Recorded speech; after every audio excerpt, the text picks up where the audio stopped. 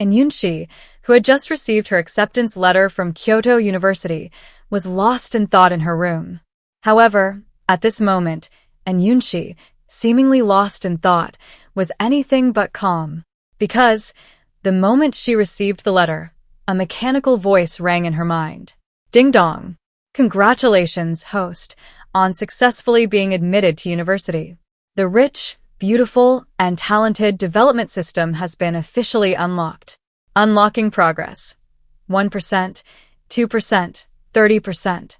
Looking at the virtual screen in front of her and the constantly changing progress bar and numbers, and Yunxi blinked uncertainly. It really unlocked. It's no wonder she couldn't believe it.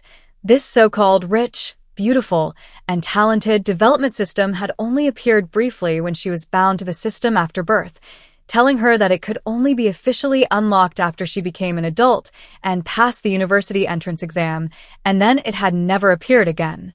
She was already 18 years old this year. Sometimes, she thought she might have been dreaming back then, but everything that was happening now told her that this was actually real. Today, I just received my university acceptance letter, and the system unlocked. The reason and Yunxi remembers everything from when she was just born is because she transmigrated, carrying the memories of several lifetimes into her mother's womb. Originally, she was an orphan living in modern times. An accidental car accident transported her to a post-apocalyptic world overrun by zombies. Fortunately, she awakened her spatial abilities and went on missions with a military base, managing to barely survive. After struggling to survive in the apocalypse for 5 years, a zombie siege wiped out the entire base, and she, naturally, couldn't escape it. So, she transmigrated again to an ancient world. The spatial ability and its supplies were still there.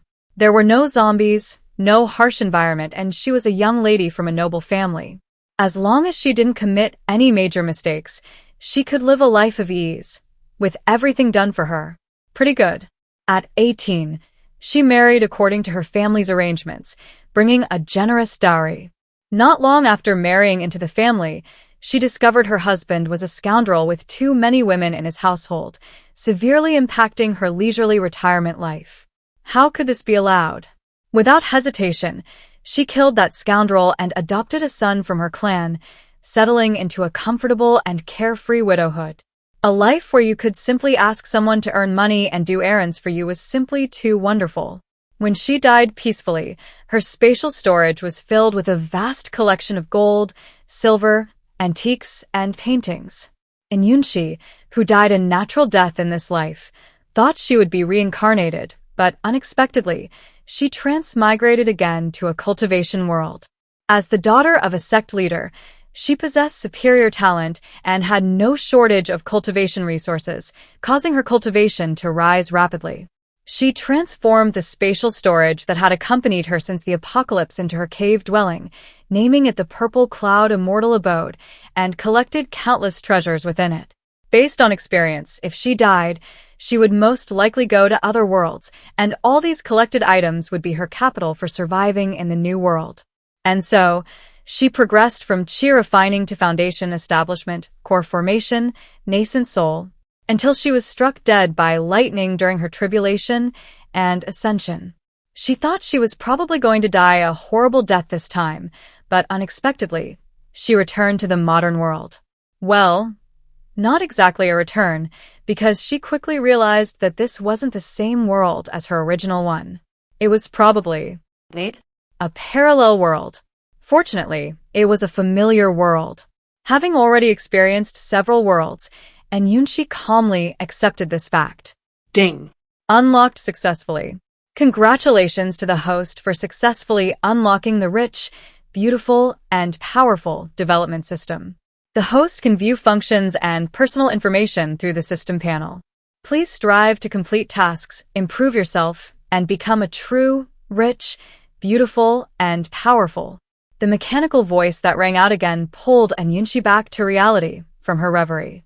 And Yunxi, I seriously suspect the system is manipulating me. How do I view the system panel? The host can silently say, open the system panel in their mind. They've kept me in suspense for 18 years. I'll see what this so-called system is all about. Open the system panel. As soon as the words were spoken, a virtual screen appeared before Yunxi's eyes. The rich, beautiful, and talented girl development system. Host Yunxi, level 0, appearance 90, temperament 62, charm 58, talent 18, functions 1. Backpack 2. Check-in 3. Study. Wealth points 0.00000. 1. Skills none. Tasks. Check-in task. Please check in at the entrance of the Industrial and Commercial Bank of China. Time. Before 2400 hours today. Study task. Please obtain a driver's license. Time. Within 1 year. Yunxi. I feel like that long string of zeros after the decimal point in the wealth points is mocking me. Yunxi was about to study these 3 functions when the system's voice sounded in her mind again. Welcome, host, to the rich, beautiful, and elegant system. This system aims to transform you into a top-tier, rich, beautiful, and elegant woman, possessing beauty, wealth, temperament, and refinement.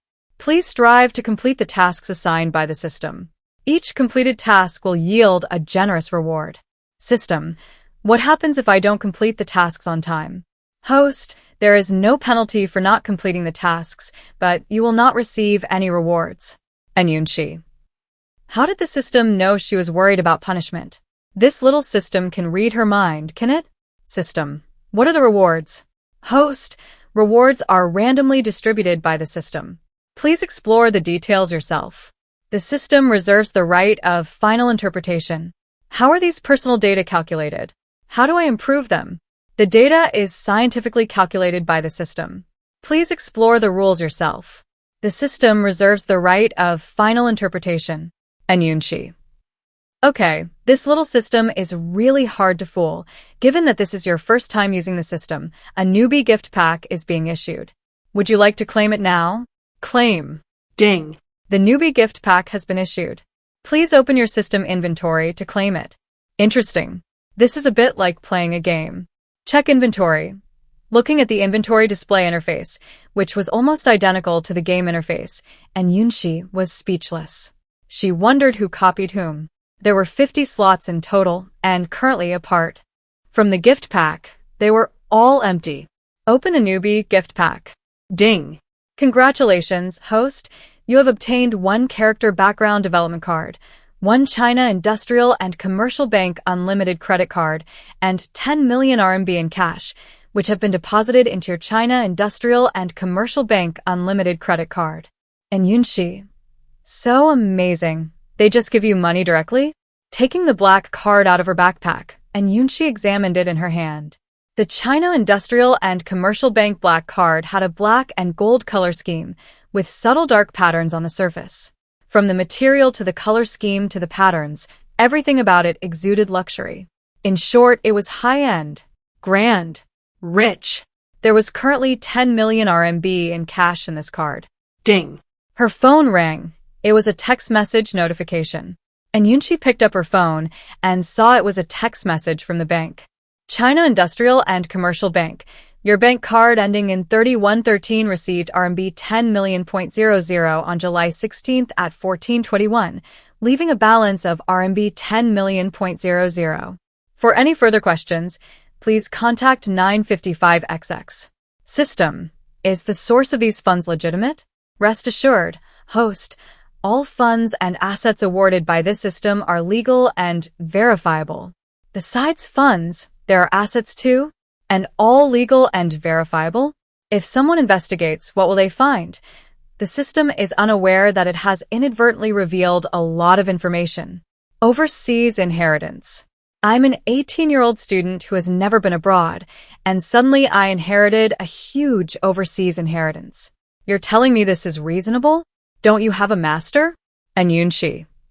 She doesn't know how many times she's been speechless. Goodness. The little system has also learned to fabricate a master out of thin air. She never expected this. Speaking of this mentor, it was a decision made out of necessity for Yunxi. Her family wasn't always able to afford a villa like this. When Yunxi was born, her father, Manhwa, was a middle school teacher, and her mother, Fangmingxia, was an accountant at a trading company. That was in 1998. A family with stable jobs seemed well off, but making a lot of money was out of the question. After discovering that her purple cloud immortal abode had been brought here, and Yunxi initially wanted to continue cultivating. However, there was no spiritual energy on modern Earth, and relying on the spiritual stones and items in her abode, she estimated she wouldn't even reach the foundation establishment stage. Even more frustratingly, whether it was because modern people couldn't cultivate or for some other reason, her body had no spiritual roots whatsoever, completely cutting off her path to cultivation. With no other option, she could only temper her body by practicing ancient martial arts. So, at the age of 3, she fabricated a reclusive master for herself. Using this master, she explained some of her unusual abilities and persuaded her parents to quit their jobs and start a business.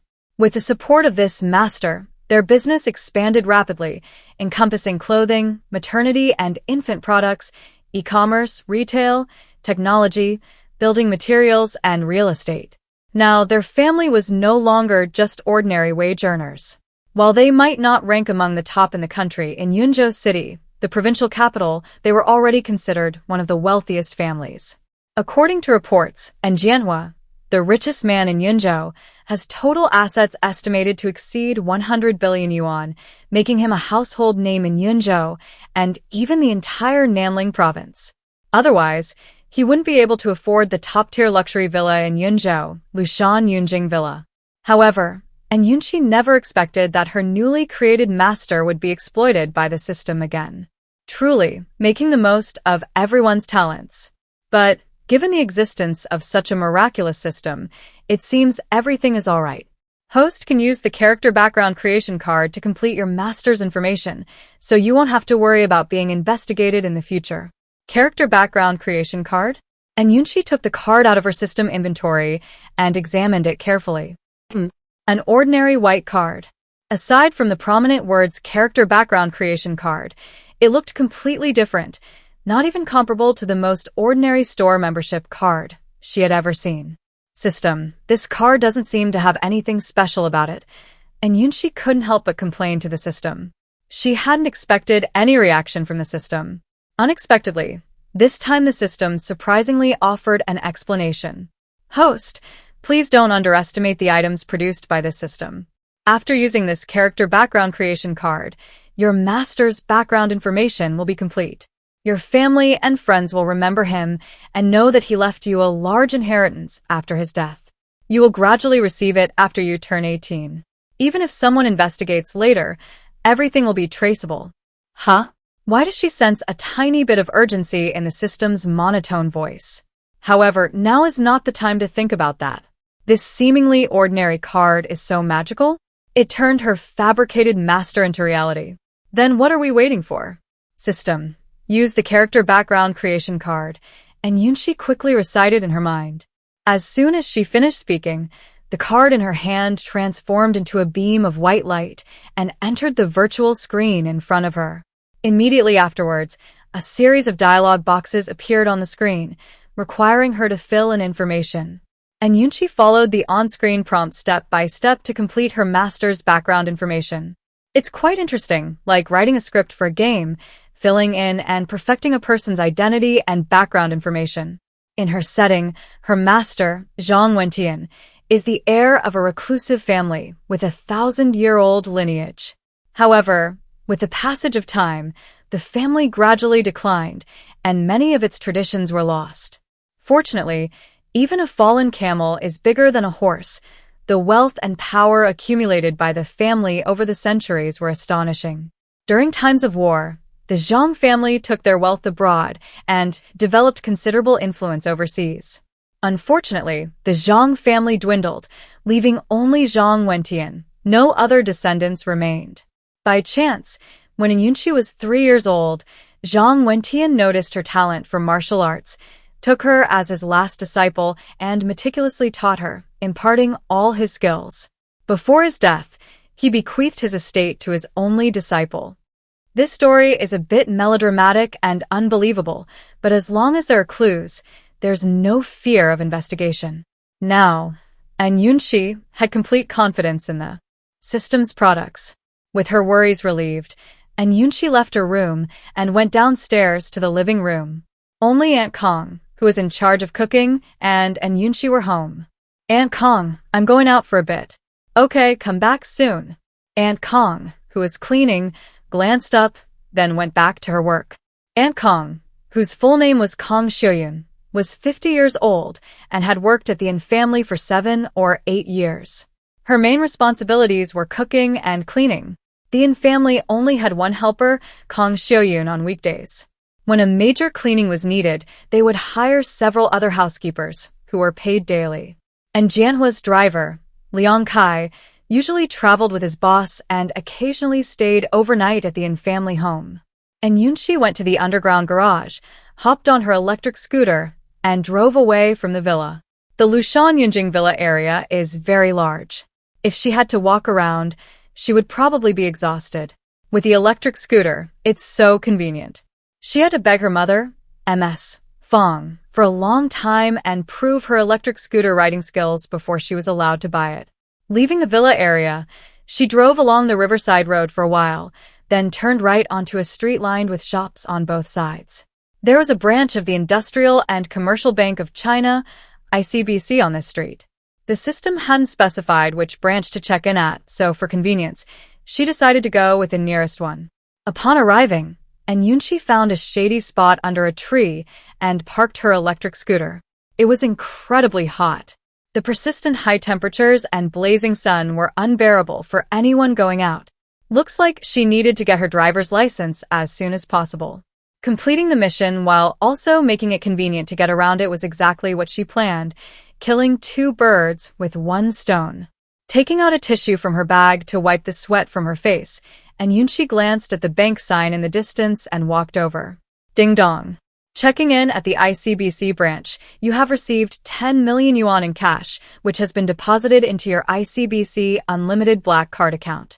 Wow, more cash. She was wondering if there would be any other rewards.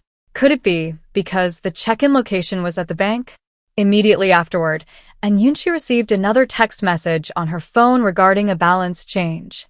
China Industrial and Commercial Bank. Your bank card ending in 3113 received RMB 10 million.00 on July 16th at 15:08, leaving a balance of RMB 20 million.00.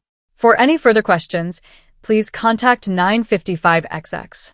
After completing today's check-in task, Yunxi bought a cup of milk tea and rode her electric scooter home. In just a short while, Yunxi was covered in sweat, feeling sticky all over.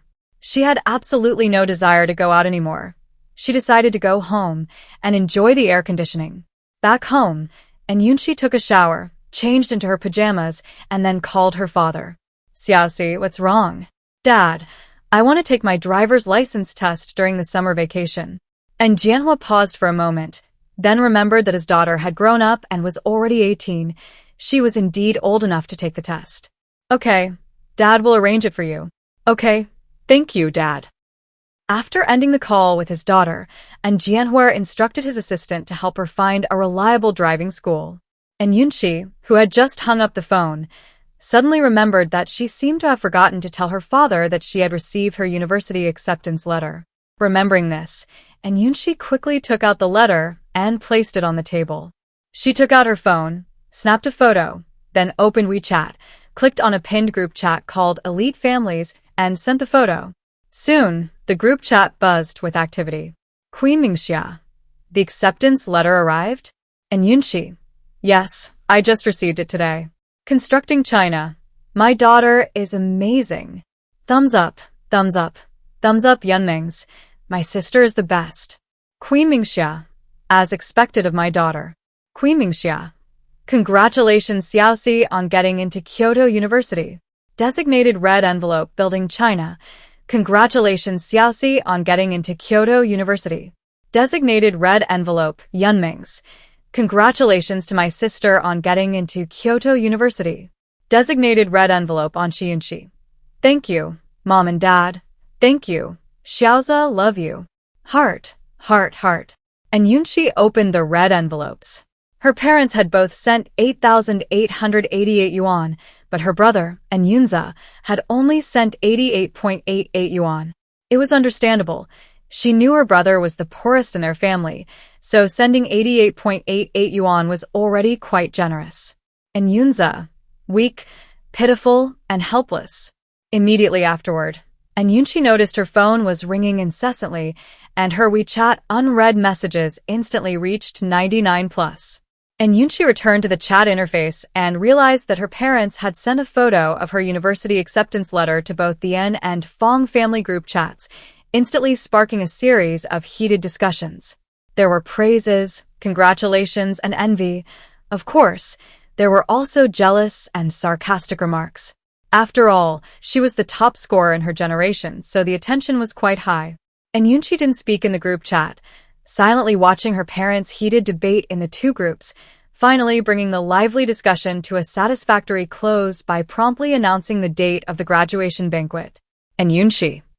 Wow, she never realized her parents were so good at showing off and talking. Seeing the group chat finally quiet down, and Yunxi started studying her system again.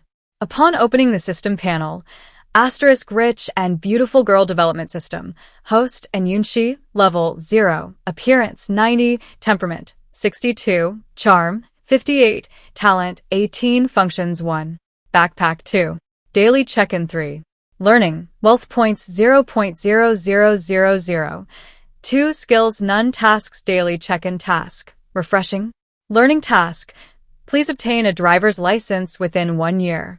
Nothing else has changed except the daily check-in task is now in a pending refresh state. As for the wealth points, there's an extra 10 million. The string of zeros after the decimal point has changed to 1. I wonder how much money it takes to turn the single digit before the decimal point into 1. Looking at that long string of zeros is truly disheartening and despairing. Currently, it seems the daily check-in task refreshes once a day. As for the learning task, I don't know if one task appears only after another is completed, or if multiple tasks can refresh simultaneously. This needs further verification. As for her personal stats, aside from her looks, 90 points, everything else was either barely passing or failing. It makes sense, considering she'd taken the marrow cleansing pill and the beauty pill. If her looks weren't up to par, it would be disastrous. As for her other attributes like temperament, charm, and talent, she figured she'd have to acquire them through learning. These things can't be rushed. She could only take it one step at a time. She also briefly tested the system's inventory function. There were 50 slots in total, and identical items could be stacked in the same slot, up to a maximum of 99. However, only items rewarded by the system could be stored in the system inventory, including those already taken out. Anything rewarded by the system could be stored again. But external items not rewarded by the system couldn't be stored. And Yunxi? Well, the system's loopholes weren't easy to exploit. However, thankfully, she had the Purple Cloud Immortal Mansion, which was much more useful than this damn system inventory. Although the function was a bit useless, it was better than nothing. A system. And this skill, she still didn't know how to acquire it. Currently, her understanding of the system's functions and related information was too limited. System. How do I acquire this skill? The method of acquiring skills is for the host to explore on their own. The system reserves the right of final interpretation. It's infuriating that I have to figure everything out myself. There was no other way but to slowly explore and research it myself. Furthermore, there was that undeniable system level 0, which Yunxi wanted to ignore, but couldn't. How to upgrade this system level was also a complete mystery. Truly, a headache. There was just too much to explore. However, thinking too much now was useless. There's always a way. She just needed to slowly summarize and explore. Sooner or later, she would find the solution. And Yunxi took out a pen and notebook, recording the information she already knew. She also listed the unknown information that needed to be explored, marking them with question marks, to be explored slowly later. This has always been her habit. She likes to do everything in an organized and planned manner and tries her best not to fight unprepared battles. That evening, and Yunxi and her family were having dinner at the table. Xiaoxi, When is your registration date? Fang Mingxia asked, placing a piece of fish on her daughter's plate. The notice says registration is on September 3rd and 4th, and school officially starts on the 5th. Jianhua, arrange a schedule, and we'll take her to school together. Okay. And Jianhua nodded. He was indeed worried about his daughter going alone. And Yunxi wanted to say she didn't need to be taken, that she could manage on her own. But thinking that her parents would definitely worry about her going alone, she swallowed her words. Let them take her. Children who have their parents take them to school are lucky. Let her experience that too. Hey, sister, why is your school registration so late? By then, I'll have already started school. And Yunxi said regretfully. He wanted to go with his sister to see her off, but he'd already be in class, and his parents definitely wouldn't allow him to take leave. Study hard, pass the exam, and there will be plenty of opportunities for you to go. Fang Mingxia glared at her youngest son. Don't think she didn't know what he was thinking. He just wanted to take leave to go out and play, no way. And Yunxi pouted, feeling wronged. Fine. He knew his mom wouldn't let him take leave to go to Beijing. And Yunxi ignored her brother's grievance and looked at her father, asking, Dad, have you found a driving school? I've already registered you. If everything goes smoothly, you should get your license in a little over a month. I'll send you the instructor's phone number. You can contact him directly. And Jianhua was always very meticulous about things his daughter asked of him. He'd already had his assistant arrange everything a VIP class with one-on-one instruction, so there wouldn't be a waiting list for the exam. His goal was for his daughter to get her license this summer. Sis, are you going to take your driving test? And Yunxi was a little envious. With a driver's license, you can drive. What boy doesn't love a car? But he's only 13, a long way from being old enough to take the test. Why couldn't his mother have had him a few years earlier? Is this instructor reliable? Fang Mingxia was a little worried. She'd heard some instructors were really fierce, even making students cry. He's reliable. Old Du's daughter was taught by him. He said she has a gentle personality, stable emotions, and doesn't easily yell at people. He naturally inquired a lot about choosing a driving school and instructor for his daughter. He couldn't let her suffer any injustice. Xiaoxi, if you suffer any injustice, you must tell Mom and Dad, okay? And Yunxi. Did her mother think she was a fragile porcelain doll? And Yunxi. If anyone could make his sister suffer, she'd be lucky not to bully others. Mom and Dad, you've probably forgotten how easily your daughter can take down a big man, haven't you? However, he could only mutter this to himself.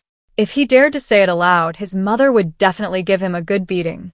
Mom, don't worry, with my fighting skills, no one can bully me. That's what he said, but after all, his daughter was just an 18-year-old girl with little social experience, and parents always have their worries. If Yunxi knew that Ms. Fang had such thoughts, she would definitely shout loudly. You think all my experiences over the past few lifetimes have been for nothing? And all the kung fu I've learned has been for nothing? I know you're capable, but you still need to be careful out there, Fang Mingxia said worriedly. Listen to your mother, and Jianhua replied, echoing his wife's words. Mom and Dad, I understand. Go to bed early tonight. Mom will take you shopping tomorrow to buy some things you'll need for college. Okay, Mom. Xiaozi, do you want to come along? No, I've made plans to play basketball tomorrow. He has no interest in shopping. He groaned whenever his mom and sister went shopping. Why suffer like that? Isn't playing basketball much better? After showering that evening, Yunxi memorized some English vocabulary in her room before lying down to sleep. Her thoughts were racing, making it difficult for her to fall asleep. Just today, she had successfully unlocked a rich and beautiful girl development system. She had also acquired an unlimited black card and 20 million in cash.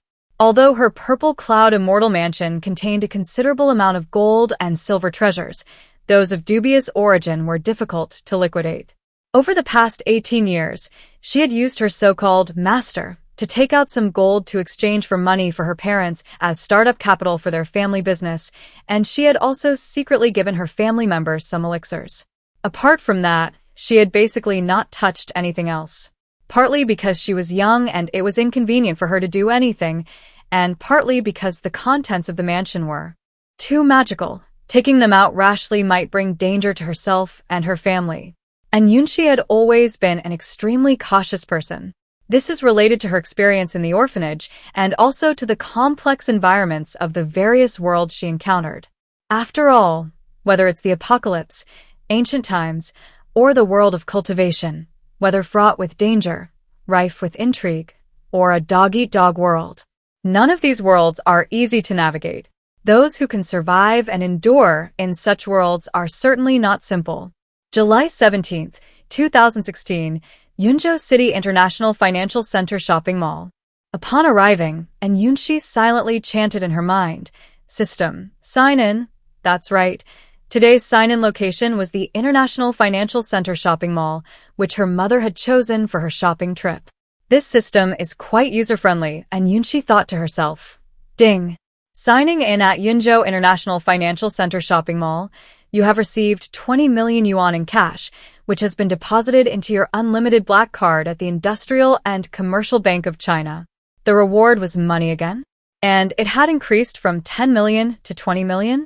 It would be a lie to say she wasn't a little disappointed, after all, and Yunxi was eager to know more about the system's functions and information. She had thought that since today's sign-in location wasn't a bank, she would receive something new as a reward.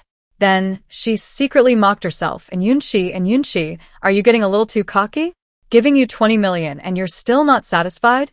China Industrial and Commercial Bank. Your bank card ending in 3113 received RMB 20 million.00 on July 16th at 1431, leaving a balance of RMB 40 million.00.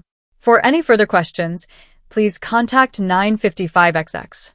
Looking at the notification on her phone that her balance had reached 40 million, and Yunxi comforted herself. The new reward will come sooner or later, just wait patiently. However, besides waiting, she seemed to have no other choice. It was just helpless. The IFS Mall is the largest and most upscale shopping plaza in Yunzhou City, housing numerous international luxury brands. Well-known brands like Hermes, Chanel, LV, Dior, Gucci, Saint Laurent, Prada, and Givenchy all have boutiques in the IFS Mall. During high school, and Yunxi wore mostly brand-name clothes. An outfit wouldn't cost many, but it would still easily several thousand yuan. However, she didn't own any luxury brand clothes, shoes, or bags. It wasn't that they couldn't afford it, but Fan Mingxia felt her child was still young and should prioritize comfort and practicality. There was no need to chase after big brands. Now that her daughter was an adult and about to go to university, things were different. It was time to get her some decent clothes. And Jianhua and Fan Mingxia had also gradually become wealthy from ordinary working-class backgrounds. Although years of exposure to wealthy circles had naturally broadened their horizons and perspectives, their consumption habits differed from those of deeply rooted wealthy families. Fan Mingxia frequently visited these stores with other wealthy women and was very familiar with the shops there. She took her daughter directly to the Chanel boutique. "Ms. Fang, you've arrived. What can I help you with this time?" The sales staff clearly recognized Fan Mingxia, the wife of Yunzhou's richest man. A saleswoman greeted her as soon as they entered the store. "I'm mainly here to buy some bags and clothes for my daughter." At this moment, the saleswoman's attention turned to Yunxi. One glance was enough to be stunned by the girl's beauty. The girl before her had exquisitely beautiful features, clear contours, and skin as white and translucent as jade, radiant like morning dew. Although she wore no makeup and her clothes were simple, her stunning beauty and unique charm were still undeniable. "Ms. Fang, is this your daughter? She's so beautiful." This compliment was absolutely genuine. She had worked at the Chanel counter for several years and had served quite a few customers. The mother and daughter's looks were definitely top-notch. "I didn't expect you, Ms. Fang, to have such a grown daughter at such a young age." Fan Mingxia was delighted by the saleswoman's compliment and smiled, saying, "I'm over 40. How can I be young?" "You really don't look it. You look like you're only in your 30s. Hearing this, Fan Mingxia felt a surge of joy. After all, who doesn't like to hear compliments? And Yunxi, who remained silent, smiled inwardly. Her mother did indeed look much younger than her peers, and she had secretly diluted the marrow cleansing pill, beauty pill, and nourishing essence pill in water and given them to the family in considerable quantities. Because it was diluted, the changes were subtle and gradual, and the family didn't notice any difference. Even outsiders only thought it was because the Yin family was now wealthy and taking better care of themselves. Not only her mother, but all 4 members of the family were now not only good-looking but also in excellent health. Even the elders of the En and Fong families and other relatives had benefited to some extent. However, the secret behind this was known only to Yunxi. The saleswoman named Lu, when exchanged pleasantries with Fong Mingxia before getting to the point. "Ms. Fong, would you like to look at bags or clothes first today?" "Bags first. This way, please." Chanel is a French luxury brand, founded in France in 1910, with 3 main product categories: fashion accessories, perfumes, cosmetics and skincare, and high-end watches/jewelry. This brand pursues a free and unique style, always elegant, simple, and exquisite. Their bags have many classic and timeless designs. Saleswoman Lu Wen recommended several bag styles, and Fong Mingxia let Yunxi choose for herself. Yunxi tried them on one by one and chose a black backpack and a black square bag with gold quilted diamond pattern. Both styles were to her liking, priced in the 30,000 to 40,000 yuan range, and the classic black was easy to match. After looking at the bags, the sales assistant led the 2 to the clothing section. Chanel clothes were still a bit too mature for 18-year-old Yunxi, especially since she was still a student. After trying them on, Yunxi chose a black, sleeveless long dress with a wide belt at the waist. There was also a set with a white shirt and a black skirt. Seeing her daughter had chosen her clothes, Fong Mingxia picked out 2 pairs of shoes for her.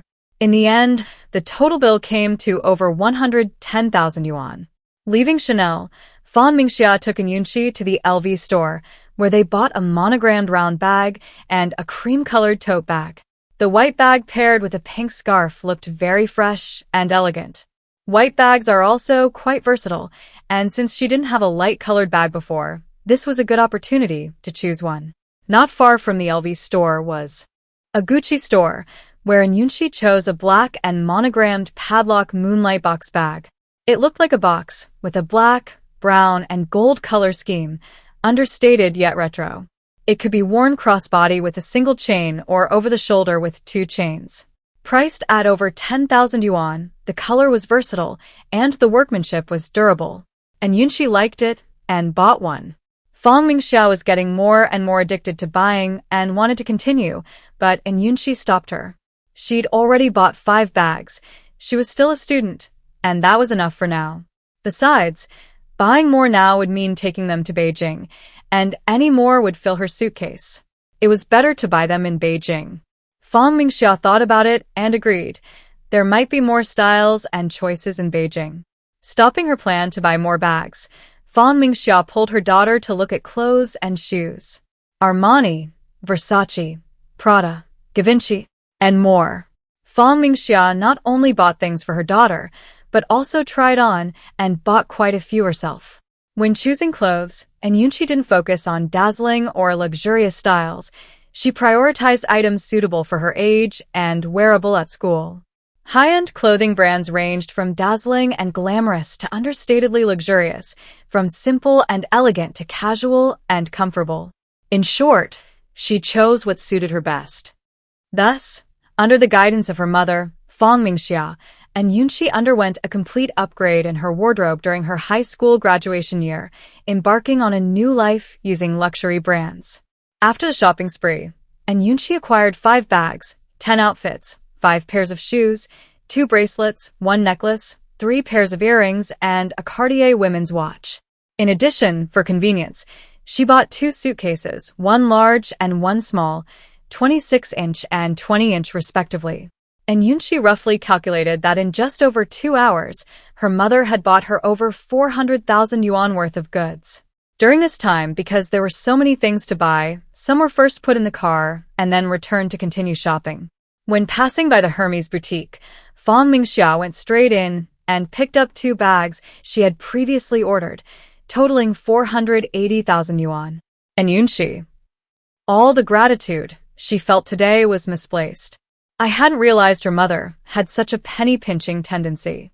Judging by how familiar her mother was with the saleswomen at these luxury stores, she's probably a regular customer.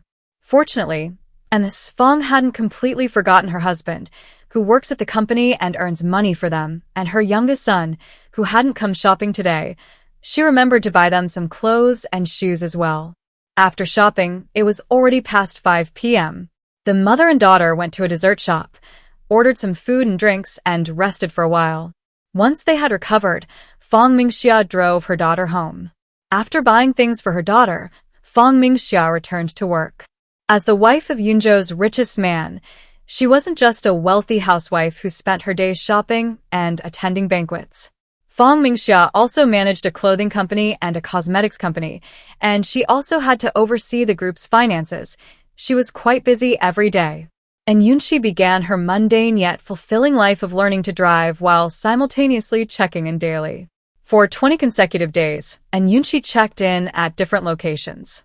Aside from receiving another unlimited limit black card from the Bank of China on one day, the other 19 times she received cash. Now, the cash balance in her Bank of China black card has reached 230 million.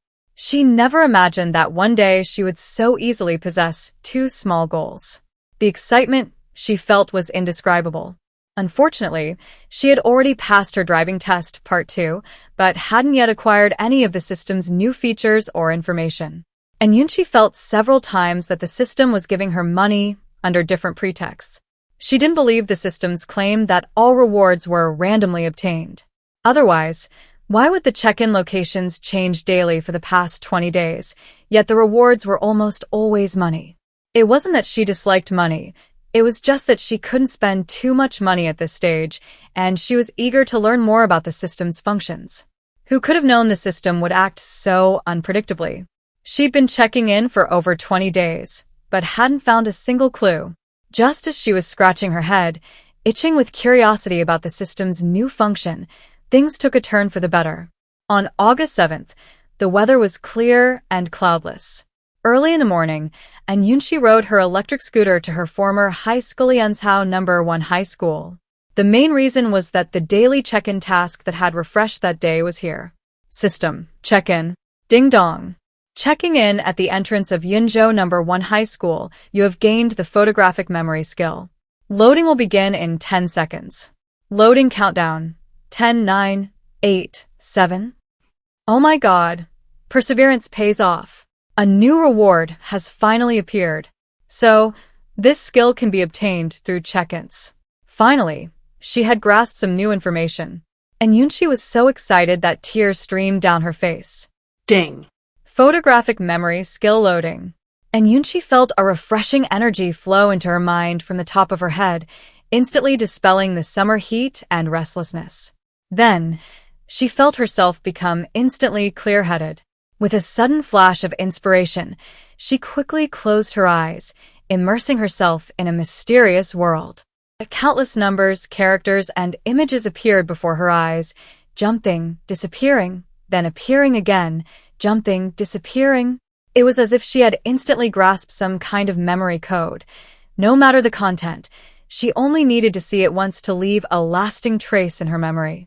Opening her eyes, a bright light flashed before Yunxi's eyes. My god, this is too amazing. The system could actually grant her an ability in an instant using this kind of skill. And this is just one skill. If she acquires more and more skills in the future, wouldn't she become a well-rounded talent? It's truly unbelievable. Finally regaining her senses, Yunxi took out her phone, searched for an English article, read it carefully, then turned off her phone and began to recall what she had just seen. Soon, she discovered that she had memorized the entire passage.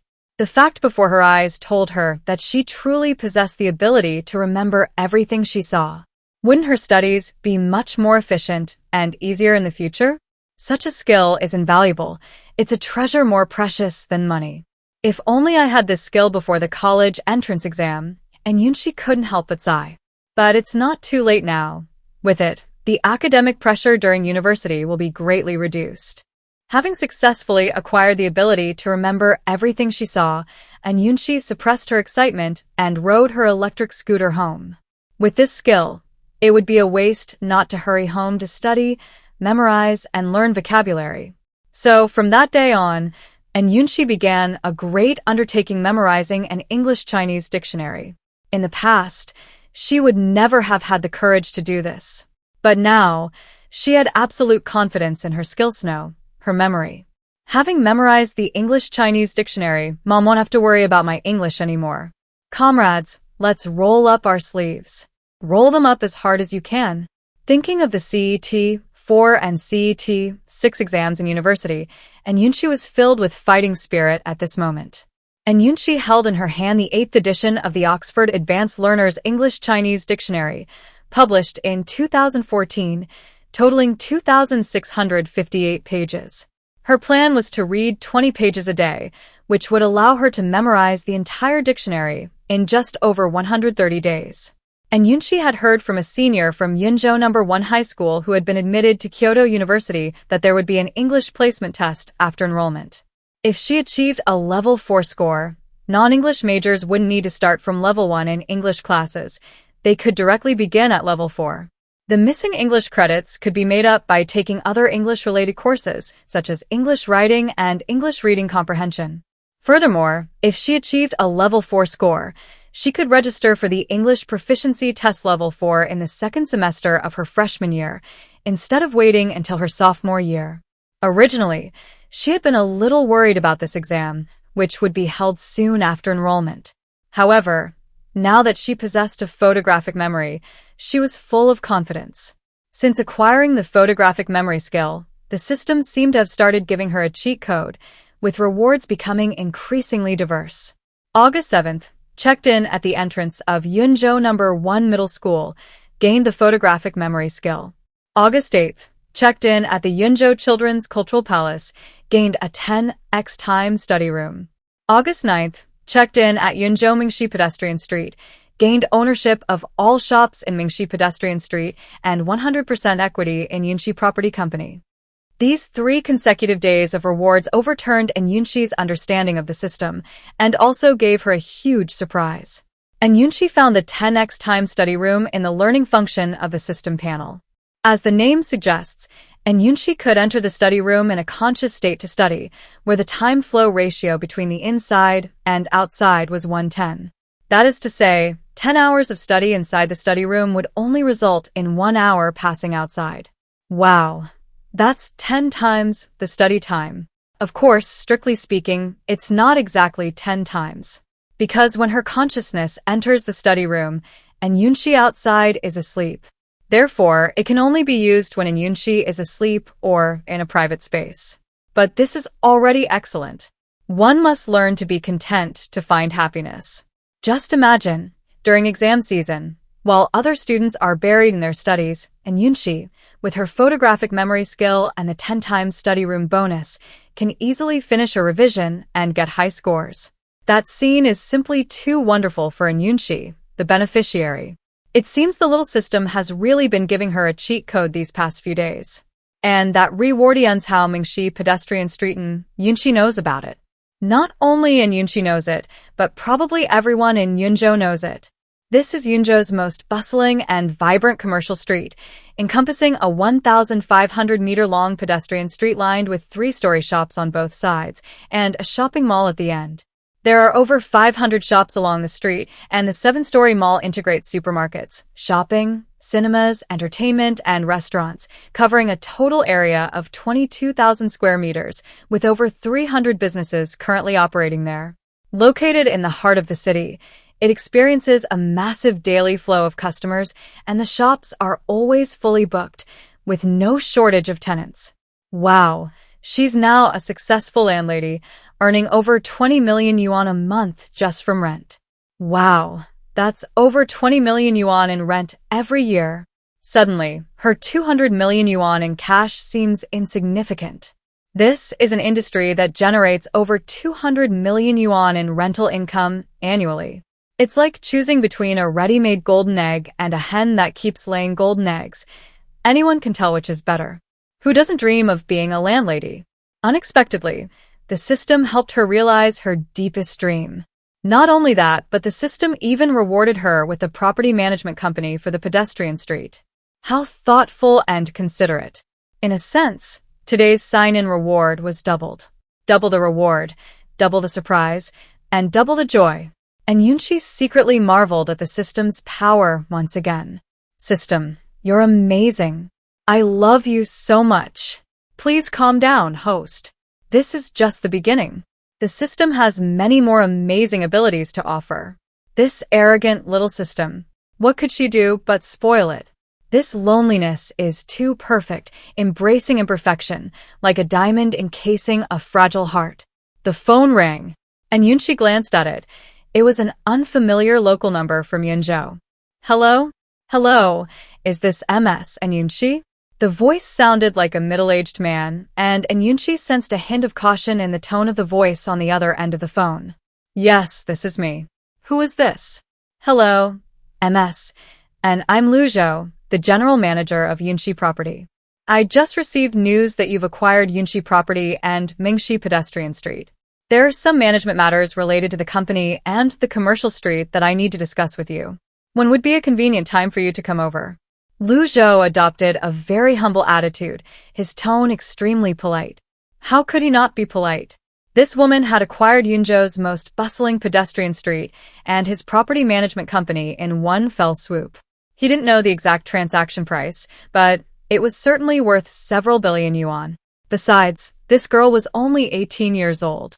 How much money would her family have to give her several billion yuan to squander? In Lu Zhou's mind, Yunxi had become a young, wealthy, and powerful figure, someone he absolutely couldn't afford to offend. Thus, by chance, a misunderstanding arose. System. Actually, it can't really be called a misunderstanding. And Yunxi naturally wanted to check on her business, and aside from the already completed attendance check, she didn't seem to have any other plans for the day. So, she said, how about 3 p.m. this afternoon? Okay, see you this afternoon, MSN. After. Hanging up, Lu Zhou called a small meeting with several of the company's managers. The new boss is coming to inspect this afternoon. Shall Li, clean and tidy my office thoroughly and prepare tea, snacks, and fruit. Arrange for the logistics department to clean the company premises and the public areas of the pedestrian street. Notify all department heads to be alert and smart. We can't leave a bad impression on the new boss. Assistant Tang, organize the relevant documents and reports for the pedestrian street and the company. The boss will definitely be looking at them this afternoon. Mr. Liu, what kind of person is the new boss? As the meeting adjourned, Zhang Xinwen, the manager of the investment department, leaned close to Lu Zhou and asked in a low voice.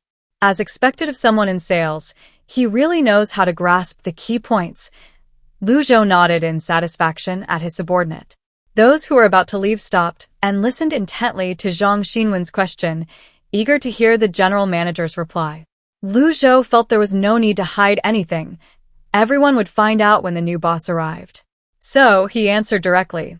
The new boss's surname is N. She's an 18-year-old young woman. I guess her family is very wealthy. She bought the entire pedestrian street and our property management company. Hiss! A collective gasp filled the meeting room. My goodness! How rich must she be to buy the entire most bustling commercial street in Yunzhou? Even if this new boss does nothing, just sitting at home collecting rent will probably bring in hundreds of millions a year. It's truly infuriating to compare oneself to others. They might struggle their whole lives and still not achieve that, but some people are born with a silver spoon in their mouth. The group exchanged glances. They knew in their eyes that their new boss was definitely someone who was born into wealth. In the end, all she could do was sigh. This new boss is incredibly rich. All right, get to it. The new boss will be here at 3 p.m. With these instructions given, the entire company sprang into action. When Yunxi arrived at Mingxi Pedestrian Street by taxi, it was already 2:40 p.m. Yunxi Properties offices were located in a 6-story building next to a 7-story shopping mall. Because the mall occupied a large area, this 6-story building was squeezed into a corner. The location was too out of the way to rent out shops, so it was used as an office building.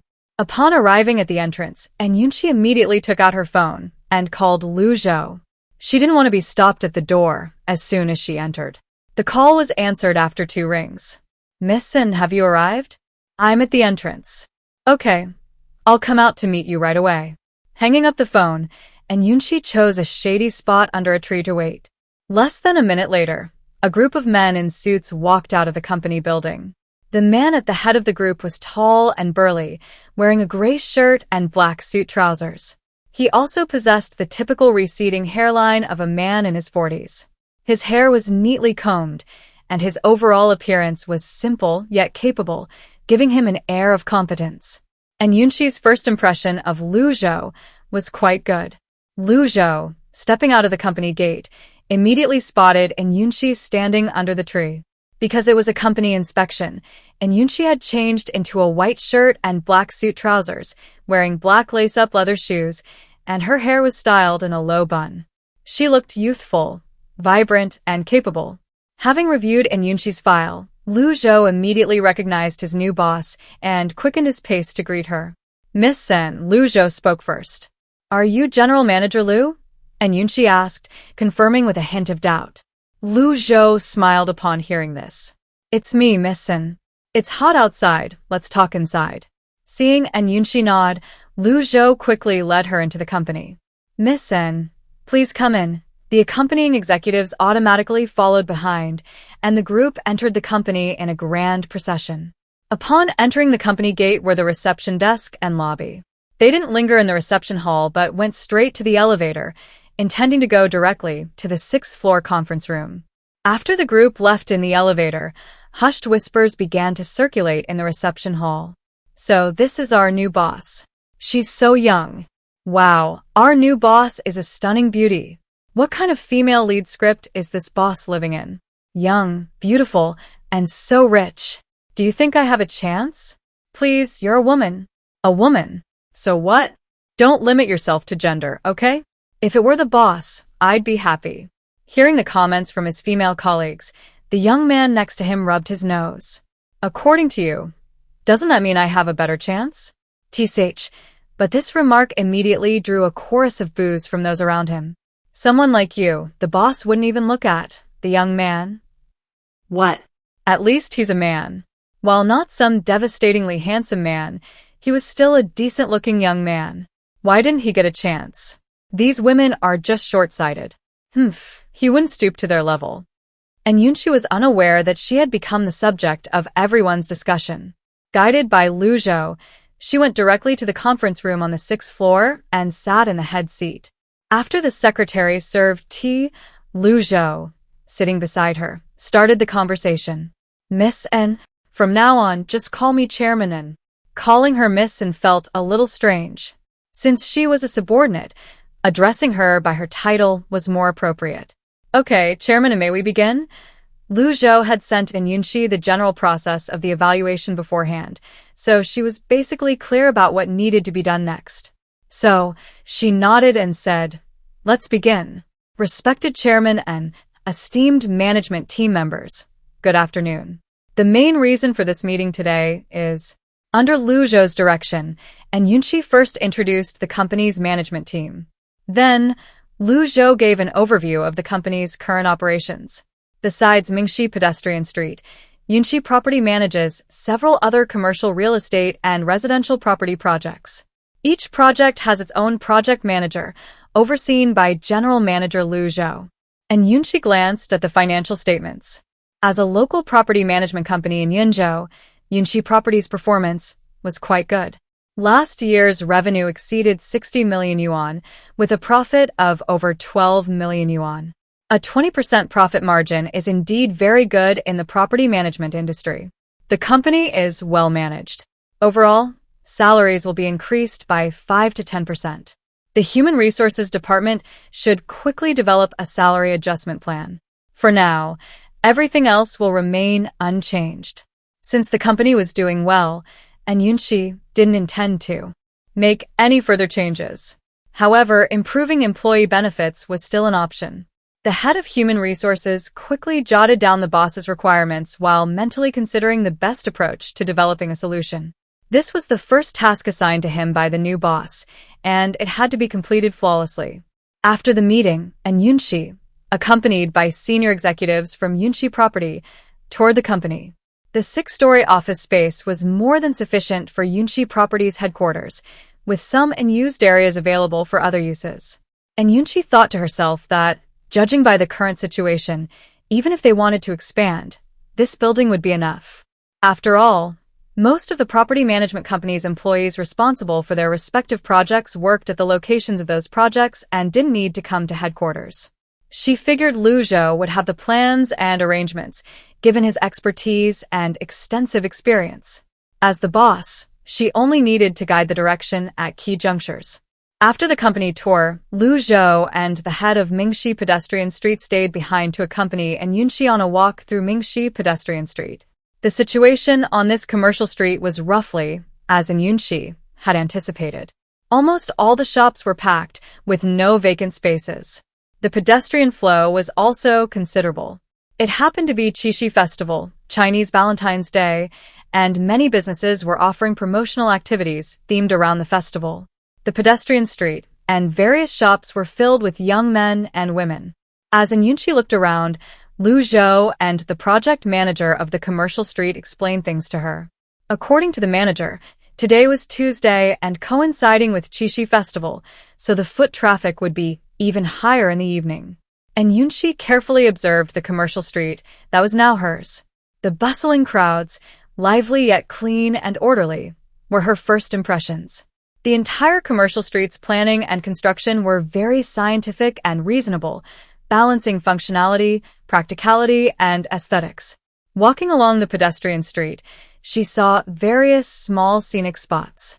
Many of these small scenic spots had become popular tourist attractions, and Yunxi saw many young people taking photos along the way. The streets were impeccably clean, and even the occasional small amount of litter was quickly removed by patrolling sanitation workers. Furthermore, the company had set up several security booths along the pedestrian street, and security personnel patrolled the area regularly. It was clear that Mingxi Pedestrian Street was very well managed. The afternoon's inspection tour didn't end until around 6:40 p.m. And Yunxi called home to say she wouldn't be coming home for dinner, then found a high-end restaurant on the pedestrian street and had dinner with the company's senior executives. This was a way to get to know them better and could be considered an employee perk. After dinner, Yunxi returned home and told her parents that Mingxi Commercial Street had become her property. And Yunxi's plan was to selectively reveal some of the assets the system provided to her parents in the future, so they could be mentally prepared. And Jianhua and his wife were shocked. Although they knew their daughter's mentor had left behind a considerable inheritance, they hadn't expected such a large sum in Yunzhou City alone. I heard Master Zhang has many similar businesses all over the country. How many are there in total? Xiao 11. What your master left you is his heartfelt gift. You must manage them well and carry on his legacy. And Jianhua, fearing his daughter was too young to understand the gravity of the situation, reminded her, Dad, these businesses are managed by professional managers now. If I encounter any problems I can't solve, I'll definitely discuss them with Mom and Dad.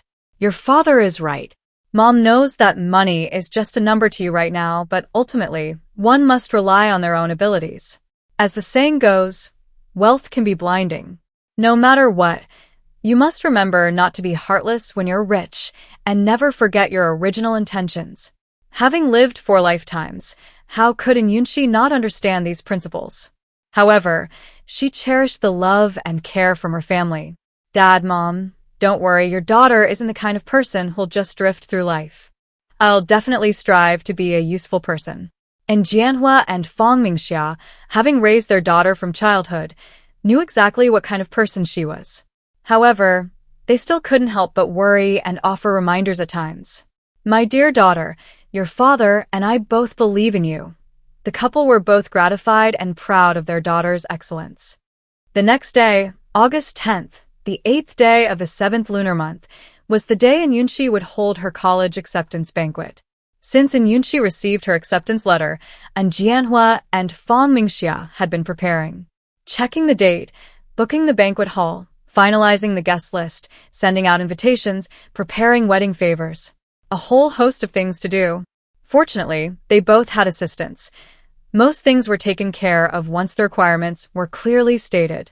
Relatives and friends, company executives, business partners, and some of Yunxi's teachers and classmates were all on the invitation list. And Jianhua, as the richest man in Yunzhou, wielded immense influence locally.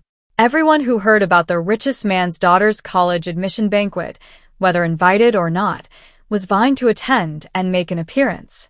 If they could leave a good impression on the richest man, even a small amount from Huan Group might be enough to sustain their family business for a year.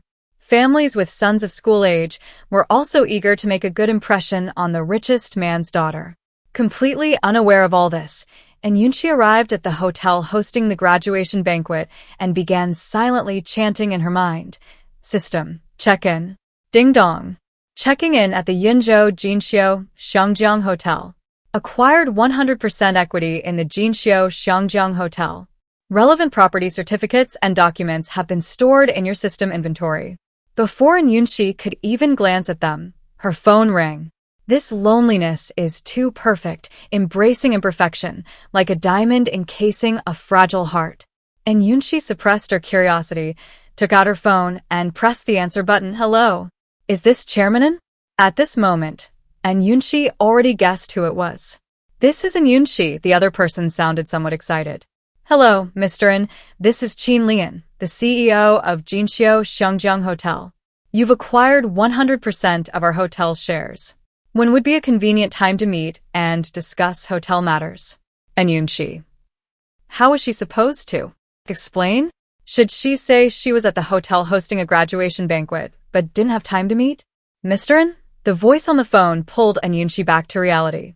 "My family is hosting a graduation banquet at the hotel today. I'll call you after the banquet." Qin Lian was also taken aback for a moment before recovering. "Okay, Mr. N, I'll wait for your call." After hanging up, Qin Lian immediately dialed the internal number and called his assistant. "Go ask the family hosting the graduation banquet at the hotel today. Their surname is N." Although he had obtained detailed information about the new boss, as the CEO, he genuinely didn't know who had booked the banquet at the hotel. Less than 10 minutes later, his assistant returned. "President, the Yin family, the richest family in Yunzhou, has booked the Ziyuan Hall for their daughter's college entrance banquet today. I heard she was admitted to Kyoto University." "The richest family in Yunzhou? What's the Yin family's daughter's name?" And Yunxi. As expected, his new boss is no ordinary person.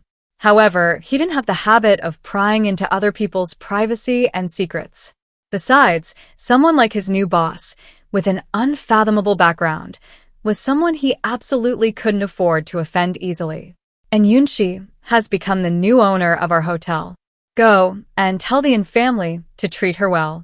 The assistant was quite surprised upon hearing this, but his excellent professionalism allowed him to quickly recover. "Yes, President." Two stories unfold. On the Yin family side, Grandpa and Grandma N, along with Uncle N and Uncle N's families, had already arrived at the hotel. Family members, who are meant to help entertain guests, arrived early. Grandpa and Grandma N are both over 70, but thanks to Yunxi's occasional diluted marrow cleansing pills and nourishing essence pills, their health is still very good. "Grandpa, Grandma, Uncle." Grandma N grabbed her granddaughter's hand and looked her up and down. "Xiaoxi, why have you lost weight lately? Have you not been eating properly? Young people shouldn't be dieting." And Yunxi. "There's a kind of thinness that only your grandma thinks you're thin. Grandma, I eat a lot. Look at my complexion. It's rosy and healthy." Grandma N looked at her granddaughter's complexion again, and indeed, she looked quite energetic, so she nodded in relief. "Oh my granddaughter is so beautiful," and Yunxi could only smile at this. From childhood, and Yunxi always felt that her grandmother viewed her through a lens of prejudice. Perhaps it's a case of rarity making things precious. Her grandparents, who had 4 grandsons but only 1 granddaughter, always showed her more favoritism. The Yin family wasn't originally wealthy. Grandpa and Guangyi was a technician in a machinery factory, and Grandma and Su Xiaoyu was an ordinary worker in a textile factory. Both were honest and hardworking people. After being introduced to each other, they married and had 3 sons and 2 daughters. The eldest son, Uncle Zhangwo, is 52 years old this year. He married Jiang Dongmei and they have 2 sons, 28-year-old in Yunchuan and 23-year-old in Yunzhou. In his youth, Zhangwo learned to repair cars. Later, he and his wife opened their own repair shop.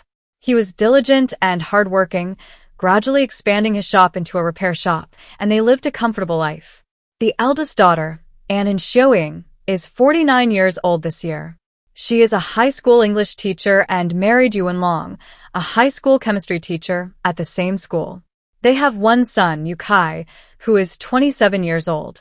The second son, Yunxi, is 44 years old. He married Yang Kuling, and they have one son, Yunxin, who is 21 years old this year. After graduating from university, Yunxi became a low-level clerk in a government department, currently holding the position of section chief, a mediocre role with neither outstanding achievements nor major transgressions. At his age, further promotion in his position is unlikely. He'll probably remain in this position until retirement. His second aunt, Yang Kuling, also works within the system, but is just a low-level staff member. Next in line is An's father, Manhwa, 41 years old this year, married to Fang Mingxia. Manhwa was originally just an ordinary high school math teacher, while Fang Mingxia worked as an accountant in a trading company. If nothing unexpected happened, the couple would likely retire in their respective positions. However, life is like that.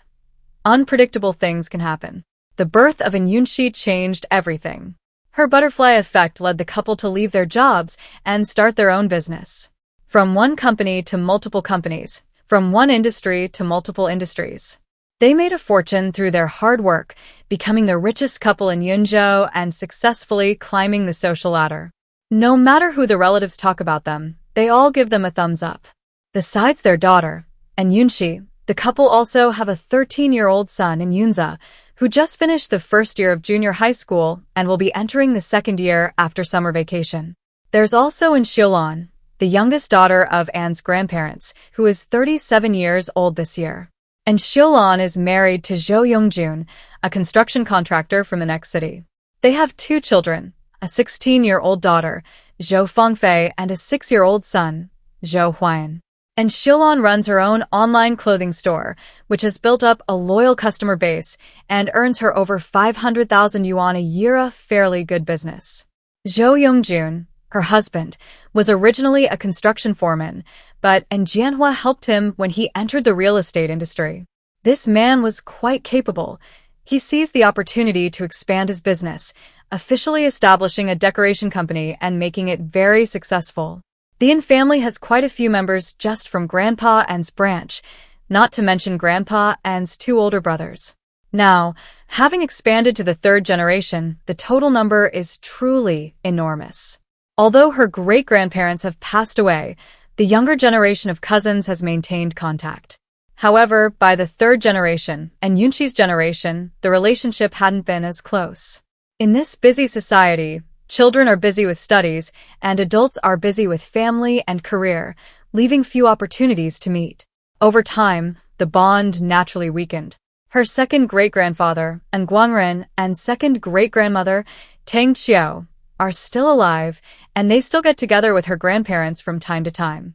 On such a joyous occasion, many people from both her great-grandfather and second great-grandfather's branches will likely come. And some members of the Yin family's main branch will probably also be there. As the saying goes, when you're poor, no one cares even in the bustling city. When you're rich, distant relatives come even in the remote mountains.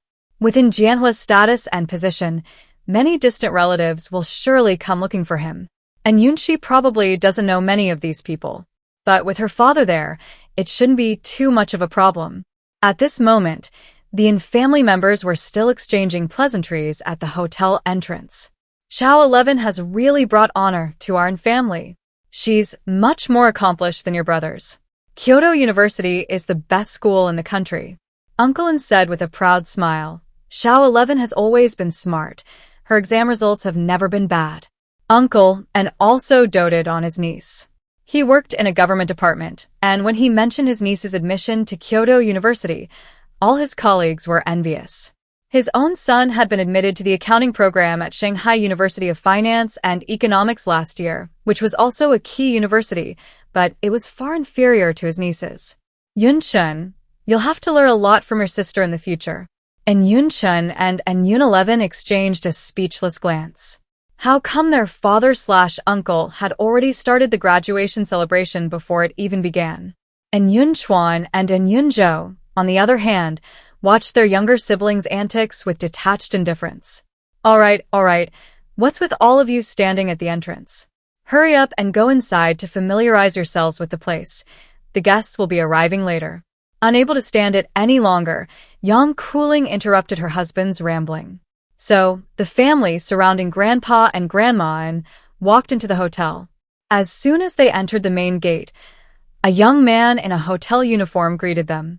Hello, Mr. Im Wang, the exclusive manager of the Ziyuan Hall. I'm in charge of coordinating and serving today's banquet. And Jianhua waved and said, Manager Wang, please show us to the banquet hall. Sure, this way, please. The banquet venue was already set up, and Jianhua assigned tasks.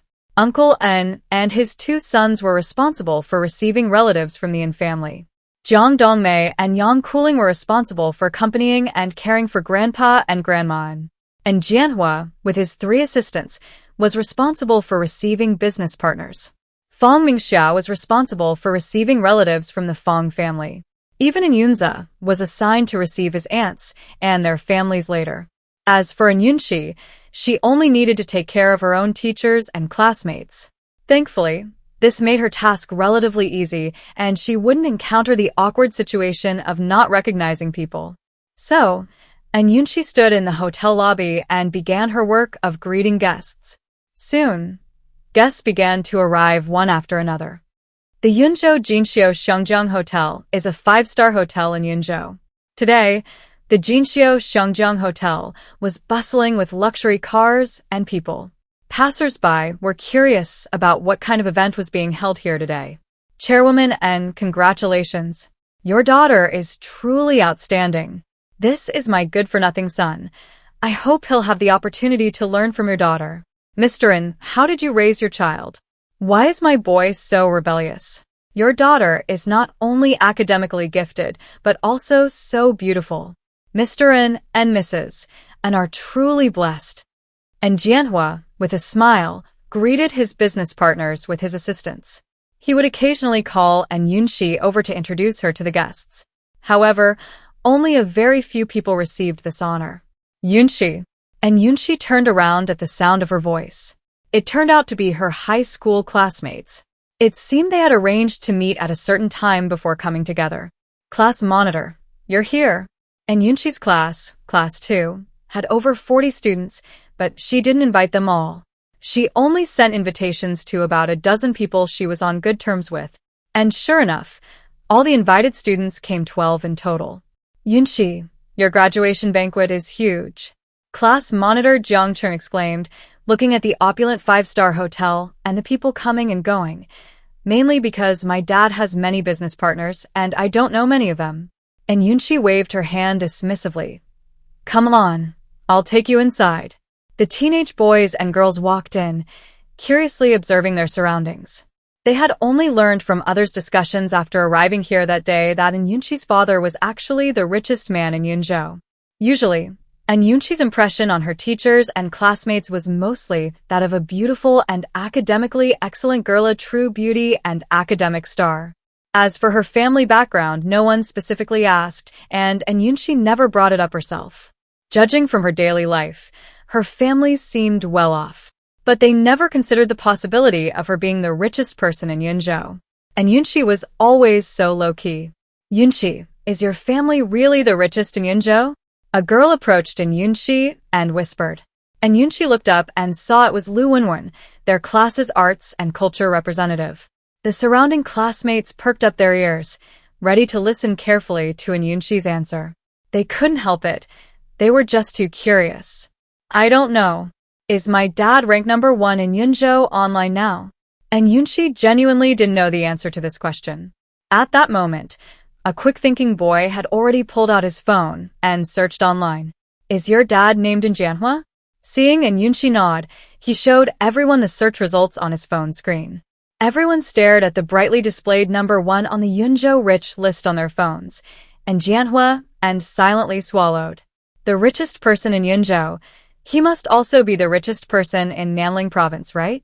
The speaker was another girl, Lin Yu, who sat at the desk next to Yunxi, and they were friends who often ate out, bought snacks, and even went to the bathroom together.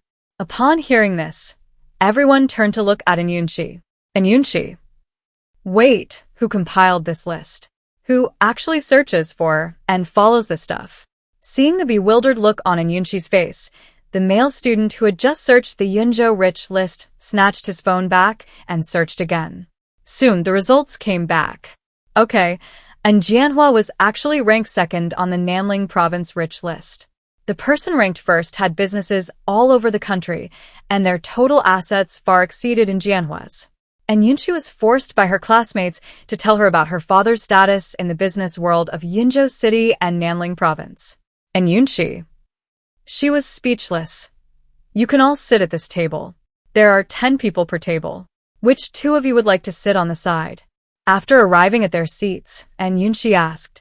The 12 students looked at each other, none of them wanting to be separated from their friends and sit with strangers. Finally, the class monitor, seeing there was still space, came up with a solution. Add 2 seats to the table. All right, your guests, so we'll do as you say. And Yunxi waved to a waiter and asked him to add the seats. The waiter immediately began arranging them. After settling her classmates in, and Yunxi returned to the hotel lobby to wait. Her teachers hadn't arrived yet. When Yunxi arrived, she found that her teachers hadn't arrived, but her grandparents and uncles and aunts were. Her mother was leading a large group of people into the hotel. Seeing this, and Yunxi quickly went forward to greet them. Grandpa, Grandma. The Fong family was quite large. And Yunxi's maternal grandparents, Fong Huaxing and Qin Yuzhen, had 4 sons and 2 daughters. That means Yunxi has 4 uncles and 1 aunt. Little 11 is getting more and more beautiful. The speaker was Yunxi's aunt, Huang Yueying. She had given birth to her second child 3 months ago and looked a little plump, but her complexion was rosy and she looked well. At this moment, she was holding a 3-month-old baby Fong Jiajin and her face was filled with a happy smile. It seemed her uncle was taking good care of his wife after her second pregnancy. Auntie is getting younger and more beautiful too. Being praised for her youthful appearance by her beautiful niece made Huang Yueying very happy. And Yunxi's uncle, Fong Linhai, was born in 1979 and is the youngest child in the family. From a young age, he was intelligent and particularly enjoyed trying new things. After graduating from high school, Fong Linhai was admitted to a medical college and began to work in the medical field. After graduation, instead of pursuing further studies or working in a related field, he started a medical device business. His family disagreed at the time. They thought it would be better to continue his studies and become a doctor. But Fong Linhai didn't think that way and stubbornly built his business into a thriving enterprise. Now, at 37, he has a son and a daughter and a successful career, making him a true winner in life. Oh, Xiaoxi, you're so good with words. You should take better care of your little sister Shuhan in the future. I'm worried she'll get taken advantage of. Yunxi. It's not that bad. The little sister Shuhan that Huang Yueying mentioned is her eldest daughter, Fong Shuhan, who is 8 years old this year. The little girl is quite cute, but a bit shy. After her mother's comment, seeing everyone around her looking at her, she blushed deeply and hid behind Fong Linhai, tugging at her father's clothes and remaining silent. Fong Linhai patted his daughter's fluffy head to comfort her. All right, stop talking about her, let's go inside. Fong Mingxia quickly seized the opportunity to chime in. That's right, let's go inside and sit down to talk. As she spoke, she looked at little Fong Shuhan and smiled again. Shuhan, come here to your aunt. Fong Shuhan looked at her parents, then at her aunt, and finally walked to Fong Mingxia's side, taking the hand that Fong Mingxia extended. So, the group continued walking towards the banquet hall, with Fong Mingxia leading the way, and Yunxi didn't go with them. She had to stay here to meet her teacher. Mingxia, has your eldest sister arrived yet? On the way to the banquet hall, Grandma asked as they walked. Not yet. She just called, saying there's a bit of traffic, Fong Mingxia replied. Mom, you must miss your eldest sister, said Fong's third uncle, Fong Linhu.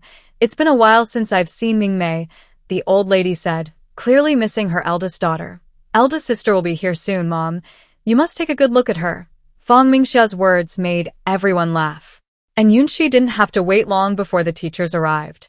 And Yunxi sent invitations to her homeroom teacher and all her subject teachers, but unexpectedly, the principal, vice principal, and director of student affairs all came.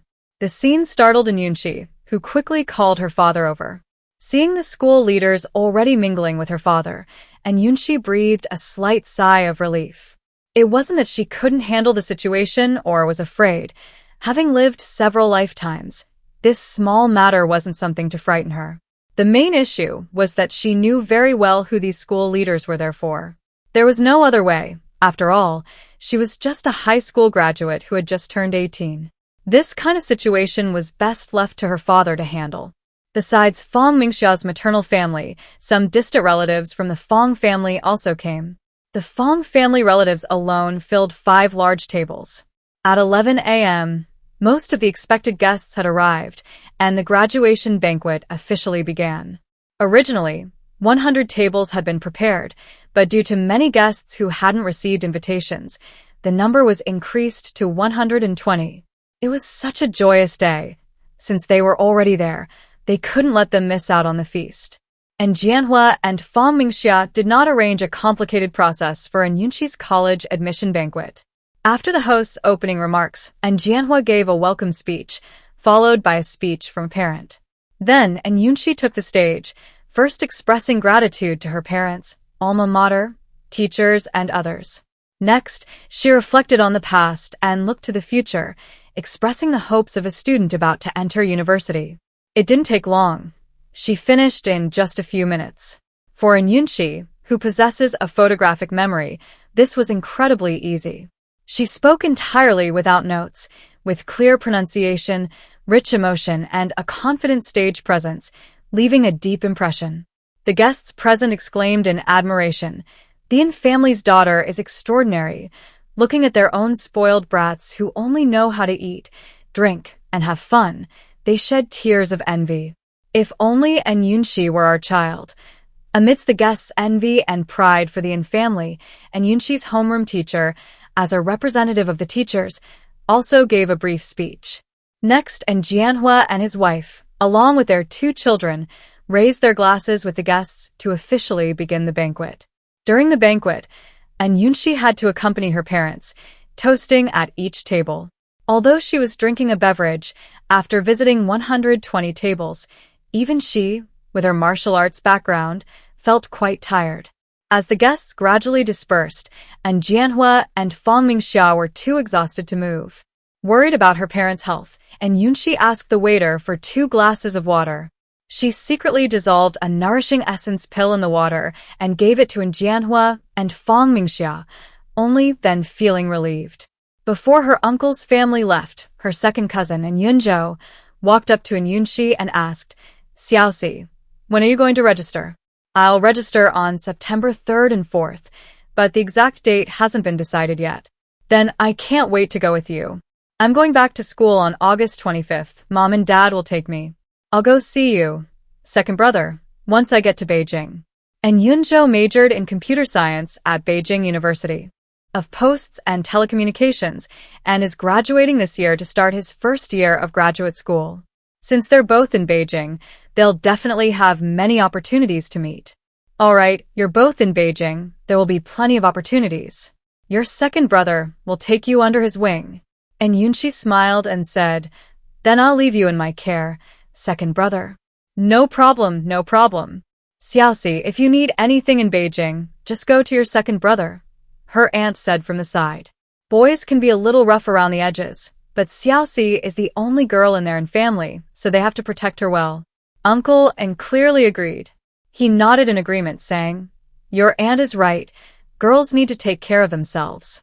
"Uncle, aunt, don't worry, I'm very strong." As she spoke, Yunxi clenched her fist to demonstrate her strength. Her self-assured expression made the whole family laugh. Then everyone remembered that Yunxi had been apprenticed since childhood and possessed martial arts skills capable of taking down several burly men at once. The usually delicate and gentle girl always made people unconsciously overlook her fighting prowess. It's good for girls to learn some martial arts. It puts their minds at ease when they're out. Our Feng Fei should also learn some self-defense. Aunt En, who had a daughter, was already thinking about finding a coach for her. And Yunxi silently lit a candle for her cousin Feng Fei in her heart. Good luck to her. Third brother, we're taking mom and dad home first. Call us if you need anything. Finally, Uncle En ended the family's conversation, and everyone went home after the event. Only after all the guests left did Yunxi's family's tasks for the day come to an end. Let's go home too. Today was really tiring, Feng Mingxia said weakly. Mom, you guys go home first. This hotel was transferred to my name a couple of days ago. I need to meet with the person in charge. And Jianhua? Feng Mingxia. And Yunza? Feng Mingxia asked uncertainly. You mean, this 5-star hotel is yours now? Yes, 100% owned. So our banquet today generated revenue for you? And Yunxi. That makes sense, doesn't it? After saying that, and Yunxi looked at her parents. And Jianhua, my 18-year-old daughter, seems to be richer than me. What should I do? Feng Mingxia, it seems the richest person in the family is her daughter. And Yunza, I just want to lie down. And Jianhua thought for a moment, then looked at his daughter and said, since that's the case, we'll go with you to meet her. Okay. So, and Yunxi picked up the phone and dialed Qin Lian's number. Chairmanin, are you done with your work now? As soon as the call connected, she heard a slightly anxious voice on the other end. Yes, my family and I are in the lounge area outside the Ziyuan Hall. Then please wait a moment, Chairmanin, I'll come pick you up. Okay. Hanging up the phone, facing the bright, curious eyes of her parents and younger brother, and Yunxi said dryly, he said he's coming to pick us up. Who? Qin Lian, the hotel's CEO. And Jianhua knew Qin Lian. He was quite capable. Unexpectedly, one day this man became his daughter's subordinate. The family of four waited for a few minutes on a sofa in the lounge area. And Yunxi happened to be sitting on a sofa against the wall, facing the aisle leading to the banquet hall entrance. Therefore, she was the first to spot two men walking towards her in the distance. The man in front was in his 30s, wearing a well-tailored dark gray suit, walking at a leisurely pace towards the lounge area. Following behind was a slightly younger man, presumably the assistant to the man in front. This man in his 30s must be Qin Lian, the manager of this hotel. As he drew closer, and Yunxi noticed that he was quite tall, probably around 1.80 meters, with a well-proportioned and muscular build. His features weren't strikingly handsome, but his facial contours were distinct, and his eyes were deep-set. The mature and composed aura of a successful man, combined with his air of authority, gave him an indescribable charm. This is quite a charming man, and Yunxi thought to herself, giving her subordinate a high valuation. Thoughts raced as the man approached. As his footsteps drew nearer, and Jianhua and his companions noticed their arrival and quickly rose to greet him. Qin Lian, accompanied by his assistant, approached the Yin family and said with a smile, Are you the boss and your family? I am Qin Lian, the CEO of Jinxiu Shangjiang Hotel. This is my assistant, Xiang Yang. After shaking hands with Yunxi, Qin Lian continued with a smile, I didn't want to disturb the Yin family's graduation celebration today, so I couldn't attend.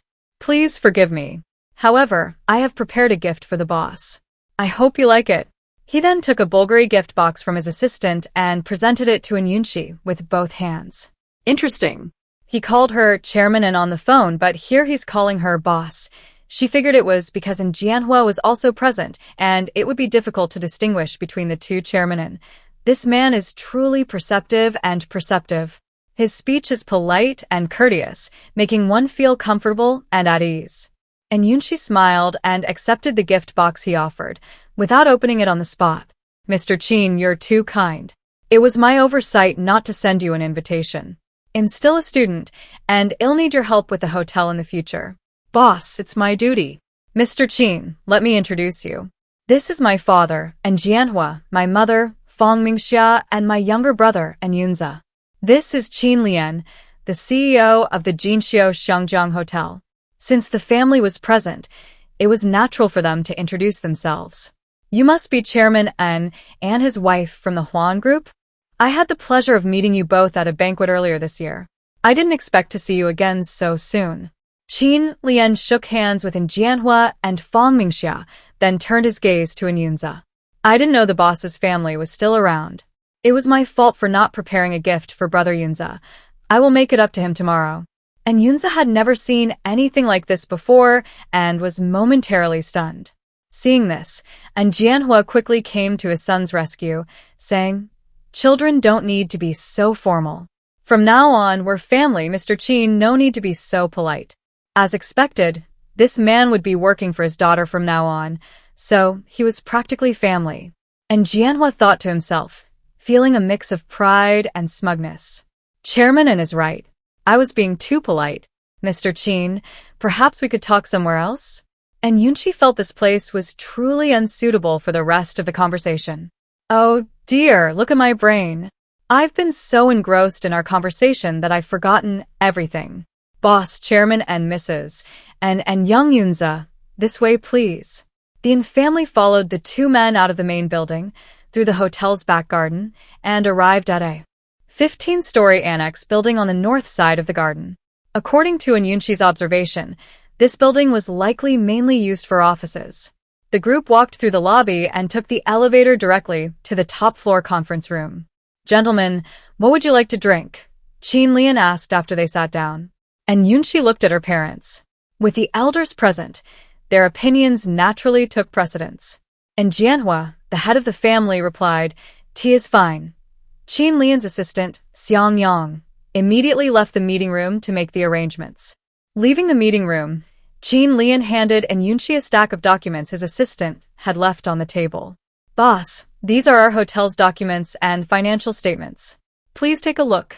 And Yunxi took the documents, selected one to look at first, and then handed the rest to Jianhua. Since he was here, what was wrong with a father helping his daughter oversee her business? Looking at the documents his daughter handed him, and Jianhua was initially taken aback. He quickly recovered and took the documents, flipping through them page by page. The meeting room was quiet, save for the sound of the pages rustling as they turned. During this time, the assistant returned, and a female employee who had come with her poured a cup of tea for each of them. With the added advantage of her photographic memory, Yunxi was quite fast at reviewing the documents, occasionally picking up the teacup on the table to take a sip. Yunzhou Jinxiu Xiangjiang Hotel is located in a prime location in the city's new commercial district, nestled against the mountains and beside the water. It boasts a tranquil and elegant garden and overlooks the beautiful Mujiang River. The hotel comprises 4 buildings, a rear garden, and a plaza. The tallest building is the 36-story main tower, facing south. In front of the main tower is a spacious plaza with exquisitely designed fountains, greenery, and various landscaping features. Behind the main tower is a rear garden with numerous landscaped gardens and an outdoor swimming pool.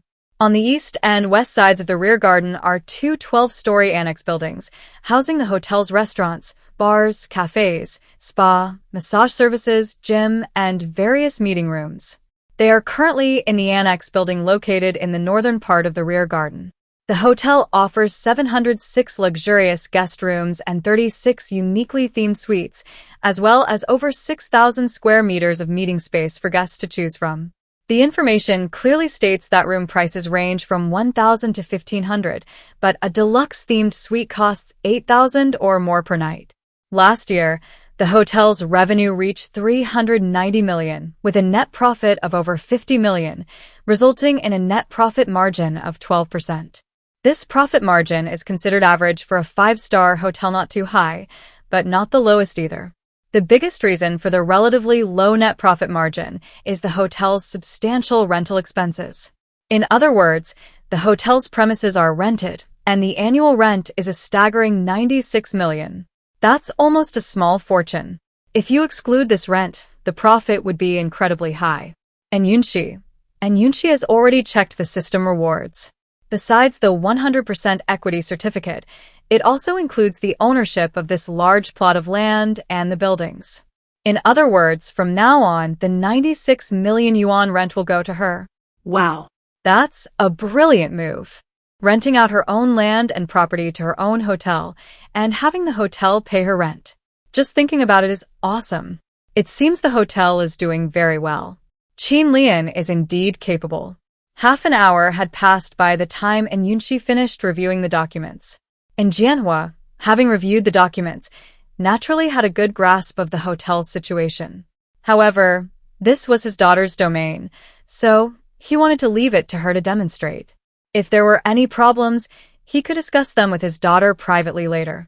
Boss, have you finished reviewing? Yes. And Yunxi placed her hand on the conference table, her fingers tapping out lines as if in deep thought. For some reason, Qin Lian suddenly felt a suffocating pressure from his boss's aura. Her heart rose and fell with the boss's every finger movement, hovering in midair. Even Jianhua and Fang Mingxia were astonished by the air of authority emanating from their daughter. Perhaps only Yunxi, oblivious and engrossed in his phone, remained completely unaware. What no one knew was that this was the result of Yunxi's experiences and trials across several lifetimes. Furthermore, having been a master cultivator in her past life, casting a slight pressure on her opponent was effortless. However, even Yunxi herself wasn't aware of this at the moment. Yunxi's mind was racing, but to an outsider, it seemed like only a minute or two had passed. A glint flashed in her eyes, and she stopped what she was doing, looking at Qin Lian and asking, "Mr. Qin, is the hotel rent paid annually?" Qin Lian instantly understood her meaning. He didn't answer directly, but instead asked, when the boss acquired the hotel's shares, did he also buy the property rights to this location? And Yunxi laughed upon hearing this. I enjoy dealing with smart people like Mr. Qin. Just as I thought, Qin Lian thought to himself. Boss, actually, whether or not the rent is paid won't have a significant impact on the hotel's operations. Not paying rent only makes the profit margin on the financial statements look a bit better. Qin Lian thought for a moment and continued, since the property rights are now in the boss's hands, it won't affect the hotel at all. My suggestion is to maintain the status quo. It's in the boss's best interest. Mr. Qin thinks the same way as me. And Yunxi closed the documents in her hand and looked at the man in the suit opposite her, saying, Mr. Qin is so capable. I believe he's not someone who's content with the status quo. It seems the hotel is doing very well right now. I wonder if Mr. Qin is interested in expanding the scale? And Yunxi didn't miss the fleeting excitement in Qin Lian's eyes. Just as she expected. What man doesn't want to achieve success and take his career to the next level? Boss, what do you mean? There was still a hint of uncertainty in Qin Lian's voice. It's exactly what you mean. Establish a group, open branches, and expand the hotel business across the country and even the world. Upon hearing this, a sudden glint of light appeared in Qin Lian's eyes, igniting a spark within her own heart that yearned for something more. Boss, President Qin, are you confident? Of course I am. Good. I hope President Qin can produce a business plan as soon as possible. Boss, there's something I need to confirm with you. What is it? Tell me. If we open a branch, I'd like to know what the investment budget is. As a professional in the hotel management field, Qin Lian naturally wouldn't act impulsively. Hearing him say this, and Yunxi looked up at him again. He was a rational and clear-headed person. Money isn't a problem. Can President Qin guarantee that the management staff will be adequate? Qin Lian, money isn't a problem? The boss is too generous. This is the boss he's always dreamed of.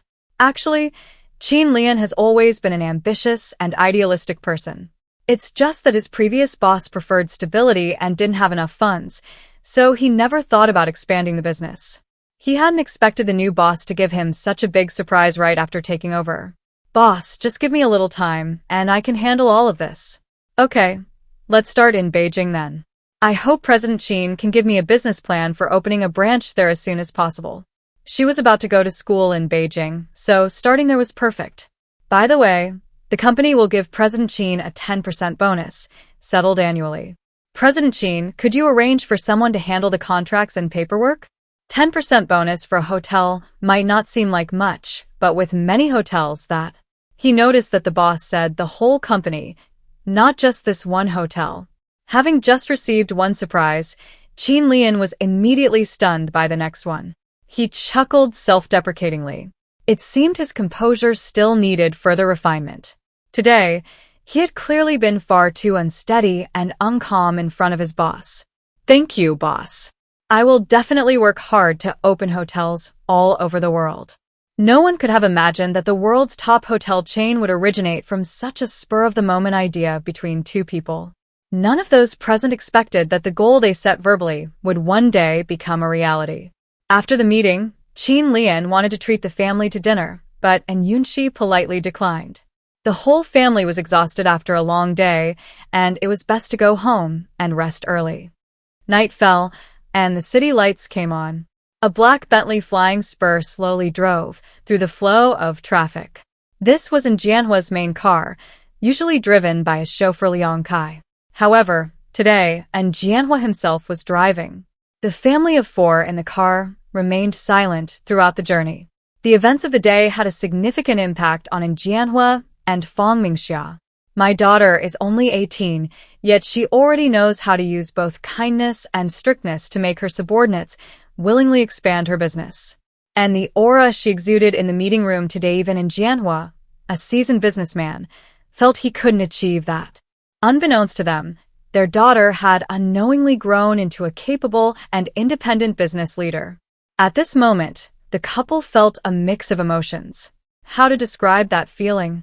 The gentle, obedient daughter they remembered, needing their parents' protection and care, had suddenly transformed into a powerful, assertive female CEO.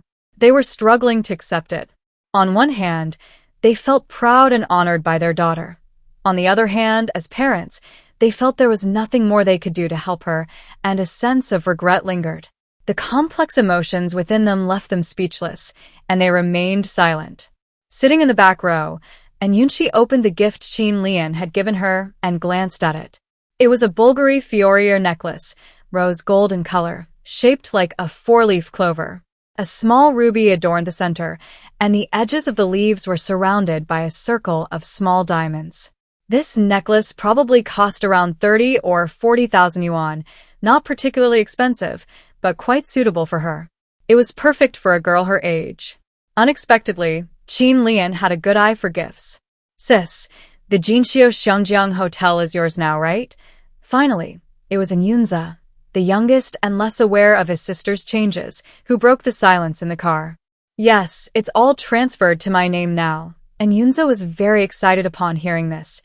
"I didn't expect our family to get involved in the hotel industry, and starting with a 5-star hotel." And Yunxi thought for a moment after hearing this. Her family hadn't invested in or operated hotels before. Could the system be a reward tailor-made for her based on her circumstances? "Sis, are you planning to open one in Beijing too?" "That's definitely on my mind." "How much does it cost to open a 5-star hotel?" This question made Yunxi think for a moment. "It depends on the scale. To meet the standards of a 5-star hotel, a small one can be done for tens of millions. A better one will need hundreds of millions. In Beijing, the investment would probably be at least 1 billion. And Yunza, "Sis, I've decided. I'm going to go to university in Beijing too." He was determined to latch onto his rich sister. No one could stop him. "Okay, good luck. If you get into one of the top 2 universities in Beijing or Tsinghua University, I'll buy you a sports car." "Sis, are you serious?" And Yunza was so excited, he almost jumped up. It was a sports car. The sports car he'd always dreamed of.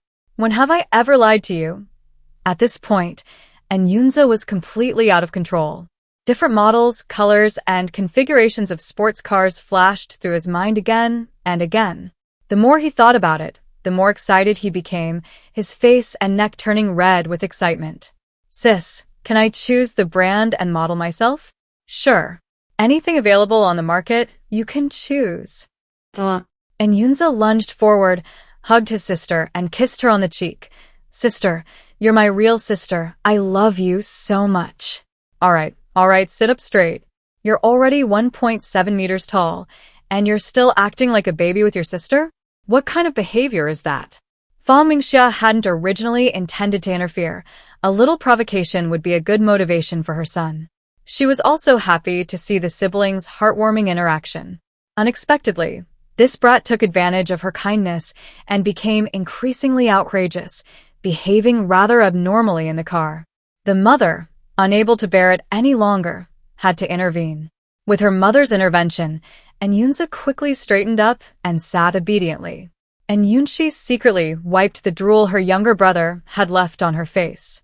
Manhwa, who was driving, naturally heard his wife's interaction with their two children, but simply smiled silently. His greatest achievement in life wasn't how many companies he owned or how much money he made, but rather the good fortune to marry such a wife and have two outstanding children. Back then, if it weren't for wanting to provide a better life for his daughter, and if it weren't for the help of her mentor, he would never have had the courage to quit his stable teaching job and go into business. If he had, he'd probably still just an ordinary high school math teacher, with no chance of achieving what he has today. To put it bluntly, everything he has today is ultimately thanks to his daughter. Now he's successful in his career and has a happy family. This is something many men his age strive for their entire lives but never attain. And Manhwa feels very fortunate about this and cherishes this hard-won happiness. And Manhwa has always felt this way, and Fong Mingxia, who shares his sentiments, feels the same way. This is one of the reasons why the two of them dote on and indulge their daughter so much. They also deeply respect and are grateful to their daughter's mentor, Zhang Wentian. In their eyes, it was Master Zhang's appearance that completely changed their family's destiny. And Yunxi, the master of illusions, was speechless. It was rush hour, and traffic was a bit congested. They didn't get home until 7:30. Aunt Kong had already prepared dinner, a light pork rib and vegetable porridge, along with a few stir-fried side dishes. The exhausted family of four finished dinner, washed up, and went to bed. What a lively and exciting day. That night, after showering and lying in bed, Yunxi found it hard to fall asleep. Ever since her photographic memory skill was activated, the system had been giving her unfair advantages. First, it gave her the most bustling commercial street in Yunzhou City and the property management company there. Then, it gave her the largest five-star hotel in Yunzhou City and the property rights to its location. If the system was previously showering her with money in various ways, now it was starting to shower her with assets in even more ways. And these were assets that could generate a continuous stream of income for her. Suddenly, something occurred to her, and Yunxi silently said, "Open the system panel." Looking at the changes on the virtual screen in front of her, Yunxi thought to herself, just as I expected. The rich, beautiful, and powerful woman development system, host Yunxi, level 0, appearance 90, temperament 62, charm 59, talent 18, functions 1, backpack 2, daily check-in 3, learning, wealth 0.5, skill, photographic memory, tasks, daily check-in task, refreshing, learning task, please obtain a driver's license within 1 year. Other details haven't changed much, but the wealth value has jumped from a long string of zeros to 0.5. The charm value has also increased slightly, bringing her one step closer to the 60-point passing mark. Could it be that increasing wealth also increases charm? However, having money does indeed increase charm. That's a fact. Previously, when the daily check-in money kept increasing, Yunxi noticed that changes in her cash had very little impact on her wealth value. Yunxi suspected that the numerical increase in money might not have a significant impact on her overall wealth. Perhaps the system favored industries that could generate consistent profits? Sure enough, after acquiring businesses like the pedestrian street, property management company, and five-star hotel, her wealth points underwent a dramatic transformation. It seemed her initial guess was correct. Since the business sector was so important, she couldn't rely solely on system rewards for development. With the system support, she had enough money and plenty of good ideas. Expanding her business or developing new industries wouldn't be difficult for her. If that's the case, she needed to carefully plan for the future. Unable to sleep, Yunxi got out of bed, opened her laptop, and began writing down her plans and thoughts on her studies and career. Yunxi wrote for an hour. Feeling sleepy, Yunxi quickly turned off the laptop, lay down on the bed, and soon drifted off to sleep. The next day, The weather was clear and sunny. Because the room had blackout curtains, the bright daylight outside didn't disturb the person sleeping soundly inside. And Yunxi slept until 9 in the morning. When she woke up, the light in the room wasn't much different from the night before. Picking up her phone from the bedside table, she realized it was already 9 o'clock. And Yunxi rubbed her eyes and stretched. And Yunxi slept soundly through the night, without a single dream. Upon waking, and Yunxi habitually checked the updated sign-in location for the day. Sign-in task. Please sign in at Jingyuan Community before 2400 hours today. Today's sign-in location was a residential community. She wondered what the reward would be. And Yunxi got out of bed, quickly washed up, did her skincare routine, and changed her clothes. After going downstairs, and Yunxi realized that only she and Aunt Kong were left at home again. Seeing and Yunxi get up, Kong Shiyin quickly brought out the breakfast left in the kitchen. And Yunxi swallowed the steamed bun in her mouth and asked, Aunt Kong, where did Xiaozi go? He probably went to play basketball. He took a basketball with him. Playing basketball again? And Yunxi felt that her brother had basically dedicated his entire summer vacation to basketball. And Yunzi was truly passionate about basketball. Unless she had other plans, she went almost every day. There was a basketball court in the villa area, but she insisted on playing at school with her classmates. And Jianhua and Fang Mingxia both supported this. They said it was a good thing for boys to like sports. It was better than those who spent all their time hanging out outside or staying home playing video games. After breakfast, and Yunxi took out her phone and called a Didi ride-hailing service. The place she was going to today was a bit far and the weather was hot outside, so riding her electric scooter wasn't really suitable. Sitting in the car, and Yunxi checked the place she was going to today. Jingyuan residential area, right next to Yunzhou No. 1 High School, where she attended high school, was a school district property completed and handed over last year. Because it was a high-end community with a beautiful environment, convenient living, and a good school district, the price had always remained high. While most residential areas in Yunzhou City had prices around 20,000 yuan per square meter, Jingyuan's prices were as high as 30,000 to 40,000 yuan per square meter. Despite the prohibitively high prices, many people flocked to the development after its launch. In less than a year, the occupancy rate of the complex had reached 60%. After a half-hour drive, the car brought in Yunxi to her destination. And Yunxi took a parasol from her backpack, got out of the car, and walked towards the entrance of the complex, holding the umbrella. System, check-in, ding-dong. Check-in at the entrance of Jingyuan Community in Yunzhou. You have received 3 school district apartments in Jingyuan Community, buildings 6, 7, and 8. Related certificates and procedures are pending. She could understand being rewarded with apartments, but weren't the procedures always completed and stored in the system space before? Why is it now pending? And Yunxi stood there, somewhat confused about the current situation. Ding dong. Hosts by Fume, Stage 1 achievement has been achieved, officially. Unlocking the career sector. System upgrade initiation.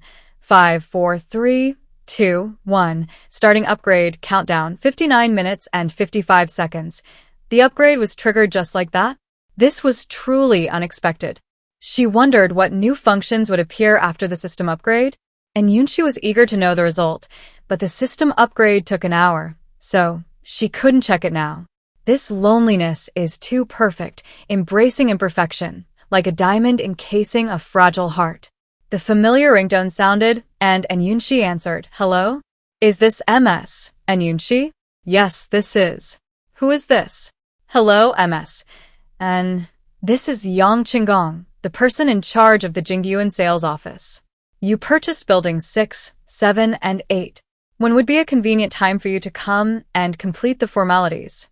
The other parties sounded excited and a little agitated.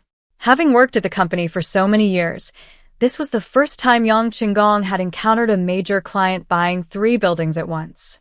And Yunxi. No wonder it was in a pending status, so this was where he was waiting for her. "I'm at the entrance of Jingyuan right now." "What? "You're at the entrance?" Yang Qinggong stood up in surprise, attracting the attention of his colleagues in the office. "MS, and please wait a moment. I'll come and get you right away." Hanging up the phone, Yang Qinggong didn't dare to delay for a moment and got up to leave. A group of sales staff, unaware of the situation, were left in the office looking at each other in bewilderment. Who is this missin'? Why is Mr. Yang so concerned? She's probably a big client, right? She's no ordinary big client. This is the first time I've seen Mr. Yang so nervous. With their boss absent and no clients to attend to, the group immediately started chatting. Actually, I heard some news. A young man wearing black-rimmed glasses pushed up his glasses and said softly, "What news? Tell us quickly." Everyone stared at him with gossip, hoping to get some incredible news. Actually, I don't know if it's true or not. Stop talking nonsense, just tell us. They hate people who only tell half the story and leave them hanging. I heard that a big shot bought all 3 buildings in Jinghe Garden Buildings 6, 7, and 8 outright with cash. You mean buildings 6, 7, and 8? All of them? The speaker felt a little dry in his mouth and couldn't help but swallow. The man with glasses nodded. Hiss. Then, how much would that cost? The young man with glasses took out his phone, opened the calculator, and started calculating. He muttered to himself as he rapidly tapped different numbers on his phone. Building 6 has 80 to 100 square meter 2-bedroom, 2 living room units, 5 units per floor, 25 floors in total, 11,250 square meters. Building 7 has 150 to 200 square meter 3 or 4-bedroom units, 3 units per floor, 27 floors in total, 14,310 square meters. Building 8 has 300 square meter single-level apartments with extra-large balconies, 1 unit per floor, 30 floors in total, 9,000 square meters. Currently, the price of small units in our complex is. The price of medium units is. The price of large single-level apartments is. If you buy them all, the total would be. The man suddenly stopped. How much will it cost in total? Tell me quickly, I'm getting impatient. How much exactly? Tell me quickly. An impatient woman snatched the man's phone and began counting the numbers on the screen. Ones, tens, hundreds, thousands, 10,000s, 10 millions, 100 millions, a total of 930 million. Her voice trembled slightly as she said 930 million. The office fell silent. Having worked in the real estate industry for so many years, this was the first time anyone had ever seen someone buy 3 houses at once. That's 900 million. Suddenly, a woman's voice rang out. You just said you bought them all with cash? This question drew everyone's attention to the young man with glasses. Under the gazes of the crowd, the young man nodded again. The office fell silent once more. What kind of tycoon could possibly come up with over 900 million to buy houses in one go? Buying a house and paying in full? How could this be acceptable to those of us struggling to afford even one house, barely scraping by with mortgage payments, or even unable to afford a single home? After a while, a woman who had snapped out of her daze stood up and headed towards the sales office lobby. Such a powerful figure, she had to go and observe. Maybe she could even get a chance to curry favor with him. Soon, the others followed suit, eager to catch a glimpse of this tycoon's prowess. As the group entered the lobby, they encountered Mr. Yang respectfully leading a young woman in. The woman wore a white dress of unknown brand, cinched at the waist with a wide black belt that accentuated her slender figure. She carried a black backpack, which, upon closer inspection, revealed itself to be Chanel. The first impression was that this girl was almost excessively beautiful. She was tall and slender, with snow-white skin, a small, straight nose, and thin lips as luscious as rose petals. She also possessed a pair of bright, clear eyes, sparkling like stars, like pools of clear water, exuding an elegant and refined air. She was a classic example of a cool, aloof beauty. She didn't look like the tycoon who spent 900 million to buy 3 buildings at all. Seeing Mr. Yang's polite and respectful attitude, no one dared to jump to conclusions. Yang Qinggong led in Yunxi directly to the sales office's model display. Looking around at the few people who were observing, Yang Qinggong waved to them. Xiao Wang, Xiao Li, come here for a moment. And Yunxi followed Yang Qinggong's gesture and saw a male and female salesperson in sales office uniforms approaching. Mr. Yang, you two will greet Miss N. introduce the details of buildings 6, 7, and 8, and then take her to the VIP room. The two immediately straightened up, their hearts pounding with excitement. Yes, Mr. Yang. My God, this is a tycoon who spends 900 million on a single property purchase. So beautiful, so young, and so rich. They were fortunate enough to serve such a tycoon today. This experience is something they can brag about for a year. MS. And these are our top managers, Manager Wang and Manager Li. They'll greet you briefly while I take some people to prepare the contract. Yang Qinggong had originally planned to call ahead to schedule a time and have the contract ready for signing upon arrival. However, Yunxi happened to be at the entrance of the residential complex when he made the call, disrupting all his plans. Yunxi understood the situation and naturally wouldn't make things difficult for him. Miss Sin, may I introduce these buildings to you?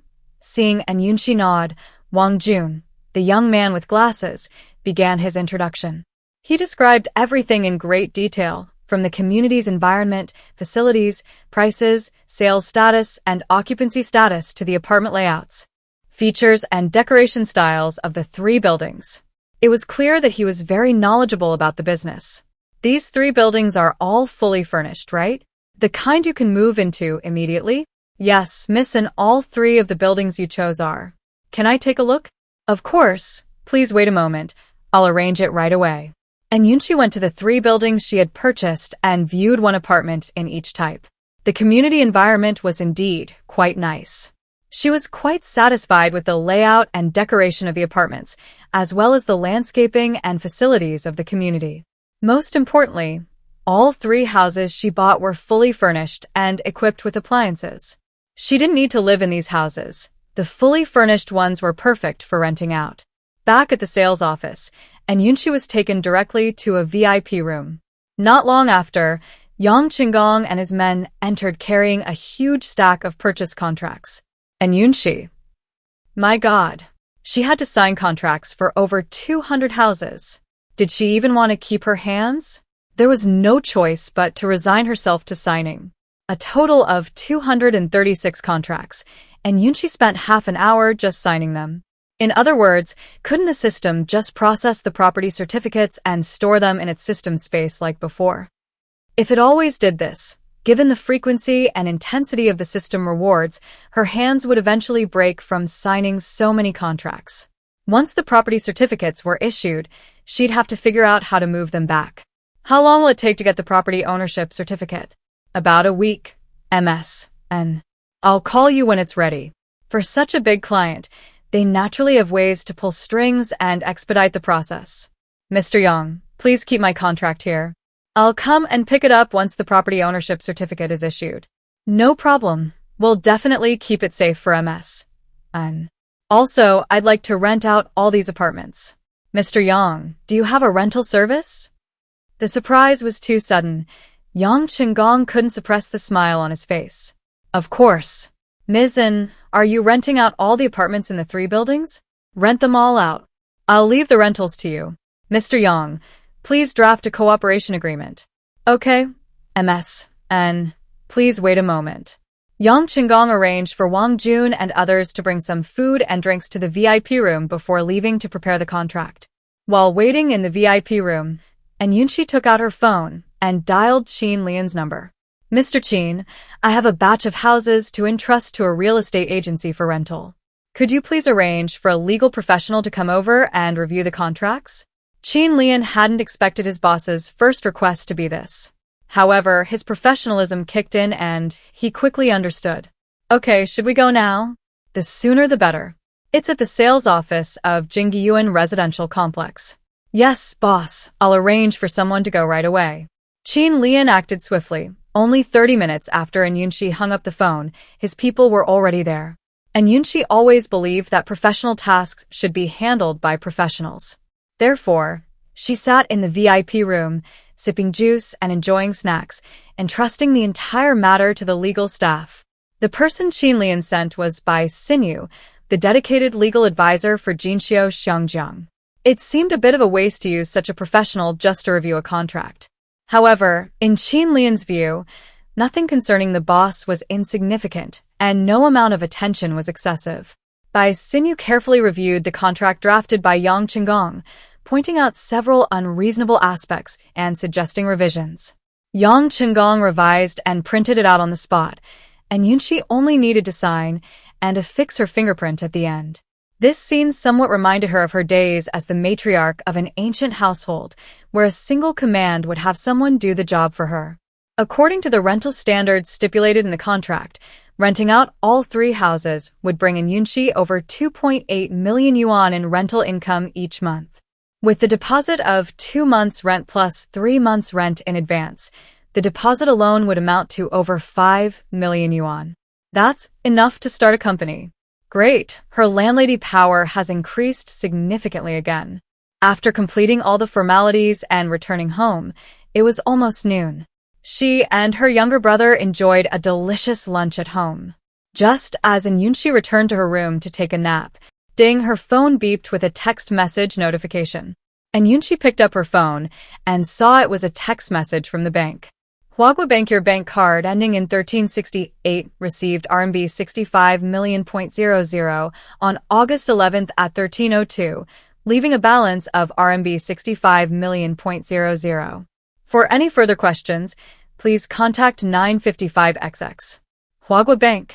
This bank card was her second unlimited spending black card, obtained through daily check-ins. It originally had no money in it. The money being transferred in, it's still 65 million. After a moment's thought, Yunxi realized the source of the money. It must be the 3rd quarter rent from Mingxi Commercial Street. Lu Zhou had mentioned to her before that due to the transfer of ownership of the commercial street, this 3rd quarter rent hadn't been touched in the company's accounts. Once the handover was completed, it would be transferred to her account. She had given Lu Zhou this card number at the time. Sure enough, Yunxi soon received a message from Lu Zhou explaining the situation. Lu Zhou, MS, and the 3rd quarter rent from the commercial street has been transferred to your account. Please check. Yunxi received it. Thank you for your hard work. Lu Zhou, it's what I should do. Putting down her phone, Yunxi lay contentedly on the bed, trying to fall asleep. Hidden in her sleep, Yunxi felt like she had forgotten something. She couldn't remember for a moment, so she let herself drift off to sleep. When Yunxi woke up, she suddenly remembered that she had forgotten something important. The system had upgraded. When the system upgrade success notification sounded in her mind that morning, she was busy dealing with a pile of contracts and hadn't had time to look at it. She had planned to look at it and study it when she was alone after finishing her work. Who knew she would forget about it? What a sin! This is her livelihood. How could she forget? Open the system panel. The familiar virtual screen reappeared before Yunxi's eyes. But this time, the content displayed had changed significantly. Rich, beautiful, and elegant woman cultivation system. Host Yunxi, level 1, appearance 90, temperament 62, charm 59, talent 18, functions 1. Backpack 2. Check-in 3. Learning 10 times study room. Rich, beautiful, and elegant woman cultivation course. Wealth 0.6. Career 0.5. Skill. Photographic memory. Industries. Yunxi property 100%. Jinxiu Xiangjiang Hotel 100%. Mingxi Pedestrian Street 100%. Jingyuan School District Housing. Buildings 6, 7, and 8. Tasks. Check-in task. Refreshing. Learning tasks. 1. Please obtain a driver's license within 1 year. 2. Please learn 1 item in the rich, beautiful, and elegant woman course to the advanced level within 1 year. Clearly, the entire panel has undergone a huge change. First, the system level has become level 1. Secondly, regarding system functionality, a cultivating a rich, beautiful, and elegant woman course has been added to the learning section. Yunxi carefully reviewed the course descriptions. The so-called Cultivating a Rich, Beautiful, and Elegant Woman course is a training program offered by the system. It can be accessed in the 10 times long learning room. Once accessed, a video of the relevant instructor will appear to teach her. After completing each stage of the course, an exam is required to advance to the next stage. The types of courses are numerous. Daily life courses. Cooking, makeup, fashion, sewing, cultivating character courses, etiquette, tea ceremony, wine tasting, flower arrangement, artistic talent courses, musical instruments, vocal performance, painting, embroidery, business management, economics, finance, management, accounting, special skills, hacking, martial arts, racing, medicine. A wide variety of courses are available. If you can imagine it, the system can provide it. All courses are divided into 3 levels: introductory, beginner, intermediate, advanced, and master. Only reaching the advanced level is considered qualified by the system. As for the master level, which is beyond the scope of course learning, in the system's explanation, it requires personal experience and understanding. Only by breaking through certain constraints and bottlenecks can one truly reach the master level. According to the system's rules, she can choose a maximum of 3 courses to study simultaneously. Furthermore, only one course can be selected from the same major category at a time. Only after reaching the advanced level in a course can she choose a new course to replace it. And Yunxi thought for a moment and chose 3 courses: finance, hacking, and etiquette. Finance is her major in university.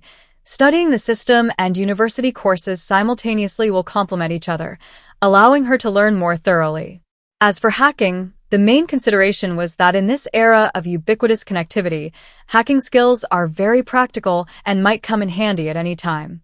Etiquette was also chosen, as it would be useful for various formal occasions. And Yunxi was a typical pragmatist. Therefore, her first batch of courses was primarily based on practical considerations. Besides the learning section, the career section had also changed. 2 new aspects, career points and industries, appeared. The task section also changed. The learning task had increased from 1 to 2. It seemed that multiple tasks of the same type could actually appear. She wondered if multiple sign-in tasks would also appear at once. She needed to verify this. Overall, this upgrade made the system as powerful as ever. Even more powerful than when it was level 0. Indeed, the little system wouldn't disappoint her. After checking the system panel, and Yunxi lay back down on the bed, her consciousness entering the learning room, ready to try out the course learning function. She randomly selected the etiquette course. Upon entering the classroom, and Yunxi realized she had been too hasty. The good news was, the course content was comprehensive and well-developed. The bad news was, she had to learn Eastern etiquette, Western etiquette, ancient etiquette, court etiquette, and more. Help! Someone save her. Who can tell her that what she thought would be a simple etiquette course actually required learning so much? What if she regretted it? Could she undo the operation? System. Obviously, this loophole couldn't be exploited, and Yunxi was in tears. And Yunxi, why was your hand so impulsive? Why did you have to choose this damn etiquette course? There was no way around it. She had already chosen it. Even if she had to cry and beg, she had to learn this course to the advanced level. I want to cry.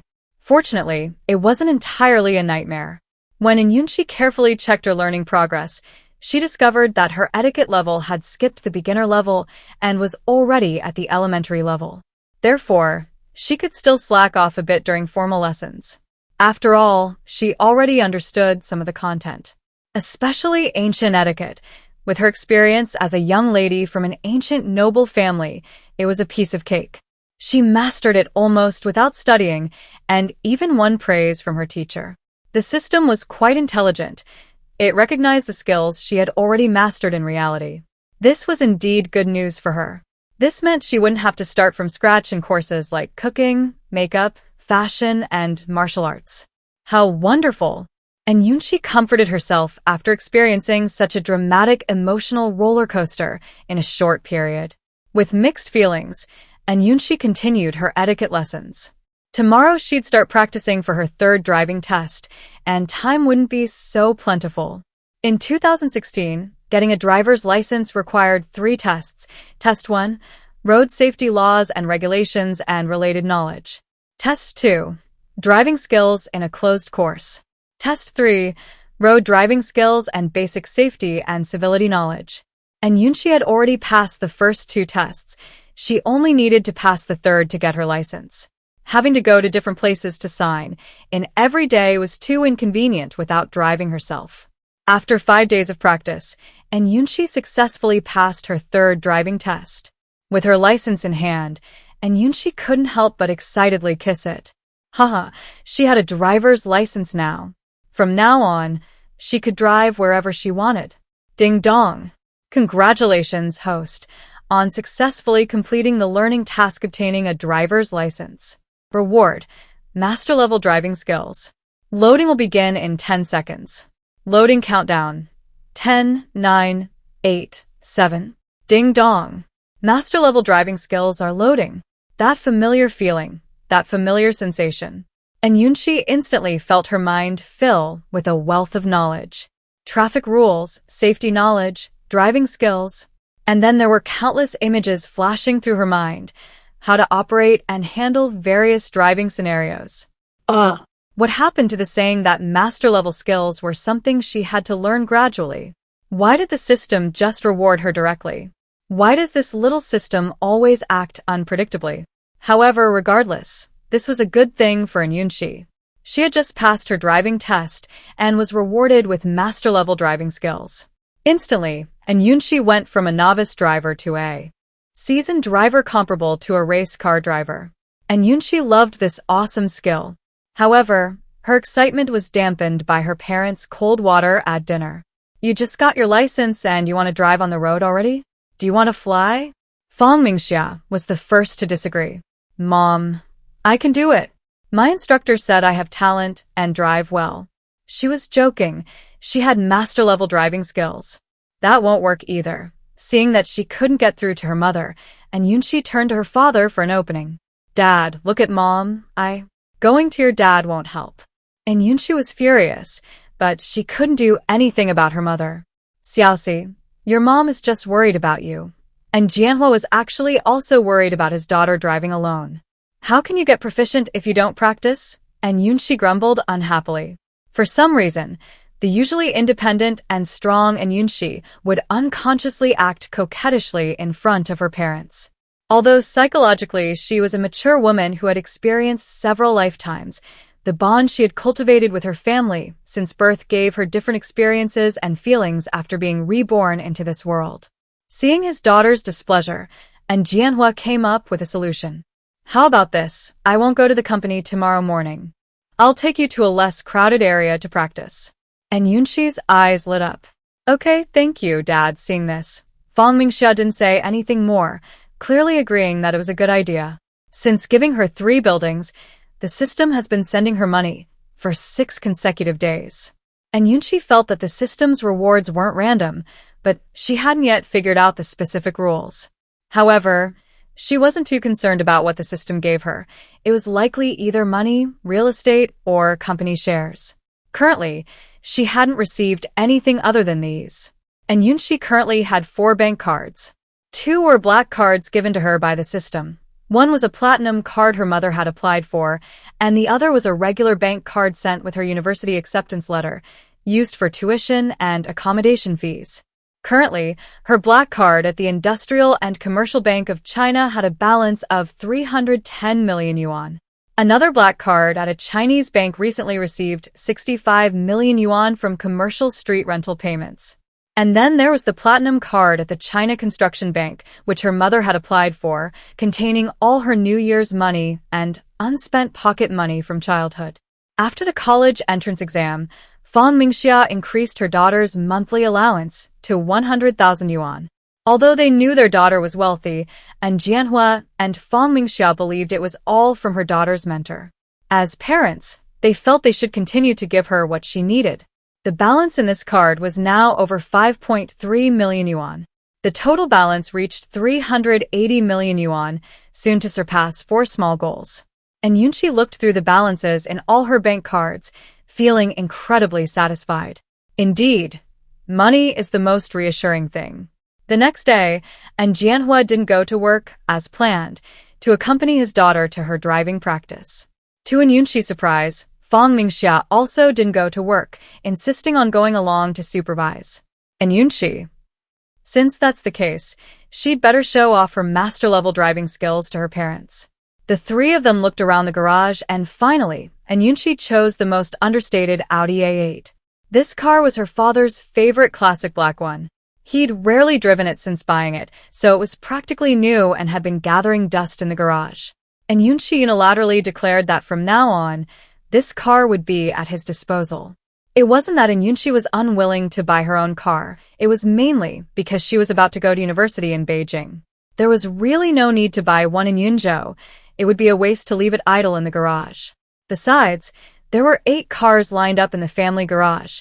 She could just choose one to drive. Once she got to Beijing, she would definitely buy one she liked. And Jianhua drove his wife and daughter to a newly paved road in the suburbs. The road here was indeed new and wide, and there were very few vehicles on the road. When Yunxi sat in the driver's seat and placed her hands on the steering wheel, the knowledge and feel brought by her master-level driving skills immediately came into play. And Yunxi even felt that she could easily go racing right now. Sitting in the passenger seat, and Jianhua reminded her with some concern, "Xiaoxi, try driving it first. Take it slow at first." "Okay, Dad." And Yunxi skillfully started the car and was about to release the handbrake when Jianhua spoke again. "Xiaoxi, do you want Dad to teach you again?" And Yunxi looked at her father with a hint of helplessness and said, "Dad, I know all of these." She had just finished her driving test yesterday. Surely she wouldn't have forgotten the basic operations so quickly. Then drive slowly and gradually increase the speed once you're more familiar with it. Fa Mingxia, sitting in the back, also gave her a worried instruction. And Yunxi. It was time to show off her true skills. So, Jianhua and Fa Mingxia watched as their daughter skillfully started the car and drove off. Throughout the journey, whether encountering traffic lights, turning, overtaking, or even parallel parking and reversing into a parking space, his daughter's driving was textbook perfect. Moreover, she drove exceptionally steadily the entire time. Whether accelerating or braking, the car remained stable. And Jianhua, he was somewhat incredulous. She just got her driver's license yesterday, and today she can drive better than him. A driver with over 10 years of experience? Is this reasonable? Fa Mingxia was equally shocked. Back when she first got her driver's license, driving was a nightmare, full of bumps and bruises. She'd finally managed to drive home, drenched in sweat from nervousness. How could it be so easy for her daughter? What kind of monster was their daughter? From childhood to adulthood, she learned everything faster than everyone else, always the kind of child everyone admired. She never caused them any worry. They, as parents, truly felt no involvement. Was this the work of a genius? It seemed their worries were completely unnecessary. And Yunxi practiced for an hour, then, with her parents' permission, was allowed to drive home. On the way back, Jianhua and Fa Mingxia remained silent, their feelings complicated. While driving, Yunxi was excitedly anticipating driving herself the entire way. This loneliness is too perfect, embracing imperfection, like a diamond encasing a fragile heart. And Yunxi had just parked her car in the garage when her phone rang. And Yunxi took her phone out of her bag and saw it was a call from her classmate, Jiang Cheng. "Hey, class monitor. Yunxi, did you see the messages in the group chat?" "No. Eve been out all day. She'd gone to driving practice with her parents early this morning and hadn't checked her phone at all. I bet you didn't see it, otherwise you wouldn't have gone without replying. Is something wrong?" The classmates said they'd have a get-together before starting university. Everyone pays 500 yuan and we'll split the cost with any difference refunded and any shortfall collected. "Sure, when is it?" "Tomorrow night at 6 p.m. at Juxinlu." Juxinlu? She remembered that place being quite expensive. But 500 yuan per person should be enough as long as they don't order anything too expensive. "Okay, they'll be there on time." Fa Mingxia, seeing her daughter finish the call, asked, "What's wrong? Who invited you out?" "It's the class monitor. They said there's a class reunion tomorrow night, dinner at Juxinlu." And Yunxi said lazily. She took out her phone and opened the class group chat, finding that the unread messages had reached 99 plus. "Then drive there tomorrow. Come back early and call home if anything happens." Now, Fa Mingxia completely trusted her daughter's driving skills. Thinking about her daughter's abilities, It seemed there was really nothing to worry about. Yeah, Mom, I'm going out this afternoon too. Is there something wrong? A senior student studying finance recommended some books to me, and I want to buy them and take a look. Fong Mingxia. Her daughter was too self-disciplined. She almost wanted to advise her to rest more or go out and have some fun. Then go buy it yourself. Your dad and I have to go to the company this afternoon. She didn't go this morning. There's probably a backlog of work at the company that needs to be dealt with. Okay. And Yunxi scrolled through her phone, browsing the unread messages in the group chat. They were mostly discussions about the time and place of the gathering and how to pool money. More than 40 people were talking at once, quickly making the chat history quite long.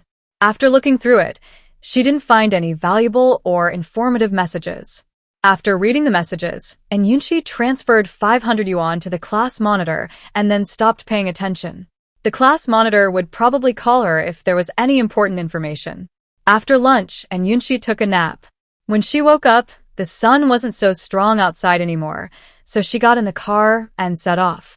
She really did need to buy books, but they were recommended by the teacher in the system. And she hadn't completed today's check-in task yet. Today, her check-in location was a medium-sized shopping mall nearby. She remembered there was a large bookstore there. After checking in, she could go and buy the books. Driving herself was so convenient. It was easy to go anywhere. And Yunxi thought to herself, with the air conditioning on in the car, she didn't mind the sweltering heat and blazing sun outside. The 20-minute drive passed quickly, and Yunxi parked her car in the underground parking lot, took the elevator, and entered the mall. System, check-in. Ding. Check-in at Hongfa Shopping Plaza, received a 5 million RMB 10-fold shopping cashback card, already added to system inventory. A 10-fold shopping cashback card? And a 5 million RMB one at that? Another new reward? And Yunxi went to the mall's restroom and took out the cashback card from the system reward to examine it. Like the previous character background card, it looked like just an ordinary white card. Printed on it were the words, 10-fold shopping cashback card, 5 million. The name was really simple and straightforward. You could tell what the card's function was at a glance. This meant, spend 5 million RMB, get 50 million RMB back? Great stuff. If she got a few more cashback cards like this, her bank account balance could multiply several times over. But she could only dream about it. It probably wouldn't be that easy to obtain. This was the first time she had obtained this kind of cashback item. However, she needed to think carefully about how to use this card. And Yunxi planned to use it after arriving in Beijing. At that time, she would need to buy a lot of things, maximizing her profits. After putting the cashback card back into her system inventory, Yunxi went to the restroom and then headed to the bookstore on the basement floor. After buying the books, Yunxi drove straight home. She was very busy every day now. She needed to continue her plan to memorize the English-Chinese dictionary, study the 3 courses in the system, keep an eye on her businesses, and practice driving. But now that she had her driver's license, she could focus on her studies. With a 10 times long study room, Yunxi's speed in memorizing the English-Chinese dictionary increased several levels. In about 10 days, she had already memorized half of it. At this rate, she would definitely be able to finish the more than 2,000-page English-Chinese dictionary before reporting for duty. There are also 3 system courses: etiquette, finance, and hacking. Currently, only etiquette is at the beginner level. The other 2 are still at the introductory level. It's truly a long and arduous journey. And Yunxi sighed, focused her attention in the system's learning room, and began her arduous learning experience. August 19th was the day of Yunxi's high school reunion. Juxinlu was about a half-hour drive from her home. However, traffic might be congested at this time, so Yunxi left home just after 5 p.m. The roads were really busy at this hour, and she arrived at the reunion at 5:35 p.m. It was lunchtime, and the parking lot in front of Juxinlu was almost full. And Yunxi circled the parking lot before finally seeing a car drive away. She seized the opportunity and quickly parked her car. Grabbing her bag from the passenger seat, Yunxi got out of the car and walked towards the entrance. Just as she reached the entrance of Juxinlu, she saw a Ferrari sports car parked at the door. Immediately afterwards, a young man with dyed blonde hair got out of the car, tossed the car keys to the doorman, and went inside. And Yunxi. Holy crap, you can do that. If she had known this would happen, why would she have bothered searching for a parking space? It's all her fault for being so naive. She's supposed to be the daughter of Yunzhou's richest man. This is just too embarrassing. It's no wonder Yunxi hadn't thought of this. She'd focused on her studies throughout high school and rarely participated in such social activities. She'd only ever heard of Juxinlu. This was her first time dining there. She felt like a complete country bumpkin, a little awkward. Thankfully, no one else saw her. And Yunxi took a deep breath, regained her composure, and walked towards the entrance. Upon entering the lobby, a staff member greeted her. Hello, ma'am. Do you have a reservation? Donghai Pavilion. Yes, ma'am. This way, please. Guided by the waiter, Yunxi crossed the lobby and took the elevator directly to the 3rd floor. Throughout the journey, Yunxi discreetly observed the environment of Juxinlu. It was a 5-story detached building with blue bricks, white walls, and gray tiles, standing apart from the bustling urban surroundings. There were no buildings close to the building. A large open space had been converted into a surface parking lot, and small landscaping and greenery had been added around it.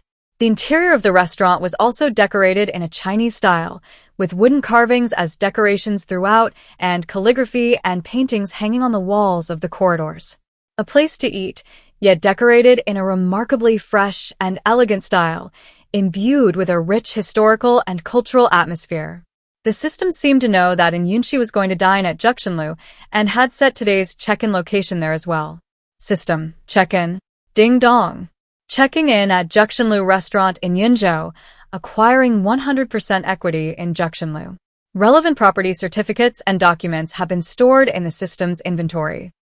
Excellent. This is the kind of business that expands wherever you go. Now her business even includes restaurants. With outsiders present, Yunxi couldn't check the details and could only suppress her excitement as she followed the waiter to their reserved private room. Madam, we've arrived at Donghai Pavilion. Please come in. The waiter opened the door to the private room, and Yunxi stepped inside. As soon as the door opened, the dozen or so people chatting quietly inside all turned to look at her. Only after Yunxi entered did they continue speaking. Oh, it's our school beauty. The school beauty is getting more and more beautiful. And Yunxi, how do you manage to have both beauty and talent? I don't know about other things, but there's one thing you definitely can't do. What? You didn't say, so why are you saying I can't do it? Mind your own business. Haha. A small joke caused everyone to burst into laughter. The person being joked about shrugged indifferently, seemingly used to this treatment. Even the usually aloof Yunxi was amused. The smile of this cool beauty had a powerful impact. Like a 1,000-year-old glacier melting, both cold and mysterious, irresistible. Everyone was instantly captivated by this rare smile. Oh my God, to see a beauty smile like that. I'd die happy. Haha. The crowd burst into laughter again, the quiet atmosphere quickly broken by this person's card-swiping antics. The private room returned to its lively atmosphere. In the short time Yunxi had been greeting her classmates, 6 more classmates arrived. The 6 had clearly come together. Looking around, there were already more than 20 people. Yunxi, over here, Yunxi looked in the direction of the voice. It was Linyu calling her. At her table sat the class monitor and Lu Wenwen, along with 3 classmates who had attended her graduation banquet. They were all people she got along with quite well, so she walked over and sat down next to Linyu without hesitation. After sitting down, Yunxi asked Linyu in a low voice. How many classmates came today? Linyu was well informed and usually had first-hand information about the class. It seems like more than 30 people are confirmed to be coming. So only about 10 people didn't show up? So many. This was a hastily organized gathering, yet it had such a large following? You don't know. This has something to do with Huang Yali. Linyu leaned closer to Yunxi and whispered mysteriously. Yunxi turned her head and looked at her curiously. Well, I only heard about it. I don't know if it's true or not. Yunxi asked me about it, I know. At some point, Lu Wenwen moved from her seat next to Linyu to sit next to Yunxi. Now, Yunxi has Lu Wenwen to her left and Linyu to her right. The seat Lu Wenwen used to sit next to Lin Yu has been taken by the class monitor. Huh. She seems to have discovered something incredible. What? How could you possibly know more than me, the self-proclaimed #1 gossip expert in the class? Lin Yu looked at Lu Wenwen with disbelief, as if she couldn't possibly know more than Lu Wenwen.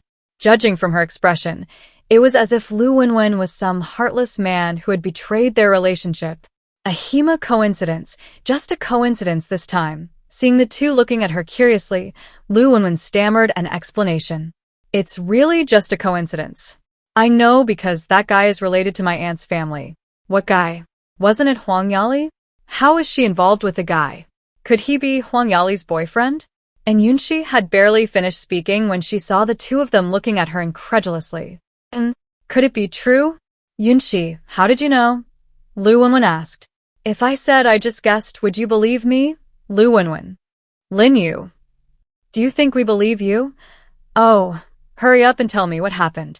She couldn't take the interrogation from these two girls working together, so she quickly changed the subject. Lu Wenwen perked up as soon as this topic came up. That Huang Yali, she found a rich second-generation boyfriend, and she's always showing off like a peacock. Today she's carrying an LV bag, tomorrow she's wearing a Chanel dress. The day after tomorrow she's bragging about her boyfriend buying a 3 million yuan sports car. In short, she wants the whole world to know. Lu Wenwen's eyes were full of disdain as she spoke. Relying on a man is no skill. If Huang Yali could achieve that on her own, she might look down on her. Born into a scholarly family with strict upbringing, Lu Wenwen naturally looked down on Huang Yali's behavior.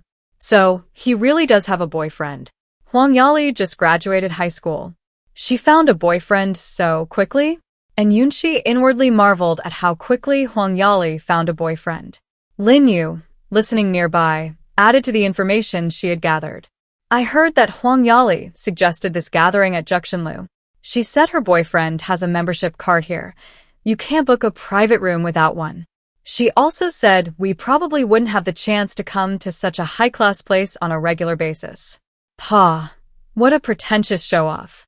If her boyfriend is so capable, why doesn't he just treat us? Why do we have to chip in and split the bill?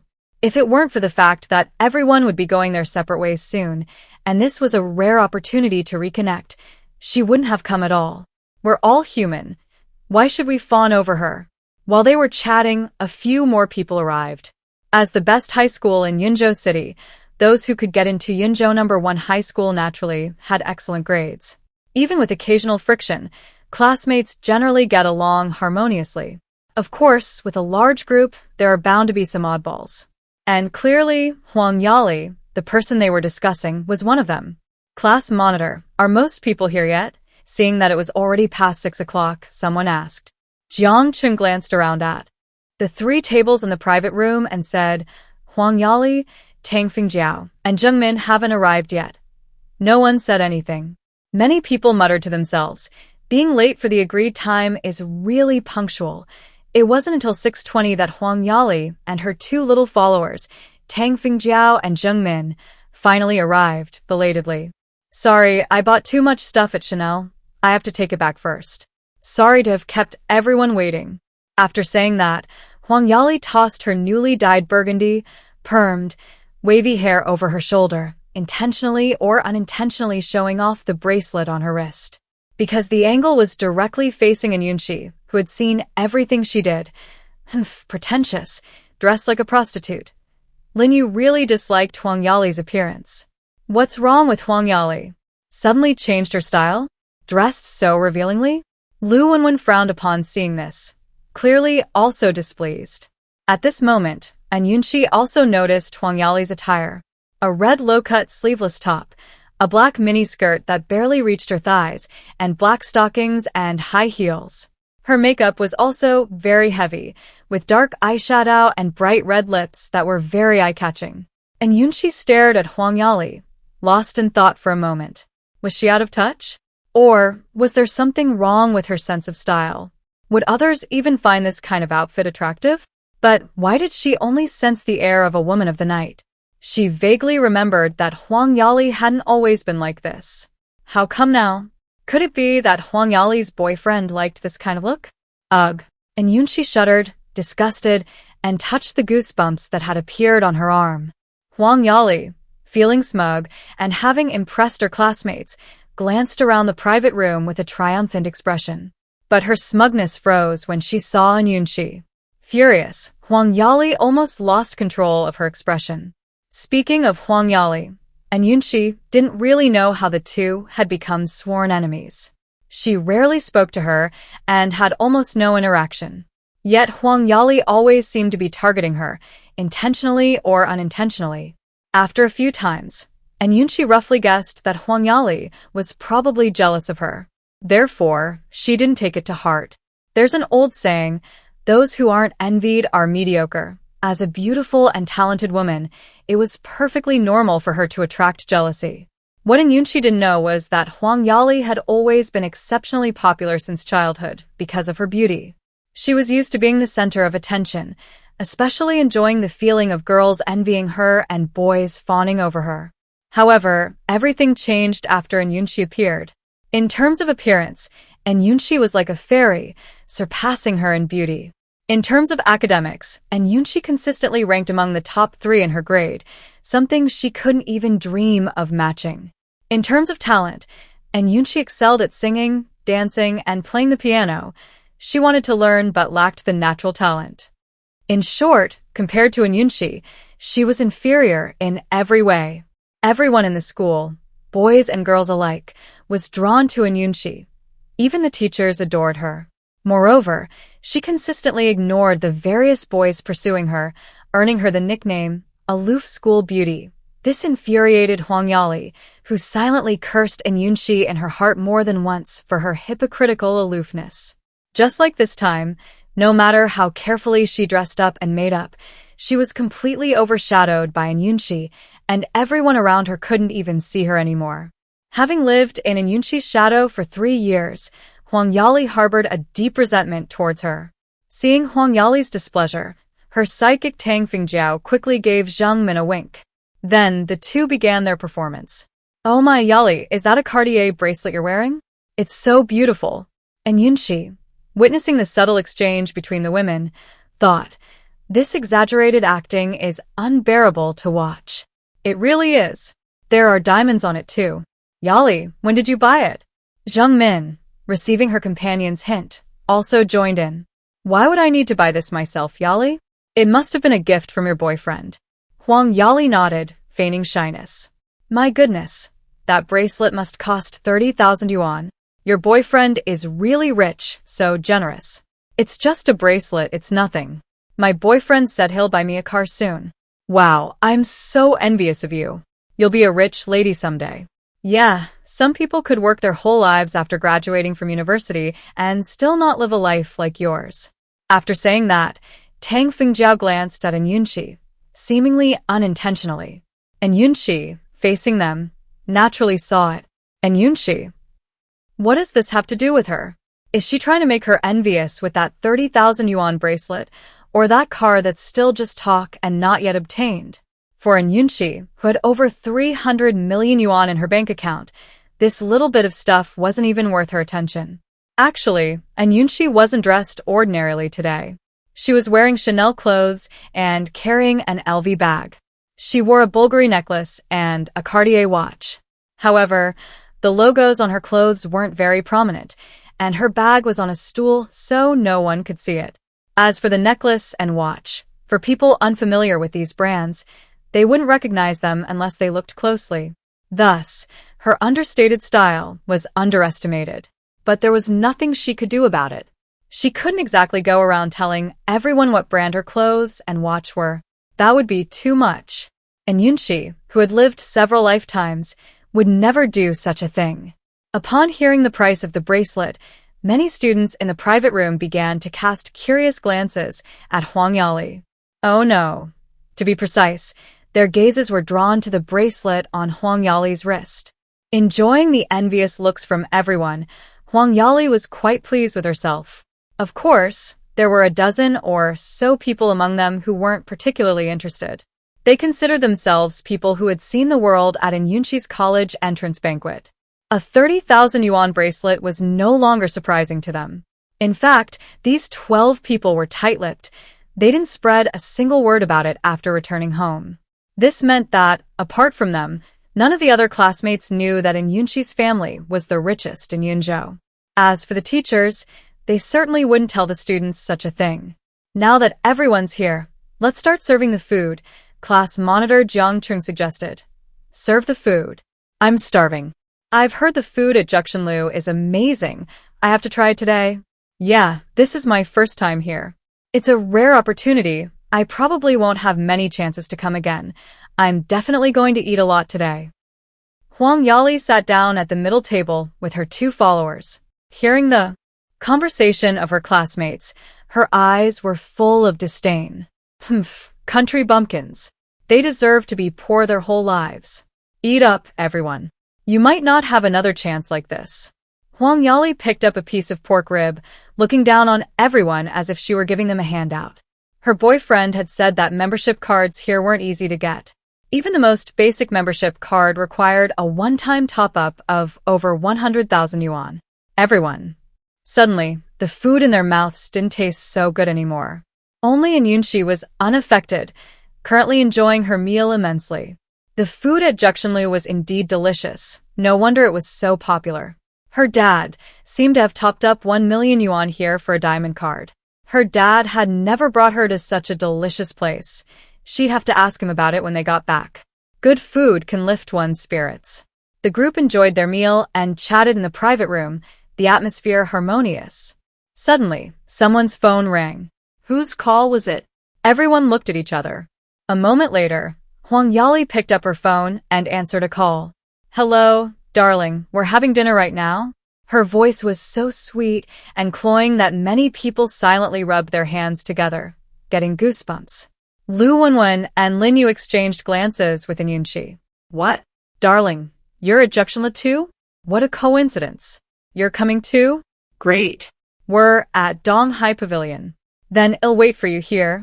After hanging up, Huang Yali looked at everyone and said, My boyfriend is coming over later, just wanted to say hello. No one said anything. After all, they had booked the private room with her membership card. If she wanted to come, so be it. Yali, your boyfriend is worried about you, isn't he? It's only been a short time since we separated, and he can't wait to see you. He really can't be without you for a moment. The 2 of them, one after the other, made Huang Yali blush. Oh, stop talking. I'm going to pick someone up. With that, Huang Yali stomped her foot and ran out of the private room, leaving her 2 lackeys looking at each other blankly. And Yunxi almost burst out laughing at the sight. She was almost full and was now eager to watch the show. And sure enough, she was starting to see through their act. She had always thought Huang Yali was shrewd, but now it seemed she was quite naive. She had been completely fooled by these 2 so-called lackeys. These 2 must have gotten a lot out of Huang Yali before. She wondered if Huang Yali knew this. If she was willing to pay for 2 lackeys, that would be fine, but if she had been unwittingly fooled, then there was going to be a good show. And Yunxi hadn't even finished her freshly poured glass of watermelon juice when Huang Yali came in with her boyfriend. Huh. It was him. And Yunxi raised an eyebrow, looking at the young man with dyed blonde hair. It was the same man she'd seen at the entrance of Juxinlu earlier that day, the one driving the Ferrari. Huang Yali, usually so fierce and assertive, instantly transformed into a docile little woman in front of her boyfriend. This is my boyfriend, Luan. Darling, these are all my high school classmates. Hello everyone, my name is Lua and I'm... His gaze swept over someone and he suddenly stopped speaking. Luan had come today to have dinner with a group of wealthy young men. The manager mentioned that someone had booked a private room using his membership card, and he suddenly remembered that his new girlfriend had borrowed his card a few days ago, saying she needed it for a class reunion. What a coincidence it was today too. Since they'd run into each other, he figured he might as well say hello. Unexpectedly, coming here was the right thing to do. Huang Yali noticed her boyfriend's sudden silence and found it strange. Honey, you. Before she could finish speaking, she saw Luan quickly walk to Yunxi's side. I didn't expect Missin to be here too. And Yunxi was taken aback, carefully examining the person in front of her, confirming she didn't recognize him. Have we met before? Seeing her classmates looking at her, she asked with a puzzled expression. I met you once before, when I attended Miss A&S College entrance celebration with my father. I'm sorry, there were too many guests that day. And Yunxi thought that the Liu family might be her father's business partners. Miss N, you don't need to be so polite. It's normal that so many people don't remember me. Everyone present could see that Liu A&S attitude towards Yunxi was very polite, even showing a hint of respect. Everyone was secretly wondering what kind of identity and background Yunxi might have that they didn't know about. Among those present, the 12 people who knew the truth remained the most composed. Having finally made contact, Luan naturally wouldn't let this opportunity slip away easily. Miss N, let me formally introduce myself. My name is Luan. My father, Lu Lin, is the founder of Yaolin Group, and we have many projects in cooperation with Huan Group. My father manages the family business, so am not very familiar with these details. Miss N, focus on your studies. My father kept telling me to learn from you. You're too kind. And Yunxi hadn't expected that Luan, who looked so much like a spoiled brat, could be so polite and knew how to behave appropriately. But thinking about it carefully, it made sense. A family like that would undoubtedly provide their child with an elite education. A child raised like that couldn't possibly be a good-for-nothing spendthrift. Miss N, would it be convenient to exchange contact information? Of course. To be honest, Yunxi had a fairly good impression of Luan. Yunxi took out her phone, about to open the QR code, when a call came in. Excuse me, I need to take this call. She looked at Luan and said apologetically. Please, Miss N, go ahead. Hello? Is this MS? Yunxi, general manager in? Yes, it is. Hello, boss. This is Qiao Zheng, the general manager of Juxinlu restaurant. I'm calling to ask if the boss has any new instructions regarding the restaurant's operation? Upon receiving news of the sudden change of restaurant owner, Qiao Zheng was both surprised and uneasy. After all, a new emperor brings a new court. If the boss doesn't want to rely on the old guard and instead promotes his own cronies, these veteran employees might lose their high-paying and respectable jobs. I'm having dinner at a restaurant. Let's talk later. What? You're having dinner at Juxinlu? A class reunion at Donghai Pavilion, Mr. Qiao. I have something to attend to right now. Let's talk later. Okay, boss. Hanging up, Yunxi opened WeChat, showed the QR code, and the two successfully added each other on WeChat. Ms. N, a few friends and I have booked a private room on the 5th floor. Would you like to come and meet some friends? They're all from the graduation banquet the other day. They all know MS, and this made it difficult for Yunxi to refuse. I have something to do later. How about another day? She also had an appointment with Qiao Zheng to discuss some matters. It's all right, Miss N. You can come over when you're done. We just arrived, and we're about to start. He had come to check on everyone before they arrived. And then he discovered such a wonderful surprise. Okay then. And Yunxi was about to say something when a knock on the door of the private room interrupted her. Come in. From some point on, the entire private room revolved around Yunxi. The other classmates were stunned by the scene before them. Huang Yali and her two friends, who had been incredibly smug from the start, were now as quiet as chickens, not daring to utter a single word. The door to the private room was pushed open, and a middle-aged man in his 40s entered with a group of waiters. Qiao Zheng, who had seen the new boss's information, immediately spotted Yunxi in the private room, went straight to her and bowed. Boss, you're here to eat? Why didn't you let us know? We could have made arrangements for you. Boss? Everyone stared at Yunxi in astonishment, especially Luan. He naturally recognized the person in charge of Juxinlu. Now, Qiao was actually calling an 18-year-old girl who had just graduated from high school boss. This was too astonishing. Miss N, you're actually the owner of Juxinlu? Luan's surprised voice rang out in the private room. Hiss. A series of gasps instantly filled the private room.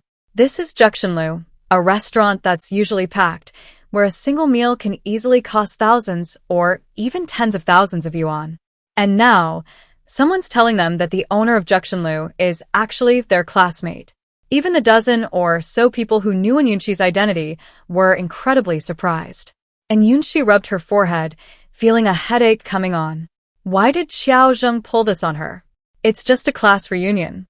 All the expenses at Donghai Pavilion today will be on my tab. This was something she'd had in mind since signing in to get Juxinlu.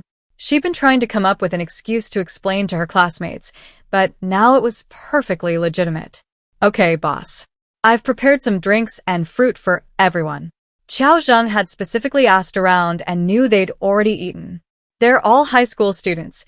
Bringing alcohol wouldn't be appropriate, but bringing drinks and fruit would be safer. Why don't you all stay and eat?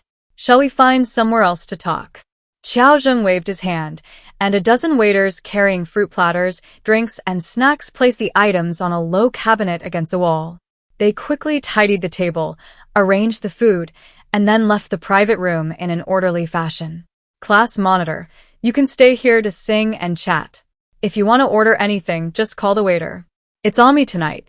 Their private room had karaoke equipment. The waiter could just turn it on. Don't worry, boss. I'll have someone arrange it.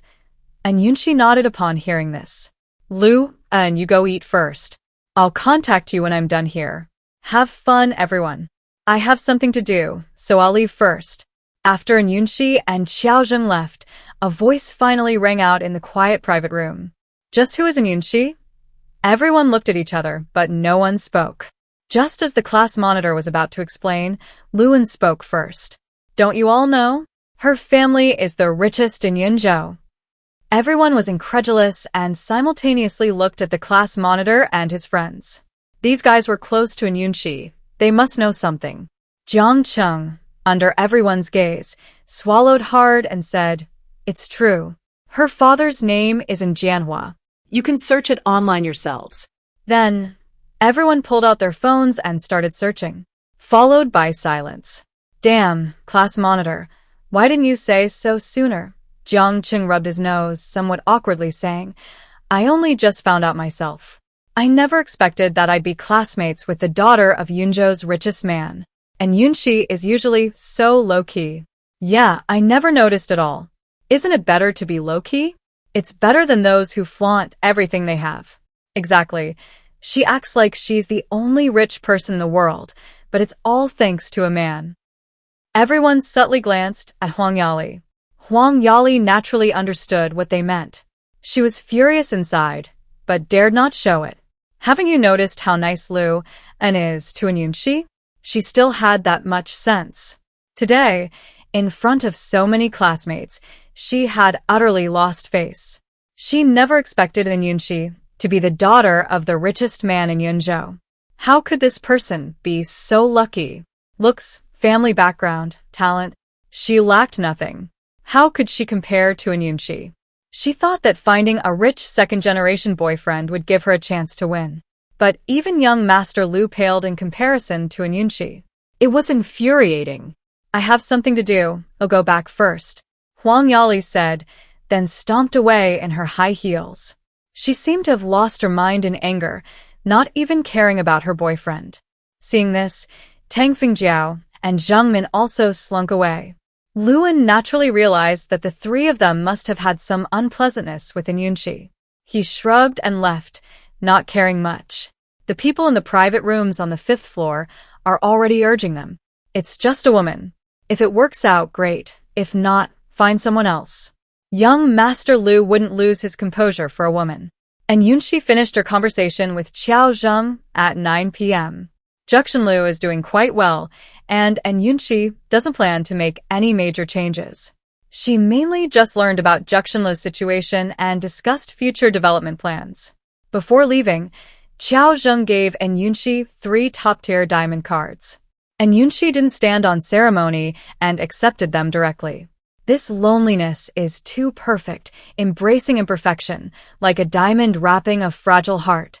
Just as Yunxi was about to take out her phone to check the private room names, her phone rang. Yunxi saw it was her mother calling and quickly answered. Hello, Mom?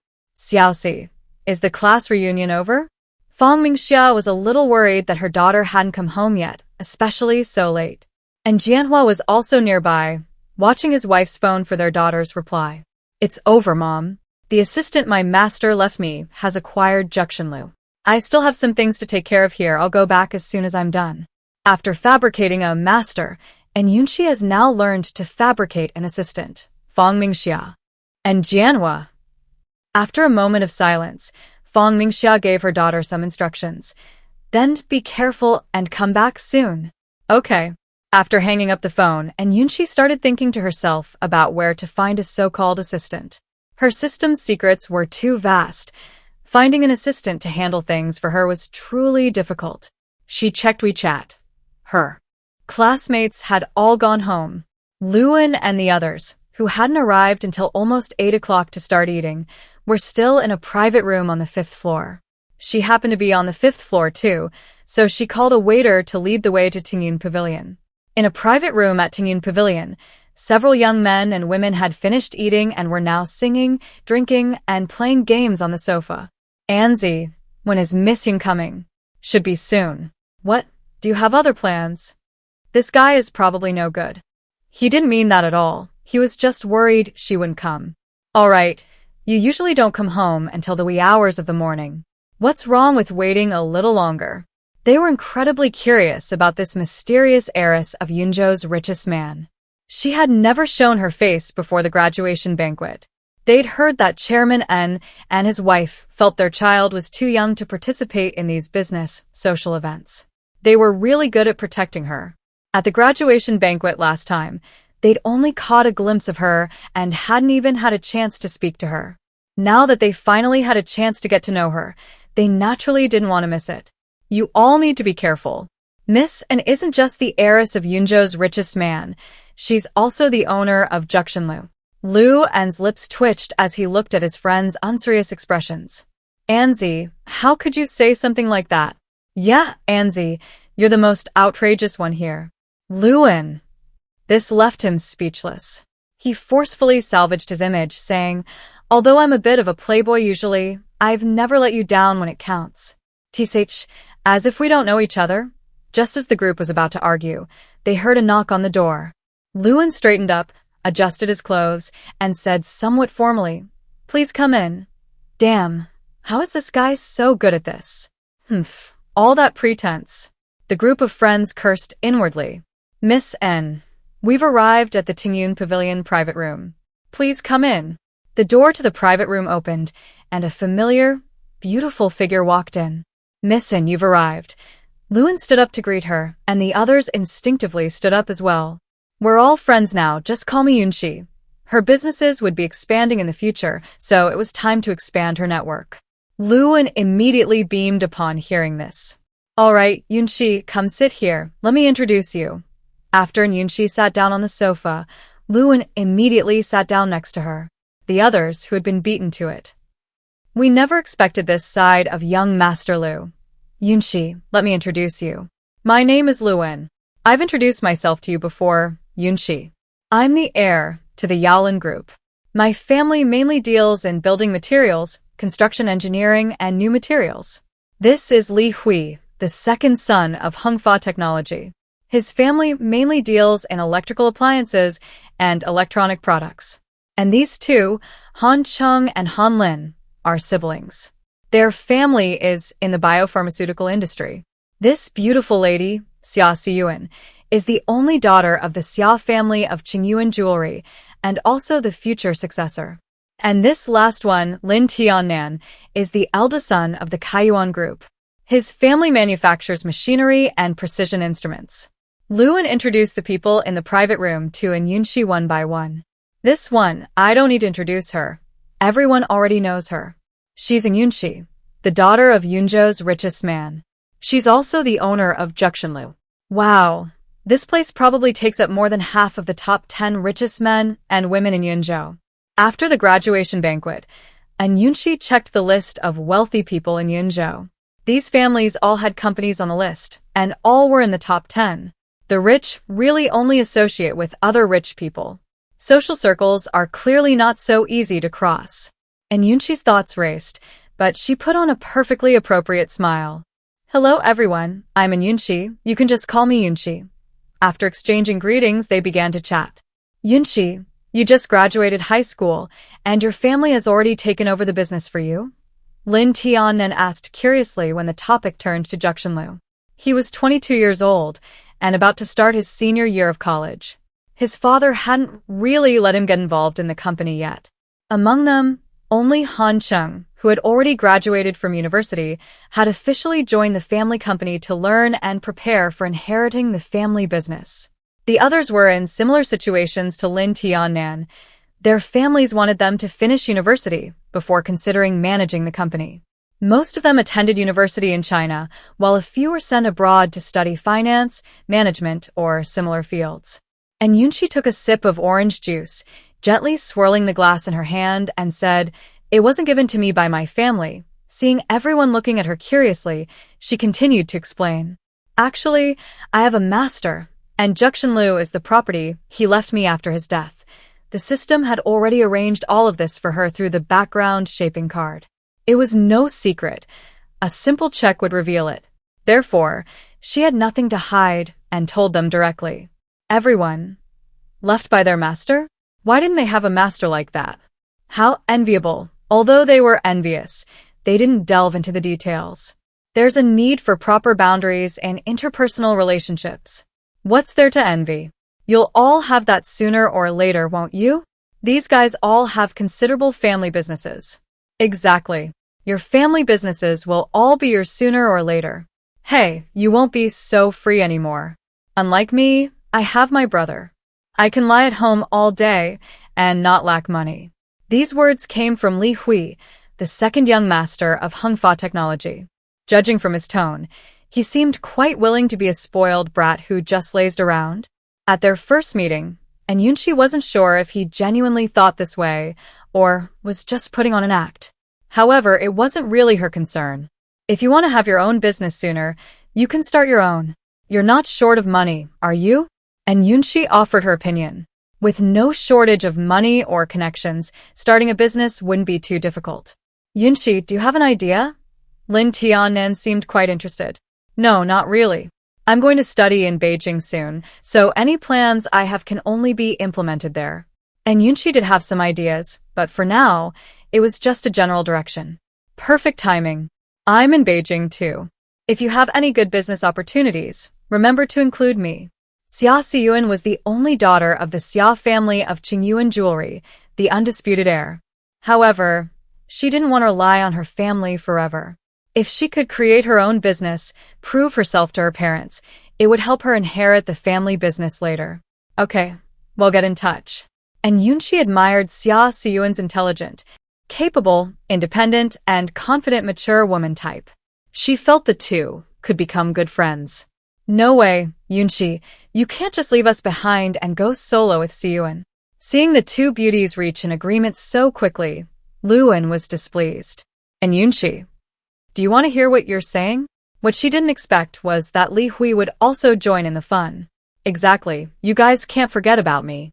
Aren't you dedicated to lying around and wasting your days? Han Qing couldn't help but roll his eyes at Li Hui. I'll just invest some money. I won't participate in management. It won't affect my lying around. Everyone. It has to be Li Hui. Even a lazy bum wouldn't think like you. Yunxi, if you ever have a chance to make money, you absolutely have to remember to give me a hand.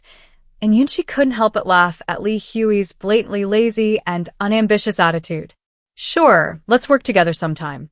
I knew, Yunxi. You're beautiful and kind-hearted, definitely different from these shrewd businessmen. From now on, I'll be living the high life with you. Let me tell you. Li Hui went on, showering in Yunxi with compliments. And Yunxi found him quite amusing. This whole charade only earned him a chorus of disdain from everyone. Stop, that's enough. Don't embarrass yourself like this. Han Chung, unable to bear it any longer, felt a throbbing in his temples and quickly stopped him. Ha ha! Everyone burst into laughter. The laughter seemed to have brought in Yunxi and the others closer. Yunxi, I'll add you to our group chat. The social networking expert, Luan, saw the opportunity and quickly put it to use. Soon, and Yunxi found she had been invited to two groups. One was called Yunzhou City Rich Second Generation Group, and the other was called Nanling Province Rich Second Generation Group. And Yunxi. These group names were so straightforward they were impossible to argue with. Who came up with these group names? And Yunxi couldn't help but ask, I came up with them, Yunxi. Isn't it a good name? Simple and fitting for our status? Luan said smugly, as if he had done something extraordinary. And Yunxi? This question left me speechless. What kind of people has she met? After a long silence, and Yunxi finally said dryly, It's fine. Yunxi, you have such good taste. I knew we'd get along. There's no need to think that way. And Yunxi began to doubt whether her decision to come here today was right. Then, notifications appeared in both of the so-called rich second-generation groups. Lu and Yaolin group invites Yunxi to join the group chat. Soon, a series of followed. Yunxi, change your group nickname, which is your name, and put your family's company name in parentheses. And Yunxi clicked on the group members' nicknames to check them out and silently changed her own nickname to Yunxi, Huan Group. This slightly Chinibu-esque yet practical style was indeed something Luan would do. When in Rome, do as the Romans do. There's nothing wrong with what she's doing. And Yunxi silently comforted herself. Immediately afterwards, Luan posted a welcome and introduction message in two groups. Yunzhou City Rich Second-Generation Group Luan, Yaolin Group welcome Yunzhou's richest daughter in Yunxido our rich second-generation group. Heiji, Weiguang Media that mysterious and family heiress? Kahai, Huachin Real Estate rare indeed. The richest daughter has finally unveiled her mystery. Liang Wentao, Siuan Holdings at Lu and Yaolin Group. Anzi, how did you add her on WeChat? Mengyu, Tianta Network, yeah, how did you beat me to it? Luan, Yaolin Group, haha, luck. Aren't you envious? Another Nanling Province rich second-generation group had a bunch of similar discussion topics. Seeing this, and Yunxi immediately edited a message and sent it to both groups. And Yunxi, Huan Group, hello everyone, I'm Yunxi. Please take care of me in the future. Simple and clear, nothing special. She was just introducing herself out of politeness. Unexpectedly, it sparked a new round of discussion in the groups. Chi Tai, Xining Optoelectronics, the richest man's daughter, seems a bit aloof. Xia Siyuan, Qingyuan Jewelry, don't talk nonsense. Yunxi is very easy to get along with. Su Jingqiu, Xingyuan Foods, so you've met Siyuan? Xia Siyuan, Qingyuan Jewelry, of course. Since Yunxi and I are both in Beijing, we'll be hanging out together. Ultimately, the topic gradually shifted to who in the group was currently in Beijing, so they could meet up sometime. And Yunxi stared at the chat in the group, lost in thought once again. Okay, she was definitely falling behind this group. Yunxi, Eve added you, please accept. Li Hui waved his phone and said with a smile. The others nearby quickly took out their phones and added her from the group chat as well. Even the somewhat shy and quiet Han Lin added her. So, when Yunxi left, she had 6 more friends on WeChat. Yunxi, let me take you home. At the entrance of Juxinlu, Luan took the Ferrari keys from the valet and said, No need. I drove here myself. Yunxi, you got your driver's license so quickly? Xia Siyuan asked in surprise. This person only turned 18 a month ago, and a month later she's driving around everywhere. That's too fast. I just got it the day before yesterday. I'll go home now. Contact me if you need anything. And Yunxi waved goodbye to the group. Goodbye, Yunxi. Be careful. After parting ways with everyone, and Yunxi went straight to her old parking spot and drove home. It was already 11 p.m. when she arrived home.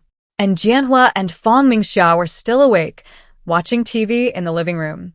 Dad, Mom, why aren't you asleep yet? How can your mother sleep without you back?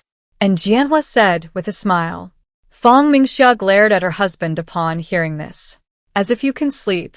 Yes, I can't sleep alone without my wife. What nonsense are you spouting in front of the children? This shameless old man. Fang Mingxia was so angry that she pinched in Jianhua's waist and twisted it hard. Wife, I was wrong, it hurts. And Yunxi. Mom and Dad, your daughter is standing right here. Could you please stop showing affection in front of her?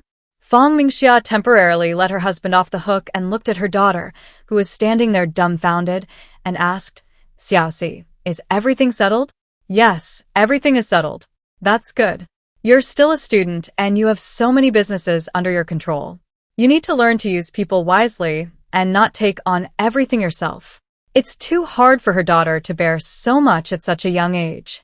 Mom, don't worry, I know what I'm doing. Seeing Fong Mingxia nod, and Yunxi changed the subject, saying to her father, Dad, I only found out today how delicious Juxinlu's food is.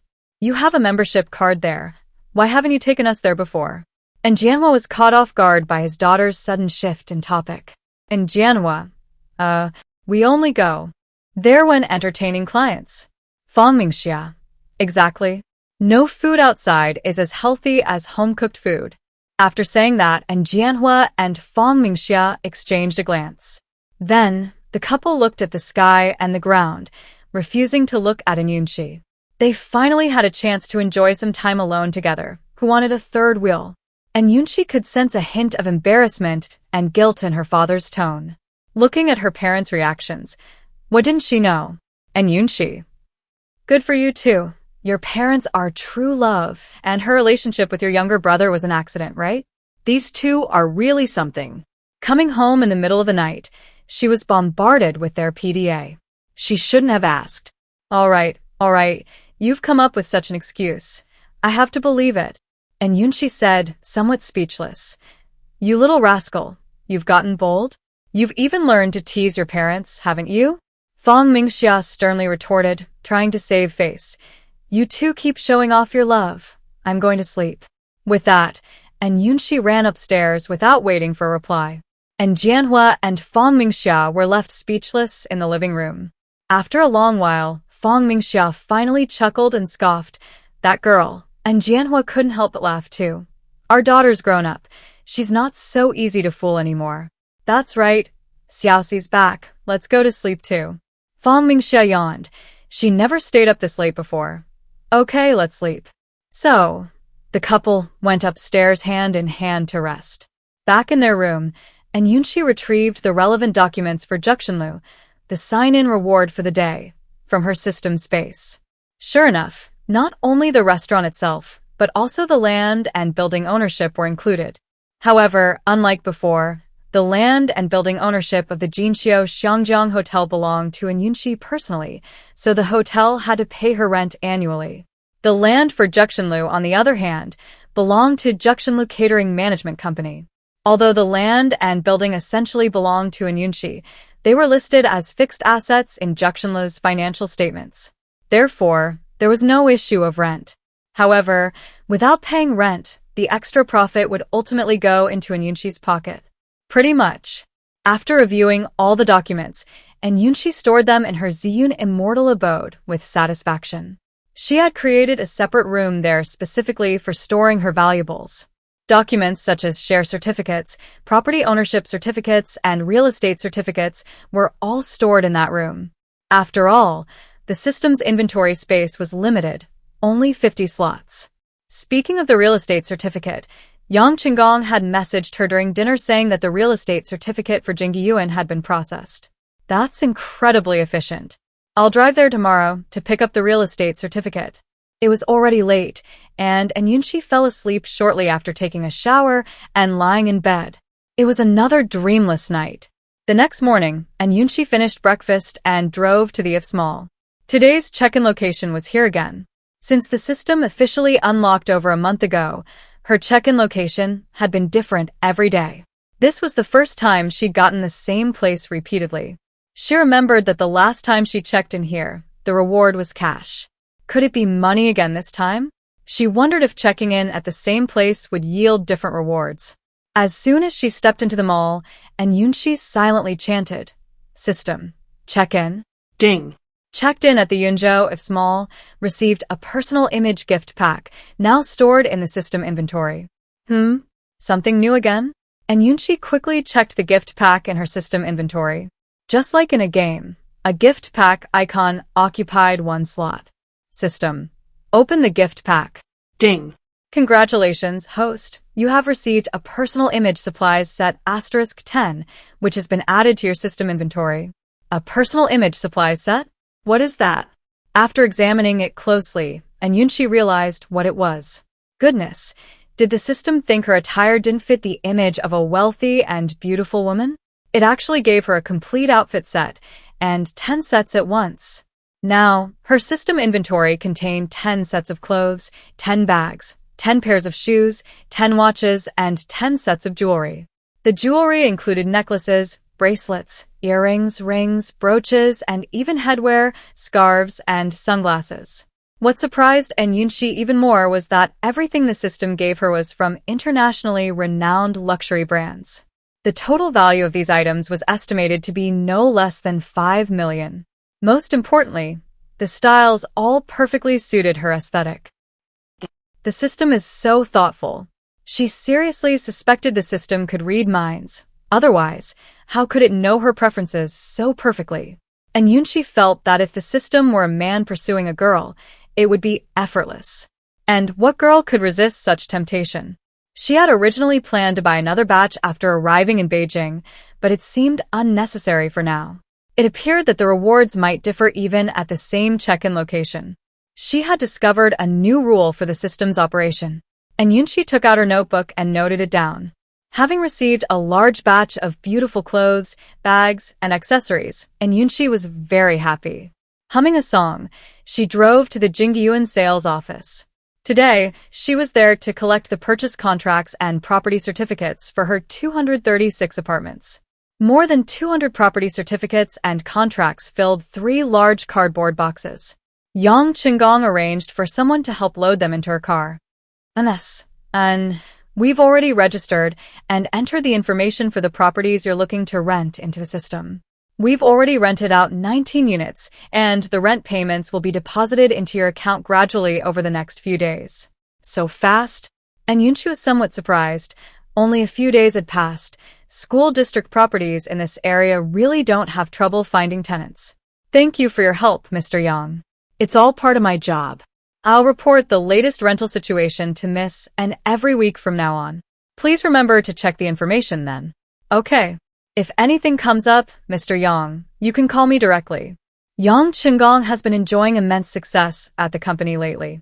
His branch not only sold 3 buildings in one go, but also secured the rental contracts for those 3 buildings.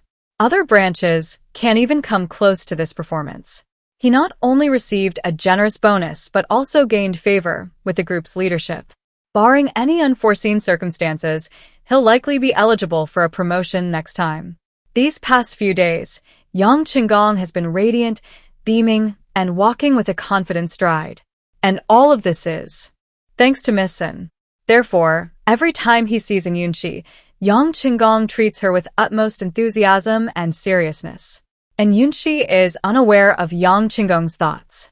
Right now, she's driving away from Jinghe Garden, a car full of property deeds and contracts. And Yunxi didn't drive straight home. Instead, she drove to a place without surveillance cameras and stored the 3 boxes of property deeds and contracts directly in her purple cloud immortal abode. In her opinion, nowhere was safer than her immortal abode space. After all, these were bound to her soul. As long as her soul didn't perish, she could retrieve the items from her space. In a great mood, Yunxi ate half a bowl more rice than usual that evening, resulting in her feeling stuffed. Feeling uncomfortable sitting after dinner, Yunxi paced back and forth in the living room. Sis, what are you doing pacing around like that? And Yunza, sitting on the sofa watching TV, was a little confused by his sister's behavior. I'm a bit full. I'm moving around to digest. And Yunza scoffed at her words. With his sister's small appetite, she didn't need any exercise to digest. However, he only dared to think this to himself. He would never dare to say it aloud. Sis, I want to send you to Beijing to register too. Do you think Mom will agree if I beg her? This made Yunxi stop in her tracks, looking at her brother in disbelief. Brother, that's a dangerous idea. And Yunza sighed deeply. I knew the chances were slim, and Yunxi patted her brother's shoulder, saying gloatingly, if you're not afraid of Mom's iron fist, go talk to her. Sis, why don't you go talk to her for me? A danger alarm immediately went off in Yunxi's mind. And Yunza, do you want to hear what you're saying? It's because Mom and Dad never lay a hand on you. In other families, boys are favored over girls, but in their family, it's completely the opposite. His sister was the family's treasure, while he was just a weed. He got beaten a lot when he was little, but his father was always very gentle with his sister, never even daring to say a harsh word. So, you're sending me to the front lines while you hide behind me? This left Yunxi speechless. Sister, please help me. Don't even try. Everything else is negotiable, but this is absolutely out of the question. Knowing Mrs. Fong as she did, her brother wanting to take leave to go to Beijing was absolutely, positively impossible. She wasn't going to knowingly walk into the line of fire. You know Mom will never agree to this. Those words completely extinguished the small flame in Yunxi's heart. Actually, he wasn't unaware of his mother's attitude, but he still harbored a sliver of hope. Now, even that tiny bit of hope had been bluntly extinguished by his sister. He was exhausted, and Yunxi's reporting date was September 3rd and 4th. Therefore, she discussed it with her parents and decided to leave for Beijing on September 2nd. And Jianhua had already arranged for the plane tickets to be purchased. The flight would depart at 2:10 p.m. and arrive around 4 p.m. During the remaining summer vacation, and Yunxi was busy with her study plan while checking in. Before departing for Beijing, she successfully memorized the entire English-Chinese dictionary. Her English vocabulary had reached an unprecedented level, unlike anything she had ever done in her past and present lives. In addition, she had progressed to 60% of the intermediate level in the systems etiquette course and was not far from reaching the advanced level. Reaching the advanced level in any course would earn her a system reward. And Yunxi was now eagerly anticipating the system's rewards. She had also progressed from the beginner level to 50% of the elementary level in the finance course. Only the hacking course remained at the beginner level of 70%. Of these three courses, and Yunxi allocated the most time to etiquette. Because she started at the beginner level in this course, she could level up and receive rewards more quickly. Finance followed etiquette, as it was her major for university, and she valued it highly. The course that took the least amount of time was the hacker course. Although it was important, and Yunxi didn't think it was that urgent and could be taken slowly. Before Yunxi went to Beijing to report for duty, the Yin family held a family dinner at their villa. It was mainly a gathering of the Yin family and the Fong family. No outsiders were invited. Of the third generation from both the Yin and Fong families, including Yunxi, there are 3 people living in Beijing. And Yunxi's second cousin, Yunzhou, is 23 years old and studying computer science at Kyoto University of Posts and Telecommunications. He's currently a first-year graduate student. Fong Jiaxing, the only son of Fong Linhe, Fong's second maternal uncle, is 28 years old. After graduating from Kyoto University of Political Science and Law, he co-founded a law firm with classmates. It's said to be doing quite well, but he hasn't found a girlfriend yet, which worries his aunt, Hu Haiying. Then there's Yunxi herself, who will soon be leaving for university in Beijing. Both sets of parents have repeatedly instructed Yunzhou and Fong Jiaxing to take good care of their younger sister. Repeating this once or twice is fine, but can you imagine the scene of all the elders taking turns bombarding her with questions? The 3 involved parties looked at each other, somewhat helpless and speechless. Who knows who will be taking care of whom then? And Yunxi muttered to herself. However, she couldn't say this aloud in front of the elders. Otherwise, Yunxi had no idea what the scene would be like. Taking advantage of the family gathering, Yunxi diluted marrow-cleansing pills and vitality-nourishing pills into the chicken soup and wine, offering everyone a health-boosting treat. Although the pills she brought from the cultivation world were non-renewable resources, Yunxi had stockpiled a large quantity in her spatial storage after transmigrating through several worlds. She hadn't kept track of the exact number, but they filled an entire pill room, enough to last a lifetime. Having transmigrated 3 times, she was worried she might need them if she ever transmigrated again. And sure enough, they actually came in handy. Not only were the quantities plentiful, but the variety of pills was also extremely rich. However, she most frequently used only these 2, marrow-cleansing pills to eliminate toxins from the body and vitality-nourishing pills to improve physical constitution. Besides these 2, she also gave her family quite a few beauty pills. Even in terms of appearance, the whole family should be presentable. Besides, the Yin and Fong families actually had pretty good genes. They all had good natural features, and with the added benefit of the beauty-enhancing pills, none of them were ugly. And Yunxi even gave longevity pills to the 4 elders of the En and Fong families. Although they are all over 70 years old, they are still very healthy. Grandpa, in particular, goes out for a walk and practices Tai Chi every day and sometimes goes fishing with his maternal grandfather. Their lives are incredibly fulfilling. Comparatively, and Yunxi's closest family members in Jianhua, Fong Mingxia, and in Yunza benefited the most. Shortly after Yunza was born, and Yunxi carefully selected an enlightenment pill from the alchemy room of the Ziyun immortal mansion and gave it to him. And Yunxi herself took one after birth and secretly gave one to each of her parents. Enlightenment pills are most effective for children under 10 years old. Although in Jianhua and his wife are adults, they have also experienced many changes. At least learning new things has become easier, and handling company affairs has become more efficient. The couple attributed their improved living conditions, better food, and supplies to their increased learning abilities, without giving it much thought. And Yunxi, who secretly fed her family pills, smiled at their changes, keeping her accomplishments hidden.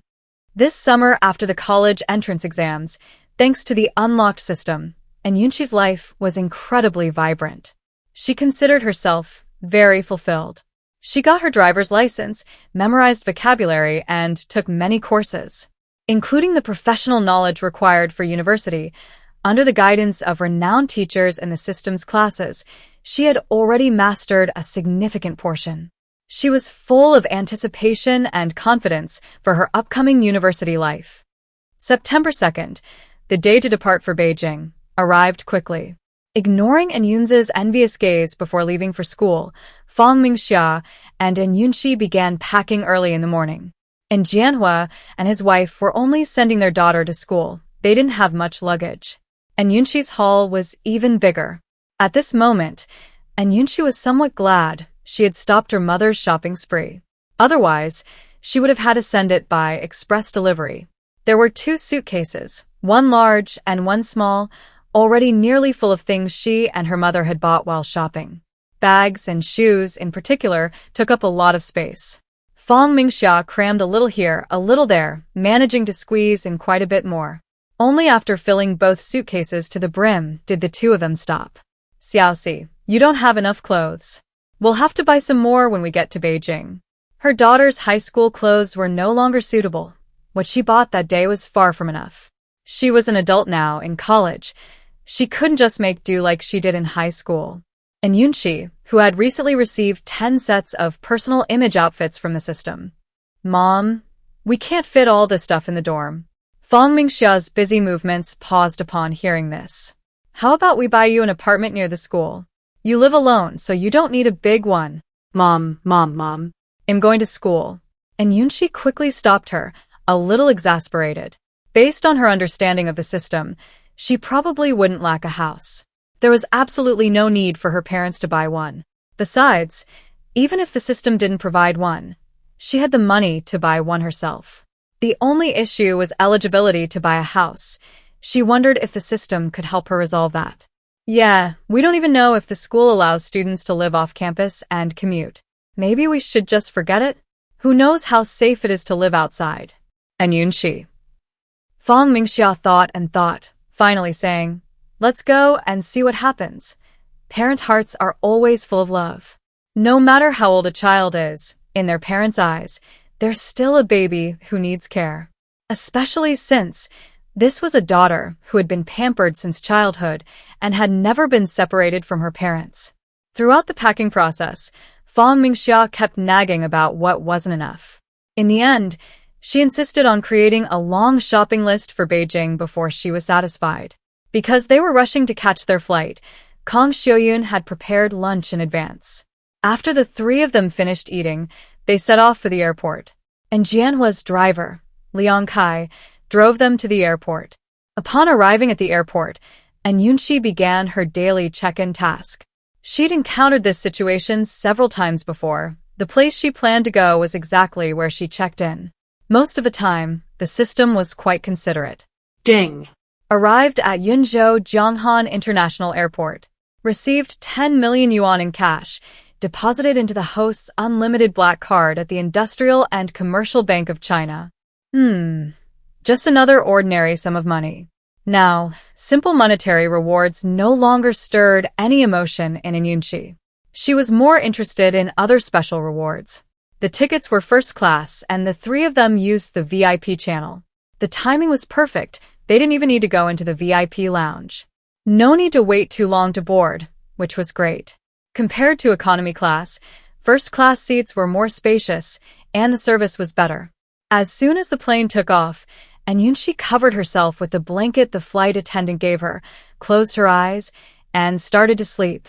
She was rushing to catch a flight during her lunch break and felt extremely sleepy, so she fell asleep soon after. When Yunxi woke up, the announcement was playing, informing her that the plane was about to begin its descent. Fong Mingxia pressed the call button and asked for a glass of warm water for Yunxi. Drink some water. There will be no service during the descent. Thank you, Mom. Yunxi took the water and slowly drank a few sips. Her slightly dry throat felt much better after drinking the warm water. Still a little groggy from just waking up, Yunxi was currently lost in thought. While she was seemingly lost in thought, she was actually pondering things about the system, unseen by others. But right now, Yunxi had a virtual screen filled with text and data in front of her. Rich, beautiful, and elegant woman cultivation system. Host Yunxi level 1 appearance, 91 elegance, 62 charm, 61 talent, 20 functions 1. Backpack 2. Check-in 3. Learning, 10 times study room, rich, beautiful, and elegant woman cultivation course. Wealth 0.8, career 0.6, skills photographic memory, driving, master level, etiquette, intermediate, finance, beginner, hacking, entry level. Industries, Yunxi property, 100%, Jinxiu Xiangjiang Hotel, 100%, Mingxi Pedestrian Street, 100%, Jingyuan School District Housing, Buildings 7, 8, and 9, Juxinli, 100%. Tasks, check-in task, refreshing, learning tasks. 1. Please learn one of the Baifume courses to the advanced level within 1 year. 2. Please achieve the highest grade in the entrance English exam within 3 months. Other tasks, please report to Kyoto University within 1 month. Over the past 10 days, Yunxi has received a considerable amount of money as rewards for checking in. Currently, her balance in her Industrial and Commercial Bank of China Black Card is 460 million.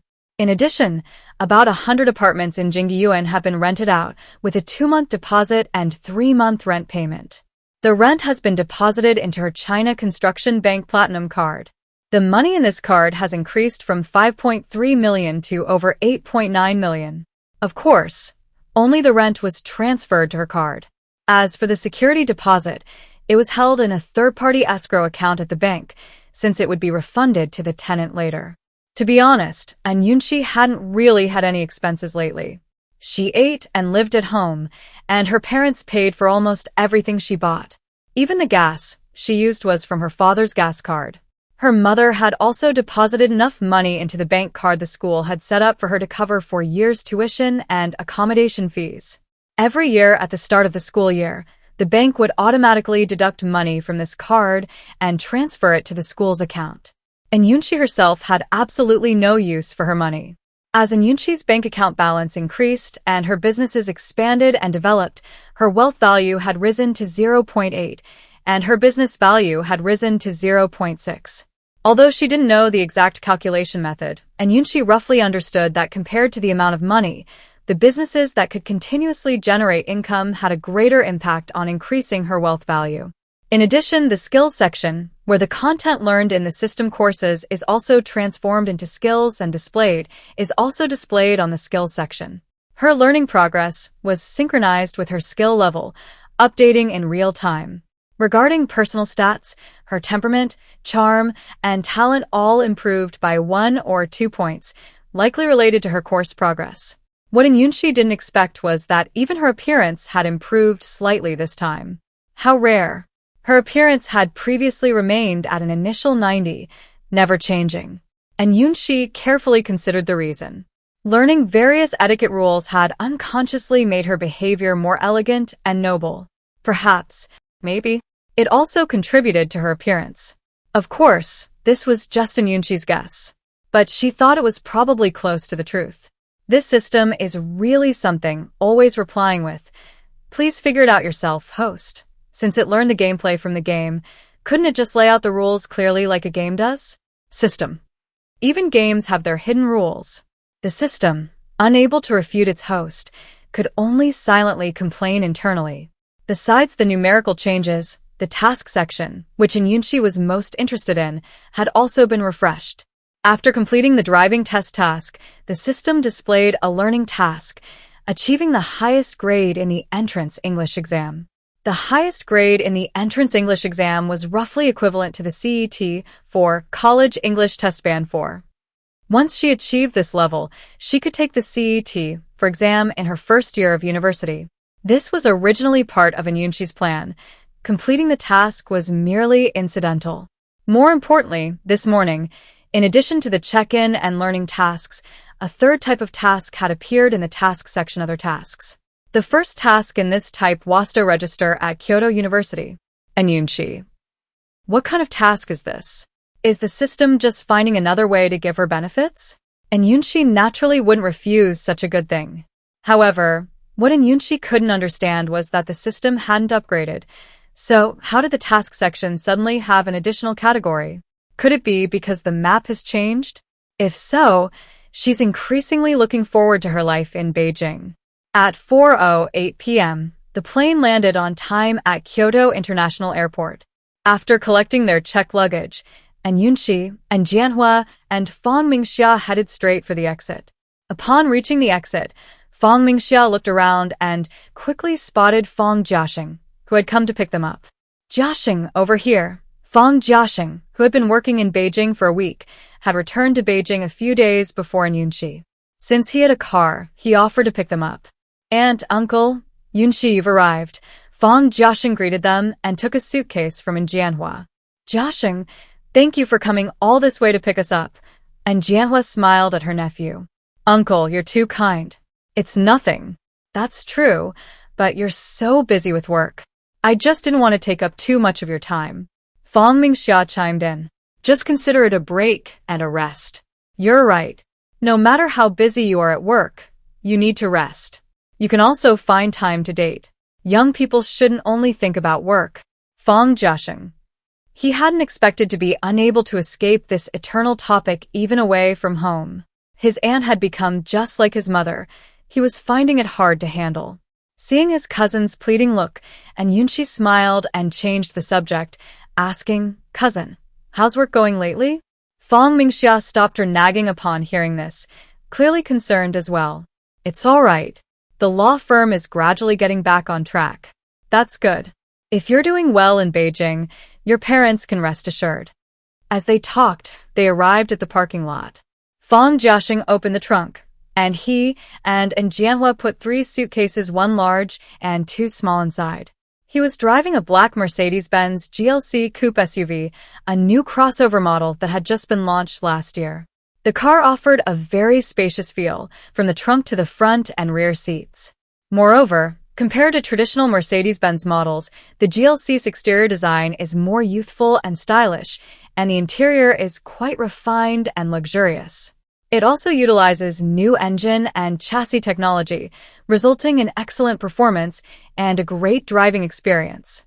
Priced at around 400,000 to 500,000 yuan, this 2016 GLC 300 4MATIC dynamic model wasn't particularly expensive.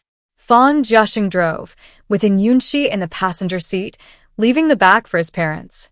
"Xiaoxi, are we going directly to Kyoto University?" After getting in the car, Fang Jiaxing asked his cousin beside him. "Registration isn't until tomorrow, so we're going to the hotel today." "Dad, what hotel did you book?" "Wait a minute, let me check." He had left the hotel booking to his assistant. And Manhwa took out his phone and looked at the message his assistant had sent. "The Kyoto Boya International Hotel, next to Kyoto University." Fang Jiaxing knew this place. It was only a few hundred meters from Kyoto University. Staying here would indeed be very convenient for his cousin and her family. It should take about an hour to get there from the airport. With that, Fang Jiaxing started the car and drove off. Sitting in the back seat, and Jianhua carefully examined the car's interior space and trim, nodded, and asked, "Joshing, this car is nice. When did you buy it?" "Just recently. Picked it up last month." "Is this a Mercedes?" "I've never seen this model before." "Uncle hasn't been to a Mercedes dealership in a long time, has he?" "This is the GLC Coupe SUV, a model that only came out last year. The one I bought is the latest model this year." His uncle's garage has 7 or 8 nice cars in a row. He probably doesn't have the time or interest to visit dealerships. This car is quite suitable for young people, and Jianhua thought to himself that if he were buying one, he probably wouldn't choose this model. "Now that I have a car, if I work hard and buy a house, I'll be able to establish myself in Beijing." Fan Mingxia was also pleased with her nephew's success. After all, this was Beijing. Starting a business, buying a house, and a car in this city is truly not easy. Buying a house is out of the question for now. Let's see in a couple of years. Although their law firm is developing well, it's still relatively new and lacks experience. It needs more time and experience to reach the next level. Housing prices in Beijing are high. You're still young, there's no rush. If you need help, just ask your aunt. "Aunt, I'll try my best." He knew his aunt and uncle were wealthy, and if he asked, he could definitely borrow money. However, he still wanted to try his best first. What man doesn't have ambitions to achieve great things? It's good that you understand. As elders, they shouldn't interfere too much in the lives of the next generation. They should only help when needed and do their best. And Jianhua and Fan Mingxia, both seasoned business people, understood this very well. Their shared educational philosophy was, before their children reach adulthood, they should be strictly disciplined to ensure they don't go astray. Once children grow up and become adults, parents learn to let go and let them venture out on their own. Even if they fail, the family will support them. However, when it comes to letting go of their daughter, the couple still experiences many worries and reluctance. At this crucial juncture, the couple is conflicted. They want to let their daughter fly, yet they can't help but worry that she might be hurt after leaving home. The group chatted all the way, and the hour-long drive didn't feel long at all. Soon, they arrived at their destination, the Beijing Boya International Hotel. This hotel was the first luxury 5-star hotel in the Zhongguancun area, located in the Zhongguancun Science Park, known as the Silicon Valley of Asia, adjacent to Kyoto University, Weiming Lake, and Boya Pagoda. Nearby were also famous scenic spots such as Yuchuan Mountain, the Summer Palace, and the Old Summer Palace, with convenient transportation and a superb location.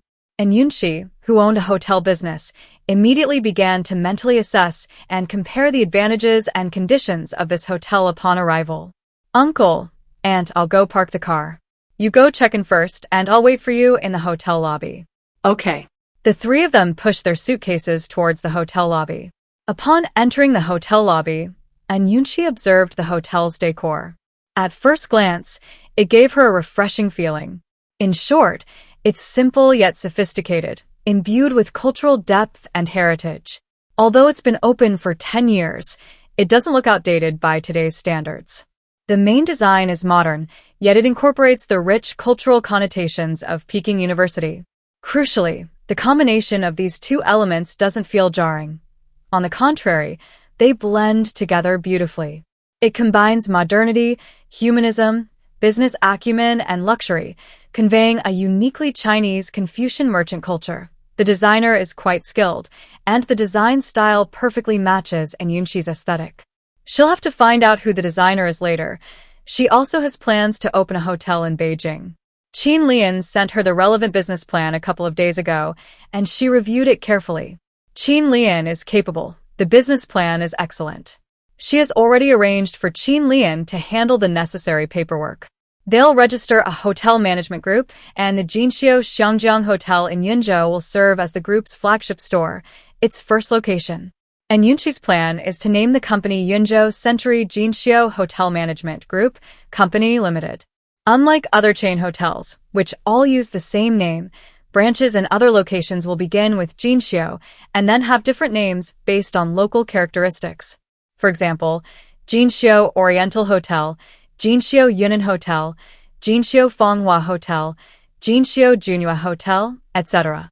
This way, It will not only be easily recognizable as a single chain but also reflect local characteristics, avoiding uniformity.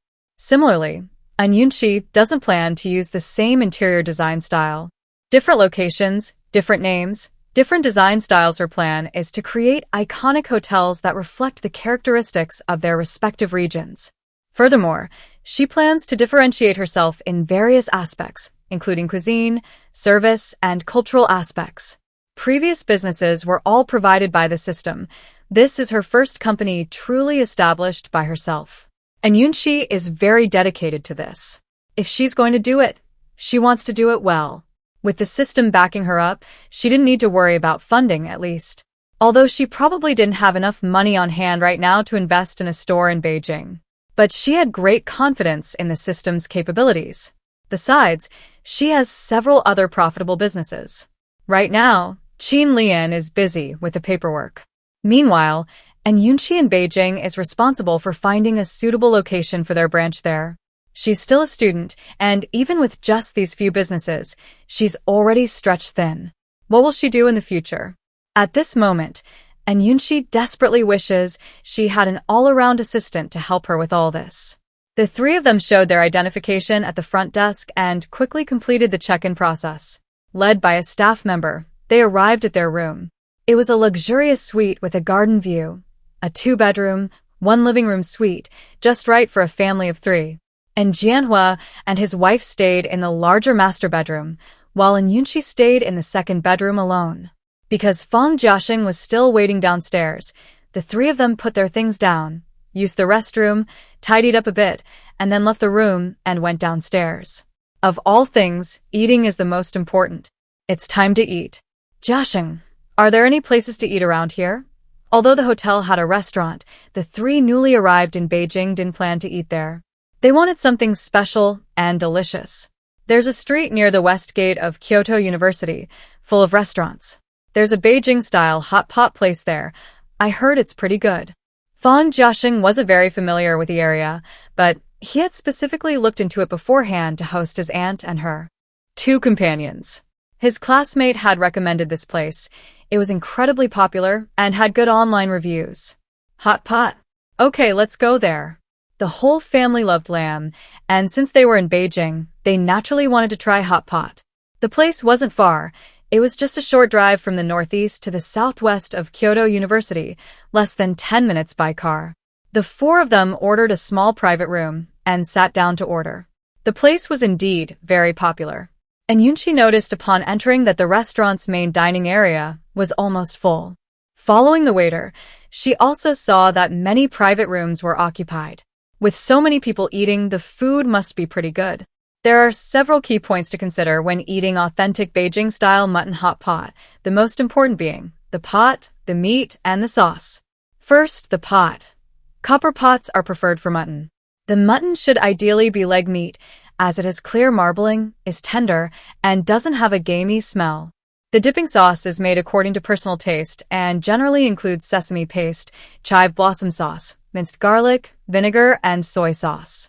This restaurant is said to be a long-established brand, using the most traditional copper pots with charcoal burning in the center. Since there are sauces available, they ordered a clear broth base. There were 4 of them, all of whom love meat, so they definitely couldn't skimp on the meat. Hand-cut fresh lamb, high-calcium lamb, 3D premium lamb, tripe. It'll have one of everything. Side dishes perfect for hot pot. White radish, potatoes, cabbage, glass noodles. It'll get one of each too. The waiter also recommended the restaurant's best-selling item, the premium sesame flatbread. Without much thought, I naturally ordered one as well. After consulting the waiter, Yunxi made her own dipping sauce. Sesame paste, chive blossom sauce, fermented bean curd sauce, oyster sauce, plus minced garlic, chopped chili peppers, cilantro, and chopped green onions. Finally, a touch of chili oil, salt, and chicken bouillon powder, then mixed well. The hand-cut fresh lamb is the restaurant's signature dish. They say it's made with meat delivered fresh every morning. It doesn't get tough even after long cooking. It's tender and juicy and has absolutely no gamey taste. The tender lamb dipped in the sauce, the taste is simply divine. After finishing one plate, The four of them immediately asked the waiter to order another one. And this premium sesame seed cake, the crust was incredibly crispy, while the inside was soft. One bite, and the aroma of sesame seeds burst in your mouth, lingering long after. It was so delicious. The result was that all four of them were stuffed. So, and Yunxi suggested they take a walk before heading back. That way, they could familiarize themselves with the good food options on the street, so she could try them one by one later. The four of them spent a little over 400 yuan, 100 yuan per person, not a high price in Beijing. Fang Jiaxing paid for the meal, and Jianhua and Fang Mingxia didn't try to argue about it. Occasionally, the younger generation should be given a chance to shine. This hot pot is really good, and Jianhua highly praised tonight's dinner. It was good. Let's try the Peking duck again. Fang Mingxia had been craving the Peking duck she'd had during her previous trip to Beijing. Since they were in Beijing again, they couldn't miss it. Our flight is the day after tomorrow afternoon. If you have time, and if you like it, we can pack 2 to take back. And Jianhua naturally wanted to satisfy his wife's cravings. The packed ones aren't as good. The taste is a bit off, but it's still alright. Our son likes it too. Fang Mingxia then remembered her son, who was left behind at home. Then let's take 2 back.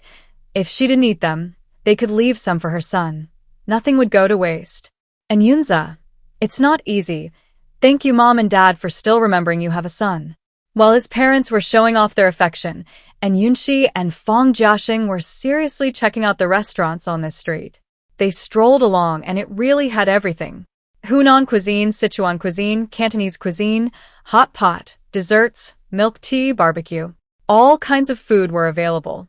It aimed to cater to people from all over the country, satisfying the diverse needs of all kinds of people.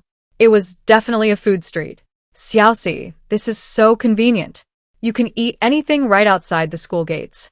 There was also a street with many restaurants near their school, but it wasn't nearly as comprehensive as this. We probably eat in the cafeteria most of the time, but it's good to come here to treat ourselves during holidays. It's definitely more convenient to eat at school during the school term. I heard your school cafeteria is pretty good. They said there were about 10 cafeterias of varying sizes, each with its own unique characteristics. Some cafeterias even have private rooms where you can order your own food, making them comparable to restaurants outside. He'd heard all this. There's also comparison between universities in Beijing. Comparisons are made about campus beauties, majors, cafeterias, dorms, all sorts of comparisons. Therefore, everyone has some understanding of other schools. Haha, that's good. She's a total foodie. If the cafeteria food is bad, it'll be too difficult for her to resist the urge to eat out. After a half-hour walk, feeling less full, the four of them drove back to the hotel. Jiaxing, you don't need to come tomorrow. Your uncle and I will accompany Xiaoxi to register. It's more convenient for me to drive. After all, there's luggage to carry. It's just a little stuff, a few hundred meters away. Why bother driving? My nephew's career is just starting. He's so busy. We've already wasted a day. We can't trouble them any further. Even if we needed a car, we could just ask the hotel to arrange one. Auntie, call me if anything happens. Okay. Be careful on your way back. Auntie, uncle, Xiaoxi, goodbye. Goodbye. After seeing Fang Jiaxing off, the three of them returned to their room to wash up and rest. And Yunxi thought she wouldn't sleep well in a new place, but she fell asleep almost immediately after lying down. She slept until she naturally woke up at 8 o'clock. Open the system panel. Now that she was in a new place, and Yunxi was quite curious about what tasks the system would issue. The rich, beautiful girl cultivation system. Host and Yunxi, level 1 appearance, 91 charm, 62 charm, 61 talent, 20 functions 1. Backpack 2. Daily check-in 3. Learning, 10 times study room, rich, beautiful girl cultivation course. Wealth value 0.8, career value 0.6, skills photographic memory, driving, master level, etiquette, intermediate, finance, beginner, hacking, entry level. Industries, Yunxi property 100%, Jinxiu Xiangjiang Hotel 100%, Mingxi Pedestrian Street 100%, Jingyuan School District. Housing, buildings 7, 8, and 9, Juxionli 100%. Tasks. Check-in task. Please go to the freshman registration office of Kyoto University to check in. Time. Before 2400 hours study tasks. 1. Please learn one of the Baifume courses to the advanced level. Time. Within 1 year. 2. Please obtain the highest grade in the entrance English exam. Time. Within 3 months. Other tasks. Please go to Kyoto University to register. Time. Within 1 month. Great news. As long as she registers today, she can complete both tasks at the same time. It was something she could do effortlessly. It couldn't be easier. It was like getting 2 free rewards. And Yunxi gained a new appreciation for the system's thoughtfulness. After getting out of bed, Yunxi quickly washed up and went out of her room to find Jianhua and Fang Mingxia already having breakfast. The television in the living room was playing the news. Watching the news every day was a long-standing habit of Jianhua's. Dad, Mom, good morning. You're up?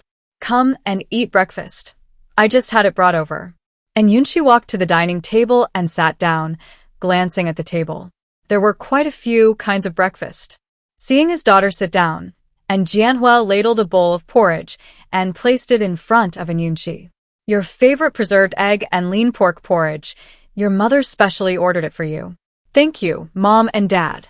And Yunxi picked up a small steamed bun and placed it on the plate in front of her. She took a small bite, and her mouth was filled with the delicious broth. These steamed buns taste really good. They're the kind Yunxi likes, thin-skinned and generously filled. The filling must be freshly made. It's especially fresh and delicious. After finishing one, Yunxi put the second one in her mouth and asked, Mom, why didn't you wake me up? Fang Mingxia glanced at her daughter while drinking her porridge. There are 2 days to register. What difference does it make if it's a little early or late? It's not like it's a day with classes. Well, that makes perfect sense. Eat quickly. After you finish, we need to register and check out the dorms. And Yunxi ate 4 steamed buns, a bowl of porridge, and a glass of milk. The 3 of them, having filled their stomachs, pushed in Yunxi's large suitcase and got into the car arranged by the hotel to head to the school. Since they were staying at the hotel again tonight, Yunxi simply moved all the things she would need for today and tomorrow into her small suitcase. She would put everything else in the large suitcase to take with her when registering and take the small suitcase with her when she checked out. Actually, the hotel was less than a kilometer from the school gate, but it was still a bit of a walk from the gate to the registration area. Because it was registration day, there were a lot of cars and people on campus. Seeing how congested it was ahead, they had to get out of the car and walk. Fortunately, they weren't far from the freshman registration area. The 3 of them followed the signs for a while, and after turning a corner, they arrived at a fairly large open space. At first glance, it was bustling with people. Both sides were filled with small tents and tables and chairs set up by various colleges to welcome freshmen. Various banners and signs were everywhere, and the bustling crowd in the middle made Yunxi feel overwhelmed. Why were there so many people? Were there really this many freshmen this year? Never mind. I'll just finish the sign-in task first. System, sign in. Ding. Signing in at the Kyoto University freshman registration area, you have obtained 1 custom character summoning card, which has been added to your system inventory. Wow, another new item unlocked. A character summoning card? And a custom one? Is this what she's thinking? Since everyone's watching, and Yunxi can't really check it out here, she'll have to wait until later. The family of 3 standing by the roadside looking bewildered quickly attracted a lot of attention. Soon, a boy wearing a blue vest and a name tag approached them. Hello, are you freshmen here to register? Zhang Bowen noticed the family as soon as they arrived. No wonder. All 3 of them are good-looking, and their clothes and appearance clearly indicate they're not ordinary people. Most importantly, this freshman girl is beautiful. A pretty freshman girl who wouldn't want to serve her? Opportunities are always for those who take the initiative. So, he took the initiative without hesitation. Yes, may I ask where we register for the School of Economics and Management? Zhang Bowen's eyes lit up and he excitedly said, You're in the School of Economics and Management, Junior? Me too. What a coincidence. Hello, Senior. This senior is a bit too enthusiastic, and Yunxi thought to herself. Hello, Junior. My name is Zhang Bowen, and I'm a sophomore majoring in economics in the School of Economics and Management. My name is Yunxi, and I'm a freshman. These are my parents. They brought me to register. Zhang Bowen quickly greeted them politely. Hello, uncles and aunties. Hello. Everyone likes a polite child. And Jianhua and Fan Mingxia had a fairly good first impression of this child. Dad, Mom, let's go register first. And Yunxi reminded them. In this sweltering heat, standing in the open air was almost unbearable. Zhang Bowen, realizing what was happening, quickly said, I'll take you to the registration area. The registration area for the School of Economics and Management was located quite far inside. The group walked through the crowd until they reached the very end. Once there, and Yunxi took a form and started filling it out. Another boy from the freshman reception area nudged Zhang Bowen's arm and whispered something in his ear. Wow, Vice President, you managed to snag such a pretty freshman in just a short time. You're really something. He even gave him a thumbs up. I just happened to run into her. It was pure coincidence. He was just strolling around when he happened to see the three people standing by the roadside. He approached them and asked, only to find out they were from the same college. The coincidence was beyond his wildest expectations. This is fate. Vice President, you'd better seize this opportunity. Don't go spreading rumors. You'll ruin their reputation. Oh ho, so you're protecting them now? But I understand, with that kind of looks, she could easily be the campus beauty. I didn't expect our School of Economics and Management to have such a stunning beauty this year. That's enough. Don't you have a girlfriend? I'm just thinking of you, you single dog. You have to seize the opportunity. The two weren't speaking loudly. However, Yunxi, having taken the marrow-cleansing pill and practiced martial arts, had sharp ears and eyes, and heard every word. She found it somewhat amusing. Zhang Bowen looked like a handsome young man, and being from Peking University, finding a girlfriend shouldn't be difficult, right? Is there such a rush? Besides, this is the School of Economics and Management, not a major with a gender imbalance like physics or computer science, so there's no need to be so desperate. After filling out the forms and receiving their dormitory and bed numbers, they could go to their dorms to put their things away. Junior, all the girls in the School of Economics and Management this year live in Building 8. Let me take you there. Zhang Bowen, seeing that the forms were filled out, quickly came forward again to offer his assistance. Thank you, Senior, but could you take me to the courier station first? I need to pick up some things I ordered earlier. Of course, it's on the way. We'll pass by it soon. The campus of Peking University is quite large. It only took 5 or 6 minutes to walk from the freshman registration area to the courier station. After picking up their things, the four of them walked for another 3 minutes and finally arrived at dormitory building 8. And Yunxi first checked in with the dormitory supervisor and got her keys before the group carried their belongings upstairs. Building 8, room 303, a 4-person room. This was in Yunxi's assigned room. The dormitory building had 6 floors. None of them had elevators. Fortunately, the 3rd floor wasn't too high or too low, so climbing the stairs wasn't too difficult. And Yunxi took out her keys and opened the door. She was the first one to arrive. Upon entering, there were 4 compartment lockers on each side, meaning each person could have 2 compartments. Next to the lockers were 2 beds on each side, with a bunk bed and desk underneath. The beds were on top, and underneath were desks, bookshelves, and wardrobes. This dormitory was fairly standard, not much different from most university dormitories. The main difference was that university dormitories in Beijing had a typical northern characteristic, no private bathroom or toilet. And Yunxi glanced around. At the end of the dormitory corridor, there were 2 bathrooms, washrooms, and toilets on either side. Luckily, they were the kind with individual stalls. Otherwise, if it were like a public bathhouse where you had to be completely naked, she would have had to mentally prepare herself considerably. Senior, thank you so much for today. These are some local specialties I brought from home. Here are 2 bottles. They taste great with rice. And Yunxi took out 2 bottles of Aunt Kang's homemade pickled pork and chicken chili sauce, put them in a plastic bag, and handed it to Zhang Bowen. She never liked owing people favors. How can I accept this? Zhang Bowen scratched his head, a little flustered. Young man, please accept it. You really went to a lot of trouble today. Fan Mingxia also chimed in. Then I'll take it. Thank you, Auntie. Taking the bag from Yunxi, he suddenly remembered something. Junior, let's add each other on WeChat. Sure. Adding each other on WeChat was easy, and Yunxi could tell this guy was alright. After adding each other on WeChat, Zhang Bowen knew it was time to say goodbye. Then I'll be going now. The orientation office still needs me. Thank you, Senior. Goodbye.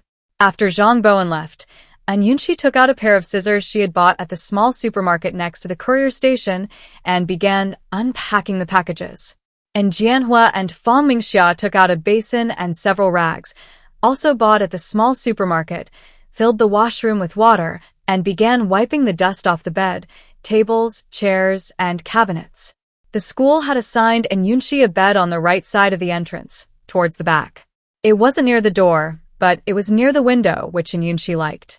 After unpacking and putting away the contents of the packages, Yunxi joined in the cleaning. Many hands make light work, and after wiping everything twice, it only took half an hour. Once the moisture had dried, Yunxi handed her purchases to Jianhua to make the bed. First, a straw mat was placed against the bed frame, followed by a 7.5 centimeter thick silicone mattress. A durable, stain-resistant dark gray cotton mattress cover was then put on top.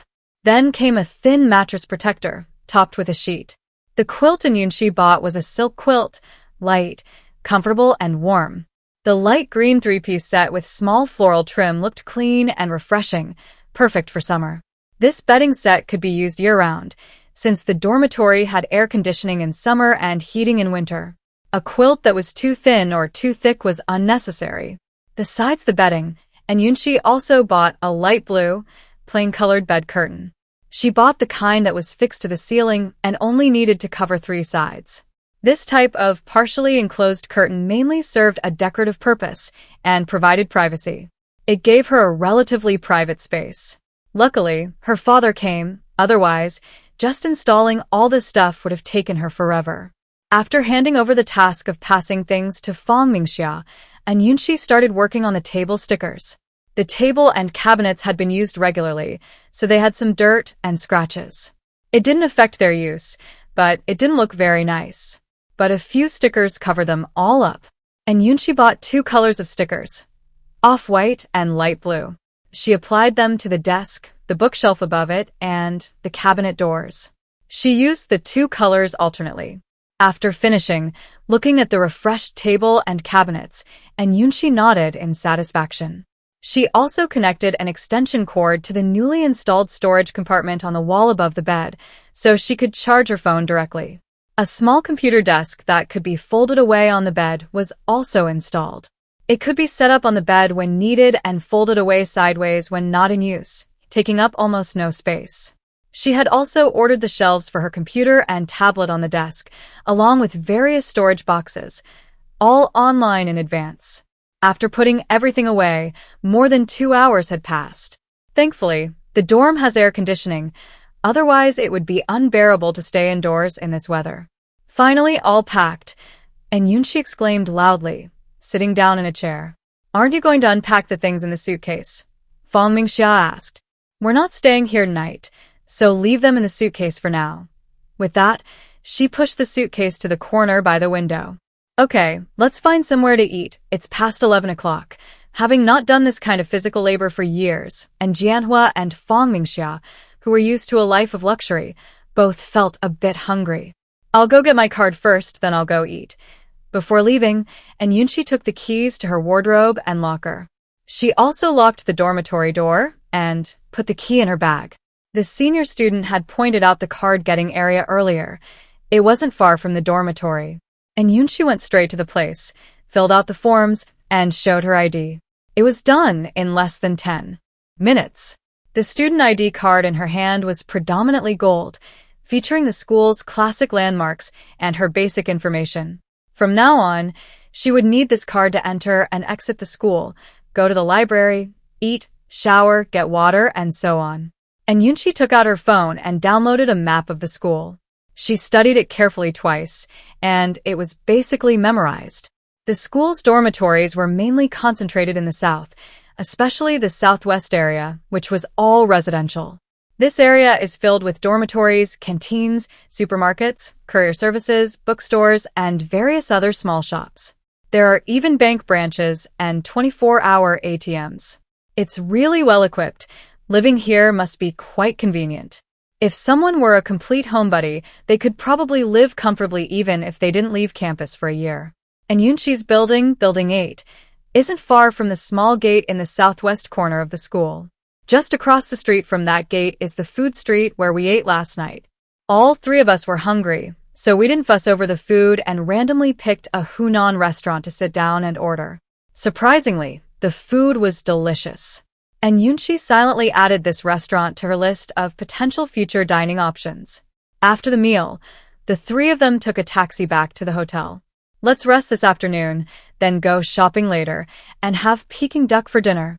Ms. Fang Mingxia had meticulously planned the three of them's upcoming itinerary. The father and daughter had no choice but to agree. Back in her room, and Yunxi finally had a chance to examine the system's rewards for the day.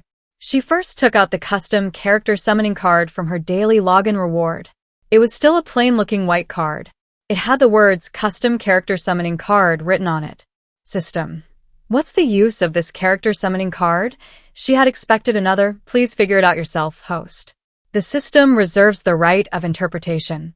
Unexpectedly, instead of expecting any answers, the system began to explain. After using this, the host will gain a 100% loyal subordinate. This person will obey the host's orders, prioritize the host's interests above all else, and will never betray the host. Since it's customizable, can I decide what kind of person it is? The host can make choices from the preset options after using it.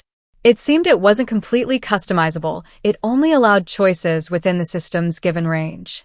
Wow. She had been struggling to find an assistant to help her with business matters, and the system had already delivered one to her. However, she was filled with curiosity about how the system would send someone. System, is this person a real person from this world? And Yunxi asked cautiously in her mind. System.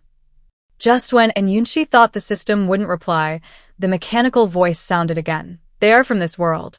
The system will select the most suitable candidate based on the host's requirements and then hire that person at a high salary to serve the host. In that case, how can you guarantee their eternal loyalty? The host does not have permission to know for the time being. You only need to know that they will definitely not betray you. Is that so? Not permission for the time being? It feels like the system is becoming more intelligent and human-like. Then when will I have permission to know? System. The system has scientific algorithms and rules. Please explore them yourself. The system reserves the right of interpretation. Okay. It seems she can't get any more information out of them. And Yunxi put the card back into the system space. This card is a good thing. She needs to think carefully about how to use it. Besides the sign-in reward, she also completed a task today, registering at Kyoto University. She wondered what this task would bring her. System, claim your task reward. Ding. Congratulations to the host for completing another task registering at Kyoto University. Reward, a Ferrari LaFerrari sports car. The host can collect it at the Ferrari 4 store in Kyoto City. After giving her a house, is the system now giving her a car? And Yunxi wasn't familiar with the specific model of the car, but she knew the well-known brand Ferrari. She quickly took out her phone to search for information about the car. Wow, it's a limited edition supercar. The Ferrari LaFerrari is Ferrari's flagship supercar, designed specifically for Ferrari collectors. It debuted at the Geneva Motor Show in May 2013, with only 499 units produced worldwide. This car boasts exceptional performance, aerodynamic efficiency, and handling. Utilizing a Hiker's hybrid system, it reaches a top speed of over 350 kilometers per hour, setting a new benchmark for supercars. It's a great car, but look at the price. Wow. This car alone is worth over 20 million. And even with money, you might not be able to buy it. The system just gave her one directly. It seems she only understands the tip of the iceberg when it comes to the system's power. This loneliness is too perfect, encompassing imperfection, like a diamond wrapping a fragile heart. Her phone rang. It was a local Beijing number. Hello, is this MS and Yunxi? Yes, it is. Ms. N, This is the manager of the Ferrari 4's dealership. The Ferrari LaFerrari you ordered from our dealership has arrived. When would be a convenient time for you to pick it up? Pick it up? Right now, it's not convenient for her. After thinking for a moment, and Yunxi said, "Can you help me with the license plate?" She really couldn't get a Beijing license plate herself right now. But luxury car dealerships would definitely have their own connections. We can handle all the related procedures. Then please help me get the license plate, insurance, and all the other paperwork done. I'll pick up the car after that. Okay. MS. And I'll call you when it's done. The manager immediately assigned the tasks of handling all the paperwork after hanging up. This was a cash cow who bought a sports car worth over 20 million yuan in one go. She had to provide excellent service. The two rewards from the system really gave Yunxi a pleasant surprise. But what should she do with the sports car now? She didn't own a house in Beijing yet. Where would she put the car?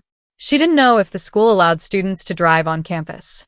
Even if it did, it wouldn't be appropriate for her to drive a sports car worth over 20 million yuan around the school. Sigh. What a happy problem. If all else fails, she'll have to buy a house first. With money, she should be able to solve the issue of eligibility to buy a house. At 3 p.m., the family of three boarded the hotel's arranged car and headed to the famous Wangfujing Street. Spending a couple of hours there, followed by Peking duck, seemed like the perfect time. As is widely known, Beijing's Wangfujing Street, renowned both domestically and internationally, is home to numerous shopping centers and commercial projects, including Wangfujing Central and Beijing Department Store.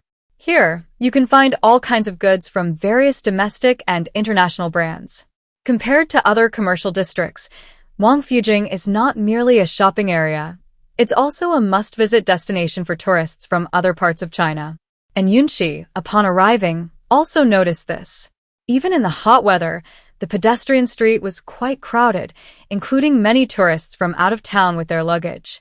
Due to the diverse customer base, Wangfujing offers both high-end luxury brands and more affordable specialty products and department store retail.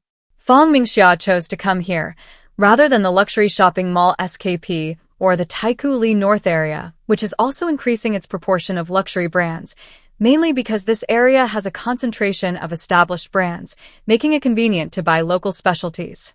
Familiar with the area, Fang Mingxia, along with her husband and daughter, began browsing through the various brand stores. Whether it was top international luxury brands or second- and third-tier domestic and international brands, they swept through them all. Clothes, shoes, bags, watches, jewelry, anything they saw that they liked, they bought in a frenzy. Fang Mingxia not only bought things for her daughter, but also for her husband, son, and herself.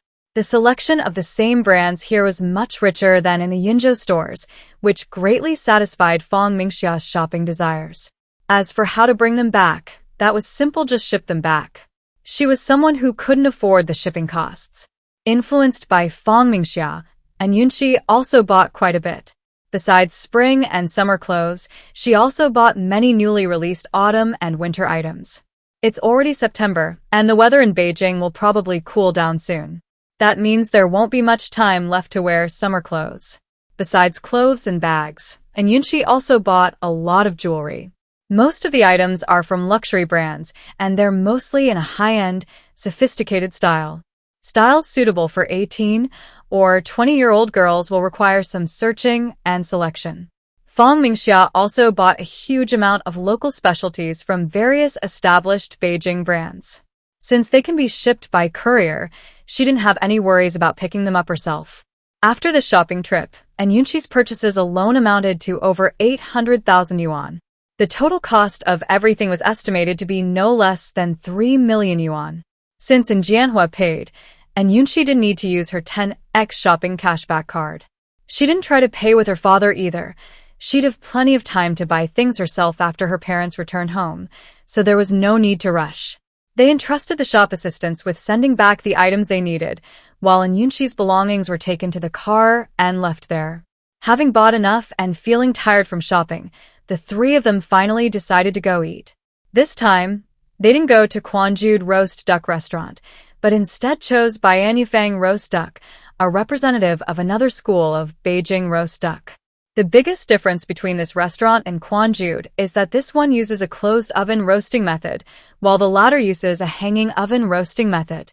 Baianifang is a time-honored brand with a 600-year history, founded during the Yongle period of the Ming Dynasty. Its unique closed oven roasting technique has been applied for national intangible cultural heritage protection. Compared to hanging oven-roasted duck, closed oven-roasted duck is more tender, and the skin is noticeably juicier. And Yunxi thinks it's just as delicious. It's equally crispy on the outside and tender on the inside, with a delicious flavor and an irresistible aroma. China is a vast country with diverse cultures and cuisines. And Yunxi thinks that if she has the chance in the future, she must see all the beautiful scenery and taste all the delicious food in the country. The three of them ate a hearty meal and were very satisfied with tonight's dinner. Fang Mingxia, on the other hand, was thinking that she must pack 2 ducks to take home tomorrow. On the way back, Fang Mingxia started making plans for tomorrow. Xiaoxi, your dad and I will help you buy your necessities tomorrow morning, and we'll go back in the afternoon. Okay, Mom and Dad, I'll take good care of myself. And Yunxi understood her parents' worry. You're all grown up now. Mom and Dad believe you have your own plans. Study hard in college, and if you start dating, bring it home so we can give you our feedback. And Yunxi, Mom, I'm only 18. Isn't it a bit early to talk about this? Exactly. You're so young. What are you talking about dating? And Jianhua also felt that dating in college was too early. What do you know? College romances are the purest and most beautiful. Why can't you have one? Fang Mingxia glared at Jianhua. No matter how much she missed her daughter, she couldn't stop her from dating. How could she say she'd never been young without experiencing a sweet romance? My daughter is so young. None of those men are reliable. What if she gets scammed? Look at the sons of his business partners. They're all spoiled brats. They're not good enough for his daughter. There are other good men in the world besides you. Don't ruin our daughter's life. Fang Mingxia continued angrily. Besides, do you think your daughter is made of paper? She's shrewd. It's good enough if she doesn't lie to others. Who can fool her? Xiaoxi, don't listen to your dad. If you meet someone suitable, date them. If not, we won't force it. Maybe it's just not the right time. And Jianhua, who dared not say no to his wife. And Yunxi, equally afraid to contradict her mother. After a moment of silence, and Yunxi replied dryly, I know, she was only 18. She didn't understand what her parents were worried about. At least for now, she had no intention or plan to date. It's such a wonderful time. Being free and independent is so much better. She didn't want to find someone so early that would make her uncomfortable. Back at the hotel, the three of them, tired from shopping, went to bed early. The next morning, after breakfast, the three of them, carrying in Yunxi's small suitcase and the things they had bought for her the day before, got into the car arranged by the hotel again. Knowing where the dormitory building was, they registered at the school gate, and the car drove directly to the building. The three and family members plus the driver made a total of 4 people, carrying their things upstairs to the door of dormitory 303. When they arrived at the dormitory, the door was open, and 3 people were cleaning the bed opposite Yunxi. Seeing Yunxi and the others approach, a young girl greeted them with a smile. Hello, are you also in this dormitory? And Yunxi nodded and pointed to her bed, saying, Yes, this is my bed. It was cleaned yesterday. The girl was very pleased to see this. Great, I've finally met my dorm mates. Hello, my name is Tong Yao, Tong as in fairy tale, Yao with the king radical. I'm from Suzhou, Zhongbei province. These are my parents. They brought me here to register. Tong Yao was a typical southern girl, petite with fair skin, large eyes, and 2 striking dimples when she smiled. She seemed lively, a bit outgoing, and naturally sociable. Hello Tong Yao, hello Uncle and Annie, my name is Yunxi, from Yunzhou, Nanling province. My parents also brought me here. And Jianhua and Fang Mingxia quickly stepped forward to greet Tong Yao's parents. Tong Yao's parents looked like typical intellectuals, exuding a strong scholarly air, polite and well-mannered. Even recognizing the pile of luxury goods they were carrying didn't change their expressions or attitude. This was either because they were used to such things, or because they had excellent upbringing. Judging from the couple's and Tong Yao's attire, they clearly belonged to the latter category. And Yunxi had a very good impression of her roommate's family. She thought that interacting with such people would be very comfortable. And Yunxi, may I call you Yunxi? Of course. Yunxi, you're so beautiful, the most beautiful person I've ever seen. And Yunxi couldn't help but laugh. What are you laughing at? How many people have you seen? The most beautiful? That's true. You become like the company you keep. Living with you'll make me even prettier. You're already very pretty. Oh, who doesn't want to be prettier? And Yunxi could tell that Tong Yao was well protected by her family and had a somewhat naive personality. However, she was very sincere. As they talked, a large pile of things they'd brought up was already laid out on the table and floor. They hadn't bought any hangers yet, so it seemed difficult to organize everything. Dad, Mom, we need to buy hangers first, so we can organize all this stuff. Fang Mingxia agreed. You organize here first, your dad, and I will go buy some. With hundreds of thousands of yuan worth of stuff here, someone definitely needed to watch over it. Seeing Tong Yao helping her parents tidy up, and Yunxi also started organizing her things. The jewelry boxes weren't very big, so she took them out and categorized them, placing them in the drawers under her desk. And the shoes, she took out all the ones that were still in season and placed them on the shoe rack. She bought the shoe rack online. It's the kind where boxes are stacked together, placed against the wall under the windowsill. One box holds one pair of shoes, saving space and keeping them dust-free. It's very practical. She bought 5 layers, with 3 boxes side by side, enough for 15 pairs. She didn't put her frequently worn slippers in the shelves, but placed them on top for easy access. If space is insufficient, she can buy a few more and stack them on top. She put the other shoes, along with their boxes, in the storage cabinet to the right of the entrance. The top and bottom shelves at the back are hers. They're spacious enough. As for bags, she only took out 4 that she frequently uses and placed them on the wall-mounted storage shelf above the bed. There wasn't enough room for any more, so she put the rest, bags and boxes, in the storage cabinet as well. She categorized her underwear, socks, and other items and put them in storage boxes, which were then placed in a compartment of her wardrobe. Hello. Just as Yunxi was busy, a greeting suddenly rang out from the doorway. Everyone in the dorm looked towards the door. Another roommate had arrived. Wow, what a cool girl. You could tell at a glance she was a girl, but her appearance and clothing were androgynous. Most importantly, she was very handsome, more handsome than many boys. Wow, so handsome. Before Yunxi could speak, Tong Yao excitedly rushed over. Hello, I'm Chuyu. Chu as in the state of Chu, you as in flaws don't overshadow virtues, and I also live in room 303. You're really in our dorm? Hello Chuyu, my name is Tong Yao, and the beautiful girl over there is Yunxi. From now on, we'll be roommates. And Yunxi, who hadn't gotten a chance to introduce herself, quickly greeted her new roommate. Chuyu nodded coolly, then placed her suitcase beside the bed with her name on it, intending to start unpacking. Her bed was the one next to Yunxi's on the right side of the entrance. This girl had arrived alone. Seeing that she didn't have any cleaning supplies, Yunxi took out her own and handed it to her. These are the basin and rags I used yesterday.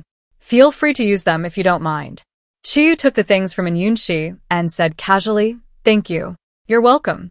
This person not only looked cool, but her personality seemed a bit cool too. And Yunxi could foresee that her roommate was definitely the kind of person who could charm both men and women. She instantly felt that her university life was about to become quite interesting. 3 people had already arrived in their 303 dorm. Only one person remained. She wondered what kind of person this last roommate was. She just hoped she would be a normal, easygoing person. She didn't have time for all that scheming and backstabbing. Xiaoxi, we're back. Just as she was worrying about getting along with her roommates, and Jianhua and Fang Mingxia returned with their shopping. Both were carrying large bags. Mom, why did you buy so much? Fang Mingxia put the bags down before answering her daughter's question. It's not much. It's all for everyday use. Mom bought you your usual brands and some food to keep in the dorm for you and your classmates. And Manhwa, after putting the bags down, added, "Your mom and I bought everything we could think of. If you need anything, just go buy it yourself." Okay. Oh, is this your roommate too? Mingxia, who had just recovered from her slumber, noticed that someone was also tidying up the bed next to her daughters. Before Yunxi could speak, Chuyu greeted her. "Hello, uncle and auntie, my name is Chuyu. I'm also from dormitory 303. Mingxia was taken aback by Chuyu's appearance at first, then smiled and said, "Hello, hello. Wow, this girl is so handsome. So dashing. She's really charming." And Yunxi. Her mother is a sucker for good looks. She only likes good-looking people. See, she's already been captivated by Chuyu.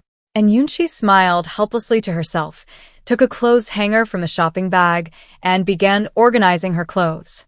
The wardrobe space was limited. Hanging all the clothes was impossible. And Yunxi used hangers to prop up clothes that were prone to wrinkling and deformation, and folded the rest, placing them in storage boxes inside the wardrobe. Some thicker autumn and winter clothes were left in her suitcase, which she pushed upright in the narrow space between her bed and the wall. It fit perfectly. Hair washing and shower supplies were placed in a small plastic carrying basket. Toiletries such as a toothbrush, cup, and facial cleanser were placed in a small basin. These two items were then placed on the shelf next to the dormitory door in front of the locker. She could simply take them from there when she needed to shower or wash up. Other personal items were also organized and put away. As for snacks, they were placed in a small, movable storage cabinet that Yunxi had bought. A small, three-tiered cabinet with wheels when not in use. It could be pushed under the table and pulled out when needed. There was no other way.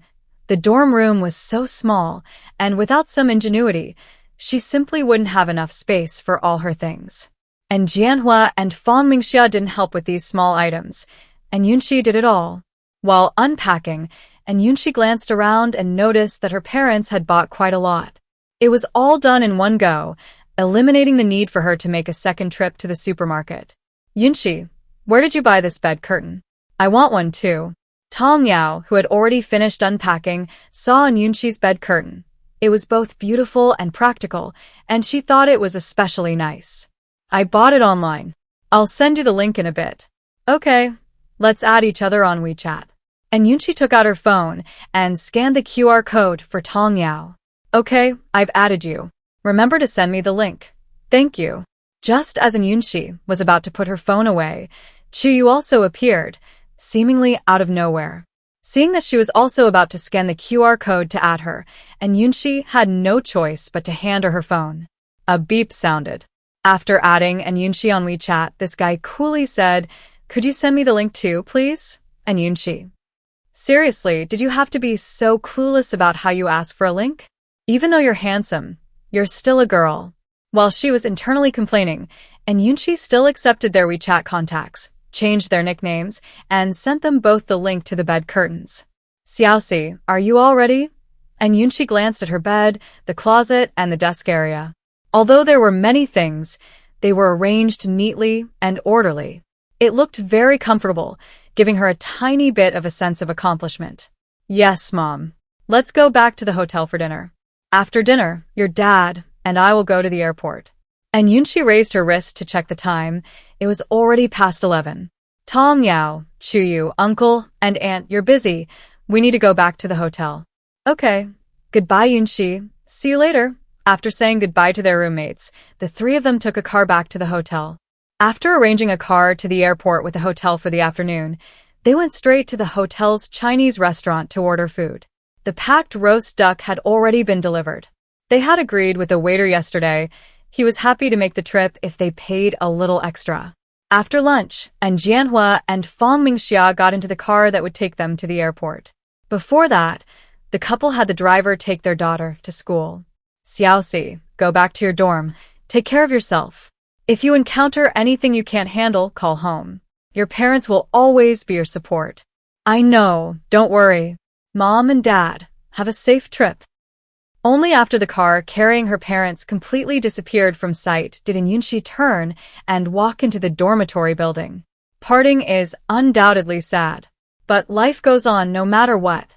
Leaving home, leaving her parents, She was heading towards a wider world, to live her own life, to create her own destiny. When she returned to the dormitory, Tong Yao's parents had already left. Her last roommate still hadn't shown up, leaving only 3 people in the dorm. Yunxi, did your parents go back? Tong Yao asked quickly when her roommate returned. Yeah, they just left for the airport. Sigh, my parents left too, saying they couldn't miss tomorrow's class. Looks like that couple are teachers? No wonder, they look like typical intellectuals. I wonder how Tong Yao's bookish parents raised such a talkative daughter. Seeing Tong Yao sighing and Yunxi teased. What's wrong? Your aunt and uncle just left, and you're already having trouble adjusting? We've never been apart for so long before, so it's a little strange. As she said this, Tong Yao unconsciously pouted, her tone carrying a hint of coquettishness. Haven't you ever lived in a dormitory before? No, Yunxi, have you ever lived in one? Me neither. Even in high school, and Yunxi had always been a day student. However, and Yunxi has always been quite independent. Although she didn't live at school, and Jianhua and Fang Mingxia had basically never had to worry about her growing up. Besides, the couple were busy building their careers back then and didn't really have much energy to manage her. After all, she wasn't a real child. She was a mature soul who had lived for lifetimes while wearing the skin of a child. Moreover, this was an era of such advanced communication and transportation. If she missed home and her parents, she could video call them. If all else failed, a plane ticket would take her home that same day. So, emotionally, and Yunxi might feel a little reluctant to leave, but she wasn't really that sad. Chuyu, have you ever lived at school before? Having learned about Yunxi's situation, Tong Yao turned the conversation to Chuyu. Sitting there playing on her phone, Chuyu replied without looking up, Yes, I have. I started living at school in junior high. Then why didn't your parents send you here? And Yunxi felt this question was a bit inappropriate, as it might involve someone's privacy. I wonder if Chuyu will mind. To everyone's surprise, Chuyu seemed completely unconcerned, replying simply, They're all very busy and don't really care about me. Even if they're busy, they wouldn't be so laissez-faire with their daughter, would they? It seemed there was indeed something going on. However, and Yunxi had no intention of delving into the story behind it. But Tong Yao, always eager for gossip, thought differently. Just as Tong Yao was about to ask more, a knock on the door interrupted her. Chuyu, who was closest to the door, went to open it. And Yunxi and Tong Yao looked into the doorway and saw a sweet-looking girl. The girl had long, flowing, jet-black hair that cascaded down her shoulders like a waterfall, adorning her slender figure. Her eyebrows were like distant mountains, her eyes clear as water, and her lips a vibrant red, making her irresistibly charming and sweet. What a sweet girl. She's the kind of girl who instantly evokes a protective instinct in anyone who sees her. Even she, a woman herself, can't help but want to take good care of her. The girl was initially stunned by Chuyu's appearance and remained silent for a moment. After a few seconds of silence, the girl, regaining her composure, introduced herself. Hello, my name is Song Mingzhu, and I also live in room 303. Wow, our last roommate has suddenly appeared. Come in, let me introduce you. Tong Yao, who could never control her tongue and had a social butterfly personality, began to act as the dorm's social glue. Song Mingzhu, my name is Tong Yao. This beautiful lady is Yunxi, and this handsome and cool guy is Chuyu. With you, our dorm is complete. Hello everyone, my bodyguard and housekeeper are here to help me move things and clean. May they come in? Bodyguard? Housekeeper? It seems a rich girl has come to their dorm. And Yunxi had also noticed that Song Mingzhu's clothes, shoes, watch, jewelry, and even the bag she was carrying were all expensive. Unexpectedly, she even brought a bodyguard and housekeeper. Wow, this is quite the display of wealth. Truly a young lady of high society. After a long while, the 3 women, having recovered their senses, checked their attire and found nothing amiss. It's fine. Seeing her roommates agree, Song Mingzhu gave a knowing look to the people following behind. Immediately afterward, a bodyguard and 2 older women pushed suitcases and carried a pile of belongings into the dormitory. One of the women took out a brand new rag, wiped the chair clean, and placed a cushion on it. Then, she placed the chair in the open space in the middle of the dormitory. "Miss, please have a seat." Song Mingju seemed used to the scene. She handed her bag to the woman, sat down, and started scrolling through videos on her phone. The bodyguard and the two women then began to divide the work, wiping windows, cabinets, tables, and so on. Once the cleaning was done, some made the beds, while others unpacked and organized the clothes, shoes, bags, and other items from the suitcases. During this time, one of the aunties even took a cup of milk tea from her bag, inserted a straw, and handed it to Song Mingju. This series of actions left Tong Yao speechless with shock. She had thought Yunxi was the richest person in their dormitory, but unexpectedly, someone even more impressive had arrived. She wondered if this roommate would be easy to get along with. And Yunxi, on the other hand, thought to herself that Song Mingju's family was probably more than just wealthy. However, she wasn't too worried. In her judgment of people, Song Mingju, just like her name suggested, was the apple of her family's eye. Although she seemed a bit spoiled, her behavior of consulting everyone before letting the bodyguard and auntie in showed that she was well-mannered. A girl raised in such a pampered environment would inevitably be a little spoiled. And a well-mannered rich girl shouldn't be too difficult to get along with. Besides, someone like Song Mingju probably won't be spending much time in the dorm. "Hey, Yunxi, send me the link to that willed cabinet too, and the shoe rack too, and wait, and this cosmetics organizer, I want that too." Tong Yao, having discovered something new, kept asking Yunxi for a bunch of links. "Are you planning to decorate like this?"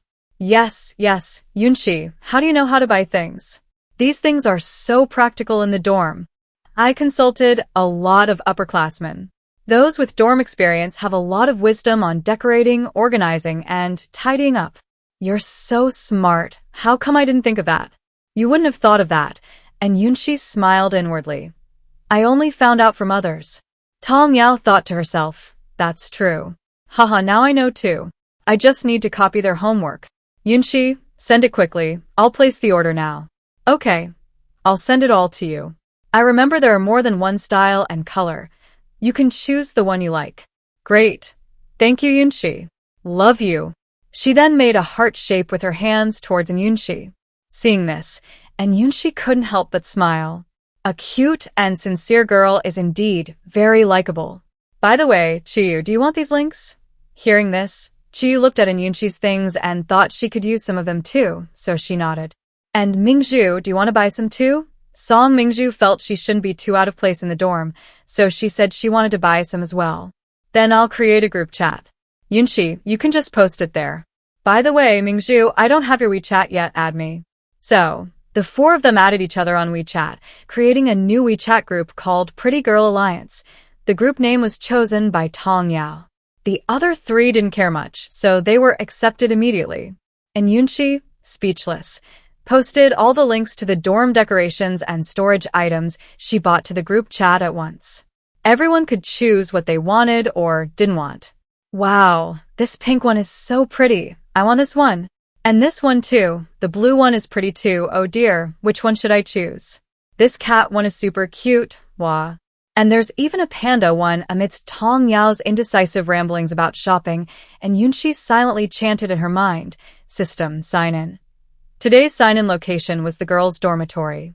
She'd been so busy before that she'd almost forgotten. Now that she had some free time, she finally remembered her sign-in task. Ding dong! Signed in at the girls' dormitory of Kyoto University, received the Tsuaming Lake No. 1 Manor Villa Yenshui residence. Related property certificates and documents have been stored in your system inventory. The system really could read her mind. Yesterday, she was still worrying about where to put her newly acquired Ferrari LaFerrari, and today the system gifted her a manor villa. But where is Tsuaming Lake? And Yunxi took out her phone, opened a search engine, and started typing Tsuaming Lake Manor Villa into the search bar. What she found was astonishing. Tsuaming Lake was a luxury manor villa complex located in the western suburbs of Beijing, near the mountains. Although the location is relatively remote, it boasts a picturesque setting nestled against mountains and beside water, with lush vegetation, beautiful scenery, and fresh air. A rare and auspicious place. Extending outwards from Tsuaming Lake at the foot of the mountain, a total of 23 manor villas have been built. As the pinnacle of luxury residences, it has been hailed as one of Asia's top 10 super luxury homes and has successfully topped the list of China's top 10 luxury homes. Even more remarkable is that each of these manor villas is unique, with 23 different designs for each of the 23 villas, making them veritable art collectibles. Residents here are top-tier wealthy individuals such as founders of listed companies and leaders in various industries. The villa assigned to her by the system, Yunxi Residence No. 1, is the ultimate manor, a true king among manors. Suaming Lake Yunxi Residence occupies the best location in the entire manor villa complex at the foot of Tianyu Mountain and on the shore of Suaming Lake. The entire manor covers an area of 6 acres, with the garden alone occupying 5 acres. According to current market prices, this manor villa is worth 320 million yuan. This is truly extravagant.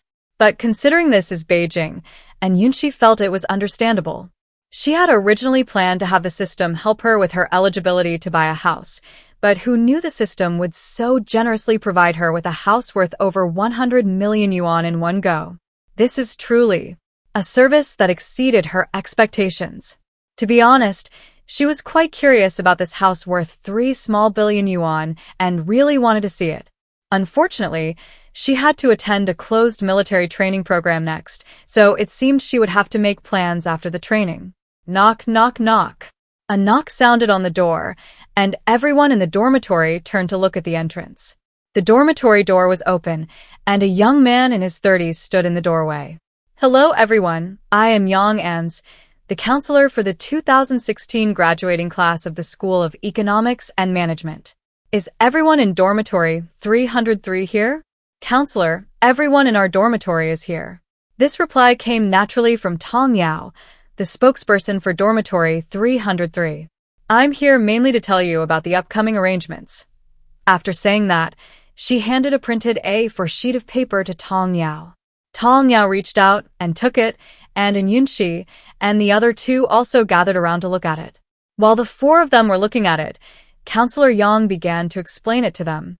Tomorrow morning at 9 a.m., first go to the new youth gymnasium for the opening ceremony, then at 2:30 p.m. in room 105 of the Economics and Management building for a class meeting to pick up your military training uniforms. Military training starts the day after tomorrow. You need to pack your luggage and take a bus to the training base for a 2-week closed-door training program. Be prepared. What? Not training on campus? And it's a closed-door program? Holy crap, is it that intense?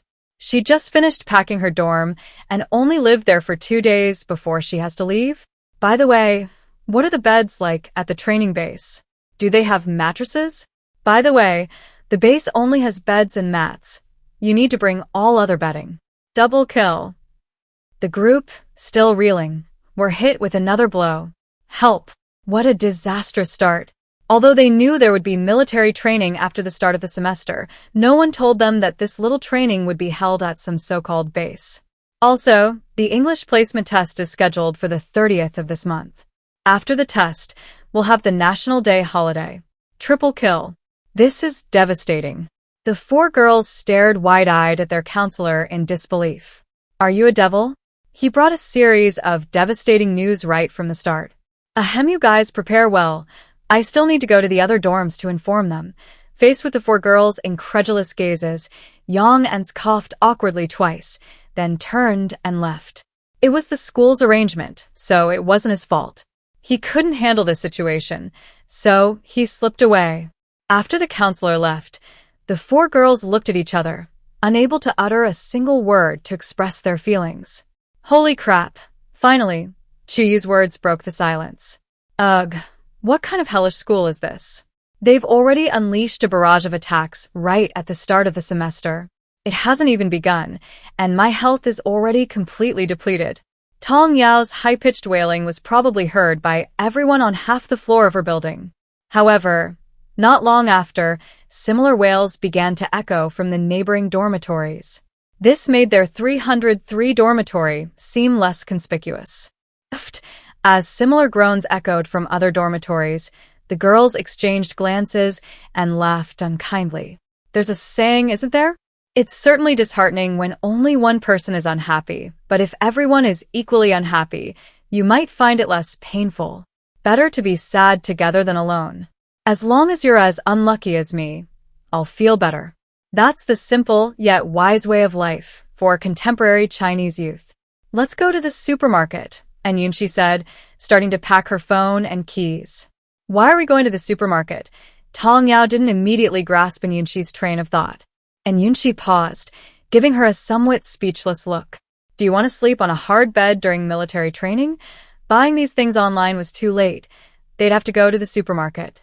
No, I'm going anyway. Finally understanding, Tong Yao jumped up and started changing her shoes and grabbing her bag. Chuyu had already started taking action before her. Mingzhu, do you want to come along? Song Mingzhu hesitated. She had only brought her dorm room essentials, which were already laid out on her bed. If she went to military training, she would definitely have to buy a new set. However, she had never bought these things herself before and knew nothing about it. The nanny, noticing her hesitation, offered, Miss, I'll go with you. That was indeed a good idea. Song Mingzhu breathed a sigh of relief. I'll come too. Let's go then. The five of them left the dorm and went to the largest supermarket on campus. This supermarket was on the basement level, and it had a wide variety of goods. The outer area of the supermarket also had all sorts of small shops, even places to repair computers and watches. It was incredibly convenient. The group headed straight for the bedding section. They decided to buy a thin mattress. In the summer heat, they wouldn't need a thick blanket. Bedding sets, sheets, and pillows are also essential. I have to buy those. Shampoo, shower gel, laundry detergent, etc. I'll choose the appropriate size. I bought a separate set of toothbrush, toothpaste, towel, and slippers. I can just discard them if I don't want to bring them back after using them.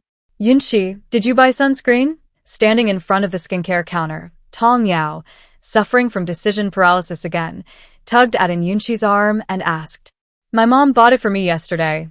Seriously envious. Yunxi's mom is so thoughtful. Why didn't her mom think to prepare sunscreen for her? What brands do you use? I think it's Lancome. Seeing Tong Yao looking at her questioningly, Song Mingzhu replied, I use both Lancome and Estee Lauder. But there's no Lancome or Estee Lauder here. And Yunxi. Sunscreens are all pretty much the same, aren't they? This Shiseido one is also good. And Yunxi pointed to the products on the counter. Tong Yao's eyes lit up. Then I'll buy this. Chuyu, do you want to buy some too? I don't use this stuff. Tong Yao looked at her in surprise.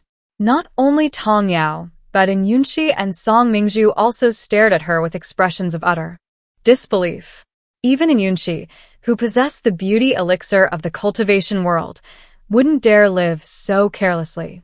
Where did this oddball come from? You're a girl. A girl who doesn't even use sunscreen? They'd never seen anything like it before. It was truly bizarre and astonishing. Girl, it's military training. The sun's so strong every day. Aren't you afraid of getting a tan? So, what if I'm a little tanned? I don't care. Tong Yao. And Yunxi. Song Mingzhu. After a while, Song Mingzhu whispered, You should still use it. I'm just afraid of sunburn and peeling. Chu thought about it and felt it made sense. Then I'll buy a bottle too. After buying sunscreen, the two of them headed to the snack section, immersing themselves in a sea of delicious food and going on a shopping spree.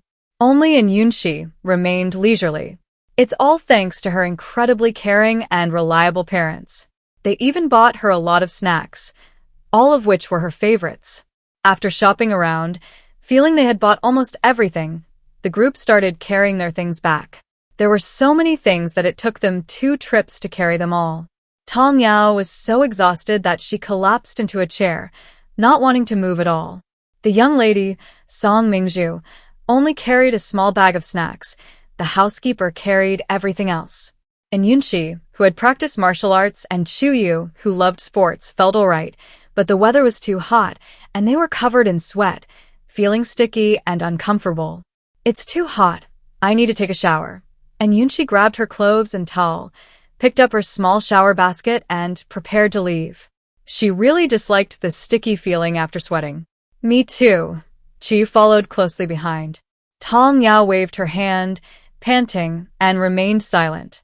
She really didn't want to move anymore. She needed to rest. Miss, everything is ready. Thank you for your hard work.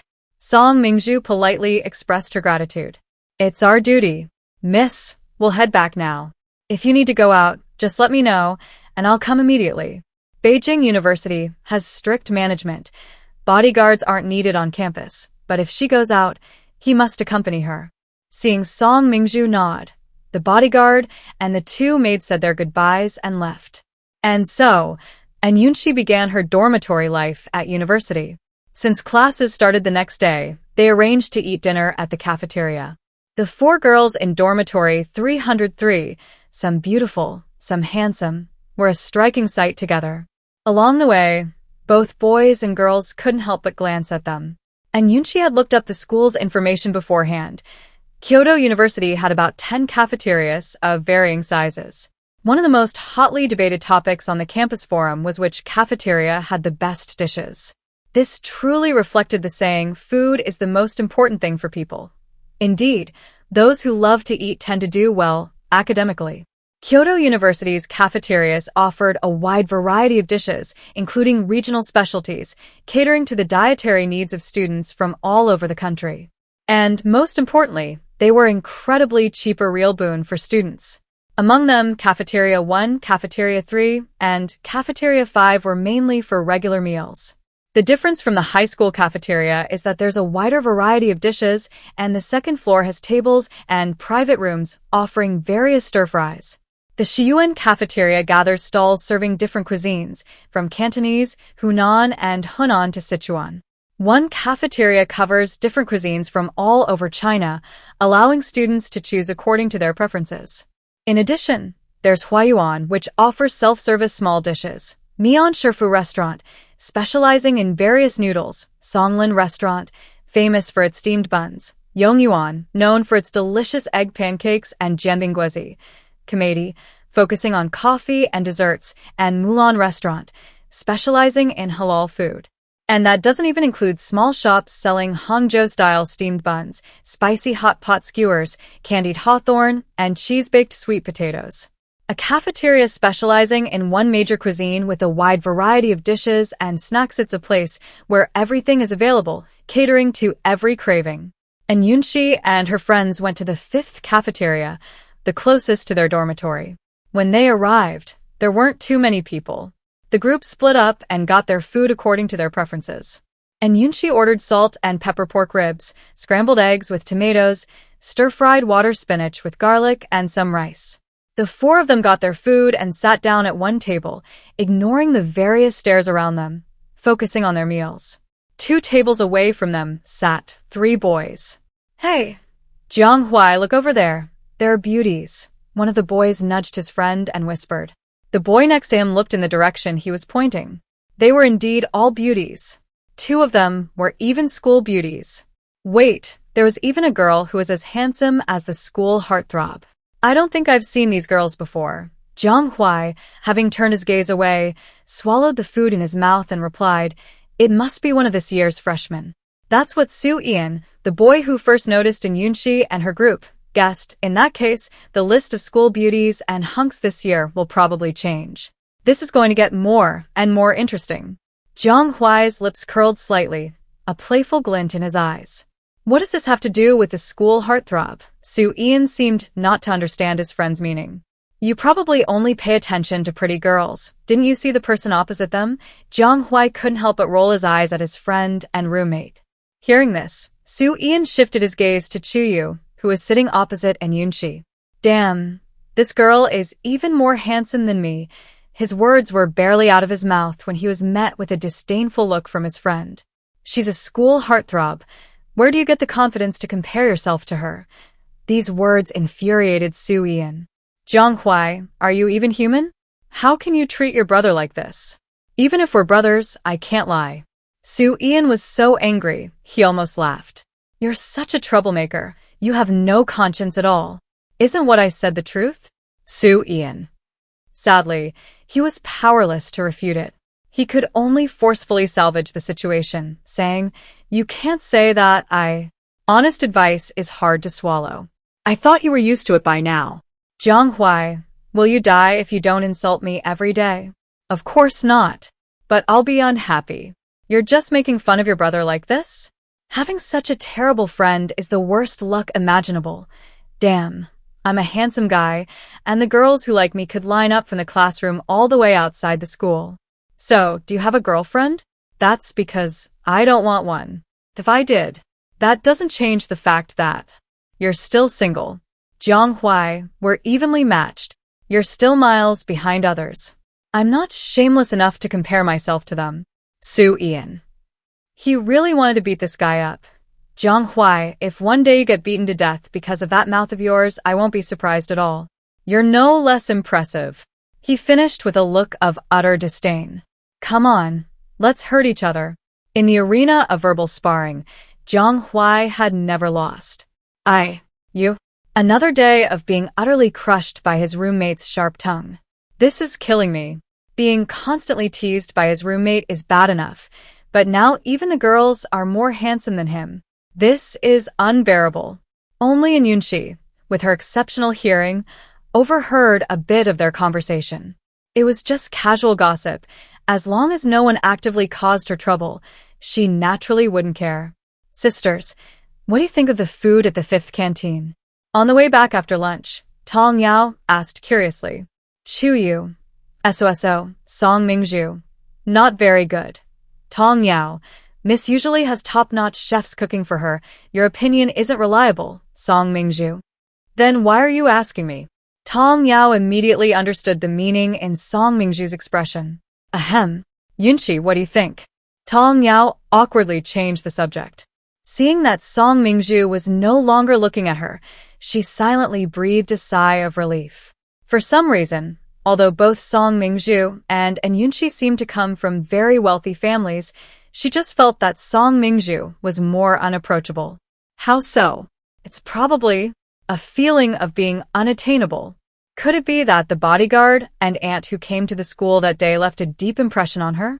And Yunxi smiled inwardly upon seeing this. The salt and pepper ribs are good, but the tomato and egg stir-fry is terrible. She didn't know what others thought, but she definitely wouldn't eat the tomato and egg stir-fry at the 5th canteen again. The tomatoes were half-cooked, and none of their juice had been extracted. This chef hadn't grasped the essence of this dish at all. I also think it's just SOSO, but the price is cheap. I feel like I can save some of my allowance to buy other things. Tong Yao said happily. Both her parents were university professors. Although her family wasn't particularly wealthy, they were considered middle class. However, being a family with 2 teachers meant stricter discipline, and her parents wouldn't give her too much money at once. 3,000 yuan a month for living expenses was enough for her to live comfortably if she didn't spend extravagantly.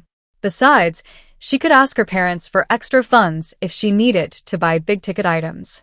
However, as a girl and a girl who loves beauty at that, who could resist pretty clothes, shoes, and bags? Lower food prices meant she had more money to spend as she pleased, right? How could that not make her happy? Let's try a different place tomorrow. There's plenty of time. We can try them one by one. And Yunxi's idea was to first scan the options and try all the cafeterias listed on the forum. Yes, with so many cafeterias, there's bound to be something good. Tong Yao agreed. Chu Yu, listening to their conversation, said expressionlessly, just a reminder, you can only eat here tomorrow. Military training starts the day after tomorrow. Damn it, I almost forgot. Chu Yu, can't you let me be happy a little longer? Tong Yao wailed, shaking Chu Yu's hand repeatedly. Chu Yu seemed a little uncomfortable with such close contact, frowning slightly, but she didn't push him away. If we say we don't have to go the day after tomorrow, does that mean we don't have to? Tong Yao. Chu Yu, you must be allergic to romance. Tong Yao looked at her and said very seriously. Chu Yu shrugged, spread her hands, and pouted, looking completely unconcerned. That look seemed to say, so what? Wow, he's so handsome. And Yunxi clutched her chest, thinking she probably inherited this trait from her mother, Ms. Fong. A total looks-obsessed person, She couldn't help but feel a fondness for any good-looking boy or girl. Don't get me wrong, it's just pure appreciation and liking, nothing more. Their dorm 303 actually has both handsome and beautiful guys. That's amazing. Sigh. Let's continue after military training. Finally, Tong Yao sighed. That's true, and there's also the food street outside the southwest gate. There are lots of delicious food there. We can try it sometime. And Yunxi, who had made a food tasting plan as soon as she arrived in Beijing, started looking for dining companions. Yunxi, are you serious? Where is it? There's a small gate at the southwest corner of the wall not far from our dorm. Just cross the street, and you'll find a food street. What kind of food do they have? So much. Hot pot, barbecue, desserts, all kinds of cuisines and snacks, they have it all. I tried a lamb hot pot place. It was super delicious. There's also a Hunan restaurant, which was pretty good too. Song Mingzhu, who had been listening to her roommates, nodded and said, Old Beijing lamb hot pot is indeed very good. Then let's go together sometime. It's true, food is an eternal topic for humanity. Over the course of a meal, the conversation about food gradually brought the four initially unfamiliar people together. September 5th, Monday, another sunny day. This was the official start of the semester at Kyoto University, and Yunxi woke up at 7 in the morning. She tiptoed out of bed and saw Chuyu, who was already up. They exchanged glances, but didn't speak. Two other people in the dorm were still fast asleep. When Yunxi returned from the washroom, she met Chuyu at the dorm entrance, who was already getting ready to leave. So early? And Yunxi said softly, I'm going for a run. And Yunxi opened her mouth, wanting to say something, but for a moment, she didn't know what to say. In the end, she just gave her a thumbs up. Chuyu is something else, a real fitness enthusiast. No wonder her arm and leg muscles are so defined. Although she's also a martial artist, she's not as disciplined as Chuyu. Watching Chuyu jog away, and Yunxi suddenly felt like she was becoming a little lazy. She rarely went for morning exercises after the college entrance exam, which wouldn't do. It seems she needs to make an exercise plan for university. However, this plan will probably have to wait until after military training. Back in her dorm, and Yunxi began her complicated and tedious skincare routine. Toner, lotion, serum, face cream, and finally sunscreen. As for makeup, forget it. In this sweltering heat, it's so easy to sweat. Besides, her skin, after being cleansed by the marrow cleansing pill and beauty pill, is clean, fair, and delicate, flawless even up close. Even without makeup, her beauty remains undiminished. And Yunxi only applied a touch of light orange-red lipstick. This moisturizes and nourishes while enhancing her lip color. Looking at the youthful and radiant girl in the mirror, and Yunxi couldn't help but sigh inwardly. Youth is truly wonderful. As for her clothes, and Yunxi chose a white round-neck short-sleeved t-shirt with a light green floral print on the front, paired with high-waisted green wide-leg pants that perfectly complemented the print. For shoes, she wore a pair of versatile white sneakers. This simple, fresh, and comfortable summer outfit perfectly suited her identity as an 18-year-old university student. And Yunxi's outfit may look simple, but its price tag is anything but. It's probably the kind of thing most students would shy away from. But then again, things are different after you become an adult and go to university. The things her mother has been buying for her lately are mostly luxury brands. Besides, she's not short of money now. She's started buying things based solely on her preferences, without considering the price. It really is easy to go from frugality to extravagance. In this sweltering heat, her hair definitely can't be left loose. And Yunxi thought for a moment, then gathered her hair to the right and braided it into a side braid that hung down in front of her right chest. With her bangs framing her face, it looked even smaller and more delicate. She wore Van Cleef and Arpels 4-leaf clover mother-of-pearl white earrings and a matching necklace, and on her wrist was a Vacheron Constantine Overseas quartz diamond watch, a gift from the system's personal image gift pack.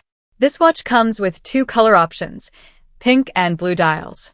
Each watch comes with either a stainless steel or calfskin strap. The design is ingenious, allowing for strap changes in seconds, convenient and practical. And Yunxi checked the prices of these two watches. The official website showed one at $254,000 and the other at $138,000, totaling nearly $400,000.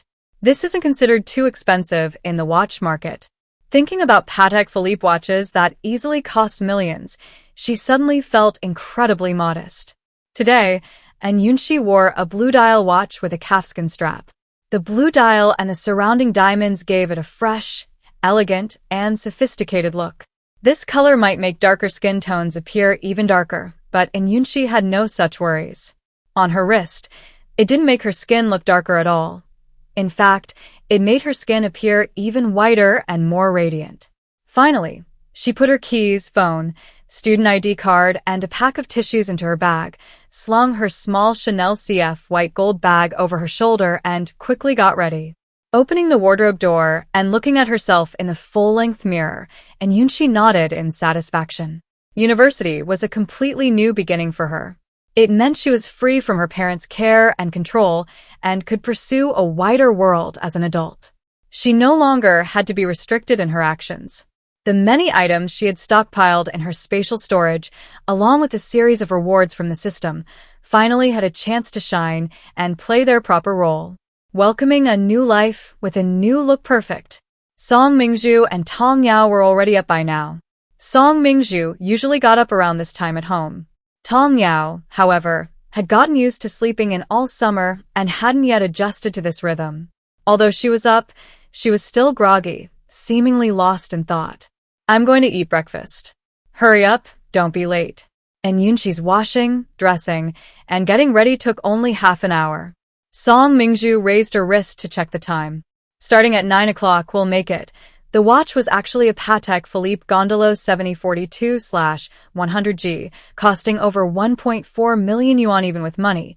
You might not be able to buy one. And Yunxi. Suddenly, she felt the system wasn't being generous enough to her. None of the 10 watches it gave her seemed to be worth $1 million. Compared to Song Mingzhu, her watches worth tens or hundreds of thousands were utterly pathetic. I'm going to Songlin to eat steamed buns. Do you want me to bring some back for you? I want some. 3 delicacy buns and 1 pork bun.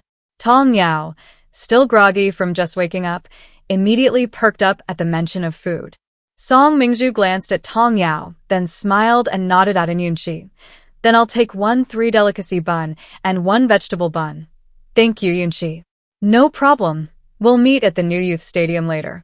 And Yunxi grabbed a baseball cap and a white shirt-style sun-protective jacket, then left the dormitory for Songlin Restaurant. Songlin Restaurant is a famous canteen on campus, known for its steamed buns. It's not large, but it's incredibly popular. Especially for breakfast, there's almost always a queue during mealtimes. When Yunxi arrived, the queue stretched from the order window all the way to the restaurant entrance. It was still early, so she calmly joined the end of the queue and slowly moved forward with it. While waiting in line, Yunxi checked her WeChat messages. Yunzhou asked if she was settled in and told her to contact him if she needed any help. Yunxi typed back, "Second brother, everything's settled in. Today's the opening ceremony and military training starts tomorrow. Let's get together after training." Xia Xiyuan also messaged her, asking when would be a convenient time to get together and reminding her not to forget about any business opportunities. Yunxi replied that she would contact her again after military training. Also, in the Nanling province's wealthy second-generation group, someone was organizing a gathering for those currently in Beijing and specifically tagged Yunxi. Yunxi, Huan Group, sorry, I have to participate in military training for the next 2 weeks starting tomorrow. Let's make plans again after it's over. Wei Cheng, Runda Technology, I also have to participate in military training. Luo Jiaxuan, Xinyu Energy, sorry, I forgot that freshmen have military training. Liang Wentao, Xiyuan Holdings, military training usually lasts for 2 weeks. Let's make plans again later. Everyone echoed. Young Master Liang is right. Let's plan it that way for now. This Liang Wentao's family is the same Liang family that surpassed in Jianhua on the Nanling province's rich list. The Liang family's ancestral home isn't in the provincial capital, Yunzhou, but in a prefecture-level city next to Yanzhou. No wonder there's a subtle sense of Liang Wentao leading this group of Nanling province's wealthy second-generation individuals. Su Jingqiu, Xinyuan Foods, shouldn't we people from Shanghai get together too? Heiji Weiguang Media, yes, we absolutely must. Kahai, Huachin Real Estate, those in Shenzhen, let's get together too. We can't fall behind. Luan, Yaolin Group, we have to keep up with the organization. Those of us from Yunzhou, let's get together too.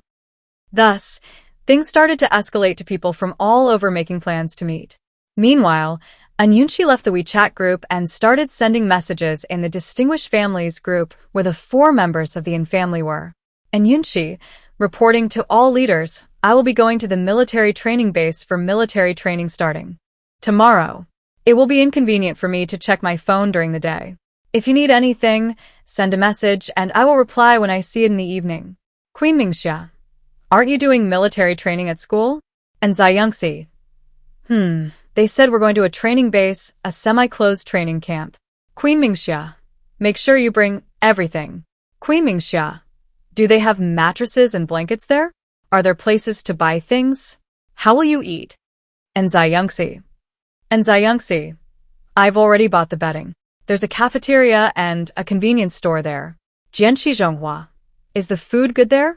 And Yunxi, we'll know when we get there, but the food in the school cafeteria is pretty good. Queen Mingxia, bring plenty of food and sunscreen, apply plenty. If you feel unwell at all, be sure to tell the instructors and teachers immediately, okay? And Yunxi, okay, I'll take good care of myself. Seeing the line getting shorter, with only 3 people left before it was her turn, and Yunxi turned off her phone. The Songlin 3 delicacy buns, which made it into the top 10 of the campus forum's food rankings, were indeed very popular. Everyone ahead of her in line ordered them. When it was Yunxi's turn, she ordered 2 3 delicacy buns, 1 vegetable bun, and a bowl of millet and pumpkin porridge. Chu Yu and Tong Yao's buns were packed separately, and they were each given a pre-packaged cup of porridge with a straw. The tray full of food was brought to her, and Yunxi looked around and found an empty seat in a corner. She eagerly picked up a 3 delicacy bun and took a bite. It truly lived up to its reputation. The skin was thin, the filling plentiful, and it burst with juice in one bite, incredibly delicious. The vegetable bun was also delicious, from the outer skin to the filling. And Yunxi thoroughly enjoyed her breakfast.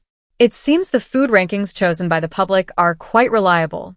Next, she'll try them all, one by one. After enjoying a delicious meal, Yunxi carried her packed breakfast and bottled water and drank some pure milk she had bought while passing by the supermarket. She walked towards the new youth stadium. Their school was quite large. It would probably take half an hour to walk from the southernmost point to the northernmost point, and another 10 minutes to walk from the dormitory to their School of Economics and Management building. And Yunxi wondered if she should buy a bicycle and an electric scooter for commuting to and from school. By the time she arrived at the new youth stadium, it was already 8:30. After registering, Yunxi learned that there were about 3,000 freshmen in their year, and with students from other grades, the entire school had over 10,000 students and faculty.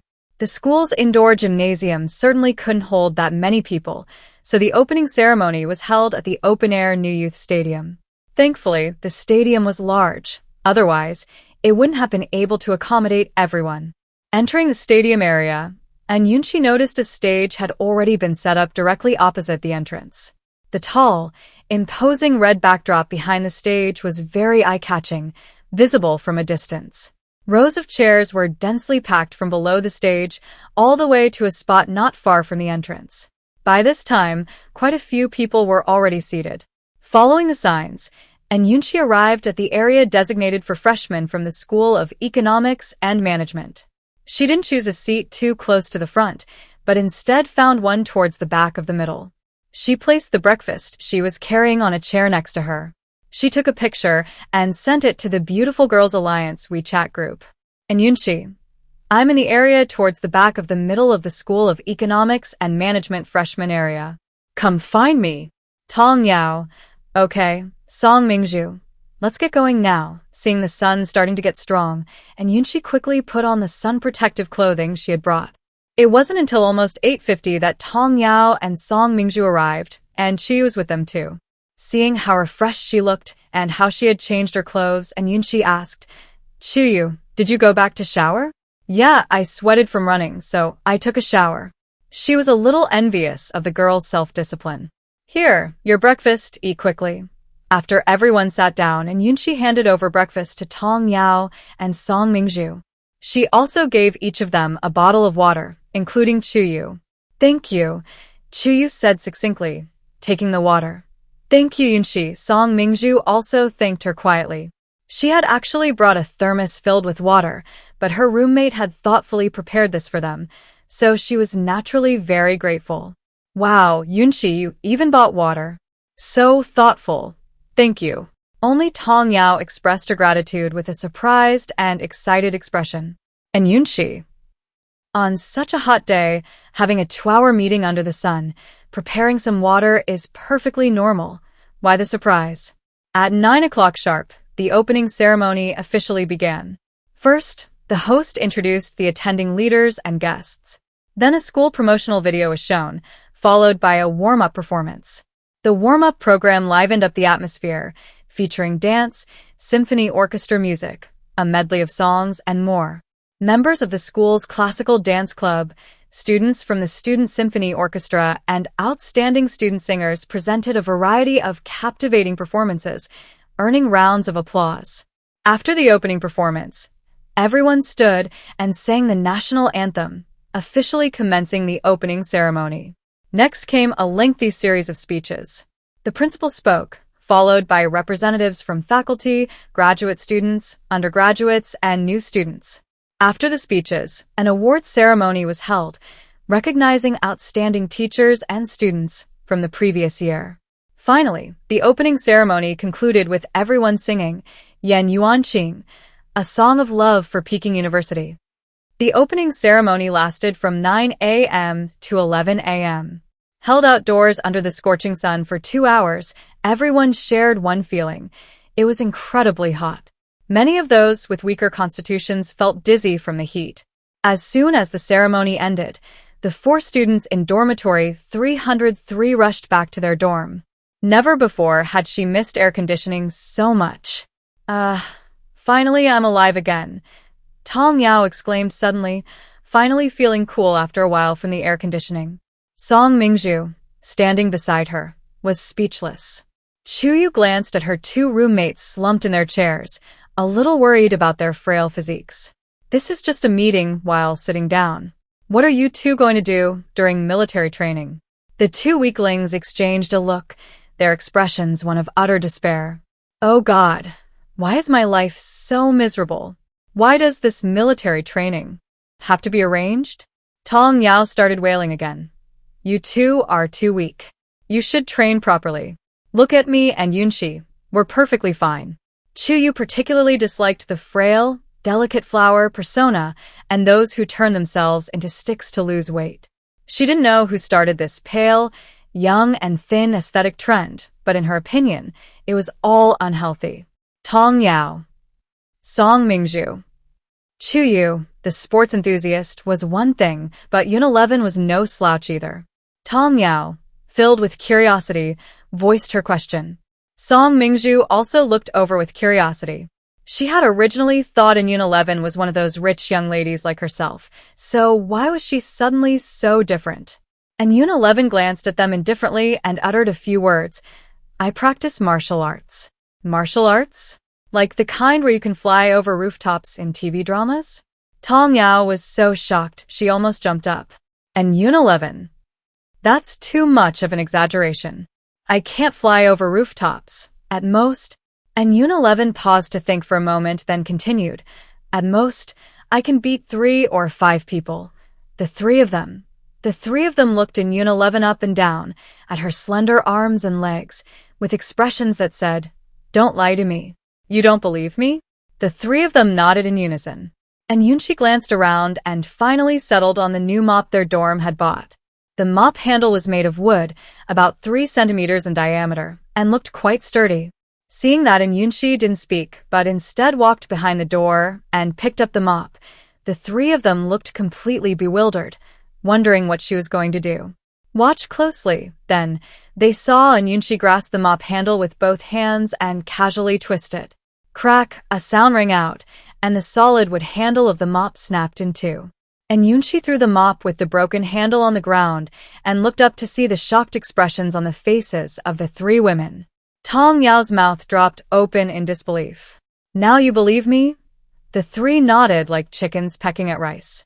Chuyu picked up the broken piece of the wooden handle and tried to bend it with all her might, but the handle wouldn't budge. Wow, Yunxi's strength is incredible. She trains a lot, and her strength is far greater than that of the average girl. Yunxi easily broke the wooden handle that she couldn't budge, even with all her strength. The difference was obvious to everyone. Yunxi's strength was undeniable. I never expected my roommate to be so amazing. Song Mingzhu and Tong Yao naturally witnessed Chuyu's actions. This further confirmed Yunxi's formidable abilities. Song Mingzhu also understood her previous doubts. When she first arrived at the dormitory, she could immediately tell that Yunxi's family was no ordinary family, but what puzzled her was that her roommate didn't have any bodyguards or similar personnel. At the time, she wondered if the family wasn't afraid of someone kidnapping Yunxi to threaten them. Now she finally understood. And Yunxi didn't need bodyguards at all. Her own skills were far superior to those of an average bodyguard. If someone wanted to kidnap her, it was uncertain who would come out on top. If Yunxi knew what this young lady was thinking, she would definitely shout, "Misunderstanding. It's all a misunderstanding." The Yin family started from scratch as ordinary wage earners. Compared to those deeply entrenched aristocratic families, they were just a little bit rich. That little bit of money wouldn't even catch the eye of those big shots. Furthermore, before Yunxi went to university, Jianhua and Fang Mingxia basically kept her out of the public eye. This was also the main reason why none of her high school classmates knew the true situation of her family during her 3 years of high school. Under these circumstances, Yunxi was actually not in any danger. Besides, it's ridiculous to have bodyguards all the time just because someone's family has a little money. It's completely unnecessary. Tong Yao, who had finally managed to close her mouth, swallowed hard and asked hesitantly, "Yunxi, how long have you been training?" "I started when I was 3, and it's been 15 years now." "Yunxi, you're amazing. You've managed to persist for so long." Song Mingzhu truly admired her. She knew she could never do that. She had never really suffered much hardship in her life, and she didn't have Yunxi's perseverance. Indeed impressive. Chuyu herself was a disciplined person, so she understood even better the difficulty of persisting for 15 years. Mainly because I met a good mentor. It's time for the mentor to make their appearance again. By the way, I'll go buy a new mop this afternoon. The 3 of them. Who cares about mops now? Are you all rested enough? It's time to go eat. We have a class meeting this afternoon. The 3 of them were speechless again. Is this what you should be focusing on right now? Isn't your way of changing the subject a bit too far-fetched? It wasn't that Yunxi was changing the subject, it was just that it was lunchtime. Her daily routine was always very regular. "It's too hot outside. I don't want to go out." Tong Yao indicated that she was going to slack off for a while. "I don't want to go either." Song Mingzhu also just wanted to rest. "Aren't they going?" "Chuyu, what about you? How about we wait until almost 2 o'clock to eat, and then go straight to the class meeting?" Tong Yao and Song Mingzhu both agreed. Okay. And Yunxi didn't actually feel hungry. She just habitually wanted to eat when it was mealtime. "Everyone, let's rest first. I'll set my alarm for 1:40, then we'll eat." No matter what, she was determined to eat. It wasn't even noon yet. She could still sleep for 2 hours. And Yunxi changed into her pajamas, climbed into bed, and started her afternoon nap. When it was time, the 4 of them got up, tidied themselves, and went straight to the noodle shop, Noodle Master. The pickled mustard greens and shredded pork noodles there were a top-rated dish on the campus forum. It was past lunchtime, and there were only a few people eating inside. Each of the 4 ordered a bowl of pickled mustard greens and shredded pork noodles. And Yunxi and Chiyu also. After waiting a while at the food window, the noodles were ready. Finding a seat, and Yunxi began to savor her meal. The noodles were handmade, very chewy, and much better than those machine-made ones. There was also pickled mustard greens, salty and slightly crunchy, a perfect match for the noodles. After finishing the noodles and drinking a few sips of the soup, and Yunxi happily squinted her eyes. Leaving the noodle shop, and Yunxi silently added the pickled mustard greens and shredded pork noodles to her campus food list. After the meal, the four of them went directly to the location of their class meeting, classroom 105 of the Economics and Management building. This building was built by their School of Economics and Management, and most of their major courses were held in this building. Only courses taught by professors from other colleges such as advanced mathematics, English, Marxist philosophy, and other electives required students to go to other teaching buildings.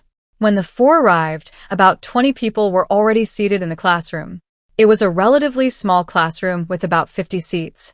They looked around and finally chose seats in the third-to-last row. Soon more people began to arrive. This year, the School of Economics and Management admitted over 180 students, divided into 4 classes of about 40 students each. And Yunxi and her classmates were in Class 3, which had 45 students in total, 26 boys and 19 girls. Actually, this class division was merely a formality, simply for ease of management.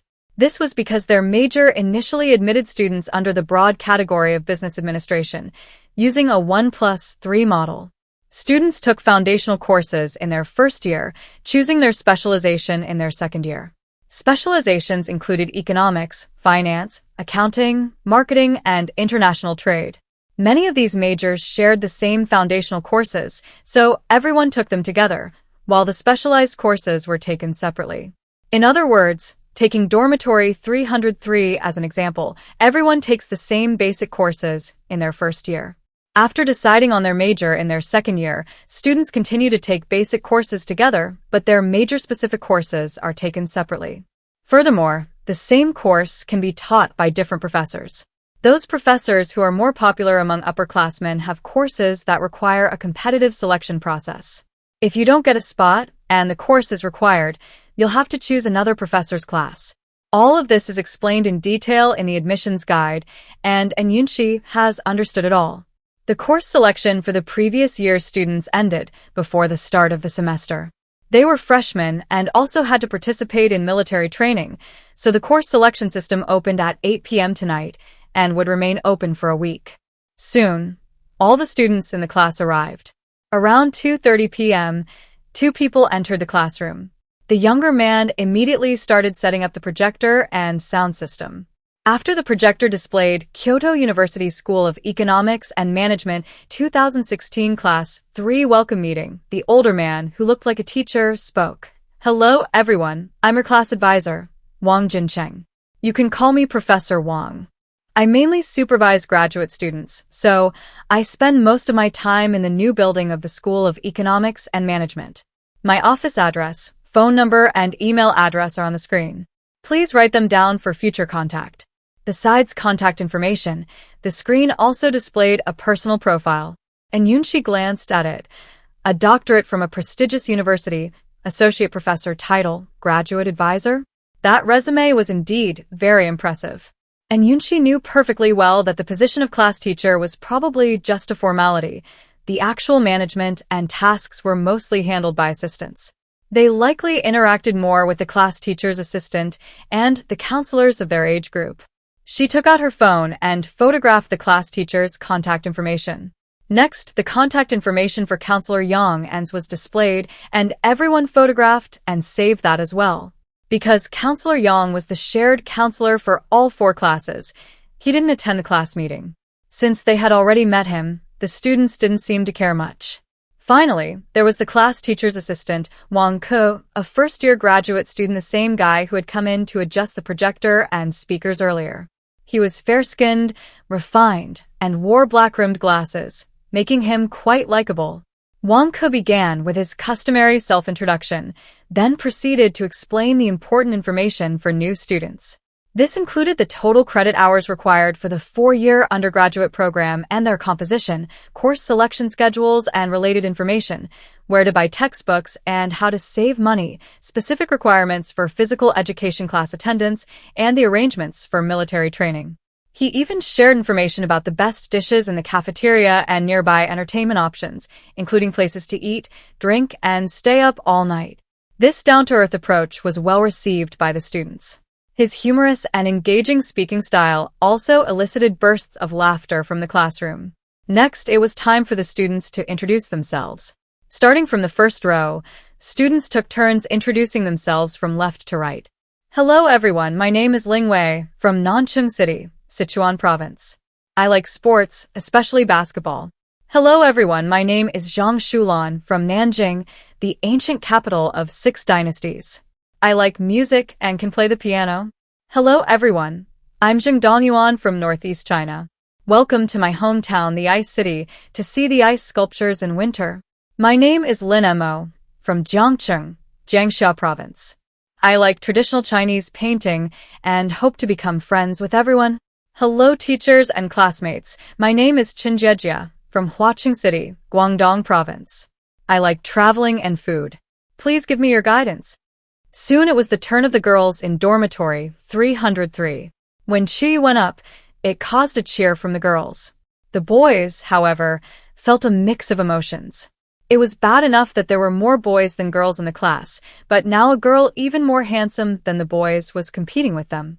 If a girl took the title of class heartthrob, wouldn't they lose face? Hello everyone, I'm Chu Yu from Chengdu, Sichuan Province. Chu Yu's self-introduction, like herself, was simple and unassuming. But the girls in the class all thought she was incredibly cool. Next up was Tong Yao.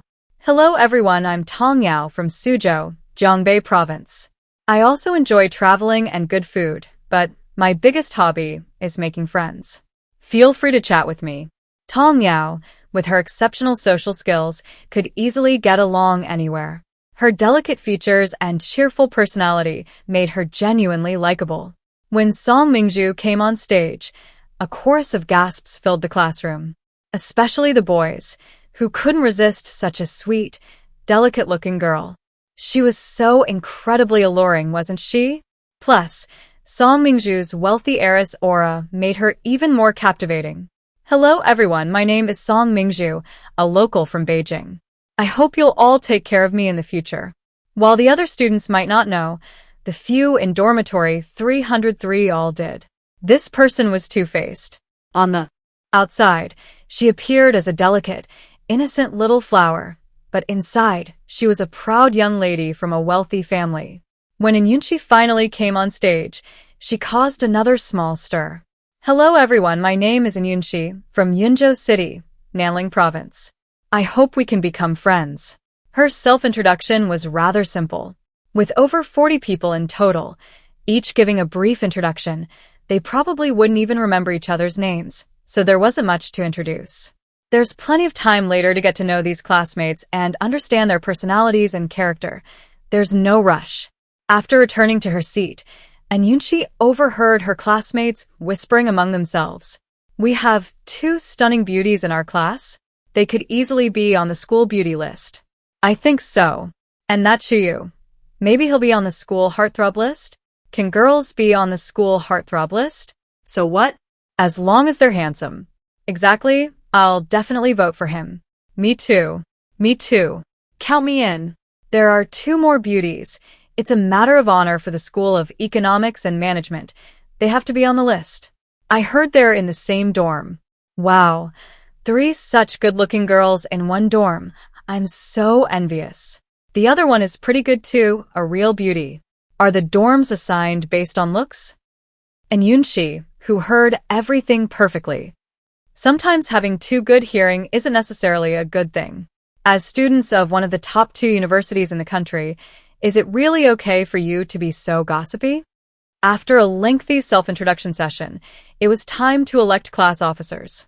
And Yunxi had absolutely no interest in this. She figured she'd be too busy later.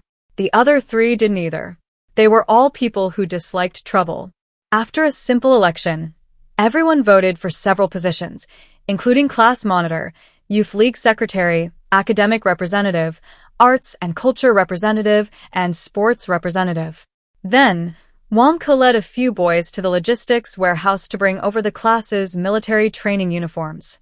Everyone lined up to receive their uniforms according to the sizes they had submitted. Each person received 2 sets for easy washing. After receiving their uniforms, the class meeting ended.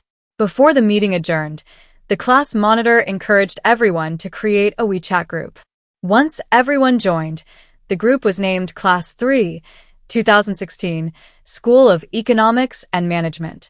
The class meeting ended, and Yunxi silently said in her mind, "System, sign in." Yes, today's sign-in location was the School of Economics and Management's teaching building. To be honest, Yunxi hadn't specifically gone to the sign-in location for many days. Recently, the system had been very kind to her. The sign-in locations that were refreshed were almost all ones she could complete incidentally during her daily activities. Ding dong! Signing in at the Kyoto University School of Economics and Management building, you have obtained a self-selected housekeeping service team summoning card, which has been added to your system inventory. In Yunxi, yesterday she was given a manor villa, and today a housekeeping service team has arrived. The system even provided her with a matching package. However, this was indeed a timely help for Yunxi. Such a large manor villa definitely needs someone to manage it. System, is this self-selected housekeeping service team summoning card the same as the previous custom character summoning card? Yes, host. The only difference is that the customization level of the team is lower than that of the individual. I see. No wonder one is called custom and the other self-selected. From this perspective, the system is quite meticulous. And Yunxi took the opportunity to go to the restroom and examine the card. How to put it? It was just as unremarkable as the previous cards.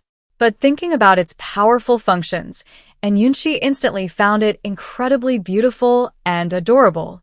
After examining the summoning card, Yunxi put it back into her system inventory and went out of the restroom to meet up with the others in the dormitory. Everything would have to wait until after her military training was over before any arrangements could be made. The rewards from the system lately have been really good. Unfortunately, military training has blocked her path to show off her skills, making her itchy to do so. Sometimes she even wondered if the system was doing it on purpose. System. I'm more wronged than Do-e. Back in the dorm, Yunxi quickly washed and hung up her 2 sets of military training uniforms. In this weather, they'll dry quickly. There are several shared washing machines in the dorm's washroom. You can use them by swiping your campus card. But Yunxi was worried that these washing machines hadn't been thoroughly cleaned in a long time and didn't really want to use them. Sigh, Yunxi hadn't figured out how to solve this laundry problem yet. Unless she moves out, she'll have to hand wash clothes in the dorm. Summer clothes are relatively thin now, so hand washing is barely manageable, but in winter, it'll be a real hassle. It seems she'll have to inquire about living off campus after military training.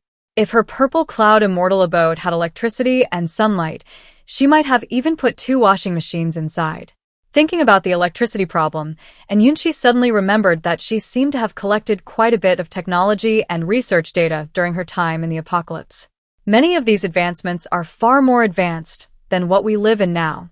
If we could establish a research lab and commercialize those results, this would be a great way to expand our business and perhaps even help China improve its technological level in certain fields. As a Chinese citizen, Yunxi is naturally happy to contribute to the country's development. It seems she needs to carefully plan her career path in scientific research and technology. That evening, everyone was in their dorm packing for the military training base. Yunxi, Tong Yao, and Qi did it themselves, while Song Mingzhu, who knew nothing, still needed help from the nanny. She opened her 26-inch suitcase. One set of military training uniform was for tomorrow. She'd fold the other set and put it in her suitcase. She figured she wouldn't have much of a chance to wear the other clothes, so she packed a set of long-sleeved sportswear. She packed extra underwear, socks, insoles, and 2 sets of pajamas. Luckily, summer clothes are thin and don't take up much space. Besides the 2 pairs of canvas shoes issued for military training, she also packed a pair of comfortable sneakers. In addition, she packed 2 bottles of personal items, skincare products, and especially sunscreen. She also packed a thin blanket, duvet cover, and sheets into her suitcase. She rolled up the mattress and tied it to the pillows, intending to drape it over the suitcase and drag it along. Oh, right, snacks, a power bank, a phone charger, etc. These are all essential. After mentally reviewing everything she needed to bring twice, making sure nothing was forgotten, and Yunxi closed her suitcase. Then, she put her tablet, power bank, charger, and a small umbrella into her black Chanel backpack. She planned to bring only this one bag to military training. It would be enough for a small umbrella and a water bottle. Finally packed, and Yunxi clapped her hands and silently breathed a sigh of relief. That evening, after showering and lying in bed, and Yunxi went to the tenfold learning room as usual to study etiquette. Lately, she had focused all her attention on this, mainly because her progress in the etiquette course had reached 87% of the intermediate level, and she was close to advancing to the advanced level and receiving the rewards. She was truly curious about what kind of rewards the system would give. And she was also very curious about the impact of reaching the advanced level on the system panel stats. After studying for a while, and Yunxi successfully completed 90% of the course and left the study room satisfied, falling into a deep sleep. The following day, September 6th, was sunny with temperatures ranging from 24-32°C. This was the day Kyoto University's 2016 freshmen began their military training. From 9 a.m. to 10 a.m., 3,365 students from different colleges gathered at the East Gate and boarded buses to the Chunlei Student Military Training Base in Kyoto City. The School of Economics and Management's boarding time was 9:20 a.m. And Yunxi and her 3 companions, dragging their luggage, arrived at the East Gate and found bus number 56 assigned to them, among rows of buses. After putting their luggage away and climbing onto the bus, they all breathed a sigh of relief. The journey took an hour and a half, and they arrived at the base at 10:50 a.m. As soon as their bus, number 56, arrived at the training base entrance, and Yunxi silently said in her mind, "System, sign in." This was the new sign-in location refreshed by the system that day. Ding dong. Check-in at the Chunlei Student Military Training Base in Beijing. Received a 10 million yuan 5-fold investment cashback card, already deposited into your system inventory. And Yunxi? She hadn't even used her 10-fold shopping cashback card, and the system had already given her an investment cashback card. And a 10 million yuan one at that? Wow. Regardless of profit or loss, investing 10 million yuan immediately yields a 50 million yuan cashback, a direct net profit of 40 million yuan. The more opportunities like this, the better. She had to admit, the system's power had once again refreshed and Yunxi's understanding. Excited inside, but outwardly calm, and Yunxi and her classmates got off the bus with their luggage and assembled at the military training base. First, they were assigned dormitories and settled their luggage. The dormitories housed 20 people per room, all with bunk beds. Each floor had only one washroom, toilet, and shower. Furthermore, hot water is only available in the bathrooms from 7 p.m. to 9 p.m. After that, you can only shower with cold water. There's also the issue of drinking water. Each dormitory is only provided with one kettle, which can be obtained from the water room on the first floor. But the problem is, with 20 people in one dormitory, how can one kettle be enough? So, and Yunxi and her 3 roommates went to the convenience store and each bought a kettle, along with basins and buckets. The other students basically did the same. As for meals, everyone knew they needed to bring their own bowls and chopsticks before arriving and had prepared them. However, what they didn't know was that meal times were also limited and there were no chairs. Everyone had to eat standing up. After understanding the situation, the 4 of them felt a sense of despair. Why can't military training be done on campus? This training base is such a ripoff. No matter how much they complained in their hearts, they could only accept reality. They just hoped these 2 weeks would pass quickly. After a chaotic lunch, everyone rushed back to their dorms to rest. After all, training started in the afternoon, and they needed to conserve their energy. The afternoon assembly time was 2 p.m. Knowing there would be a penalty for being late, everyone was punctual. The training ground was large, with a concrete surface. The small trees surrounding the training ground couldn't provide shade for anyone. Everyone was treated equally, without any favoritism. That was fine too, and Yunxi silently reassured herself as she surveyed the training ground.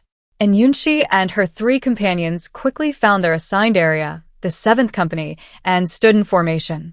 Military training at Peking University was conducted separately for men and women, organized into 16 companies, each with approximately 210 students. Their company, the 7th, consisted of female students from the School of Economics and Management, the School of Law, and the School of Life Sciences. Each company formed a large square formation. For specific training exercises, they worked in platoons, with each platoon receiving individual instruction from a single instructor. Once the platoons had practiced sufficiently, they would come together for overall formation training. Besides basic drills such as standing at attention, turning left, right, and about, marching, squatting, and standing, and goose-stepping, their company, the 7th, would also participate in a performance exercise learning and training in women's self-defense. Following this, they would engage in various experiential activities, including marching exercises, live fire shooting, nighttime emergency drills, weighted marches, stretcher rescue, and battlefield first aid. This was all the information everyone had gathered beforehand. Today was the first day.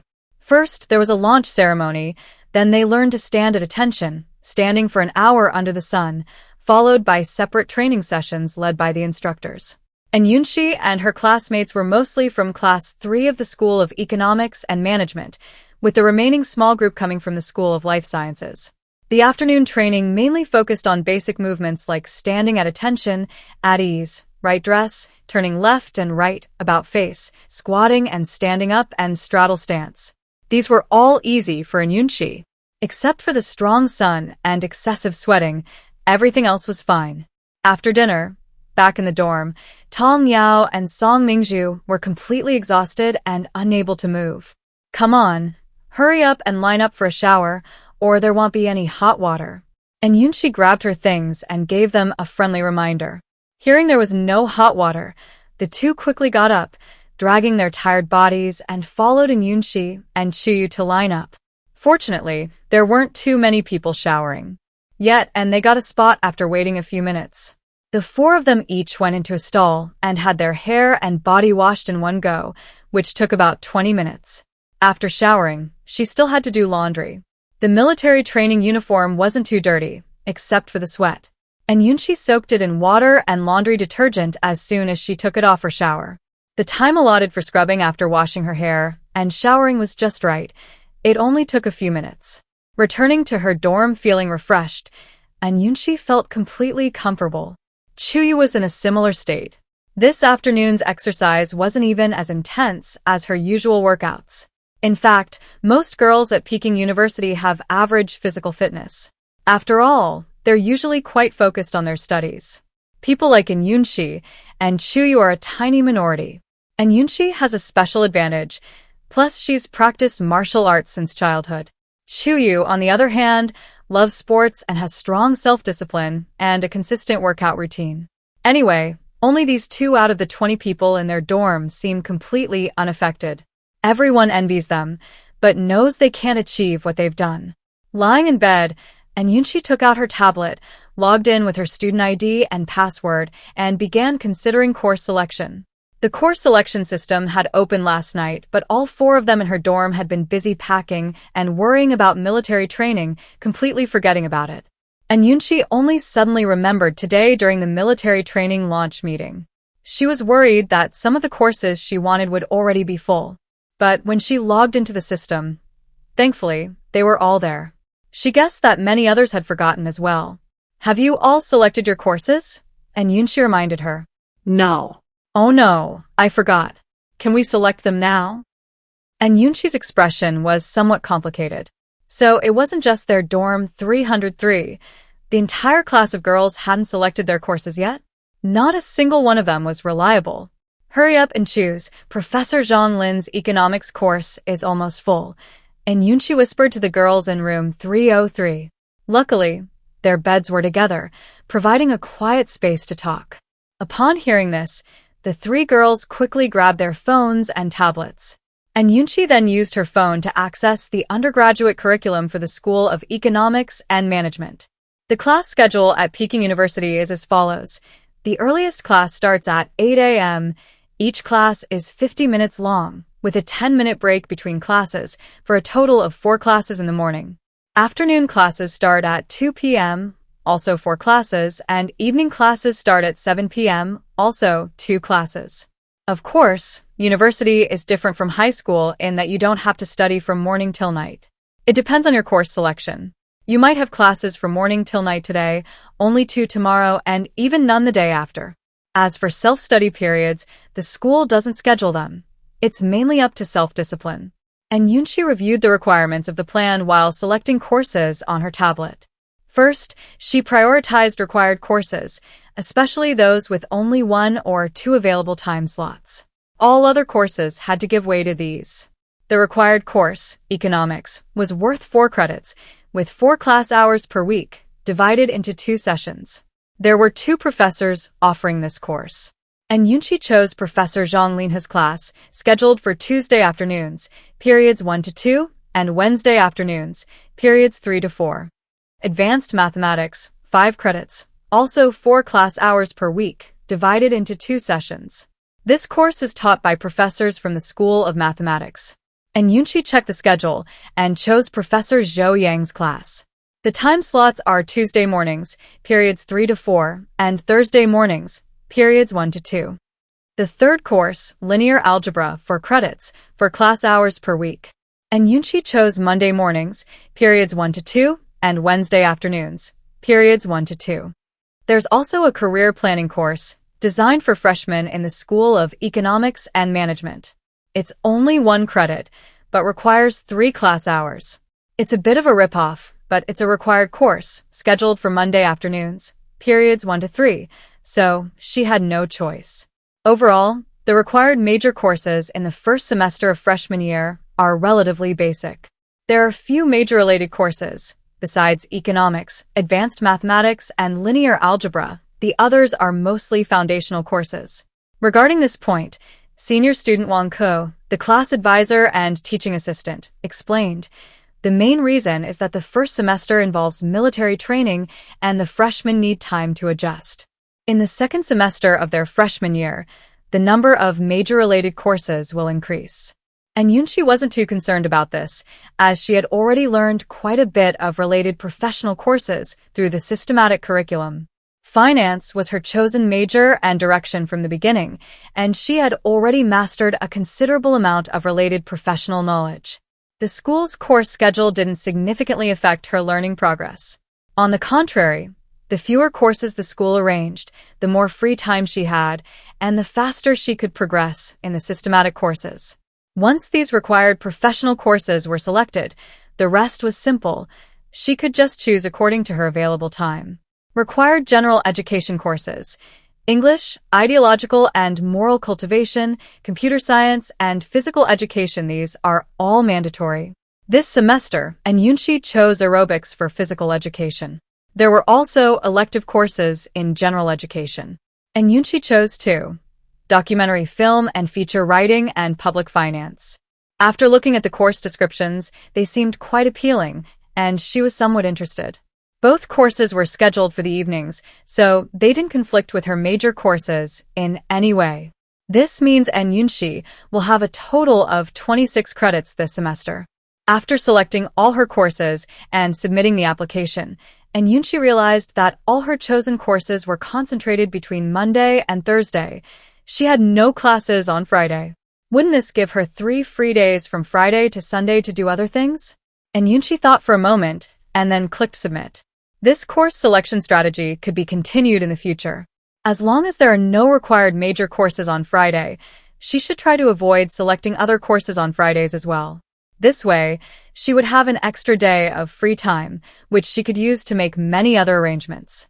Yunxi, which professor are you taking for advanced mathematics? Professor Zhou Yang. What about linear algebra? Tong Yao's idea was that everyone should choose courses together so they could go to class together. In case they were late and roll call occurred, they could help each other out. I've screenshotted my course schedule and sent it to the dorm group chat. Okay, thanks Yunxi. There are so many interdepartmental elective courses. I really don't know what to choose. Song Mingzhu was also struggling with course selection. Yunxi, how did you choose? The school website has course descriptions. I just randomly picked two that looked interesting. Song Mingju. She'd better do some more research herself. Chuyu had already efficiently chosen her courses, submitting hers even earlier than Yunxi. She was currently lying in bed, leisurely scrolling through her WeChat moments. And Yunxi ignored their dilemma. She was currently thinking about her next plan. After military training, she would use the 2-character summoning cards. This way, she could get an all-around assistant and a housekeeping team. Finding a suitable location for the hotel and handling the registration and management of the new company could all be delegated to the assistant. The first thing she would do with the new company was to start with the investment and technology sectors. After all, she couldn't just let the research and technical data she collected in the apocalypse gather dust in her spatial storage. Anyway, her master's family had a 1,000-year history and had been operating overseas for many years. It wouldn't be too much to ask for some advanced technology. And Yunxi was now using her master's name with increasing ease. However, the company needed to recruit and build a relevant research team. These people wouldn't be easy to find. They needed to be capable and have impeccable character. These things had to be done step by step. You can't get fat overnight. Let her assistant figure out the specifics later. The assistant, who hadn't appeared yet. Boss, thank you. As for investing in the company, the main reason was that she would have more and more money in the future. Instead of letting this money sit idle in the bank, it was better to invest in some good projects. This way, her wealth and career points would increase faster. She was very much looking forward to what new features the system would have after its next upgrade. At 10 p.m., the lights in the dormitories at the military training base went out on time. Gradually, the dormitory quieted down, and Yunxi drifted off to sleep, lost in thought. On her first day at the military training base, excluding the mobilization meeting, there were only 2 or 3 hours of training in the afternoon. This was just an appetizer compared to the rest of the military training. From the second day of formal training, these students, usually so academically gifted, faced a major challenge in their academic careers. Standing at attention for 1 hour in the morning and 1 hour in the afternoon was a fixed training exercise.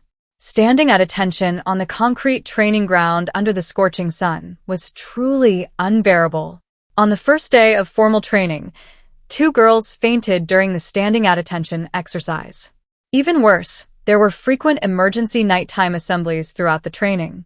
Being woken up at 2 or 3 in the morning to assemble on the training ground was incredibly grueling. And the food, the taste was barely acceptable, but the variety was pitifully limited. Although they got tired of it after a couple of days, everyone's appetite didn't decrease at all. So what could they do? They couldn't go without eating. They simply couldn't endure the training without being well fed. Snacks aren't enough. They're fine for a quick treat, but none of them will fill you up. By the time everyone had practiced all the events quite well and the entire formation began their overall training, it was already September 18th. Today was their last day training for each formation. Tomorrow they would have a march and live fire shooting practice. The day after tomorrow morning would be the military training performance, and in the afternoon they could head back to school. During this time, the system assigned her check-in locations entirely within the military training base. The training grounds, the convenience store, the dormitories, the grassy area next to the training grounds, the cantina, variety of locations. Of course, the rewards were plentiful. Among them, and Yunxi's favorite was the 10 custom-designed top-tier research personnel summoning cards. As if the system knew she was struggling to find research personnel, it gave her 10 of these cards in 5 installments. This way, and Yunxi had 10 top-tier research personnel who were guaranteed 100% loyalty. In addition, she also acquired 90 million yuan in cash and a 20% stake in Dongling Airlines through attendance tracking, successfully becoming the company's second-largest shareholder. She was only the second-largest shareholder. There was a larger shareholder above her. Therefore, when Zhou Mingxiu, the chairman of Dongling Airlines, contacted her, and Yunxi stated that she would not participate in the day-to-day management and operations. The company should continue as before. She would only be responsible for collecting dividends. Hearing Yunxi say this, Zhou Mingxiu was actually relieved. This 18-year-old girl who suddenly appeared as the second-largest shareholder had truly caught him off guard. If she colluded with other minority shareholders to stir up trouble in the company, it would be a real problem. Now it seemed that if it was just a case of her family having money and wanting to invest for dividends, it wouldn't have much impact on him. However, being able to come up with so much money at once to acquire 20% of the shares, and Yunxi's background was probably unfathomable. It was best not to offend someone like that. So, Zhou Mingxi took out in Yunxi's information and photos and repeatedly warned the senior executives at home and in the company that they absolutely must not offend this person. It's true, anyone who achieves this level of success is extraordinary. When she acquired the shares, and Yunxi had researched Dongling Airlines. This company had performed very well in recent years, and its growth rate was rapid. Last year, Dongling Airlines' market valuation exceeded 100 billion. Wow! Her 20% stake was worth 20 billion. If this year's profits weren't worse than last year's 12 billion, she could receive 2 billion in dividends by the end of the year. This was another industry that could generate a steady stream of money for her. And she didn't even need to participate in the management. She could just sit back and wait for the year-end dividends. How wonderful! Now, the balance in her black card at the Industrial and Commercial Bank of China had already increased to 550 million. And the apartments in Jinghe Garden had been mostly rented out. With over 8 million yuan in rent received over 3 months, the balance in her China Construction Bank Platinum card had surpassed 10 million yuan, reaching over 13 million yuan. In other words, she now had over 600 million yuan at her disposal. Furthermore, she also had a shopping cashback card and an investment cashback card. Everything was ready. She just needed to get to work after military training. Open the system panel. Suddenly remembering something, and Yunxi quickly recited it in her mind. Rich, beautiful, and elegant girl cultivation system. Host and Yunxi, level 1 appearance, 91 temperament, 65, charm, 63, talent, 22, functions 1. Backpack 2. Check-in 3. Study, 10 times study room, rich, beautiful, and elegant girl cultivation course. Wealth. 1 career 0.9 skills photographic memory, driving master, etiquette intermediate, finance beginner, hacking entry-level, industries Yunxi property 100%, Jinxiu Xiangjiang Hotel 100%, Mingxi Pedestrian Street 100%. Jingyuan School District Housing, Buildings 7, 8, and 9, Juxinli 100%, Zuaming Lake Yanchuiju Manor Villa, Dongling Aviation 20%. Tasks sign-in task, refreshing. Learning tasks 1. Please learn one of the rich, beautiful, and elegant courses to the advanced level within 1 year. 2. Please achieve the highest grade in the entrance English exam within 3 months. Other tasks, please participate in and complete the freshman military training within 1 month. The system panel's various values have changed. Appearance hasn't changed, but temperament, beauty, and talent have all improved by several points. Wealth points are no longer a pitiful few tenths. Finally, it's broken through to 1, truly a cause for celebration. Even career points have become 0.9, breaking through to single digits is just around the corner. It seems that both wealth and career points require more industries to support them. This further strengthens Yunxi's determination to build a successful career. Regarding tasks, besides completing the daily sign-in task as usual, the learning tasks and other tasks are not yet completed. Therefore, there are no changes. But it will be soon. Yunxi had already completed 99% of her etiquette course at the intermediate level, and was close to breaking through to the advanced level to complete the task and claim the reward. Military training was also nearing its end. This meant she would soon have 2 task rewards to collect. Overall, her future looked bright. September 19th, according to the military training schedule, included a marching exercise and live-fire shooting. They first had to march in formation from the training base to the shooting range. Walking was manageable, except for a few students with weaker physiques. Most students managed to persevere. Upon arriving, Yunxi checked in for the day. Ding dong! Checking in at the shooting range of the Chunlei Student Military Training Base in Beijing. Master-level shooting skill acquired. Loading begins in 10 seconds. Countdown. 10, 9, 8, 7. Ding dong. Master-level shooting skill loading. Immediately afterward, a cool energy flowed into her mind. Countless theoretical knowledge and practical images of firearms, disassembly methods, shooting techniques, and precautions for shooting in different environments appeared in her mind. And Yunxi remained conscious, absorbing the sudden influx of theories and techniques into her mind. Ding. Master-level shooting skill loading complete. System panel updated. In just a short while, Yunxi transformed from a complete novice with no firearms knowledge into a shooting expert proficient in various firearms. Yunxi felt that her dynamic vision had improved significantly compared to before. Can you believe it? Actually, the only difference between an ordinary person and a genius is a system. After a simple lunch of steamed buns and zongzi, sticky rice dumplings, they had brought, all the students participating in military training sat in formation on the open ground of the shooting training base, awaiting further instructions and arrangements. The students around her were unaware of what had happened to Yunxi, and even less aware of the turmoil raging within her at that moment. Everyone chatted quietly with the students next to them. We're going to shoot soon. I'm a little nervous. Yeah, I heard the recoil is pretty strong. I wonder if I'll be able to hit the target. And Yunxi, snapping out of her reverie, overheard two girls whispering to each other. What's there to be nervous about? Just do what the instructor says. This was said by a boy sitting nearby. Boys, often have a bit of a heroic complex about soldiers. For something like shooting, their anticipation and excitement far outweighed any nervousness. You talk like you've actually shot before. The girl who heard him was a little unconvinced. Exactly. Maybe he'll be even worse than us. They were all beginners too, and she didn't believe he could definitely shoot better than them. Whether I shoot well or not, we'll only know after I shoot, the boy said somewhat nonchalantly. We'll see then, the boy shrugged indifferently. Even if he were at his worst, he couldn't possibly be inferior to these two delicate young girls. And Yunxi, taking in all of this, smiled knowingly. Youth is truly wonderful. Actually, even without signing in to gain shooting skills today, Yunxi was confident she could do well. After all, in a post-apocalyptic environment, many people possess firearms. Moreover, because of her spatial abilities, she had always been on missions with the military. She had naturally practiced marksmanship.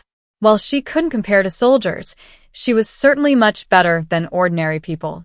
Now, with master-level shooting skills, Yunxi was even more confident. Even if a sharpshooter from the military came, she wouldn't necessarily be at a disadvantage. Shooting range space was limited, so everyone entered the range in platoons, one group at a time. When it was Yunxi's turn, she followed the group, walking calmly and confidently to her position. Her confident and composed demeanor contrasted sharply with the nervous and cautious girls around her. Each shooting position had a rifle, and an instructor stood beside it. Yunxi glanced at them and immediately recognized the rifle's type 95 rifles. Also known as the QBZ-95 automatic rifle, its design feature is a 30-round magazine. This rifle has a 5.8 mm caliber and a bullpup design. Its main features are good stability, high accuracy, short barrel, excellent balance, and easy portability, making it suitable for all-weather combat. Furthermore, it has high lethality. The 5.8 mm ammunition can penetrate 8 mm steel plates at 100 meters while still retaining a slight lethality. The military training shooting uses a prone firing position, and Yunxi lay prone on the ground as instructed by the instructor. The instructor gave a step, and Yunxi followed it exactly. Although she understood all of this, she still listened very carefully and followed the instructions step by step. She perfectly embodied a complete novice who had never handled a firearm before. Even an Oscar-winning actress would probably have to give way to her. That's a bit of an exaggeration, isn't it? In short, in the instructor's eyes, she was just a college student who had never handled a gun before. The instructor looked at Yunxi's perfect prone shooting posture and nodded in satisfaction. Finally, he'd encountered a student with high talent today. Thinking about what happened before, it's really indescribable. Next, the instructor continued explaining the key points and precautions for aiming. Did you understand? Hearing the instructor's question, and Yunxi answered loudly, reporting, Instructor, I understand. After the other shooting positions had finished their instruction and received the order to fire, the instructor said, You can begin firing now. At the command, and Yunxi's eyes sharpened instantly. She stared intently ahead, aligning her 3 points with the bullseye in the distance. Then she adjusted her breathing, becoming one with the gun. Bang, she fired her first bullet. Each person had 10 bullets, but Yunxi didn't fire them all at once like the others. After each shot, due to recoil and other factors, there would inevitably be a deviation from the original aim. And Yunxi's method was to aim after each shot. Because her aiming and adjustment speed was quick, she wasn't much slower than those students who fired all their bullets in one go. And Yunxi stood up only after the instructor told her to. Next came the time to report the shooting results. Results were reported one by one, from target number 1 to target number 30. Similar to the previous ones, it was either a complete miss, 0 rings, or an occasional hit with a few rings. After 10 shots, not a single one exceeded 20 rings. The highest score was 12 rings. Until Yunxi's target number 26 reported a perfect 100, the entire area fell silent. Both students and instructors turned their attention to the young girl at shooting position number 26. The instructor standing next to Yunxi asked quietly, Student, have you had any shooting training before? And Yunxi's heart skipped a beat. Oh no! And Yunxi, incredibly excited and overjoyed at having just acquired godlike shooting skills, had gotten a little carried away. In a moment of impulsiveness, without any thought of holding back, she fired all 10 bullets at once. How was she supposed to answer that? She genuinely hadn't studied it. But she was cheating. After a moment's thought, she could only ask in return, Does shooting balloons at an amusement park count? The instructor. This is your first time handling a real gun? And Yunxi nodded. Having figured it out, and Yunxi felt it wasn't a big problem. Anyway, she had never been exposed to shooting before, and even if someone investigated, that would be the result. Just consider it a high talent for shooting, a genius. I didn't expect shooting to be so interesting. I'm planning to find a shooting club to practice when I get back. The instructor, this is a genius. The instructor was a little disappointed in her. 2 of the boys in the front of today's batch of students also shot quite well. One got 81 rings, the other 90. One's father owned a shooting club, and the other's family had 3 generations of military service, so he'd been handling guns since childhood. This girl was an exception. She scored a perfect 100 on her first shooting attempt. That's unparalleled talent. Hey, how about joining the army? And Yunxi. Instructor, I still have to go to school. The instructor then remembered that this was the scene of freshman military training at Peking University. This girl was a top student at Peking University. What a pity. However, in the end, he decided to report the situation to his superiors. Such a promising talent. It would be a shame if she didn't join the army. When Yunxi returned to the training ground and sat down, the news that a girl from the School of Economics and Management had scored 100 in shooting had already spread among the instructors and students participating in this military training. Everyone who heard the news inquired about who was so amazing. Therefore, when Yunxi walked over, she felt many eyes on her. It's her and Yunxi from the School of Economics and Management. She got 100 points. My God, she's even better than Yi Yunhan from the School of Law. And she's so beautiful. Her looks should definitely be on the campus beauty list, right? More than just on the list, she'd be number 1. Number 1 is an exaggeration. Senior Yun Shiran has been number 1 for 3 consecutive years. You never know. The students in dormitory 303 were also quite shocked. Yunxi, you really got 100 points? As soon as Yunxi sat down, Tong Yao eagerly leaned over to ask what had happened. Oh my God, I didn't hit the target a single time. Me neither. This was Song Mingzhu, whose score was also 0 rings. Yunxi, you're amazing. Song Mingzhu felt like a complete failure compared to her roommate. She couldn't do anything and knew nothing. Indeed amazing, Chuyu agreed. Yunxi, how did you do that? Seeing her 3 roommates looking at her curiously, and Yunxi forced a smile and said, probably because of talent?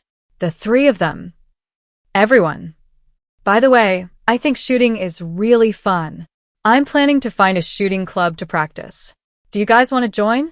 And Yunxi thought it would be better to have someone with her. Thanks for the invitation, but I'm not interested. Let's forget it. Tong Yao and Song Mingzhu weren't interested either. And Yunxi turned her gaze to Chuyu. I still prefer basketball. Comparatively, she preferred running and other exhilarating sports like basketball. Activities like shooting, which require concentration, weren't really her thing. Well, if that's the case, she'd go by herself. On the other side, Yi Yunhan, who was being talked about, was also discussing it with his friend. And Yunxi? Su Kai, do you know her? His friend's family owned a shooting club. Someone with such good marksmanship should frequent such places. No, I don't know her. She's probably not a member of my club. So many members, and you can remember them all? Yi Yunhan glanced at him, somewhat incredulous. I can't remember everyone, but someone so beautiful and skilled, how could I not remember her at all? He was Su Xiao, a frequent visitor to the club. Don't underestimate him. I bet she's not a local from Beijing. Su Kai leaned closer and whispered. Most likely. Yi Yunhan agreed. Had never actually heard of her in Beijing's social circles. What's up, bro? Got your eye on her? Want me to put in a few inquiries? Su Xiao's information network in Beijing is incredibly powerful. Yi Yunhan. He glared at his friend, exasperated. Can't you do something serious? Dude, such a great girl, and you're not interested? I just think she's a really good shot. I admire her. Su Kai looked at him as if he'd seen right through him. Bro, admiration is the beginning of attraction. Don't worry, I'll definitely find out the details for you.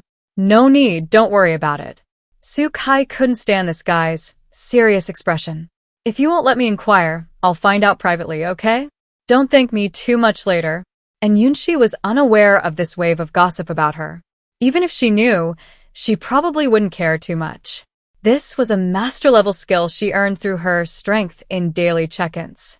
As someone blessed by heaven, possessing a cheat code in every world she transmigrates to, and backed by a system, what's wrong with being a little genius and a little capable? After everyone finished shooting training, the group marched back to the training base from the shooting range. The entire group arrived at 5:30 p.m. This exhausted the students who rarely exercised and always traveled by car. They wolfed down dinner and returned to their dormitories to shower and rest. Tomorrow, they could finally return to school. Everyone expressed how much they missed their dormitories after 2 days. September 20th, 2016, was the last day of Yunxi and her classmates' military training. It was also a good day for the military training performance, graduation ceremony, and their return to school. At 9 a.m., the 5-star red flag rose slowly to the solemn national anthem, officially beginning the military training performance and graduation ceremony. The parade began with the PLA flag and the Kyoto University flag leading the way.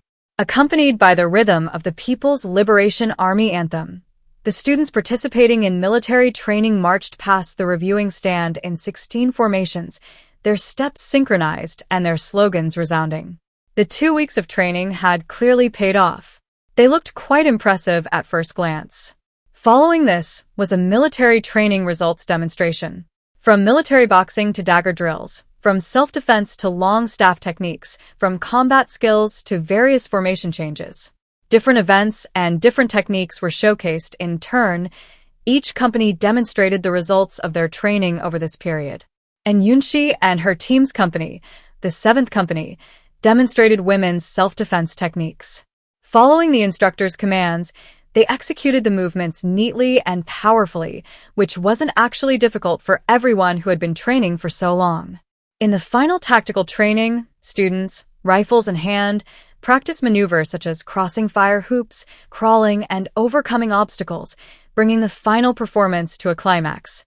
Next, Lin Jing, the political commissar of the Student Military Training Regiment, read out a commendation notice, praising a number of outstanding groups and individuals. And Yunxi, based on her role as the leader of her formation and her performance in training and shooting, received the title of Outstanding Military Training Soldier. Following this, various leaders delivered speeches in turn. The entire event finally concluded at 11:30 a.m. At noon, the leaders attending the graduation ceremony had lunch with the students. In the afternoon, it was time to take group photos and pack their bags to leave the military training base and return to school. Although everyone had been trained to the point of exhaustion during the military training, the moment of parting was still very difficult. After taking the photos, many girls cried. The atmosphere was so intense that Yunxi also felt a lump in her throat. The girls in dormitory 303 even went out of their way to take individual photos with their instructors. Some had 4 people with their instructors, while others had only 1 person with their instructor. The charm of these soldiers was irresistible, especially for a tall, handsome, and muscular man like their instructor. He exuded a wild masculine charm and a strong aura of testosterone from head to toe, completely captivating the girls in their platoon. However, all good things must come to an end. That's life. Many people, no matter how amazing they were at the time, are just passers-by in your life, just like their instructors. Leaving this training base today, aside from a few photos, they may never cross paths again. At 4:30 p.m., Yunxi and her 3 friends finally returned to dormitory 303. They'd only stayed for 2 days, but it already felt like coming home. Fortunately, they were finally back in a familiar and warm environment. Unfortunately, it was Tuesday, and they had to start classes tomorrow. Worse still, they had an English exam on the 30th of this month. No matter what, I'll just slack off today and start studying hard tomorrow. Tong Yao lay on her bed, playing King of Glory, and sighed. Song Mingzhu, sleeping next to her, nodded in agreement. Even if the sky falls, I have to rest today. This was Chuyu, who was also planning to slack off. Luckily, I don't have classes tomorrow morning.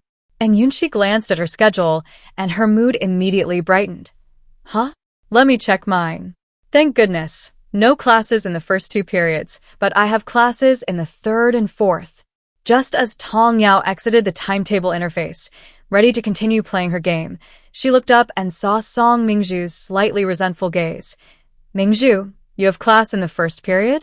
The question made Song Mingzhu's gaze even more resentful. I have class in the 1st period too. Just as she was feeling awkward and unsure what to say, Chuyu's words completely saved her. When Yunxi said she had no classes in the morning, Chuyu also checked her own timetable. Then she discovered that she had class in the 1st period. Upon hearing that someone else shared her plight, Song Mingzhu instantly felt better. Even her resentful gaze softened. Meanwhile, Tong Yao, now rescued, quietly patted her chest. This loneliness is too perfect, embracing imperfection, like a diamond encasing a fragile heart. The phone rang. And Yunxi glanced at it. It was the manager of the Ferrari 4's dealership. She quickly answered the phone. Hello? Ms. N. This is Su Yenxin, the manager of the Ferrari 4's dealership. We've completed all the paperwork for your car. When would be a convenient time for you to pick it up? And Yunxi guessed it should be done soon. Manager Su had previously sent her some license plate numbers to choose from. She didn't have classes tomorrow morning, but having just finished military training, she planned to rest properly. Manager Su, I have classes these next few days. Can I pick up the car on Friday morning? Of course. Please send me the address. Okay. After hanging up, Yunxi was already thinking about her manor villa. It seemed she needed to use her housekeeping service team's summoning card as soon as possible. Today's check-in address was at the east gate of Kyoto University. She had already signed in when the bus drove in from the east gate. The reward was 20 million in cash. Right, there were still 2 task completion rewards she hadn't claimed yet. Last night, she officially passed the intermediate 2 advanced exam in the etiquette course, completing the task of advancing 1 section of the rich, beautiful, and elegant course to the advanced level. She had also completed the task of participating in and completing the freshman military training. She just didn't know what kind of reward the system would give this time. And Yunxi checked the system panel. Sure enough, both tasks were marked as completed. System, claim your mission reward. Ding. Congratulations to the host for successfully completing the learning mission leveling one of the rich, beautiful, and elegant courses to an advanced level. Reward, ownership of the Huanyu International Financial Building. Related documents and certificates have been stored in the system inventory. Ding. Congratulations to the host for successfully completing another mission, participating in and completing the freshman military training. Reward: ownership of an office building under construction in Zhongguancun. Related documents and certificates have been stored in the system inventory. And Yunxi: 2 mission rewards, 2 office buildings. Is the system worried she won't have an office when registering her company? But giving 2 buildings at once seems unnecessary, doesn't it? Wait, one of them is under construction. And Yunxi quickly drew the curtains, pretending to sleep. Actually, she took out the relevant documents from her system inventory and looked at them. Then I took out my phone and searched for Global International Financial Center. My goodness! I've struck gold. I've struck gold. This Global International Financial Center is located in Chaoyang District CBD, one of Beijing's most famous central business districts. This area is home to numerous internationally renowned corporate headquarters and financial institutions. This area boasts many high-end office buildings, shopping malls, and 5-star hotels. It is a very important high-end office, business, and entertainment center in Beijing. Although the Global International Financial Center is just one of many office buildings in this area, its location alone proves its extraordinary nature. The Global International Financial Center has 88 floors above ground and 3 floors below ground, standing 430 meters tall. The entire building occupies an area of 11,000 square meters, with a total construction area of 360,000 square meters. It was only completed last year, but for some unknown reason it was being sold and ultimately ended up in the hands of the system. Now, this 88-story grade office building, located in the core area of Chaoyang District CBD, costing a total of 17 billion yuan and generating 1.6 billion yuan in rental income annually, belongs to her. Clearly, this is another property blatantly handing her money. After reviewing the introductory materials, Yunxi turned her attention to another office building under construction. This building, however, is located in Zhongguancun CBD, quite close to Peking University. This is a high-rise office building under construction, with 3 underground floors and 36 floors above ground. It occupies an area of 8,000 square meters, with a total construction area of 150,000 square meters. Although it's under construction, the entire building structure and exterior decoration are already complete. All that remains is to complete the interior partitions and decorations according to the company type before it can be put into use. Perfect. The investment company and technology company she wants to register can both be located here. The building will be named Yunfeng International Building. Coincidentally, she was also planning to name her company Yunfeng. However, before that, she needed to find someone to design and renovate it.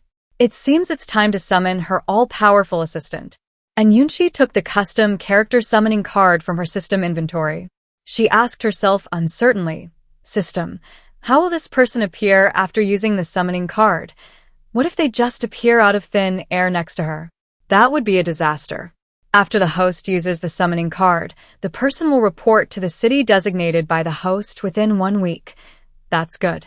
It seems her worries were unnecessary. The system is quite reliable when it comes to getting things done. System: use the custom character summoning card. The white card in Yunxi's hand quickly disappeared, turning into a beam of white light and merging into the virtual screen in front of her. Then, many options and fields for filling in information appeared. And Yunxi thought for a moment, then began to select and set each option one by one.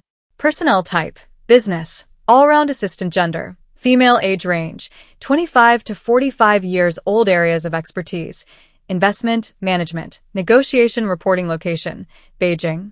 This person will definitely be appearing with her frequently from now on, so choosing a female assistant can help her avoid a lot of unnecessary trouble. As for areas of expertise, only 3 can be selected. Considering that this assistant will be her representative in the future, appearing on her behalf in various situations and managing the company on her behalf.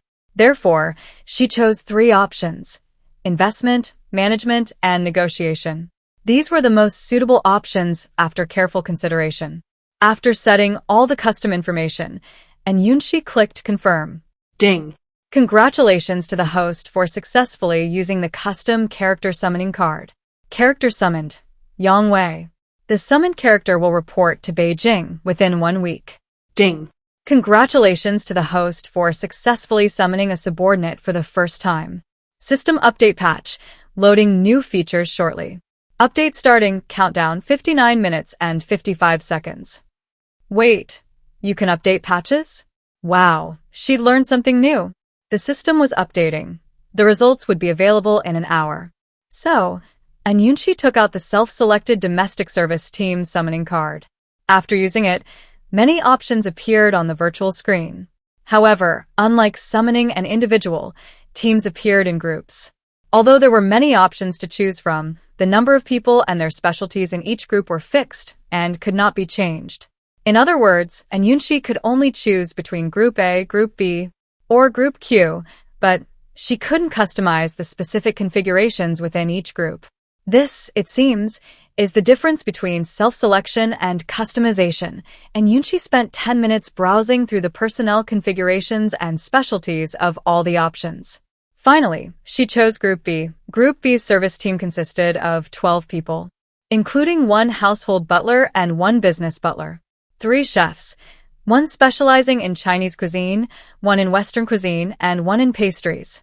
Moreover, the chef specializing in Chinese cuisine was proficient in all major cuisines, especially spicy dishes like Hunan and Sichuan cuisine. For Yunxi, who couldn't live without spicy food, this was indeed very appealing. In addition, there were 4 maids, 2 gardeners, and 1 driver. The other options were essentially the same configuration, differing only in details like the personnel's specialties. And Yunxi was initially curious why this group didn't have bodyguards. Then she realized the other groups didn't either. Could it be because this was a domestic service team? And Yunxi didn't think much of it. She didn't really need bodyguards at this stage. Although she obtained them using summoning cards, these were all real people in the real world. That meant Yunxi still had to pay their salaries. For example, the all-around assistant Yang Wei had a guaranteed annual salary of 5 million, not including year-end bonuses and other rewards. The domestic service team, on the other hand, had an annual salary of 15.5 million for the entire team. These salaries weren't low in the industry, but for Yunxi right now, they were nothing. After confirming and submitting the options, the system's mechanical voice sounded in Yunxi's mind again. Ding. Congratulations, host. You have successfully used the self-selected domestic service team summoning card to summon a team of 12 people: life, butler Minghui, business, butler Chiz, chef, maid, landscape architect, driver Qingdu. The summoned characters will report to Beijing within a week. Now, she only has the 10 research personnel summoning cards left. The company isn't registered yet, and the lab isn't even there. There's no rush to summon these researchers. After glancing at the cards, Yunxi put them back into her system inventory. The system update will take another half hour to complete. Should she go get some food first? It's 6:20 p.m., right around dinner time. Yunxi got out of bed, pulled back the curtains, and asked loudly, "Want to go eat?" "Yes, I'm hungry too." "Me too. Let's go together." So, the 4 girls changed their clothes and went downstairs to eat together. "Where should we eat today? Do you guys eat spicy food?" It turns out that, except for Tong Yao from Suzhou, the other 3 all love spicy food. This makes things a bit tricky. "I can only eat a little bit, nothing too spicy." "Then let's go to Shiyuan and get some mala xianghua, spicy stir-fry, and order a mild one." After eating the same old dishes at the military training base for so long, Yunxi really wanted something spicy. After the 4 of them reached an agreement, they went to the Shiyuan cafeteria and headed straight to the mala xianghua window to order. Beef, chicken strips, ham sausage, tripe, beef balls. They picked out everything they liked. For vegetables, lotus root slices, bamboo shoots, lettuce, water spinach, baby bok choy, winter melon slices were also essential. They chose mildly spicy and slightly numbing, and knowing that everyone likes cilantro, Yunxi specifically requested extra cilantro. As a dish listed on the campus food charts, it certainly lived up to its reputation. It smelled amazing, tasted spicy and savory, and was a perfect match with rice. Even Tong Yao, who never eats spicy food, ate a bowl and a half of rice. She ate with increasing gusto, her mouth watering from the spiciness. Sizzle lights so delicious. Watching Tong Yao eat while constantly drinking her beverage, the three of them found it a little amusing. And this was only mildly spicy. None of them found it spicy, but who knew Tong Yao, who rarely eats spicy food, would react like this? She's both a glutton and loves it. I'll get used to it if I eat more. That's the allure of spiciness. No one can escape it. After dinner, the four of them strolled back to their dorm. Taking advantage of the early hour, when the bathroom wasn't crowded, and Yunxi washed her hair, took a shower, changed into her pajamas, and climbed into bed. The system patch update was complete, and she couldn't wait to explore the system's new features. Open the system panel. The rich, beautiful, and talented girl cultivation system. Host and Yunxi, level 1, appearance, 92, height, 168 centimeters, weight, 48 kilograms, charm, 70, charm, 68, talent, 30, functions 1, backpack 2, check-in 3, learning, 10 times study room, rich, beautiful, and talented girl cultivation courses 4, team, wealth, 1.3, career 1.0, skills, photographic memory, driving, master, shooting, master, etiquette, advanced, calligraphy, intermediate, finance, beginner, hacking, entry-level, industries, Yunxi property, 100%, Jinxiu Xiangjiang Hotel, 100%, Mingxi Pedestrian Street, 100%, Jingdiyuan School District Housing, Buildings 6, 7, and 8, Juxinlu, 100%, Kunminghu Yanchuiju Manor Villas, Dongling Aviation, 20%, Huanyu International Financial Building, 100%, Yunfeng International Building, 100%. Tasks, check-in task, refreshing. Learning tasks, 1. Please learn 3 items in the Baifume course to the advanced level within 1 year. 2. Please obtain the highest grade in the entrance English exam within 3 months. Other tasks, please register a new company within 6 months. The changes to the system panel are quite noticeable. Appearance has increased slightly, and height and weight data are now displayed. This wasn't available before.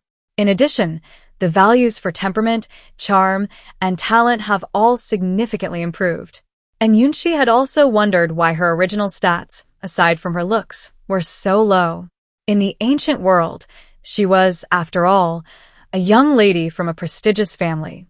Her manners and speech had been specially instructed, and she had some knowledge of music, chess, calligraphy, and painting. How could her stats be so low in the system? Later, she chose the etiquette course, and after seeing the content, she seemed to understand something.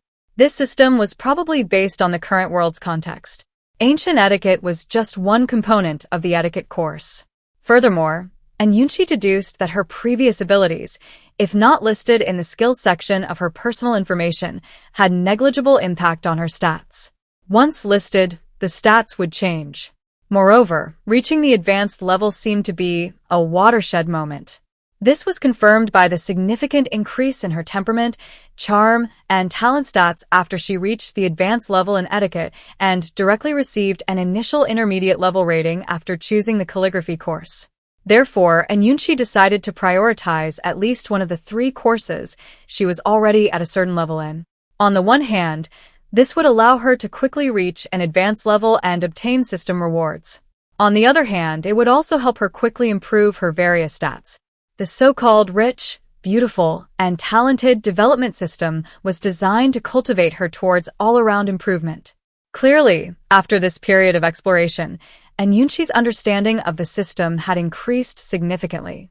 Furthermore, her wealth and career points had both improved to some extent.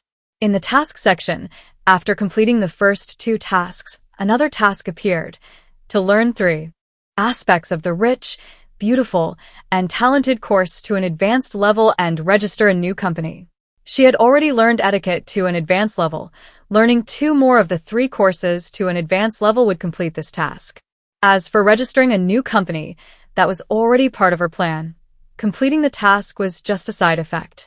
There was also the skills section, which Yunxi had always paid close attention to. Perhaps because it couldn't be acquired or improved through learning, the photographic memory skill had no levels. Master-level skills included driving and shooting, both system rewards given to her after daily check-ins or completing tasks. Her etiquette was at an advanced level, acquired through system courses and assessments. She also had intermediate-level calligraphy. The system's initial rating after selecting the calligraphy course was intermediate. This was closely related to her experience as a noble lady in her ancient life. Furthermore, basic finance and entry-level hacking also appeared in the skills section after selecting system courses. Once the etiquette course reached advanced level, it was no longer available for study. After much deliberation, Yunxi finally decided to choose the calligraphy course. Given her calligraphy skills in the ancient world, she should be able to reach an intermediate level initially. Sure enough, as soon as she selected the calligraphy course, the calligraphy skill appeared in the skill section, with an initial level of 60% intermediate. Back in the ancient world, her calligraphy was taught by a renowned calligrapher. After practicing for over a decade, her skill level was sufficient. However, this course included both soft pen and hard pen calligraphy, and Yunxi guessed that her hard pen calligraphy was holding her back. But she was already quite satisfied with her initial level of 60% at the intermediate level. This way, she could quickly advance to the advanced level of the second course. Once she reached the advanced level in the remaining course, she could complete the task and receive the reward. For Yunxi, who possessed a photographic memory and a 10 times long study room, this wasn't difficult. It was just a matter of time. Of course, Yunxi hadn't forgotten the reason for triggering this patch update. She had used a character summoning card and gained her own subordinates. Therefore, the biggest change this time was that, following the inventory, daily check-in, and learning sections, a fourth system function had appeared for the first time in the team. This aroused Yunxi's great curiosity. Without waiting, she naturally checked it out immediately. Yunxi opened the team function and found a list displaying all her subordinates. It was divided into 5 sections: housekeeping, security, legal, business, and partnerships. Yunxi clicked on each section one by one. The security section was empty. The legal section only had Bai Xinyu. She remembered him. He was the exclusive legal counsel for the Jinxiu Xiangjiang Hotel. He had previously helped her with a rental agreement with a real estate agency. The housekeeping section currently only had the 12-person team she had acquired using summoning cards. The business section had more people listed: her all-around assistant Yang Wei, Lu Zhou from Yunxi Property, Qin Lian from the Jinxiu Xiangjiang Hotel, and Xiao Zheng from Juxianlouth. Heads of several of her businesses were all included. Furthermore, the core executives of all the businesses she held absolute control over were also on the list. The virtual screen couldn't fit everything on one page. It took more than 2 pages. There was also a partnership section listing her direct collaborators. For example, there was Yang Qinggong, who helped her rent out her apartment in the Jingyuan School District, Zhong Mingxiu, chairman of Dongling Airlines, and Yu Weiye, who was in charge of the property management of the Huanyu International Financial Building.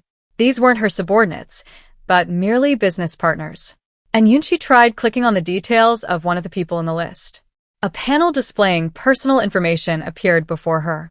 By Fume Cultivation System Team, business name, Qin Lian, gender, male, age, 36, position, CEO of Jinxiu Xiangjiang Hotel, expertise, strategy, management, innovation, ability rating, 92, loyalty, 95, simple and straightforward.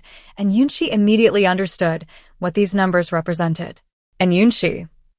She hadn't expected Qin Lian's ability rating and loyalty scores to be so high. He was incredibly capable and utterly loyal to her. She had truly struck gold. Yunxi then clicked on the information panels of several other people.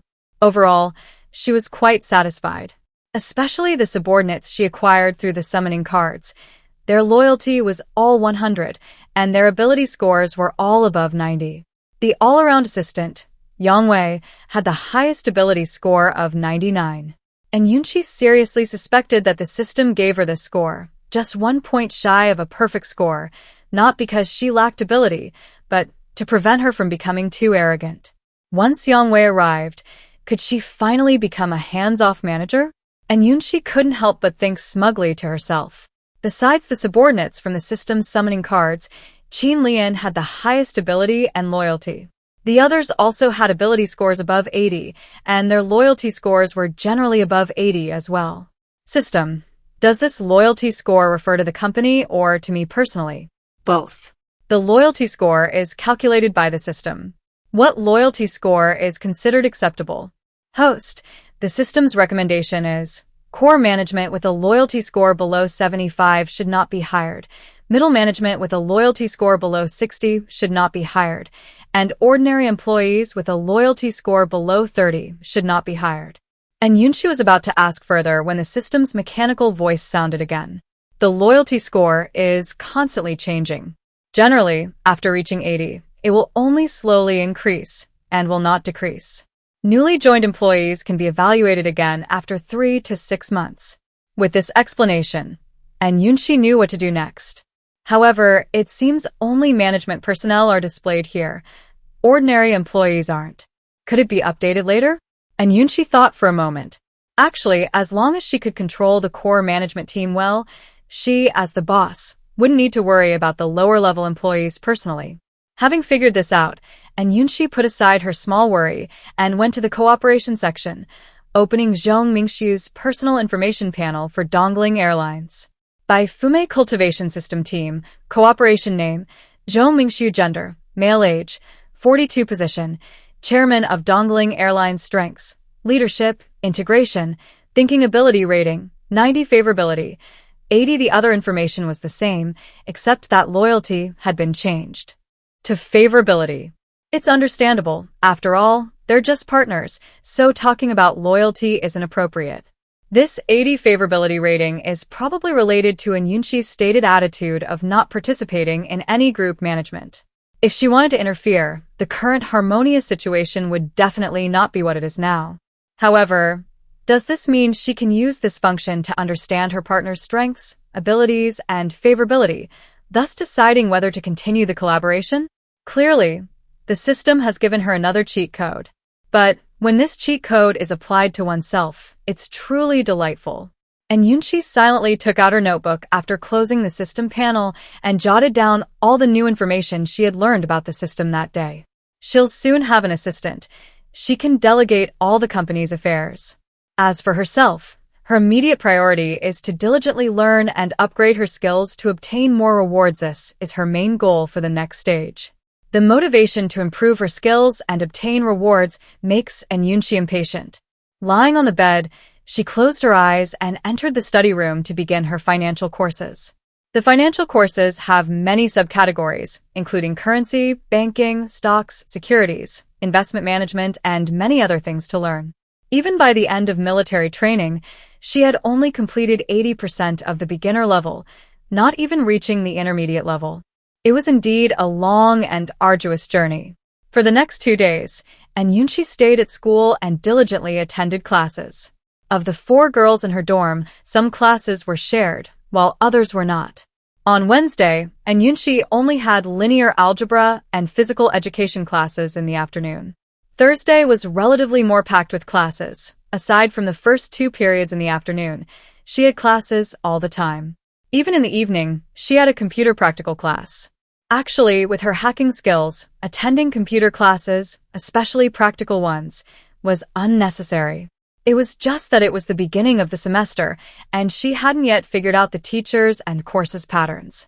For now, it was best to focus on attending classes diligently. When she had classes, she went. When she didn't, she either studied in the library or an empty classroom, or went back to her dorm and studied in her system space while lying in bed. Overall, this kind of life is quite fulfilling.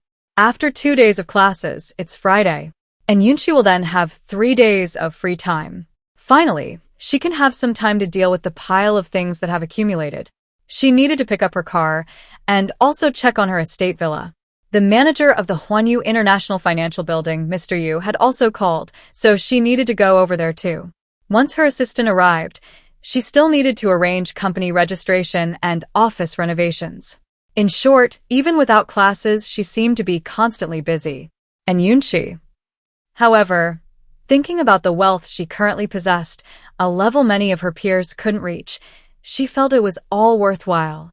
September 23rd, Friday, sunny. Early in the morning, and Yunxi quickly washed up. After completing her skincare routine, she applied a lipstick with a hint of mauve.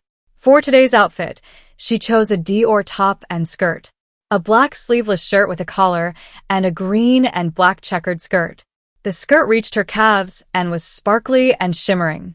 A wide leather belt cinched her waist, making it appear even slimmer and more shapely. She chose a pair of black lace-up leather shoes with a slight heel. This outfit instantly made her appear taller, over 1.7 meters.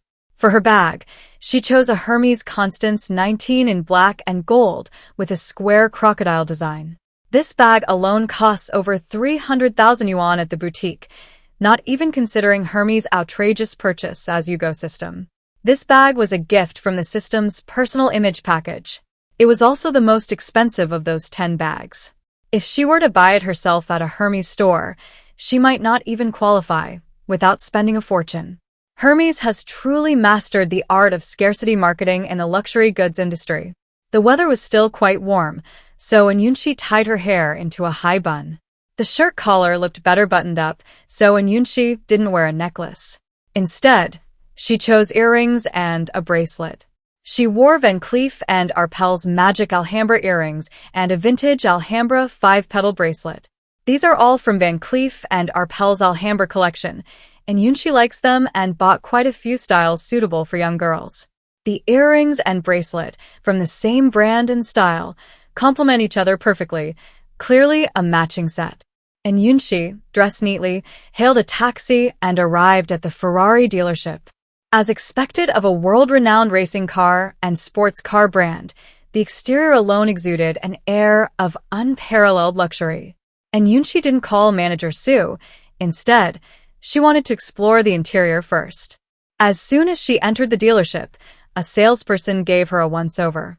She seemed to have plenty of money, but being just a young woman, it was hard to say whether she was actually there to buy a car.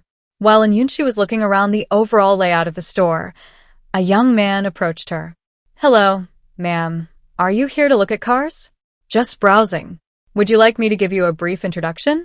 "No, you can go ahead and do your work." If they spent too much time explaining things to her, she wouldn't be able to resist buying one. She already owned a LaFerrari. She wasn't interested in buying another of the same brand for the time being. With so many luxury car brands, wouldn't it be better to own one from each brand? Why get hung up on one brand? Okay, take your time looking around.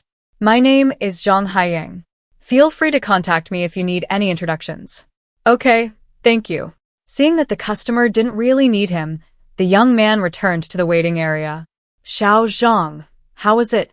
She said she was just browsing and didn't need any introductions. I guess she was just looking around too. This girl is so young. They'd been in this business for so long, and they'd never seen such a young woman come to buy a car alone. But this girl is really beautiful. Indeed, her skin is amazing, so enviable. She doesn't seem to be wearing much makeup. My God, she's so beautiful even without makeup.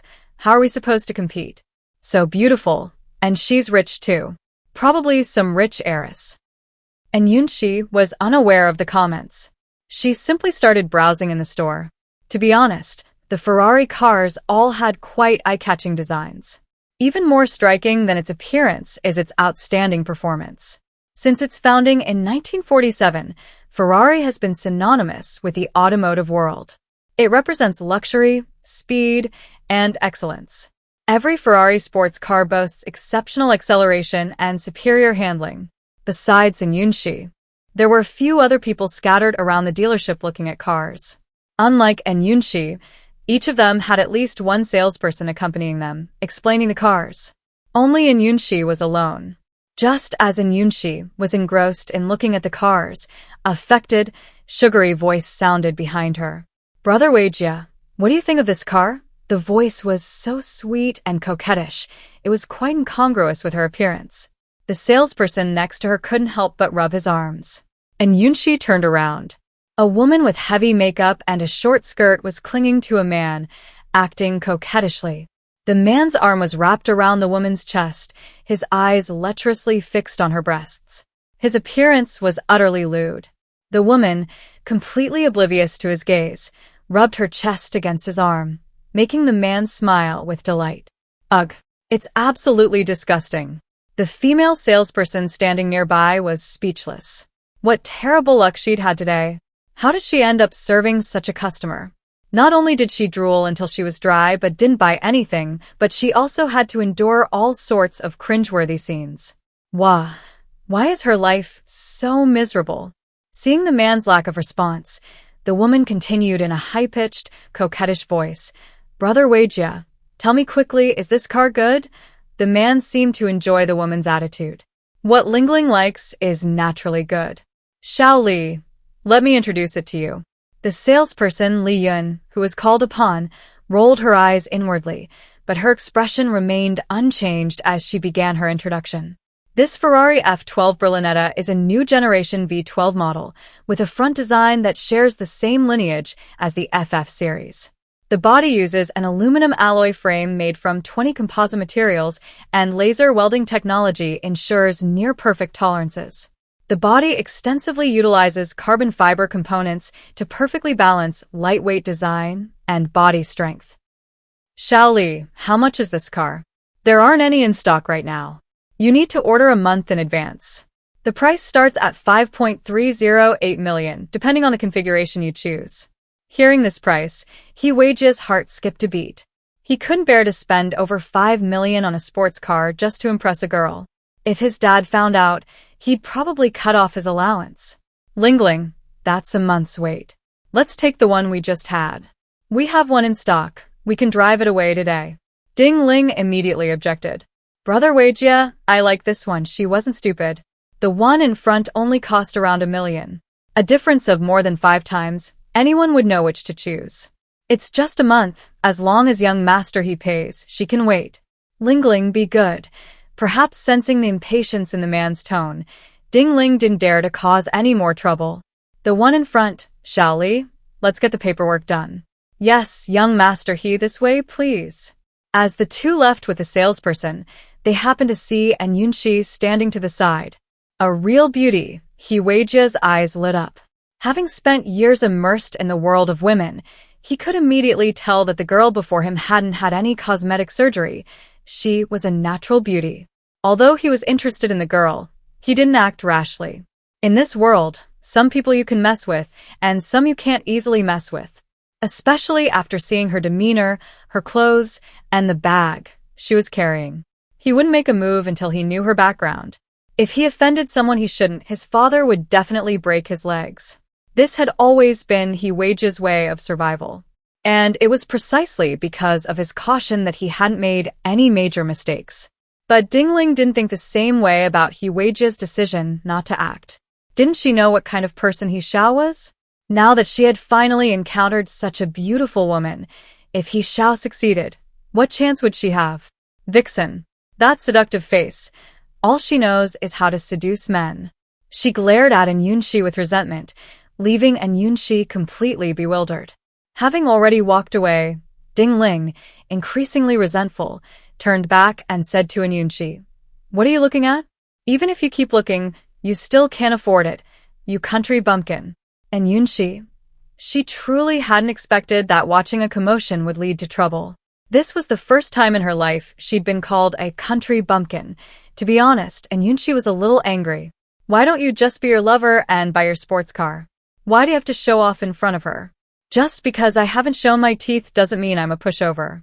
The moment Ding Ling opened her mouth, Weijia knew things were going to get bad. He instinctively pulled her back, whispering, "Lingling, don't talk nonsense." But his words only fueled Ding Ling's anger. She forcefully shook off Weijia's hand, blurting out, "Did I say something wrong? I don't believe she can afford it." She then glared at an Yunxi again. Damn it, Weijia thought to himself. At that moment, he could only pray that this girl was just rich and didn't have any other powerful background.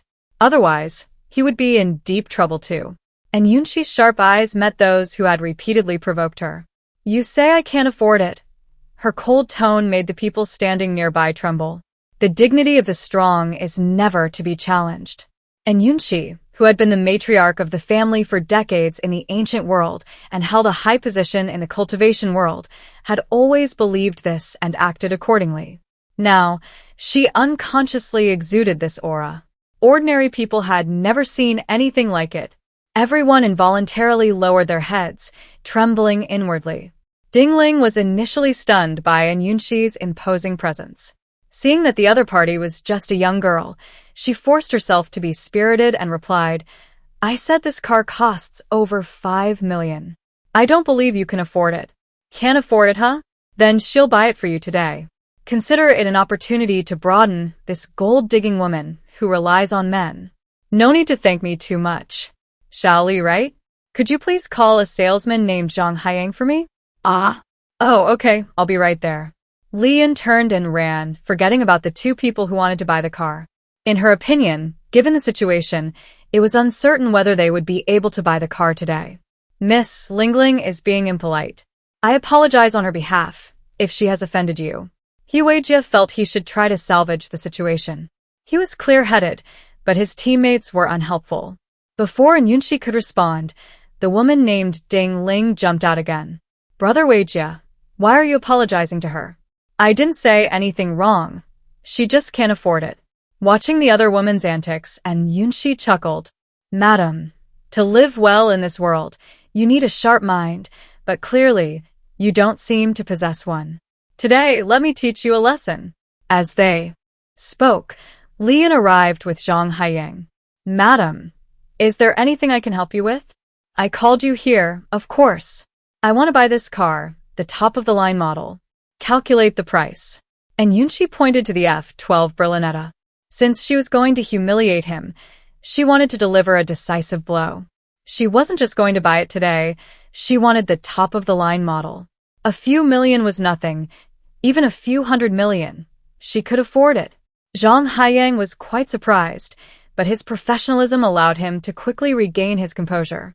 He took out his phone, opened his calculator, and quickly calculated the price. "Madam, this car, in its top-of-the-line configuration, costs 6.5 million. Include all the paperwork as well." She didn't want to worry about the follow-up matters. If it can be solved with money, that's naturally the best. "The whole thing will cost 6.9 million. Okay, swipe the card. Full payment." And Yunxi took out a black card from her bag and handed it to Zhang Haiyang. "By the way, you were the one who received me today, but the car was introduced by Li Yun. You two can split the commission for this car." "Okay." He only asked this lady a couple of questions when he entered today, and he already felt like he'd received a huge commission. Li Yun hadn't expected to get a share. This lady is an angel. How can there be such a perfect person in the world? So young, so beautiful, and so kind, and most importantly, so rich.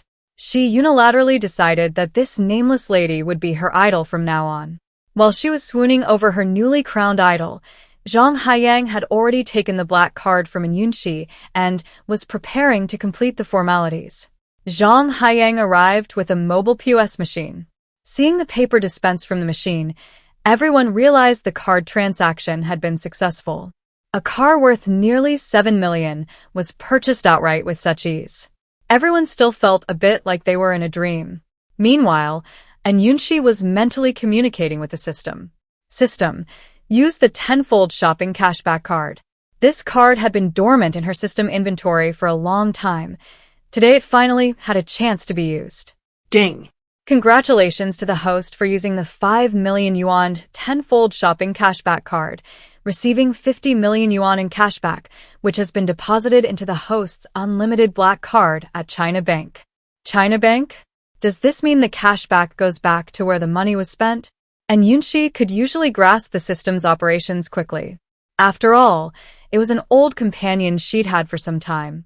And Yunxi took out her phone, looking at the balance displayed on the text message, 108,100,000 yuan, and smiled contentedly.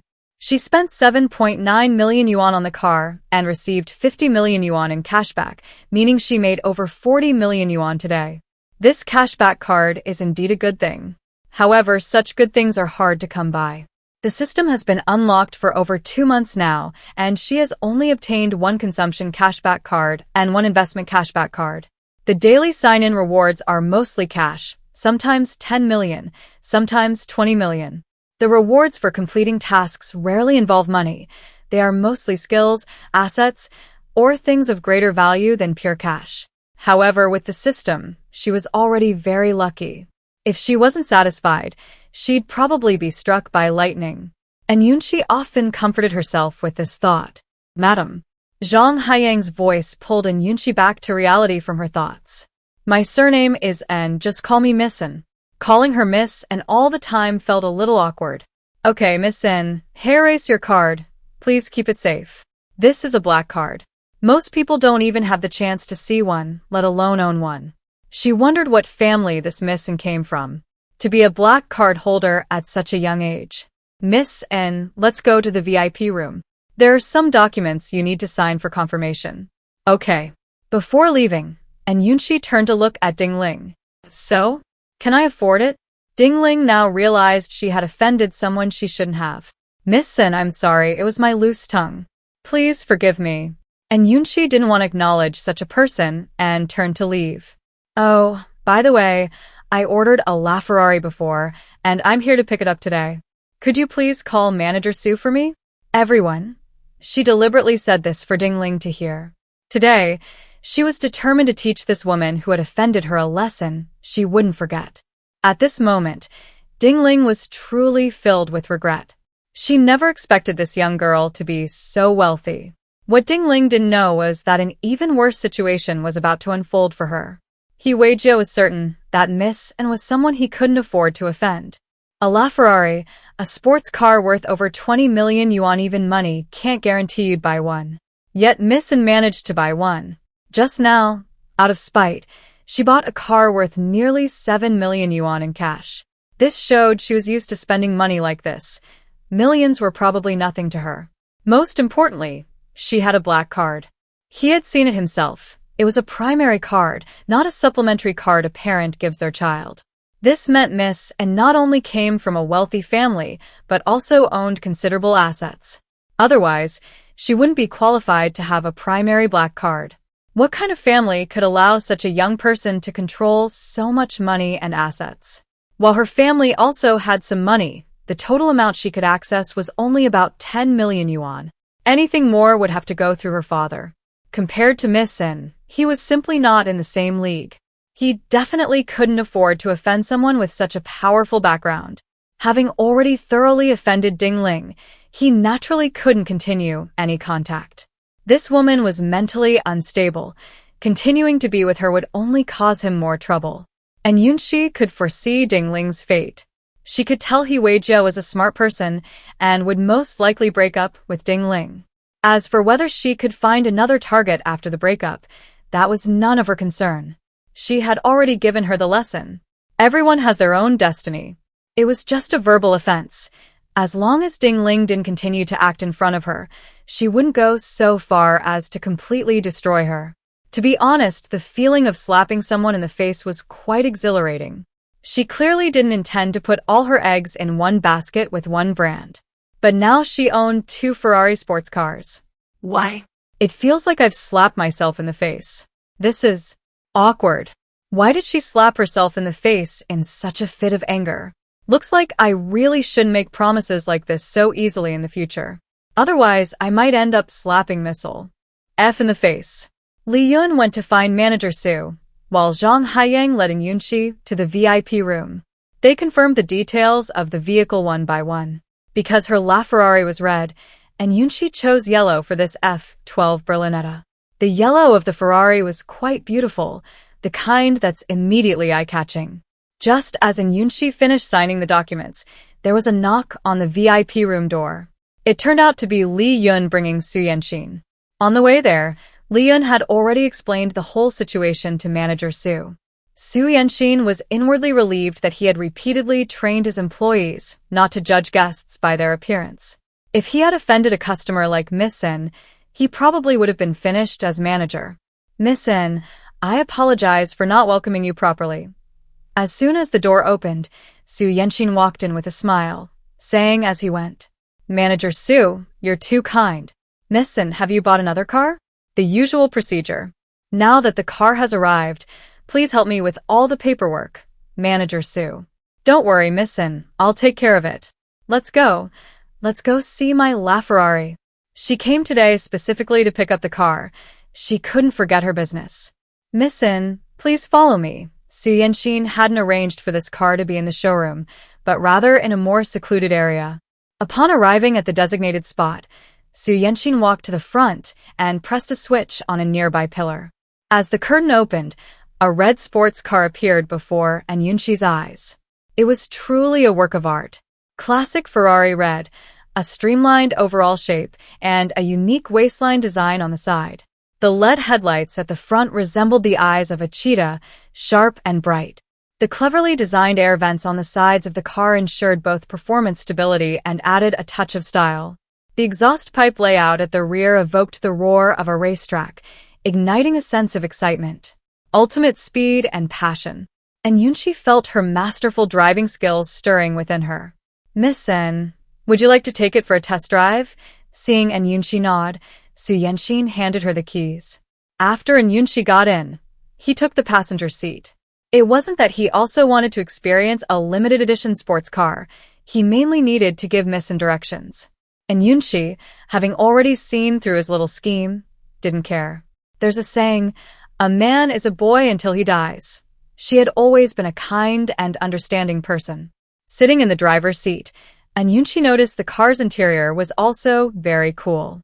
She'd heard it was inspired by the cockpit design of an F1 race car.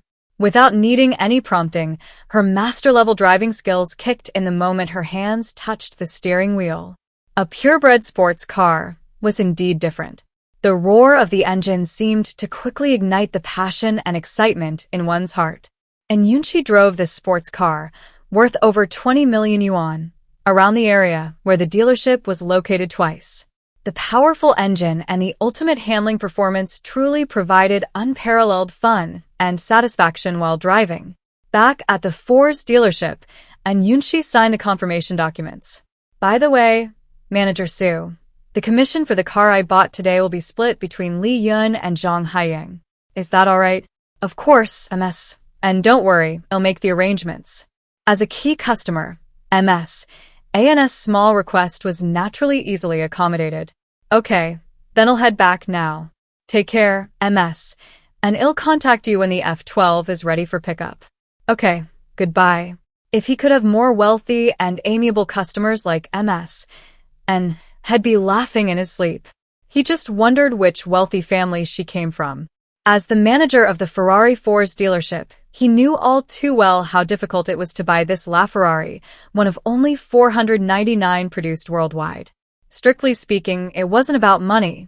This wasn't something just anyone who could come up with over 20 million could buy. To purchase a Ferrari LaFerrari, you first need to be a Ferrari member, demonstrating your passion and loyalty to the brand. Then, Ferrari will assess your eligibility based on your membership level, purchase history, and credit history. Generally, you need to have purchased a certain number of Ferraris within a certain period and have no negative credit history. Of course, you also need substantial funds. The purchase price plus taxes, insurance, maintenance, and other expenses is not a small sum. Therefore, you need sufficient financial resources to cover these costs. Even if you meet the above conditions, you may not be able to purchase a LaFerrari immediately, because Ferrari screens eligible customers and arranges production according to the order of orders. So, you may need to wait for some time before receiving your car. As far as he knows, there are only about 60 of these cars in the entire country. Unexpectedly, today, a young woman under 20 years old picked one up from their store. In short, anyone who can afford this Ferrari LaFerrari is no ordinary person. These were people they absolutely had to serve with 200% dedication and absolutely could not afford to offend. If Yunxi knew what he was thinking, she would probably exclaim, "The system's power is beyond your imagination," having successfully picked up her car, and Yunxi turned on the navigation and drove towards the manor villa near Tsuaming Lake. The navigation showed it would take 50 minutes to get there. That's a bit far, and if she went now, it would be even farther to get to the Huanyu International Financial Building from there in the afternoon. And Yunxi. As the saying goes, discretion is the better part of valor. And Yunxi thought for a moment and immediately decided to finish her business first before going. So, she took out her phone and dialed Fong Jiaxing's number. Hey, Xiaoxi? Cousin, does your law firm have lawyers specializing in business matters? I need to sign a contract this afternoon, and I need a lawyer to go with me. We handle both economics and business matters. What kind of contract is it? I can find you a suitable one. I have an office building, and I need to sign a management contract with a property management company I'm working with.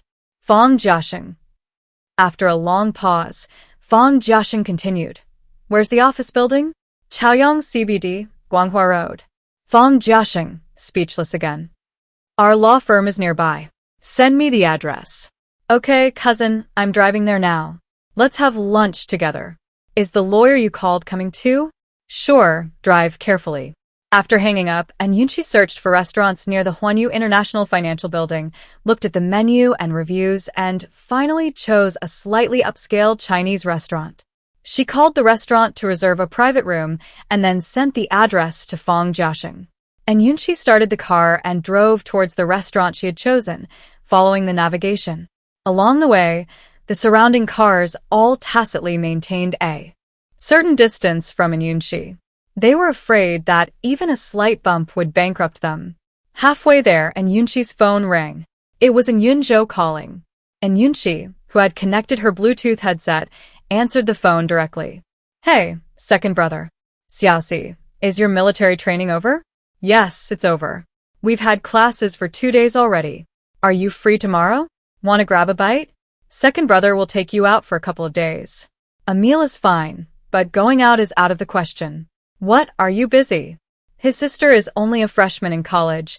She couldn't possibly have plans for the weekend. Yunxi thought for a moment and said, Second brother, I just took over some of the businesses Master left me these past 2 days. Master Zhang also has businesses in Beijing. He knew about his sister's mysterious master.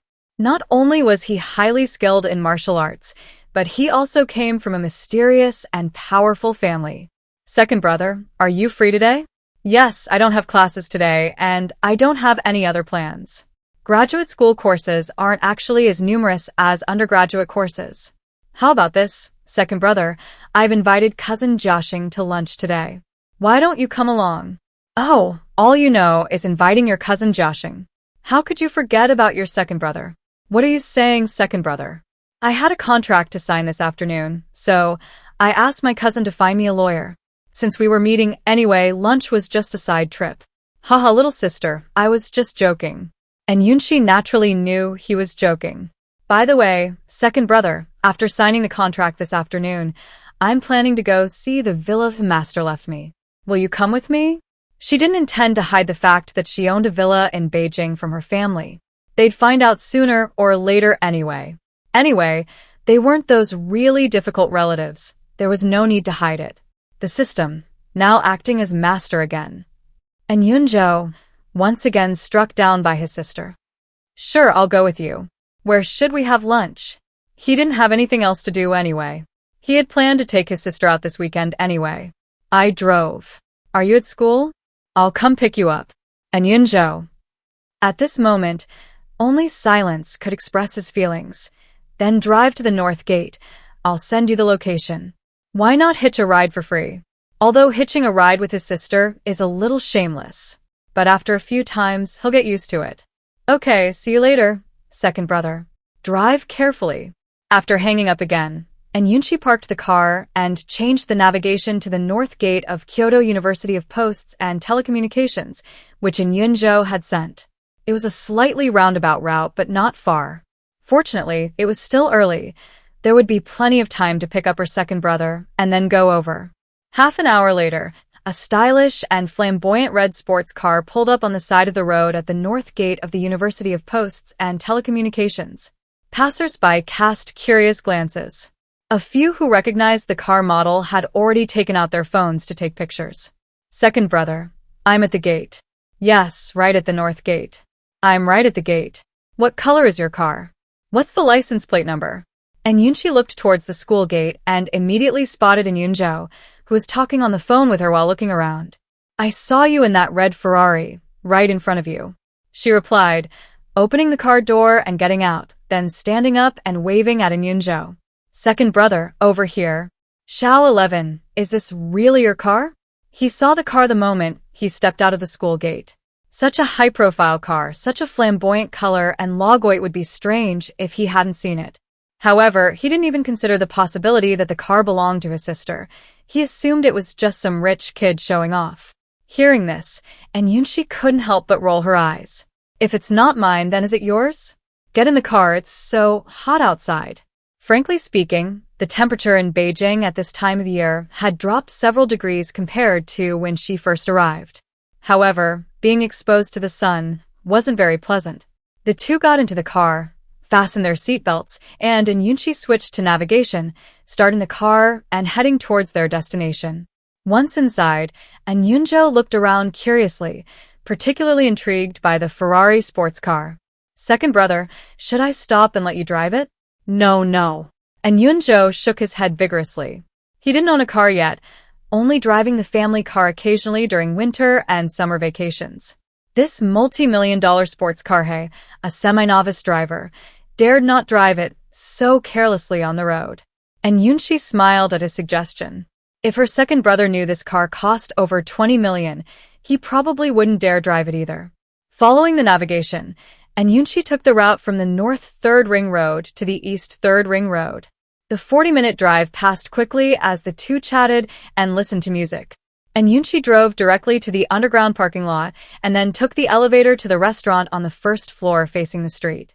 Hello, do you have a reservation? Yes, my surname is Zen. The waiter immediately checked. Miss Sin, is that right? You reserved private room number 12. Please come in. The two were led to the private room by the waiter and sat down. She roughly knew Yunzhou and Fong Jiaxing's tastes, but she didn't know the lawyer her cousin had brought. Holding the menu, Yunxi thought for a moment, then took out her phone and called Fong Jiaxing. Xiaoxi, you've arrived? Cousin, I've arrived. My second brother came with me. We were also planning to go from the company. We'll be there in about 10 minutes. It's okay, cousin, no rush. I just wanted to ask if the lawyer you brought has any dietary restrictions, or if he can eat spicy food. Fong Jiaxing glanced at his college roommate beside him. He can eat spicy food, and he doesn't have any dietary restrictions. Okay, then I'll order first, you guys take your time. Alright, see you in a bit. The young man with Fong Jiaxing raised an eyebrow as he hung up the phone and said, Your cousin? Yeah, I was asking if he has any dietary restrictions, or if he can eat spicy food. Oh, right, my cousin's cousin is here too. I haven't asked you yet, what's your cousin's family background?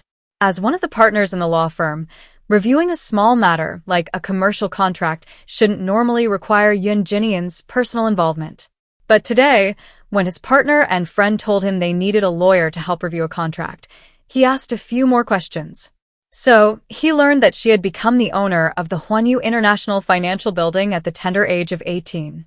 Buying this building would cost at least 20 billion yuan. As one of the 5 major families in Beijing, the Yun family naturally had the cash flow to afford it. But spending that much money to buy a building for a junior was clearly impossible. Therefore, he suddenly became interested in his friend's cousin.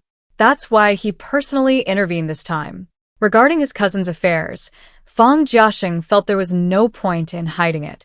After all, everything was out in the open, and anyone with the intention could easily find out. As for those things that weren't out in the open, to be honest, he didn't know. You mean my cousin? My uncle and aunt started from scratch and are now the richest people in Yunzhou and second in our hometown, Nanling Province. However, my cousin's businesses didn't come from her family. They were given to her by her master. This made Yun Jinyan even more interested. Oh, what's her master's identity? I only know his name is Zhang Wentian, from a family that went abroad to develop during a time of war. He's very mysterious. I've never even met him, but the elders of both the Fong and in families respect him greatly. My cousin was taken in as Master Zhang's last disciple when she was 3, becoming his sole heir. After Master Zhang passed away, all his inheritance went to my cousin. That inheritance must be quite substantial, right? We don't know the exact amount, but we heard they have many businesses both domestically and internationally, and they'll gradually transfer them to her when she turns 18. His cousin is already 18. She must have quite a few businesses by now. Surname Zhang? From overseas? Could it be overseas Zhang family? It seems it's time to go home and ask Grandpa. Having formed his own guess, Yunxi didn't inquire further, because he knew that even if it really was that family, his friend probably didn't know much about them. As they talked, they arrived at the underground parking lot. Fang Jiaxing drove, arriving at the agreed-upon restaurant in less than 10 minutes. And Yunxi had already ordered from the waiter, instructing them to wait until all the guests arrived before serving the food. Knock, knock, knock, knock. A knock sounded at the door, and Yunxi quickly replied, "Come in." Seeing that it was Fang Jiaxing and his entourage, she quickly stood up to greet them. "Cousin, brother Jiaxing." Because of Yunxi, and Yunzhou and Fang Jiaxing were also acquainted. And Yunxi subtly glanced at the person her cousin had brought. The young man before her was tall and well-built, dressed in a sharp black suit and a standard tie, exuding an imposing aura. His face was broad and well-defined, his eyes deep and sharp. The occasional glint in his eyes revealed a quick mind and rigorous logic. From him, and Yunxi seemed to see the image of an elite lawyer who could debate fiercely in court and never be defeated in heated arguments. This person seems extraordinary. It's just a business cooperation contract, and her cousin has brought over some big shot for her. Fang Jiaxing was unaware of his cousin's complaints. He was busy introducing the parties. "Xiaoxi, Yunzhou, let me introduce you. This is Yunxi, a partner in our law firm and my college roommate. This is my cousin and Yunxi, and her cousin and Yunzhou. Attorney Yun, it's a pleasure to meet you. Miss Sin, you're too kind. It's my honor." The group shook hands and sat down, and Yunxi gestured to the waiter to serve the food. "Attorney Yun, we have to sign a contract later, so I didn't arrange any drinks. It's just a simple meal. Please forgive any shortcomings in our hospitality." Yunxi raised an eyebrow and smiled, saying, "Since she's Jiaxing's sister, she's naturally my sister too. Just call me Brother Yun." And Yunxi, "I didn't expect this guy to be so outgoing. This is a bit inconsistent with his image as an elite lawyer." Fang Jiaxing was also somewhat surprised. His friend wasn't usually this approachable. And Yunxi thought to herself, but outwardly remained accommodating. "Then Brother Yun, please don't call me Miss Sin. Just call me Yunxi." "Then listen to my sister Yunxi."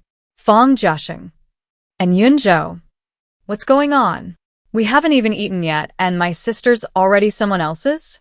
Brother Yun, you and my cousin are classmates. How come you're also good at commercial cases?" As far as she knew, her cousin mainly handled criminal cases. Before Yunxi could speak, Fang Jiaxing couldn't help but start complaining. "Those who are only good at one area are ordinary people like me. This guy is a freak. He's good at criminal, civil, and economic cases. Heaven knows what he went through during his 4 years of undergraduate studies and 2 years of graduate school. If it weren't for his good mentality, he probably would have been driven to the brink of collapse and developed depression by this guy sooner or later." The three of them founded this law firm together after graduating from university. Both he and his partner were juggling entrepreneurship and graduate studies, but he and his partner were exhausted, while this guy seemed completely unaffected. It infuriated him. But what could he do? He couldn't compete, he couldn't fight. In the end, besides accepting it and continuing to suffer his torment and enslavement, he had no other choice.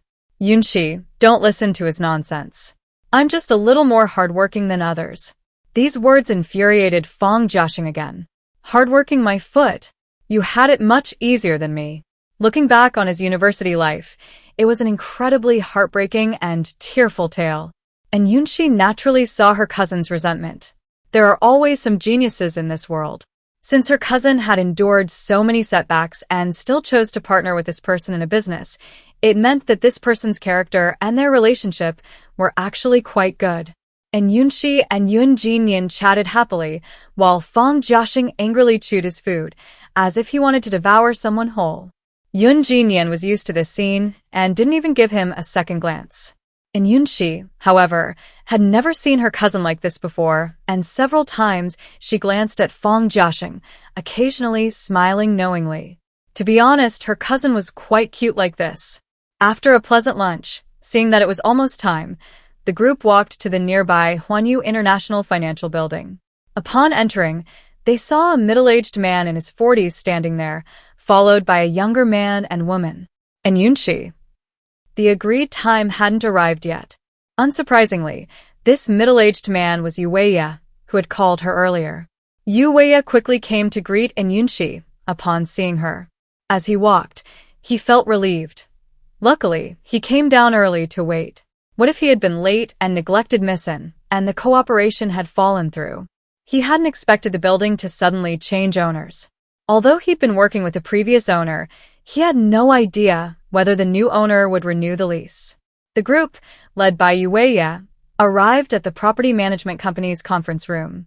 Yue's Dongcheng property management office was also located in this building. After introducing themselves and taking their seats, the two sides began negotiating the lease renewal. And Yunxi didn't have her own property management company in Beijing, and Dongcheng Property Management had always managed the building quite well. Most importantly, Yunxi had seen Yue's personal information in the system. His ability rating and favorability score were both quite good. Therefore, she had no intention of changing partners. With both sides willing, the negotiations went smoothly. And Yunxi also agreed to the request to continue renting the office space where the property management company was located to the other party at a preferential price. Next, it was time to finalize the contract details. And Yunxi entrusted this matter entirely to Yun Jinyan. She simply drank her tea and waited for the final signature and fingerprint. Yun Jinyan. This younger sister is all too familiar with being a hands-off manager. She never thought she, Yun Jinyan, would be used like this. This experience is truly a first for her. It feels quite novel. Yun Jinyan is still very serious and meticulous when it comes to work. He carefully reviewed the contract from beginning to end. The major clauses are basically fine, no major problems. There are a few details that need clarification.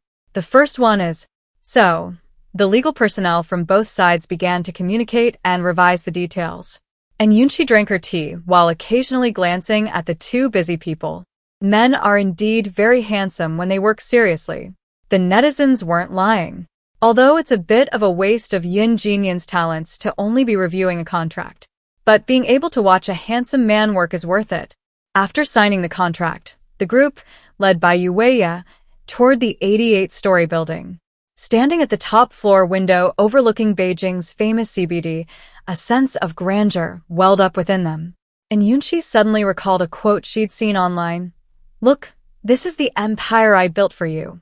One day, she would say, "Look, this is the empire I built for myself." She believed that day would come. She had a spatial ability and a system after all. And Yunzhou and Fang Jiaxing were both deeply impressed. Knowing that Master Zhang had a powerful background, witnessing firsthand the vast empire he left behind made their previously vague respect feel tangible. It seemed their younger sister had already reached heights unattainable by ordinary people. Both were spurred on.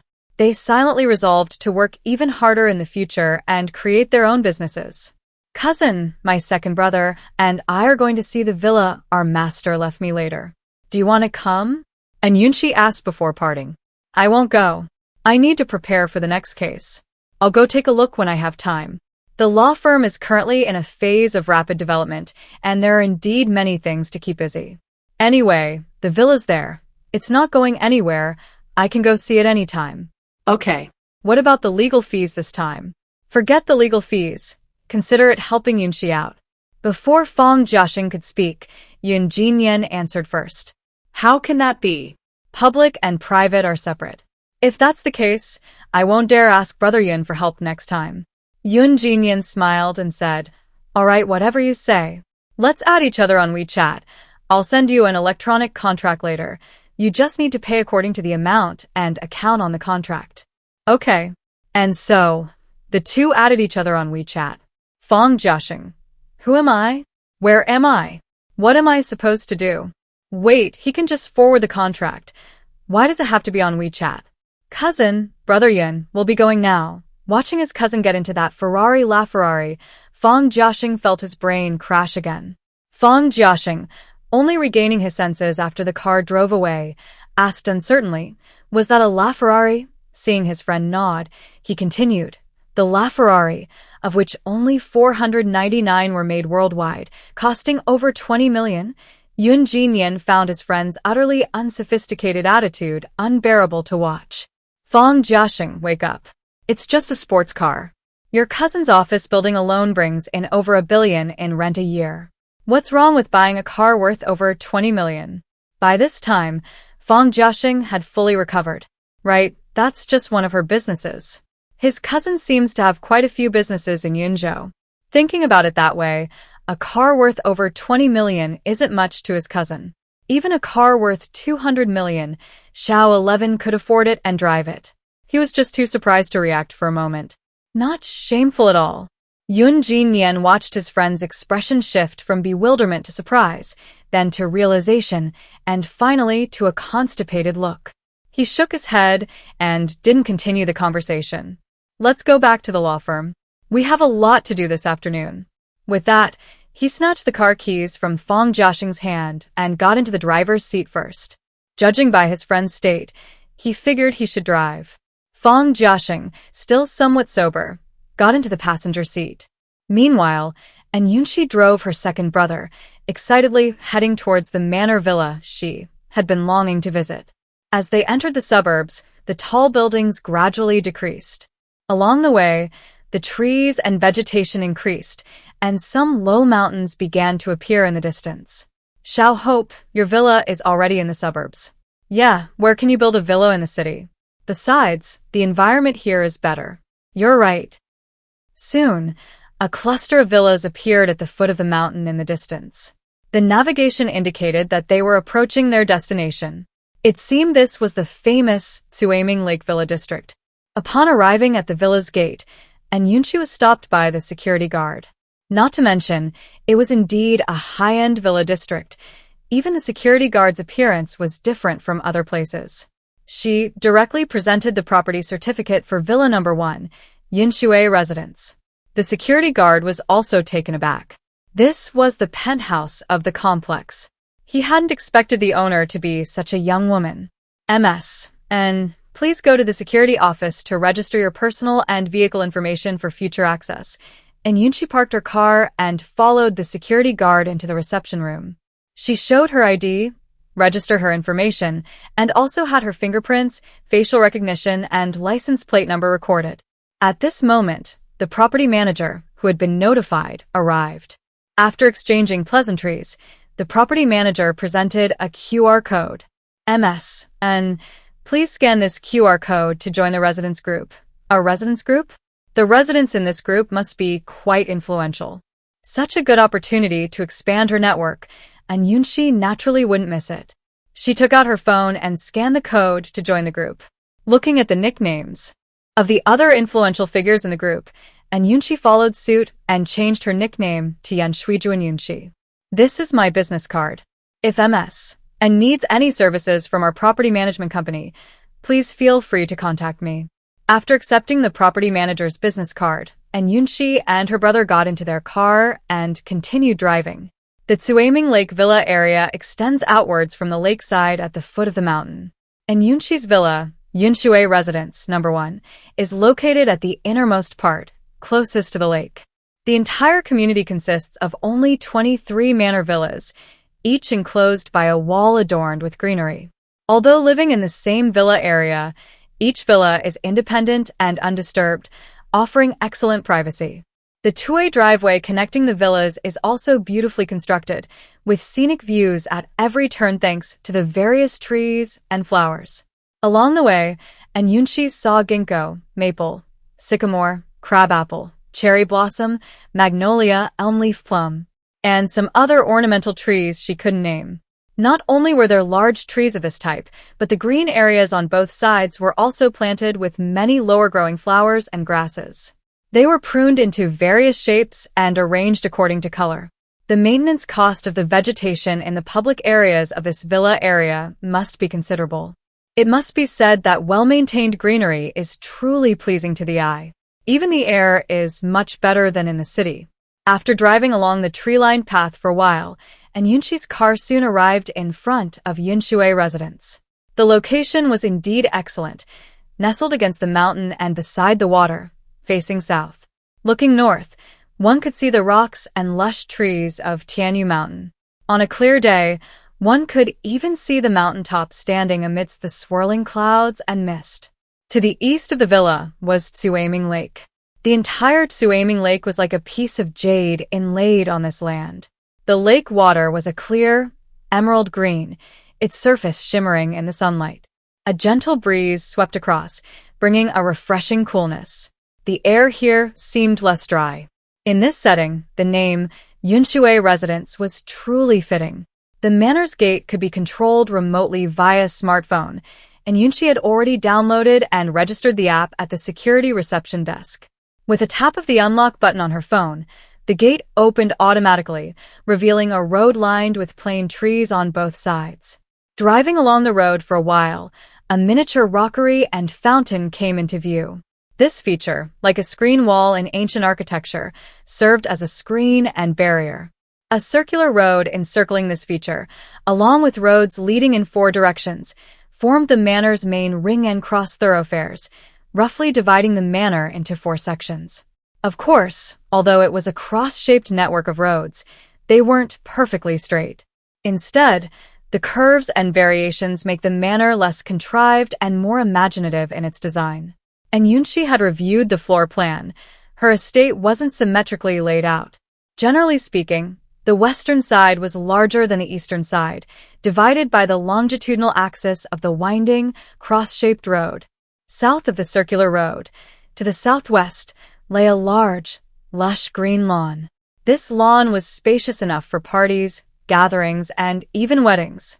Encircling the lawn was a winding art gallery and walking paths. Further west of the lawn, in the southwest corner of the estate, was a 3-story annex. The road running east to west to the north of the lawn turned north at its end, leading to the entrance to the underground parking garage. Meanwhile, in the southeast corner of the estate, nestled among various trees, lay a secluded haven. This was a small courtyard with a touch of zen-like tranquility. It wasn't just a courtyard. The space wasn't enclosed. Rather, it was subtly partially obscured by trees of varying heights and stagger heights. Even without entering, glimpses of the interior can be seen. Indistinct, half-hidden. The designer has masterfully captured the veiled beauty of traditional Chinese aesthetics, the beauty of a woman partially veiled. However, to see the full view, one must enter through a moon gate with white walls and gray tiles on the north side. Ivy climbs the walls on either side of the gate, and the top is covered by dense wisteria vines. One can imagine how beautiful the blooming purple flowers will be during the flowering season. Stepping through the moon gate is like transcending the mundane world and arriving at a tranquil paradise. In this Zen-inspired courtyard, every detail seems to reveal the designer's care and spirit. The central pavilion, the surrounding bridges, streams, artificial hills, bamboo groves, flowers, everything blends harmoniously. There was also a small stone vat in the corner, filled with water lilies, its flowing water creating a gentle murmur, bringing life and vibrancy to the courtyard. Clearly, this was a small space for drinking tea, chatting, meditating, and contemplating. And Yunxi quite liked it. After all, her soul wasn't that of a naive 18-year-old girl. And Yunzhou, seeing it, didn't hold back his praise. Wow, Xiaoxi, this little courtyard is so beautiful. Drinking tea here, enjoying the scenery, chatting, it's wonderful. Oh, I never knew my second brother was such a connoisseur of life. And Yunxi agreed. It really is nice here. Then and Yunzhou added, if second uncle saw this, he'd be overjoyed. And Yunxi was taken aback at first, then thought of her second uncle's personality. That was quite possible. Maybe there will be an opportunity later. If her second uncle came, she would definitely show him around this little courtyard. The two walked out of the moon gate and returned to the artificial hill and fountain. Beyond this landscaped area, north of the circular road, a winding path divided it into east and west sections. To the west was the main villa of the estate, surrounded by gardens with different views to the north and west. Inside, the paths were secluded and winding, each step revealing a new scene, evoking the feel of a classical garden. The two strolled around the garden along the paths. It's clear that the garden's design draws inspiration from the style and landscaping of Suzhou-style gardens. Suzhou-style gardens emphasize, though made by man, it appears as if created by nature, striving to create boundless natural beauty within a limited space. In Yunxi's view, the back garden of Yunxi residence perfectly embodies this principle. Various elements such as rocks, ponds, buildings, and plants are cleverly combined to create a constantly changing view. The predominantly white and gray walls, along with the dark beams and pillars, are simple yet elegant, brimming with artistic flair. The flower walls and connecting corridors, while seemingly separate, create diverse artistic landscapes, further enhancing the depth and layering of the scenery.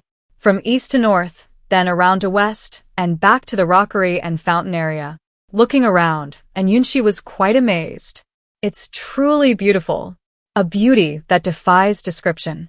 It's a beauty where humanity and nature complement each other, a harmonious coexistence between man and nature. It's a beauty that blends exquisite delicacy and rustic elegance. It's also a beauty imbued with profound cultural atmosphere and historical depth. It leaves a very awe-inspiring impression. Overall, this estate feels like a fusion of Chinese and Western styles. The vast lawn and plane trees in front are common features in Western estate design, but its architecture, interior design, and garden design clearly incorporate the charm of Chinese garden aesthetics. Some might find the designer contradictory, but in Yunxi's opinion, the two styles blend very well, because overall, it leans more towards the Chinese style. For example, the classical art corridors around the lawn, the bagua, 8 trigrams, patterns, the wooden carvings, and the various framed views are all in the Chinese style. And the few Western elements are also given a Chinese touch through decorative techniques. Thus, they are better integrated into the overall estate. For now, we can call it a neo-Chinese style estate villa. What's even more surprising is that, in the northeast corner of the manor, a section of Cui Ming Lake is incorporated directly into the estate. From the villa, one can directly see the distant lake and mountain scenery. A fence and winding paths for walking have been built along the lakeside within the manor. There are also various small landscaped areas and rest areas. Except for the eastern side facing the lake and the manor gate, the other sides are surrounded by greenery, creating a quiet and independent private space. Classic charm, beautiful environment, fresh air, and pleasing scenery. Living here long-term would probably improve one's mood considerably. Indeed, walking here feels like being in a beautiful Chinese garden park. Xiao 11, the environment here is really nice, much more comfortable than the city, and Yunzhou no longer feels that the villa's location is remote. Such a wonderful place cannot be found in those bustling city centers. I think it's great too. I'll take some videos to show my parents. The estate covers 6 acres, with the main villa occupying 580 square meters and the annex 360 square meters. The main villa of Yunxi residence has 2 underground floors and 3.5 floors above ground. The annex in the southwest corner is a 3-story structure with 24 suites, a large kitchen, and a dining room. It seems this is where the housekeeping team lives and eats. Both the main and annex buildings are built in the Suzhou style, integrated with the back garden. White walls and black tiles, flying eaves, and upturned corners. Compared to northern architecture, it lacks grandeur and elaborate decoration, but is characterized by its exquisite detail, freshness, and naturalness. Stepping into this Suzhou-style garden is like stepping into a poetic world. Every scene is picturesque, full of poetic charm. I never expected to find such a typical southern-style estate villa in a place like Beijing. I wonder what the other 22 villas at Suiming Lake are like. After looking at the outer courtyard, the two arrived at the main entrance on the south side of the villa, ready to go inside. The villa's entrance door uses a smart lock with facial recognition, and Yunxi stood in front of the door, and it opened automatically. Upon entering, there was a foyer with a particularly large shoe cabinet installed against the wall. And Yunxi glanced at it and realized it could easily hold 100 pairs of shoes. Walking a little further in, there was a spacious living room. This living room had a double-height ceiling, making it feel very open and airy. Large floor-to-ceiling windows on the east side offered unobstructed views of the lakeside scenery from inside. There was also a small door in the corner that led directly to the lake. On the first floor, besides the living room, kitchen, dining room, and bathroom, there were 2 suites that could be lived in and a room that looked like an office. And Yunxi figured it was probably for the owner to use as a home office. Besides bookshelves, desks, and chairs, there was even a partitioned-off tea room. It was the kind where you could drink tea and chat while looking at the view outside the window. The two also went down to the basement level to take a look. There was an indoor swimming pool, a wine cellar, a gym, and an activity room. Because a sunken area in the northwest corner of the back garden allows direct access to the garden from the basement swimming pool and gym via a single door. This design also significantly improves the lighting and ventilation on the basement level. The entire second basement level is a parking garage, nearly 600 square meters, with about 30 parking spaces of varying sizes. Now she has a place to park her car. Even if she buys another 10 or 20 cars later, there won't be a shortage of space. She had observed the layout when she first arrived. Besides the underground garage, there were also parking spaces planned along the roads leading to the estate. Presumably, if guests visit, their vehicles can be parked directly on the estate's ground level without occupying the owner's private garage. And Yunxi was very satisfied with this design. Furthermore, electrical wells, a low-voltage electrical room, heat exchangers, water purifiers, and other living systems are distributed along the edges of the first and second basement levels. After inspecting the 2 basement levels, the two took the elevator to the second floor of the villa. Part of the villa's second floor is occupied by a high-ceilinged living room, with the remaining area converted into 4 suites. Each suite has its own bathroom, walk-in closet, and balcony. The space and natural light are excellent in every room. In addition, there's a home theater located in the far corner of the second floor. It's a great place to watch movies or sing karaoke in your free time. All the equipment inside is top of the line, including excellent soundproofing. The third floor is like a private living space for the owner, featuring a spacious master bedroom, walk-in closet, bathroom, a study, a dance studio, a large terrace, and more. Standing on the large terrace on the third floor, enclosed by special transparent glass, you can gaze at the distant lake and mountains, admire the beautiful garden views, and observe all activity in the direction of the estate gate. Although it's sealed with glass, one side can be opened.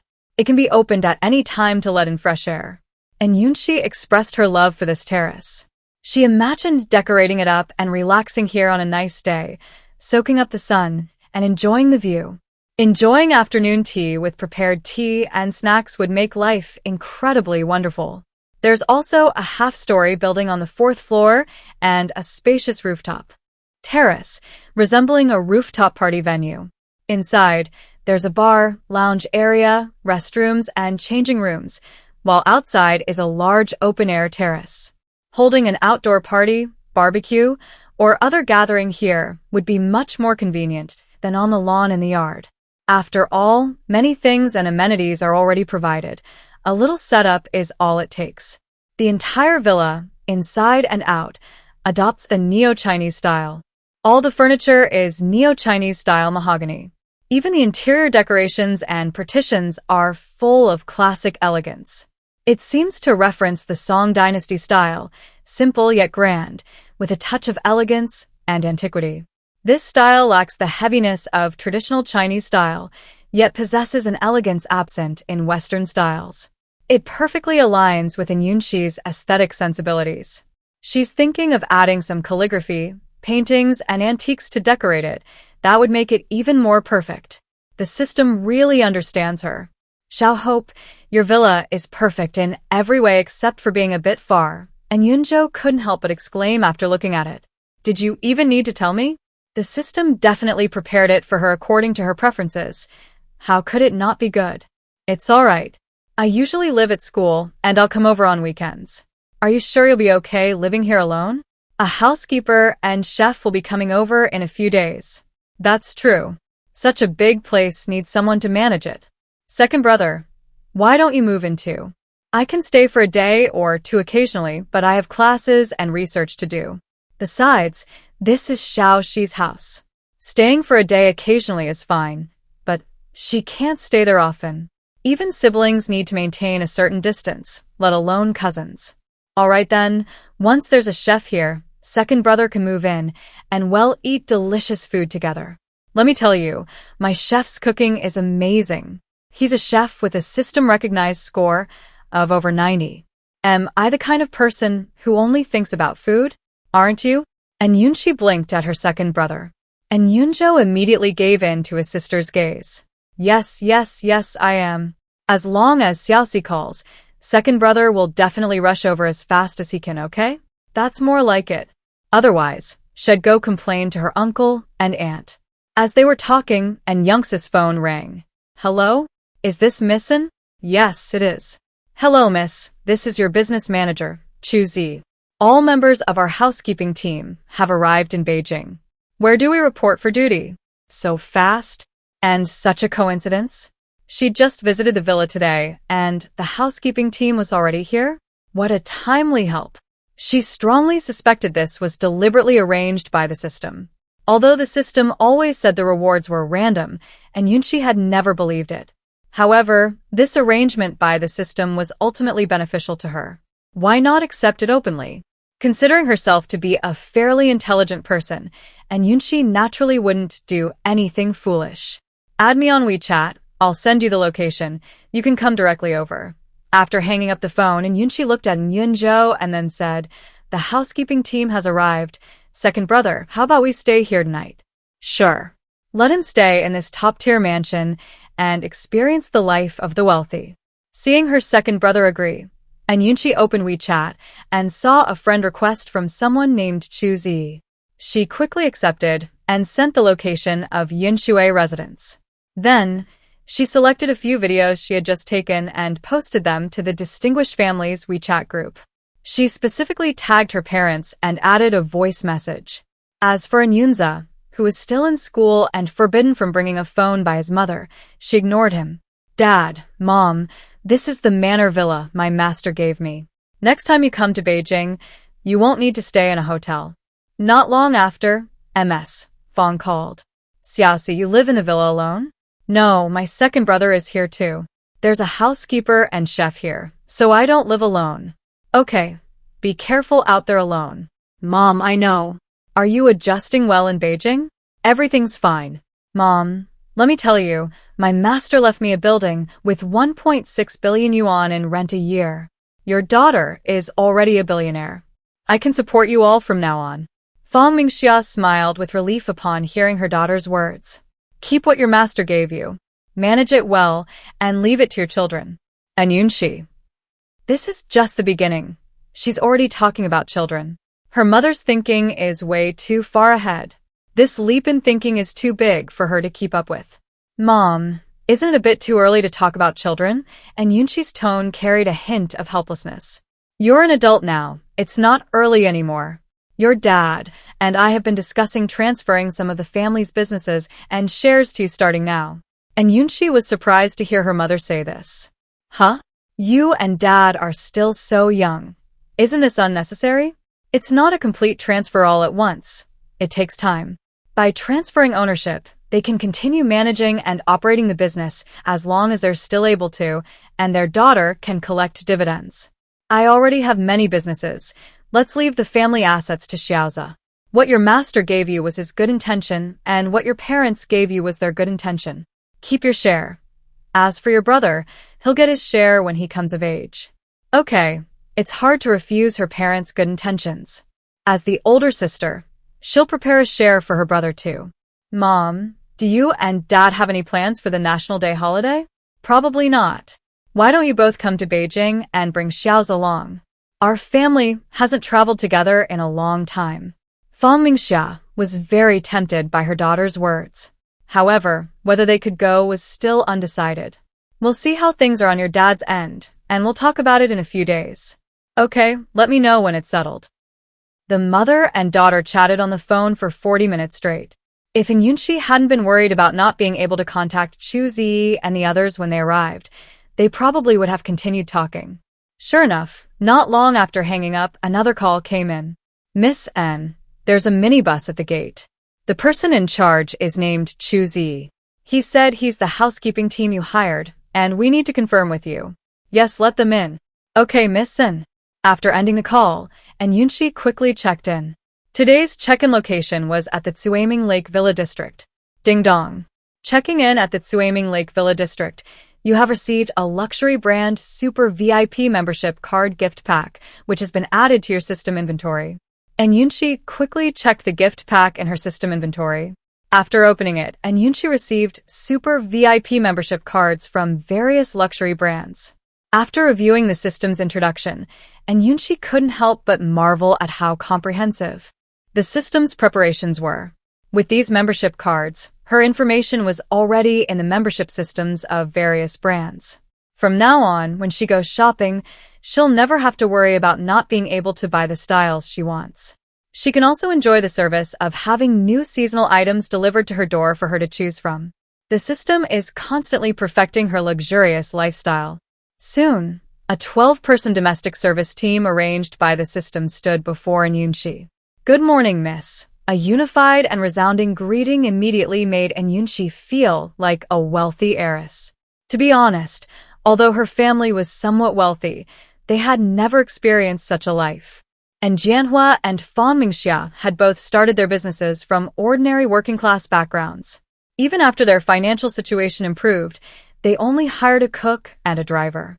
The last time she experienced being surrounded by servants and having everyone wait on her hand and foot was back in the ancient world. Yunxi herself had experienced hardship in the past and was very adaptable. She didn't really pursue such extravagance. To put it simply, no matter where she went or what situation she faced, she could quickly calm down and make the most of her limited resources to improve her life. Yunxi glanced at the housekeeping team in front of her. Leading them were two housekeepers, the life housekeeper Minghui and the business housekeeper Chiz. Minghui looked to be in her 30s, with an average appearance, wearing a business suit and a perfectly gentle smile on her face. She was the kind of person who made people feel comfortable at first glance, easily gaining their favor. That makes sense. As a life housekeeper, approachability should be the most basic requirement. Yunxi, having read the introductory materials and system information, knew that this person's management, etiquette, communication, and coordination abilities were all excellent. The other, the business housekeeper Chiz, seemed to be a little older than Minghui. He looked every bit the business elite. Judging from their job descriptions, one managed life and the other managed business, somewhat like one handling internal affairs and the other external affairs. The three chefs, Zheng Liwen, who specializes in Chinese cuisine, and Chen Fong, who specializes in Western cuisine, are both men. They were born in the same year and are both 40 years old this year. The one skilled in pastries and tea drinks, Deng Xian, is a woman, younger than the other two, and is 36 years old this year. The four maids, Li Ping, Hu Jing, Hu Na, and Jiang Lihong, are all women between 22 and 40 years old. Hu Jing and Hu Na are actually sisters. Li Ping, as the eldest sister, is in charge among them. The landscape architects, Fu Bin and Lu Hongying, are a married couple.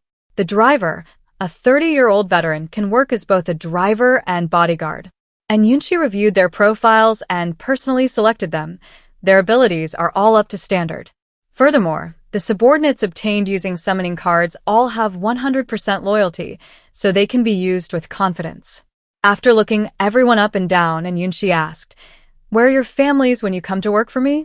"Miss Hui, our team's family members are currently still in the cities where they work, and some are still in their hometowns." The one who replied was Minghui, the life manager. "Work hard, and if you perform well, I'll give you houses in Beijing so you can bring your families to live with you. Since they're all her subordinates, giving them some rewards is only right. Besides, with such incentives, she believes they'll be more motivated to work." Yunxi noticed that several people's eyes lit up when she said this. "Thank you, miss. Butler Ming, you and Butler Chu will stay in the 2 suites on the first floor of the villa. The others will stay in the suites in the annex. Please make arrangements for everyone. Also, this villa is newly purchased, and we're short on bedding and household supplies. We need to arrange for someone to go shopping later. Speaking of shopping, and Yunxi suddenly remembered that she currently only has one sports car. She definitely needs a car for grocery shopping and errands, so she'll probably have to buy those. Also, we only have one sports car right now. It's probably too late to buy one today. Butler Ming, take someone to buy a few more tomorrow, and I'll transfer the money to you later. It seems she'll have to open a few bank accounts for Minghui and Chu Zi. Otherwise, arranging for them to buy things would be really inconvenient. After explaining the situation, she told them to go and arrange their accommodations first. And Yunxi directly dialed the property manager, Gao Jun.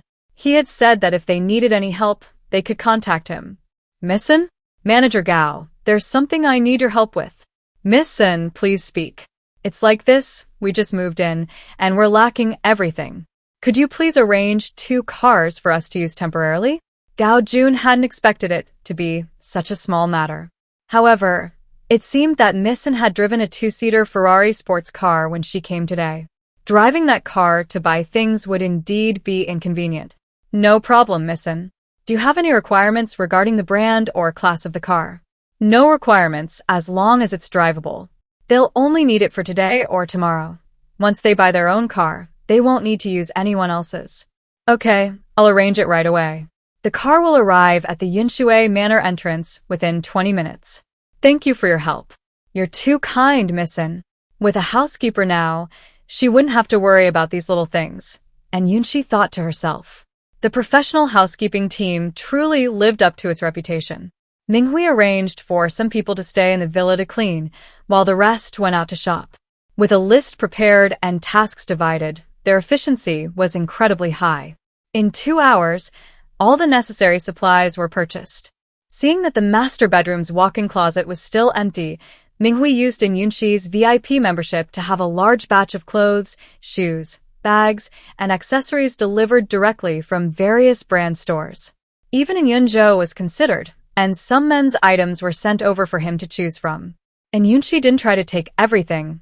Instead, she carefully selected the styles she liked. Even so, the staff from the various brand stores were beaming with joy. This Miss Yun is the type who only cares about whether she likes something, completely disregarding the price. No wonder she's a super VIP. They love customers like her the most. 2 of Chanel's classic little black dresses, please. And sets 2. The sales assistants are clever and understanding. They didn't bring over anything too mature. And Yunxi chose several outfits, selecting her favorite styles and colors. She bought 7 or 8 Givenchy suits in different colors, anticipating frequent professional and business occasions. She also bought over 10 classic, timeless Chanel bags alone. She purchased several Hermes Constance bags in different sizes, colors, and leathers. She also bought the classic Hermes Birkin and Kelly bags, though these styles are somewhat mature. However, the smaller sizes have a touch of cuteness, suitable for her age. And Yunxi even bought 2 bags for her mother. As far as she remembered, her mother didn't seem to own these bags yet. To match the Hermes bags, and Yunxi bought a large quantity of scarves, accessories, and home furnishings. She also bought bags, clothes, shoes, and accessories from Dior, Gucci, LV, and others. Regarding jewelry, and Yunxi bought some, but not too much. Mainly because she couldn't wear them too often, and these conventional styles didn't hold their value well. If she had the chance, she planned to buy some collectible high-end jewelry. As for watches, besides buying one for herself, and Yunxi also chose one for her father. She knew in Jianhua's style preferences, nothing too flashy, just simple and elegant, and the colors couldn't be too garish. Upon hearing her requirements, the Rolex salesperson quickly recommended several models. And Yunxi looked at them and chose a 40mm gold watch from the Day-Date series. This watch was made entirely of 18K gold from the case to the strap, with a sapphire crystal glass, and cost over 400,000 yuan. A classic design, a business-like style, perfect for her father. And for her brother, and Yunza. And Yunxi chose the more youthful Daytona series with its Cosmos design. Oyster steel and 18K gold case, high-performance synthetic rubber strap, scratch-resistant sapphire crystal glass.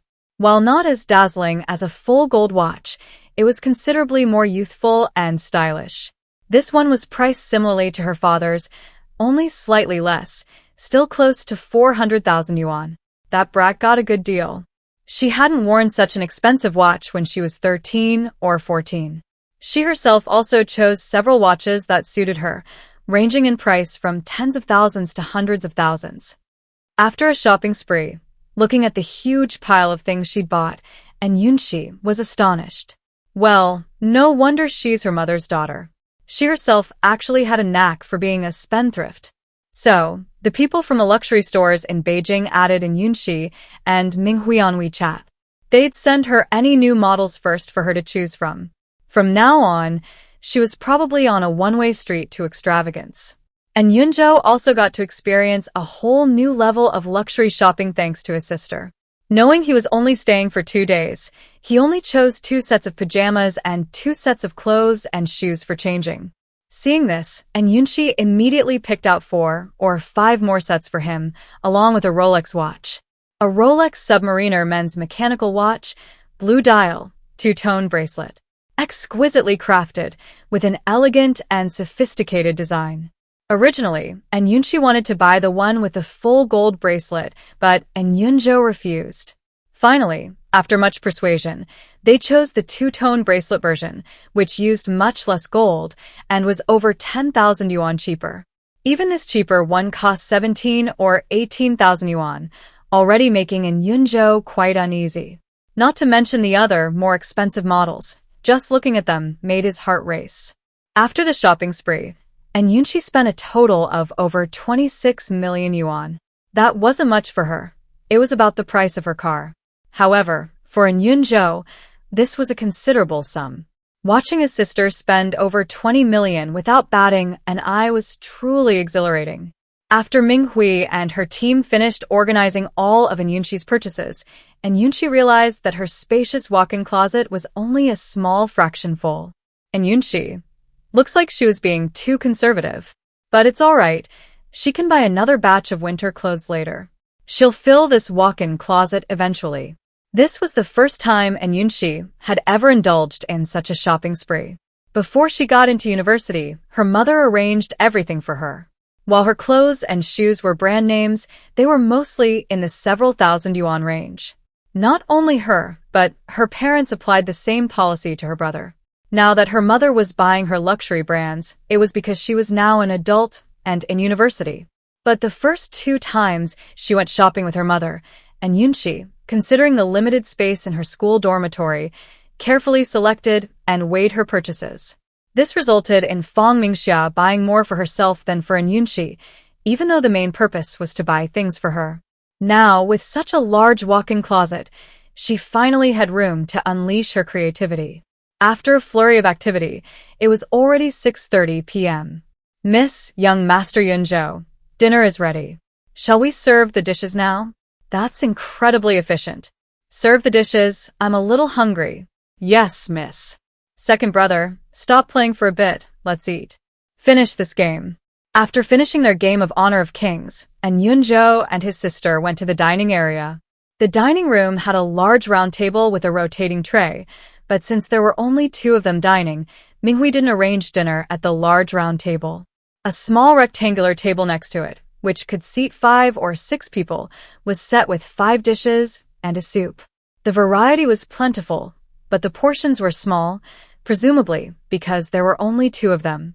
Both of them liked spicy food, so the chef had prepared chopped chili fish head, spicy pig's trotters, fried tofu with scallions, stir-fried eggplant, water spinach with garlic, and a black chicken soup with cordyceps flowers.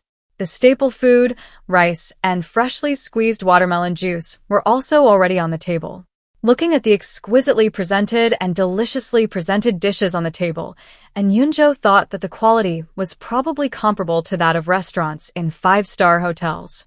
As soon as the 2 sat down, someone came to serve them soup, and Yunxi stopped them, telling them to go eat first. She was mainly worried that her second brother would feel uncomfortable. It was better for the 2 siblings to eat by themselves. Seeing this, Minghui waved for everyone to leave and eat, leaving only one person in the kitchen to stand by in case the young lady needed anything. As expected of a chef with a system rating of over 90, this cooking skill was truly exceptional. Every dish was exactly what Yunxi wanted. It perfectly suited her taste. And Yunzhou, after taking a bite, was also completely absorbed in the food. My God, this is so delicious. Xiao 11 is so lucky. She gets to eat such delicious food every day. With such delicious food at home, he never takes her to restaurants. He'll definitely work hard to earn money in the future and hire a chef to cook for her. And Yunxi, look at you, so unambitious. The first meal at the villa was very satisfying for both Yunxi and her brother. The next day, Saturday, Minghui and Chiz went out to buy a car with some people. And Yunxi, on the other hand, wandered around the villa area with her second brother. After walking around for a while, she realized how large the villa area was. It not only included Suaming Lake and 23 manors, but even Tianyu Mountain was enclosed within it. As far as she knew, Tianyu Mountain was a scenic area, but she hadn't expected it to be just a part of the villa area. Residents of the villa area could enter the scenic area for free from the south side to climb the mountain.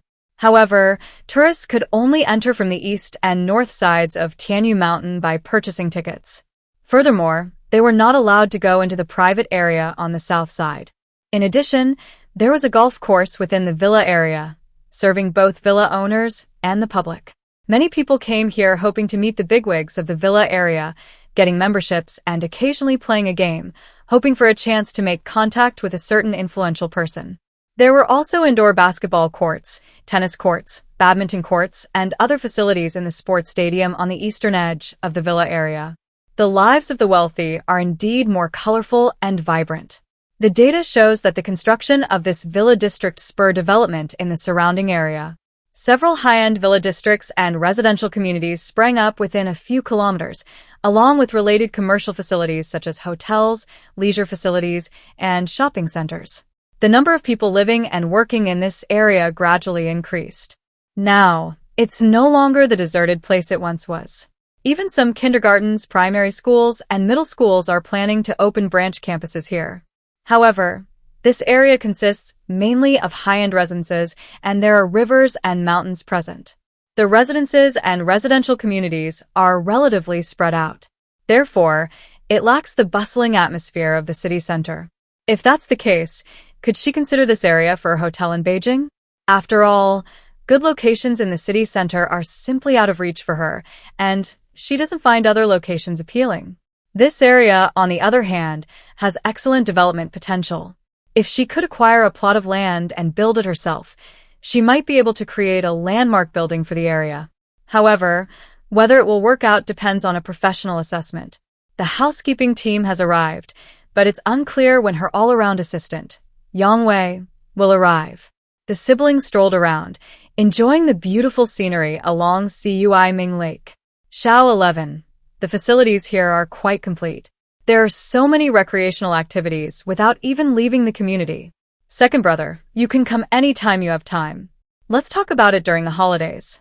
He has to study and work on projects with his mentor, so he's sometimes very busy. Second brother, do you have any plans for the National Day holiday? No, I can't make any plans. I guess I can rest for 3 days, then I'll have to get back to the project. Oh. I was going to ask if you wanted to go on a trip with us. Third uncle and the others have come to keep you company. Isn't that enough? And Yunzhou said with a smile, looking at his sister. It's different. I haven't received any notification about the project yet, but if I have time, I'll definitely go. Haha, I knew my second brother would miss me too. You're in college now. Why are you still so clingy? Even in college, you're still my brother.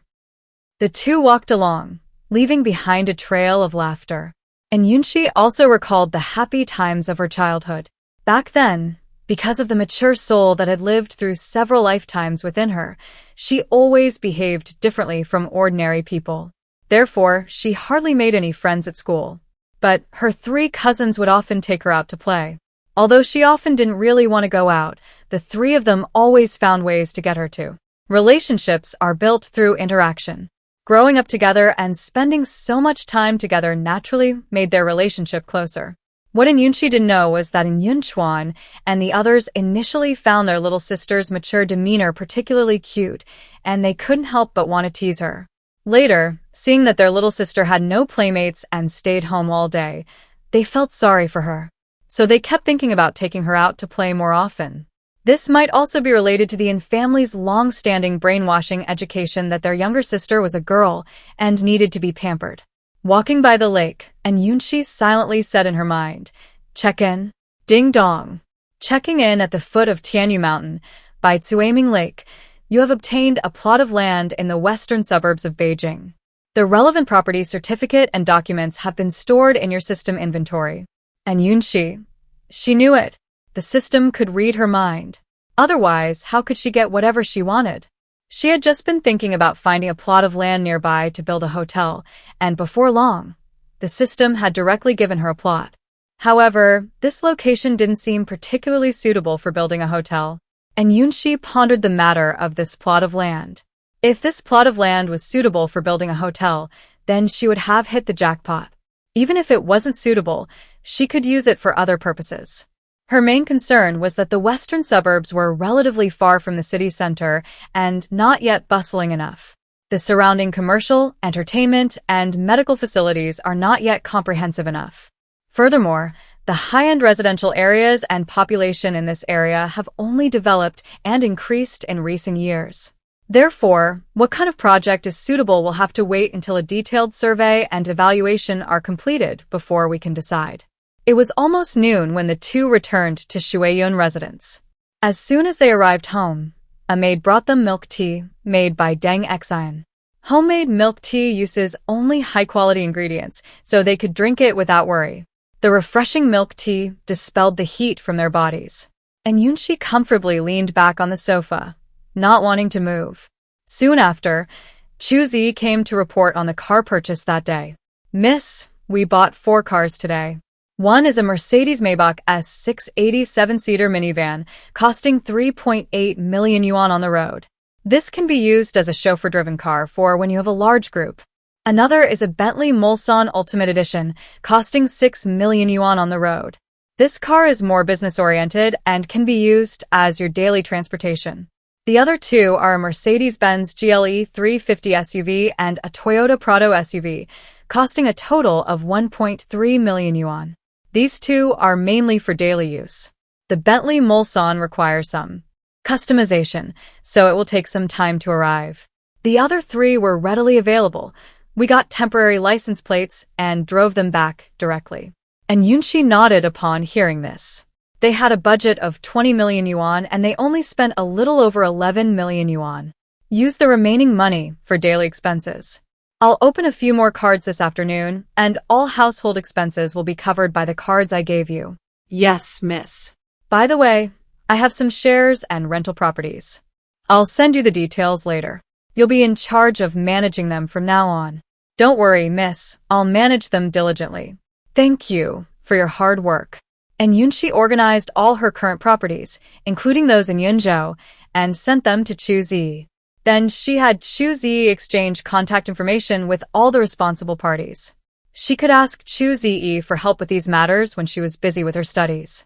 After completing the handover ceremony, Yunxi casually informed Minghui to arrange for the food to be served, and she and Yunzhou enjoyed a delicious lunch. The lunch was a combination of Huaiyang and Sichuan cuisine, with both spicy and non-spicy options, all equally fresh and delicious. Butler Ming told her that the kitchen would also prepare snacks and drinks for afternoon tea in the late afternoon. And Yunxi was quite satisfied with the chef's skill and culinary abilities. After her lunch break, the staff from Huagua Bank, whom Yunxi had scheduled to have come to her home to process her credit card application, arrived. As a VIP customer, she enjoyed the privilege of having someone come to her door to process the application if she didn't want to leave home. After learning about the rules, she understood that her black card could only have a maximum of 3 supplementary cards. And Yunxi immediately opened 3 cards, giving one to each of her 2 housekeepers. She also transferred a year's salary for the housekeeping team to Chu Zi. She left the details of how to pay the members to them. Just as she finished making these arrangements, the staff from ICBC arrived. And Yunxi also opened 3 supplementary cards there, keeping them for future use. Her principle was, since she had time, she'd get as many permits as possible at once. That way, she wouldn't have to go and get them when she needed them, which would be a hassle. When she had some free time in the afternoon, and Yunxi went to her study alone and took out the information about the land to study it in detail. It turned out that the land was quite close to the Tsuaming Lake Villa area, less than 5 kilometers away by car. After reviewing the information, and Yunxi realized that this land was not just one piece of land, but also much more than that. Because this land had mountains, lakes, and rivers, and its total area reached a staggering 3,600 mu, approximately 240 hectares. What does 3,600 mu mean? Let me put it this way. The famous Imperial Garden, the Summer Palace, has a total area of 300 hectares, or 4,500 mu, approximately 233 hectares, and the Old Summer Palace, Yunminjiwen, has a total area of 350 hectares, or more than 5,200 mu, approximately 380 hectares. Her plot of land was only slightly smaller than the Summer Palace, about a quarter the size. The most crucial point? There was a natural hot spring on the mountainside of this plot. This wasn't just about a 5-star hotel. It could be developed into a comprehensive tourist resort integrating dining, entertainment, shopping, and leisure. As far as she knew, there wasn't a place like this in the vicinity, or even in the entire city of Beijing. Once completed, it would create a huge attraction and influence. Perhaps the entire surrounding area would be stimulated. And Yunxi put the information she had reviewed back into her system inventory and carefully considered the feasibility of this plan. She was very clear that this would require a large amount of capital and a certain amount of connections. While she didn't have much capital now, she believed in the system's capabilities and that it would definitely come in later. However, this would inevitably require bringing in several partners with backgrounds and resources. And Yunxi personally felt that this matter still had potential. Although the location of this plot of land was a bit remote, it was still relatively remote compared to the city center and established commercial areas. But actually, it was only a dozen kilometers away by car from their school. Moreover, this area in the western suburbs has developed significantly in recent years, and its transportation and infrastructure are readily available. Besides the large high-end residential area near Tsuaming Lake, there are also tourist attractions nearby such as Xiangshan Park, Xishan National Forest Park, Badachu Park, and Yangtaishan Mountain. It's also not far from the Summer Palace, Yunminjiwen Park, Peking University, Tsinghua University, and Zhongguancun. Once completed, it can complement and synergize with the surrounding attractions. As long as marketing and customer acquisition are done well, there's no shortage of visitors. The main advantage is that the land area is indeed large enough to accommodate a wide range of plans. Having figured this out, Yunxi opened her computer in her study and began writing a preliminary plan for the project. She first jotted down some scattered ideas, intending to give them to Yang Wei for market research and further refinement of the plan once Yang Wei arrived. People, are so prone to overthinking. Speak of the devil, and he appears. And Yunxi had just finished writing the preliminary plan when she received a call from Yang Wei. She said she'd arrived in Beijing and was asked where to report. And Yunxi directly told her to come to the Tsuaming Lake Villa the next morning to arrange everything so she could focus on returning to school.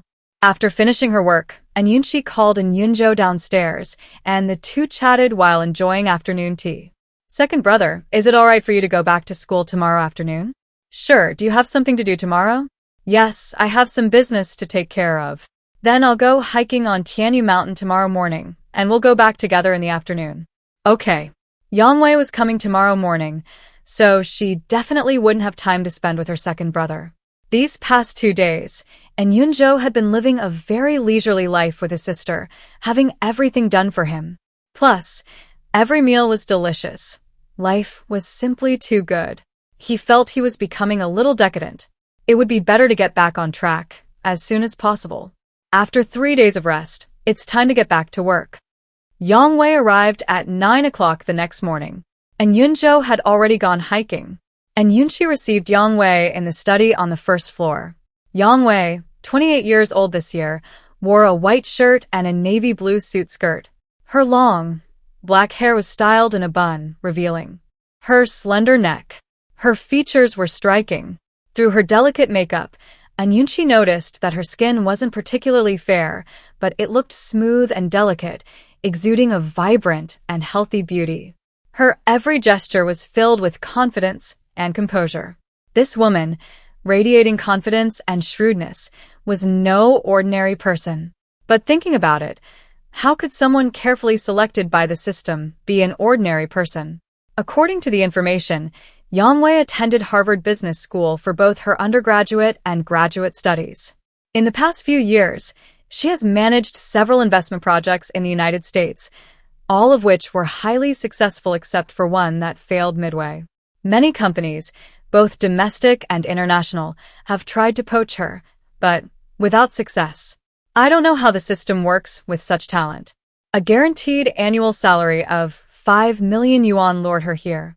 Of course, she only thought this to herself and would never say it aloud.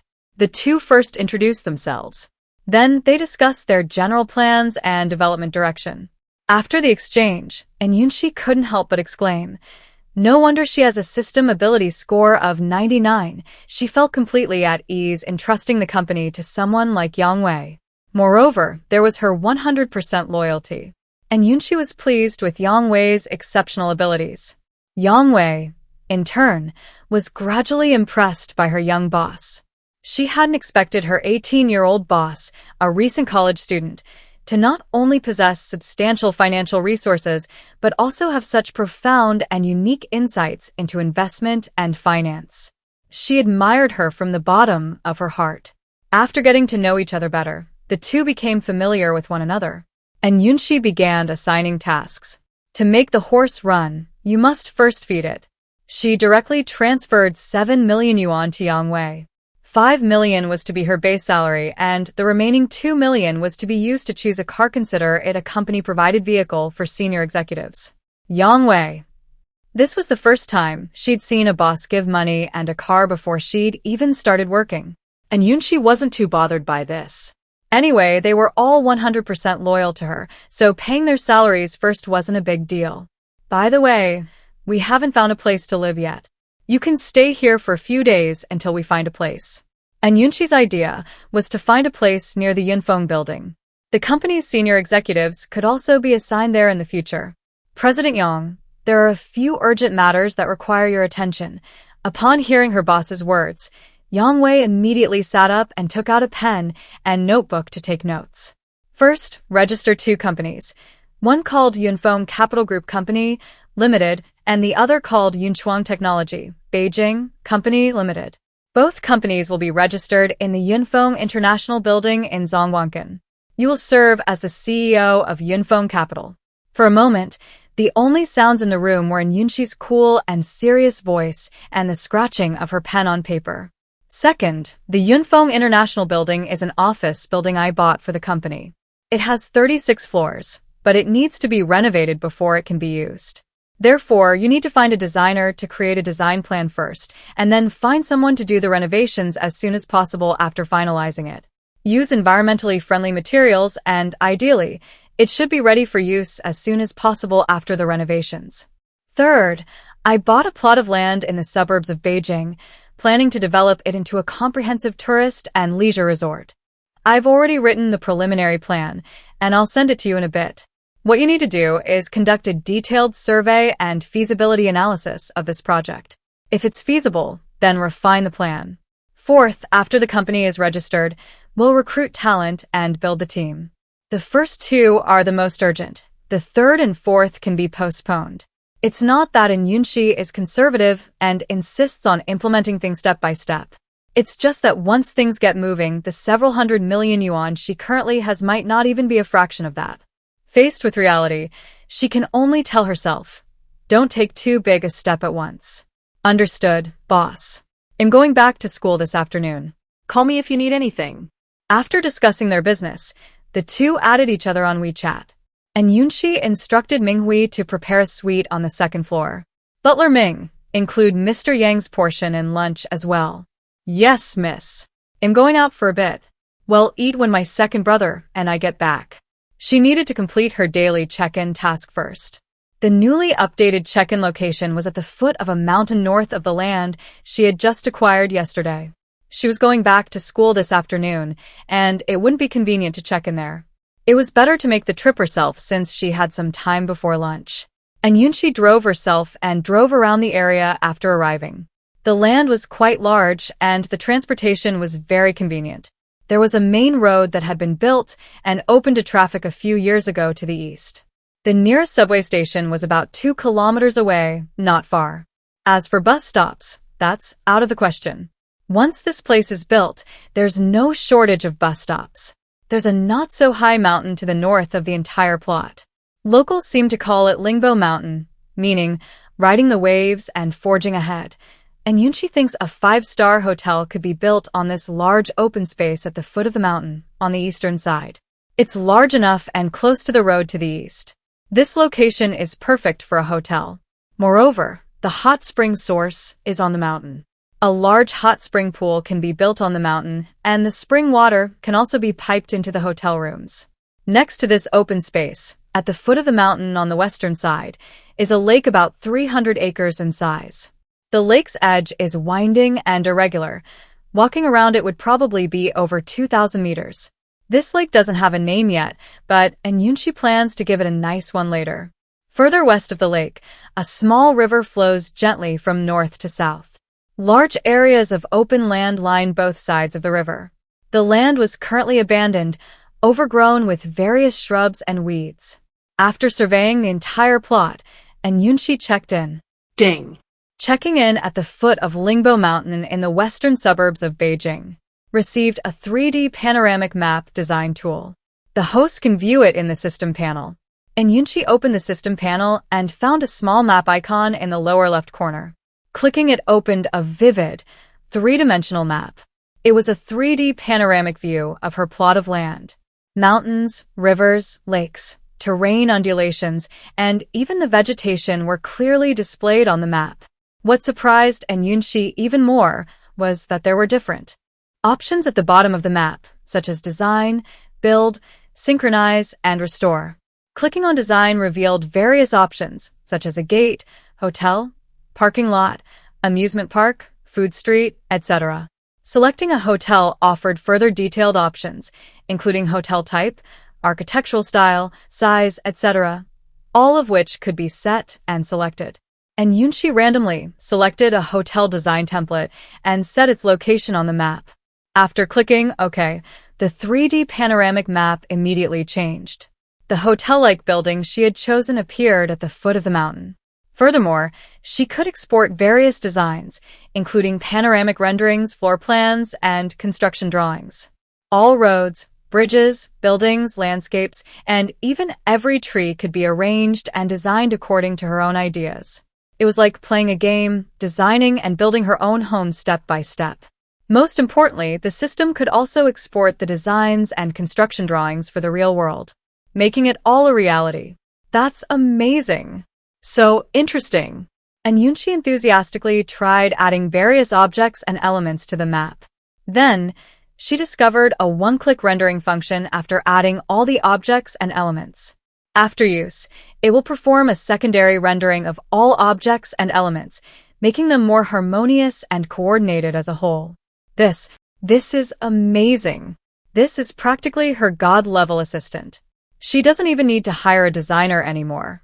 It seems the system approves of her development plan for this land. Does this indirectly prove that this plan will work? With this experience, Yunxi felt even more confident. After clicking Restore, all of Yunxi's previous actions disappeared and the map returned to its original state. This is truly a wonderful thing. Yunxi drove home in a pleasant mood. She had lunch with Yunzhou and Yang Wei. With one more person, the dishes were more varied today. There were 6 dishes: spicy shredded chicken, steamed hairy crab, pan-fried wuchang fish, tiger skin green peppers, scrambled eggs with tomatoes, and spinach in broth. The soup was winter melon and pork rib soup. The chef's culinary skills were excellent, and all 3 enjoyed their meal. After lunch break, Yang Wei immediately got back to work. The siblings, however, got into their newly purchased seven-seater van and were driven back to school by driver Chengdu. And Yunxi didn't choose to drive herself. She hadn't yet inquired about student access permits and parking passes. Driving now wouldn't get her in, and there was nowhere to park. Kyoto University was relatively close to Tsuaming Lake, so Chengdu first dropped Yunxi off at her dormitory. Second brother, I'm here. Let's meet again sometime. Goodbye, Xiaoxi. Call me if you need anything. After the driver and Yunzhou had driven away, Yunxi turned and went upstairs, still holding her dinner packed in a thermal container. When she returned to her dormitory, the other three were already there. Everyone's here? The English placement test is next Friday. Everyone's cramming at the last minute. She looked up from her English book and replied, And Yunxi? It's still Sunday. She was planning to start doing some practice tests tomorrow to get a feel for it. But her roommates are all so focused, already in intensive test-taking mode. Ugh. Who decided there would be an exam so soon after the start of the semester? Tong Yao was scratching her head, struggling to memorize vocabulary, feeling like she was on the verge of a breakdown. What if I only get a level 1 or 2? Song Mingzhu glanced at her groaning roommate. It shouldn't be that bad. After all, they're both at the level to get into Peking University. Their English shouldn't be too bad. I just wonder what the difficulty level of the test will be. Song Mingzhu thought her high school English grades were pretty good. As long as it wasn't too difficult, she should be fine. I really envy you guys who are good at English, Tong Yao said with a long face. Is your English bad? Not bad, just average. What was your score on the college entrance exam in English? A little over 120. That's definitely average. These words made Tong Yao furious. Chuyu, do you have any classmate or roommate relationships left? Seeing her roommate was angry, Chi smiled and continued, Am I wrong? Tong Yao was even angrier. Even if it was true, you shouldn't say it directly. This straight manhwa wait, I mean straight woman. Aren't you afraid of hurting my fragile heart? Chiyu glanced at her sideways, giving her a look that spoke for her to figure out. Wah Hyungxi, look at her. All she does is bully me. Seeing this, and Yunxi could only smile inwardly, offering words of comfort. Don't be so nervous. The school is just assessing everyone's level to facilitate differentiated instruction. Since that's the purpose, the difficulties shouldn't be much different from the college entrance exam. Even if you don't do well, it's okay, because even if you only reach the CET for level, you still need to take the same number of English credits. The only impact is that you can only take the CET for exam a year later. Tong Yao, she felt comforted, but not really comforted. How are you feeling? Any better? Tong Yao rolled her eyes. Thanks, but I wasn't comforted at all. I'll try harder. After saying that, she continued to cram for vocabulary. Seeing the positive learning atmosphere, and Yunxi decided it was pointless to slack off. So, she changed into comfortable loungewear, found a set of past CET for English exam papers, and started practicing. Since we're all going to take the exam, let's all work hard together. Time ticked by, and Yunxi was quick at completing the papers. Excluding the listening and writing sections, she could finish a paper in about 50 minutes. Having just gone through 3 years of high school and the college entrance exam, she was very familiar with this. After finishing the paper, and Yunxi checked her answers. Not bad, she only missed one reading comprehension question. If she had checked it, she probably wouldn't have missed that one question.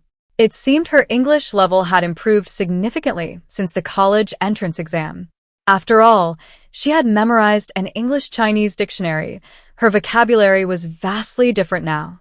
In the past, when reading comprehension passages, there would always be some unfamiliar words, requiring me to make connections and guesses based on the context. But now, that worry was completely gone. Next, she only needed to focus on her grammar, listening, and speaking skills. After putting away the test papers and pens on the table, and Yunxi glanced at the others in the dormitory, they were all still engrossed in their studies. She was about to speak when Tong Yao interrupted her. Huh? It's already 6:20. No wonder I'm so hungry, she called out, rubbing her rumbling stomach. Chu Yu and Song Mingzhu were also pulled back to reality by Tong Yao's voice. Time seems to fly when you're focused on something. Want to go eat? Chu asked. Yes. Me too. You guys go ahead, I brought my own lunch today. And Yunxi said, pointing to the insulated lunchbox she had placed on the table. Wow, Yunxi, it's so great to have a house in Beijing. You can go back to stay on weekends and even get a free meal from home sometimes. Tong Yao expressed her envy. And Yunxi had already told her roommates that her family had bought a house in Beijing. After all, she wouldn't be staying in the dorm every weekend, and it wouldn't be good to keep quiet. And Mingzhu, she's a local from Beijing. She can go home whenever she wants. That's so nice. Chuyu. There was no need for such envy.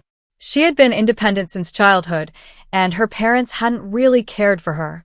Therefore, with her distant family ties, she couldn't understand Tong Yao's attachment to home and family. All right, let's go. Aren't you hungry? Hurry up, I'm starving. You're the one wasting time talking nonsense, and you're the one telling me to hurry up too. Chuyu felt speechless again. Before leaving, Song Mingzhu glanced at Yunxi's lunchbox, wondering if she would bring food from home next time.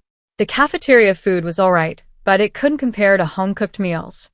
The chef's skill was one factor, but the ingredients were even more crucial. The ingredients used in the school cafeteria couldn't compare to the high-end ingredients she used at home. Why hadn't she thought to bring some from home? It seemed she lacked life experience. She decided she needed to learn more from Yunxi in this area.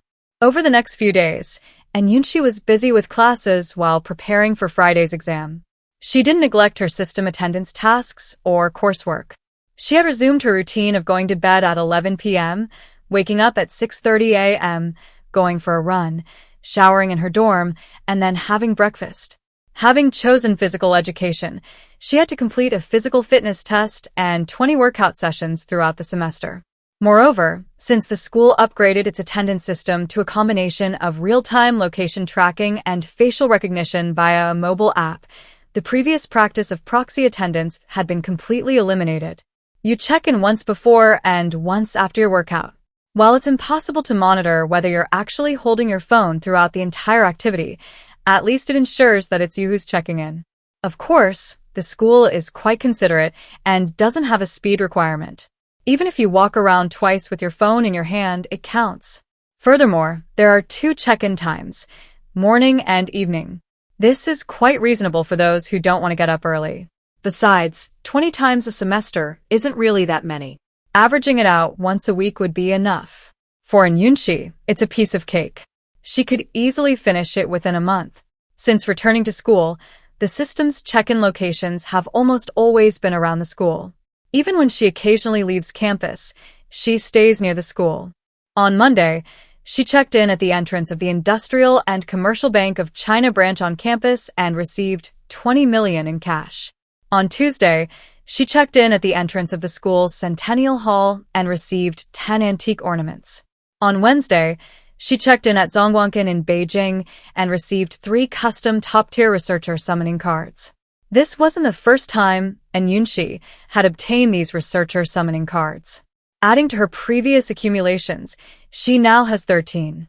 That means she can summon a total of 13 researchers with a loyalty of 100. This is exactly what Yunxi needs at this stage. You see, she has quite a lot of cutting-edge scientific research data in her space. Any one of these items could potentially revolutionize an entire industry. If the researchers had problems, it could really cause her a lot of trouble. Those obtained through the system's summoning card at least guarantee they won't betray her. Yunxi naturally wouldn't refuse such a good thing, and even felt the more the better. On Thursday, she checked in at the entrance of the Bihai Yuntian residential complex and obtained ownership of buildings 6 to 10. Yunxi, why did the system suddenly reward her with real estate again? And 5 buildings at once. Yunxi took out her phone and checked the Bihai Yuntian complex. Wow, there are only 20 buildings in total, and the system directly gave her a quarter of the complex. System, why don't you just give me the whole complex? It was just a simple complaint, but unexpectedly, the system replied. The other buildings either haven't been put on sale yet, or some have already been sold. Only these 5 buildings can be completely acquired now. So, the house, car, and stock she was rewarded with were actually bought by the system? Judging from the system's tone, if none of the buildings in this complex were sold, it might actually buy her the entire complex. Wow. Inhumanly extravagant. Is the system really that rich? And Yunxi was genuinely envious. But then she thought about how the system gave her 10 or 20 million every day. And this villa worth hundreds of millions and the limited edition sports car. Suddenly, she could understand. It seems the system really is very wealthy. And it has many abilities she doesn't know about. Anyway, it's only beneficial to her, so Yunxi thought about it and let it go. The Baiyunshan residential complex was completed and handed over a couple of years ago. This complex is located west of Zhongguancun, very close to universities like Kyoto University, Tsinghua University, and Renmin University. There are also many affiliated primary and secondary schools of these universities nearby. Although not in a good school district, the property boasts a beautiful environment, excellent location, and abundant educational resources, driving up prices to 80,000 to 100,000 yuan per square meter. Despite this, aside from the still planned third phase, the first two phases of 20 buildings are almost completely sold out. Such a popular community, how did the system manage to acquire 5 buildings at once? Is it through sheer money? But this community came at just the right time. She was worried about where the company's senior executives would live. It's not far from her Yunfeng International building, which seems perfect. Fortunately, all the paperwork and property certificates were completed this time. Otherwise, she would have cried if she had to sign hundreds of contracts like last time. Could it be that the system heard her complaints and demands last time? System, humph.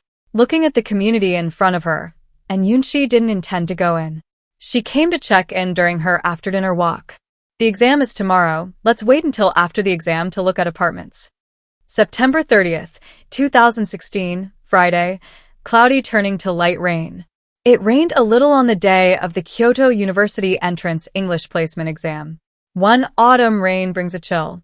The temperature dropped several degrees, and Yunxi put on long sleeves and trousers. After breakfast, the 4 of them went to the second teaching building. Since they weren't assigned to the same exam room, they went their separate ways to find their seats upon arriving at the second teaching building. And Yunxi sat down at her assigned seat and checked her student ID, 2B pencils, ballpoint pens, and other exam supplies again. At 9 o'clock in the morning, the exam started on time. The listening comprehension section started first. The questions weren't too difficult. 20 minutes later, as the listening comprehension finished, and Yunxi had also finished answering the listening questions. And Yunxi also did well on the written exam. She encountered virtually no difficulties or pauses. However, the final essay took Yunxi a little time. Having finished all the questions, she had half an hour left. And Yunxi first filled in all the answer sheets for the multiple choice questions, then roughly checked them once more. After handing in her paper, Yunxi felt confident. Achieving a CET for level score was definitely not a problem. Once the results came out, her task would be complete. The 4 members of dormitory 303 met up at the entrance of the second teaching building and then went directly to the nearby Huayuan campus for lunch. The first floor of Huayuan offers a self-service buffet with small bowls of food. Each person gets a tray and can choose what they like. After taking their food, they pay at the exit. The second floor has a specialty food counter, catering to different students' tastes. And Yunxi and her friends chose Korean bibimbap today. A serving of bibimbap and a serving of soup, eaten together, were delicious.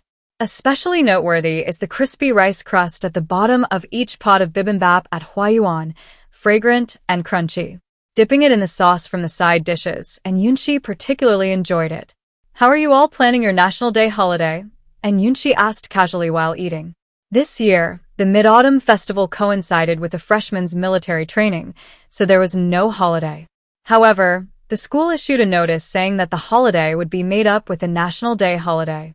Therefore, their holiday was from the 1st to the 8th, a total of 8 days. October 9th is a Sunday, a makeup day for Friday's classes, and Yunxi happens to have no classes on Friday. That means Yunxi actually has a 9-day holiday, from the 1st to the 9th. This treatment would make any high school student green with envy. I found a tutoring job. She saw a bag she liked, a bit pricey. But she liked it so much she wanted to save up to buy it. I'm going home. This was Song Mingzhu, a local from Beijing. Seeing everyone's attention on her, Chuyu replied, "No plans, but I don't really want to go out. During the National Day holiday, all the tourist attractions would probably be crowded." She didn't like crowded, noisy places. Yunxi, what about you? Me? My parents and brother are coming over, a family trip. After she finished speaking, everyone looked at her like she was a brave soul. Aren't you afraid of crowds? Tong Yao asked incredulously, and Yunxi shrugged and replied, "What can we do? The whole family can only get together on holidays, especially since 2 of her family members are students." The 3 nodded in agreement. There was nothing they could do. "Then good luck. We'll support you in spirit. Do I need to thank you?" And Yunxi rolled her eyes at her roommates. "Oh, a beauty is a beauty. Even rolling her eyes is beautiful." And Yunxi, whatever. In the afternoon, and Yunxi first checked in at the Boya Tower and received 10 million yuan in cash. Then, she went to the Baiyenshan residential complex, which the system had rewarded her with the day before. She went directly to the sales office, showed her personal identification, and asked someone to show her the apartments. The person in charge, Guiyang, knew that the tycoon who had recently bought 5 buildings had arrived, and immediately greeted her personally with his assistant. They had never seen anyone buy several buildings without even seeing the apartments. "Ms. N, there are 4 different apartment types in the 5 buildings you purchased. Which one would you like to see first?" Guiyang asked as they walked into the complex. "Oh. Then, Mr. Gua, could you please introduce them to us?" Sure. "Well, buildings 6 through 10 are all fully furnished apartments in our complex. Because many people prefer to decorate them themselves, these buildings weren't put on the market until they were completed. I didn't expect you to buy them so soon after they were finished. How long has it been since the renovations were completed? If they were just finished, we have to wait before we could move in. Don't worry, and the ones recently completed here have been finished for over 6 months. Shall I continue?" Seeing and Yunxi nod, Guiyang continued. "Buildings 6 and 7 are both 23 stories high, each with 3 units, for apartments per floor, a total of 552 apartments. These 552-plus apartments are all Type D units, mostly around 90 square meters, all 2-bedroom layouts." Wow, it's called one building, but one building has 3 units, so it's practically 3 buildings. These 2 buildings have more apartments than the 3 buildings in Yunzhou Jingyuan combined. Luckily, she didn't have to sign the paperwork herself this time. Otherwise, her hands wouldn't have been able to handle it. Type D apartments are the most common and prevalent type in our complex. Buildings 1, 2, and 3 in front, and buildings 16 to 20 behind, all have this type of apartment. This is understandable. After all, housing prices here are so high that most people simply can't afford larger apartments. These smaller 2-bedroom apartments are actually more popular in a place like Beijing. There's also Building 9, a 26-story building with 3 units per floor, 3 apartments per floor, totaling 234 units, all Type C, 3-bedroom apartments around 120 square meters. Building 10, 29 stories high, has only 2 units, 2 apartments per floor, totaling 116 units, all Type B, 4-bedroom apartments of 220 square meters. The most upscale is Building 8, the tallest building in our complex, 32 stories high, with 2 units on the east and west sides, 1 apartment per floor, totaling 64 units, all Type A, large 5-bedroom apartments of 430 square meters. Type apartments not only have the largest area, but also the most luxurious interior decoration, and of course, the highest price. Ms. N, these 5 buildings and 966 apartments, combined, have a total value of 12 billion. After multiple rounds of systematic training, and Yunxi can now maintain a calm demeanor, even when faced with properties worth over 10 billion. However, since arriving in Beijing, the system has indeed become increasingly generous. First, they gave her 2 office buildings, then villas and luxury cars. They gave her over 3,000 acres of land without hesitation, and now they've gifted her real estate worth 12 billion yuan. This is truly very appealing. However, even if the company grows, the senior executives won't be able to live in all these houses. As for the ordinary employees, She doesn't intend to provide housing for them all. The company in Beijing has never done anything like this before. Giving them some housing subsidies later is possible, but they still need to rent them out to generate rental income. President Gua, let's take a look at one of each type. No problem, building 1 is just ahead. Shall we go and look at type D first? Sure. After looking at several types of units, Yunxi thought for a moment and decided that all the type D units could be rented out. She would keep about 20 type C units and 10 type A and 10 type B units each, which would be about right. If it's not enough later, we can take it back. It's a waste to leave it empty. That would definitely break her heart. Miss Sin, do you rent out these houses? And Yunxi glanced at Guiyang. This guy has a good eye. He brought it up before she even asked. You have a rental business? Of course. She had already handled this once in Yunzhou, so Yunxi was familiar with it. However, this time she didn't want to do these trivial things herself. Now she had an assistant and a housekeeper. Why should she do such things herself? I do intend to rent them out. Miss N, you can leave it to us. I will definitely handle it perfectly for you. What's the approximate rent?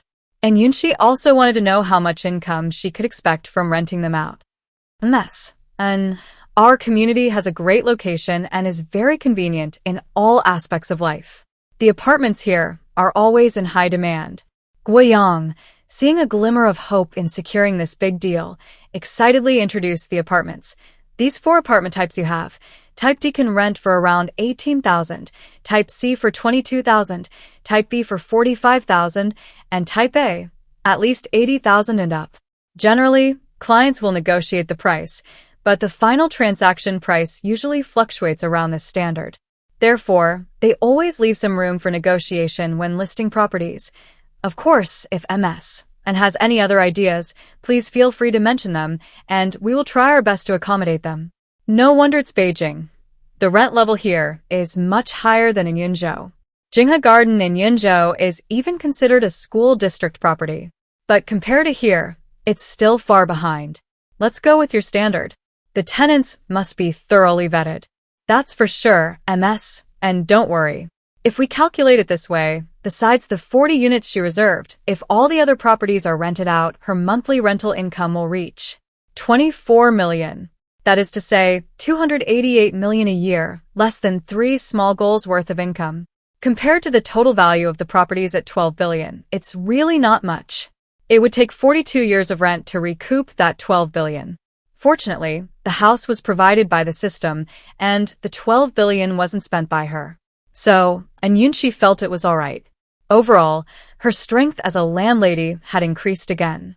Leave your contact information. I'll have someone contact you tomorrow. Guiyang was overjoyed. This meant he was going to hand it over. He quickly took out his business card and respectfully handed it over with both hands. Ms. N, this is my business card. Okay. Thank you very much for hosting me today, Mr. Gua. It's my pleasure. Where are you going later, MS? And would you like a car to take you? Such a big client deserves the utmost hospitality. No need. My driver is already here. And Yunxi didn't say this casually. While they were looking at the apartment, Chengdu had texted to say he was already at the entrance of Biuntian. Stepping out of the complex gate, Yunxi saw the van parked nearby. Seeing her arrive, Chengdu quickly got out, opened the back door, and used his hand to shield the top of the door to prevent her from bumping her head. Watching Yunxi get into the car and drive away, Guiyang smiled happily. He called to his assistant, "Let's go back. Miss N is truly his lucky star." First, she bought 5 buildings in one go, and now she's entrusted him with the rental business. He can't even imagine how much commission and bonus he'll get. 2 flowers bloom, each telling its own story. And Yunxi finally returned to her villa. She was in a very good mood, because her parents and younger brother were coming tomorrow. Also, after this period of hard work, she had successfully progressed to 85% of the intermediate level in her calligraphy course. Moving up to the advanced level in her second course, which she would use to advance to the advanced level, was just around the corner. Her progress in finance and hacking had also improved. In particular, her progress in finance had reached 92% of the beginner level, and she was about to advance to the intermediate level. Finance was a broad category, and there was indeed a lot of content to learn. Otherwise, she wouldn't have been stuck at the intermediate level for so long. After all, with the 10 times enhanced study room, her learning efficiency was extremely high. Although the hacking portion required less time and progressed more slowly, it added up, and she had already reached 78% of the beginner level. After arriving home, it was still early before dinner, and Yunxi drove around for a bit, taking out the 10 antiques she had received from her daily check-ins, along with the property deeds and related documents for the Baiyunshan development. The system had thoughtfully packed them all in large cardboard boxes. The property deeds and purchase contracts for over 900 properties filled several large boxes. Fortunately, she wasn't driving a sports car this time, so the trunk couldn't hold them all. She could put them on the back seats. Back home, she handed the antiques to Minghui to arrange their placement. Then she gave Guiyang's business card and a large stack of property deeds to Chu Zi. She instructed him to sign the cooperation agreement tomorrow and complete the necessary paperwork for the entrusted rental. Of course, the 40 properties she planned to keep still needed to be reserved. She even sent him her cousin Jiaxing's phone number, so he could contact him with any legal issues. Who knew Chu Zi would be silent for a moment after hearing this, then say, "Miss, I have a legal professional qualification certificate and a lawyer's license. I can handle something as simple as reviewing contracts myself." And Yunxi, she didn't see it in the files. The system information didn't show any specialization in this either. "So you all have hidden skills?" And Yunxi thought about it carefully. Could it be that the skill level was limited to only 3 items, restricting everyone's abilities? The system panel only showed the 3 most proficient skills, but that didn't mean they couldn't do the others. Blindly believing everything in books is worse than having no books at all. The ancients were right. It seems she needs to get to know these subordinates better. Relying solely on the system panel's description is too one-sided. Butler Chu, go and investigate what everyone likes and excels at, what their abilities are, and so on. "Yes, miss, I'll take care of it right away." "All right, go ahead and get busy. Call Yang Wei over for me." Soon, Yang Wei entered.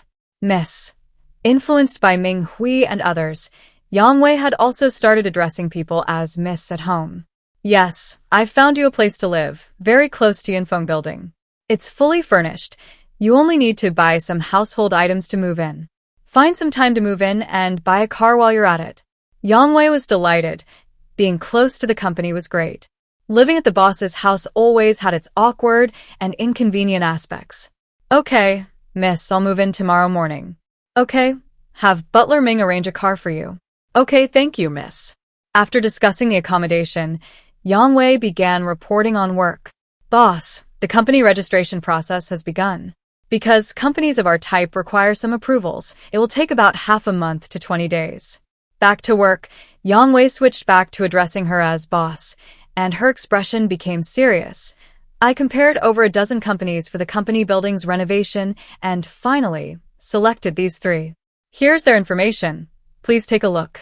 Keep the information for now. I'll look at it later. Also, regarding recruitment, since the company hasn't been officially registered yet, we haven't started formal recruitment. However, I've contacted some old friends and classmates, and 2 people are currently interested. We're still in discussions." Recruitment is a bit difficult in the early stages. Once the company is registered, we can cooperate with headhunting firms. Don't worry about the cost. "Understood, boss." Regarding the land in Beijing, when you're writing the business plan, contact Mr. Qin Lian regarding the hotel section. He's in charge of that area. Also, keep an eye out for suitable locations in Beijing for a research institute, something secluded, safe, and spacious. This isn't urgent, but if you find a suitable location, let me know immediately. Yang Wei noted down her boss's instructions. After Yang Wei left, and Yunxi spoke with Qin Lian by phone. Their previous plans needed some adjustments. The land in Beijing is huge. It's part of a comprehensive project. Relying solely on this location, it's uncertain when the first branch will be available. Furthermore, and Yunxi realized that with her current connections and financial resources, securing a suitable location for a 5-star hotel in first-tier cities like Beijing or Shanghai was extremely difficult. It was practically impossible. Even this seemingly relatively remote land in Beijing was provided by the system. They couldn't wait indefinitely for the system to provide it before opening a branch. The system isn't a wishing well. It doesn't provide everything you desire.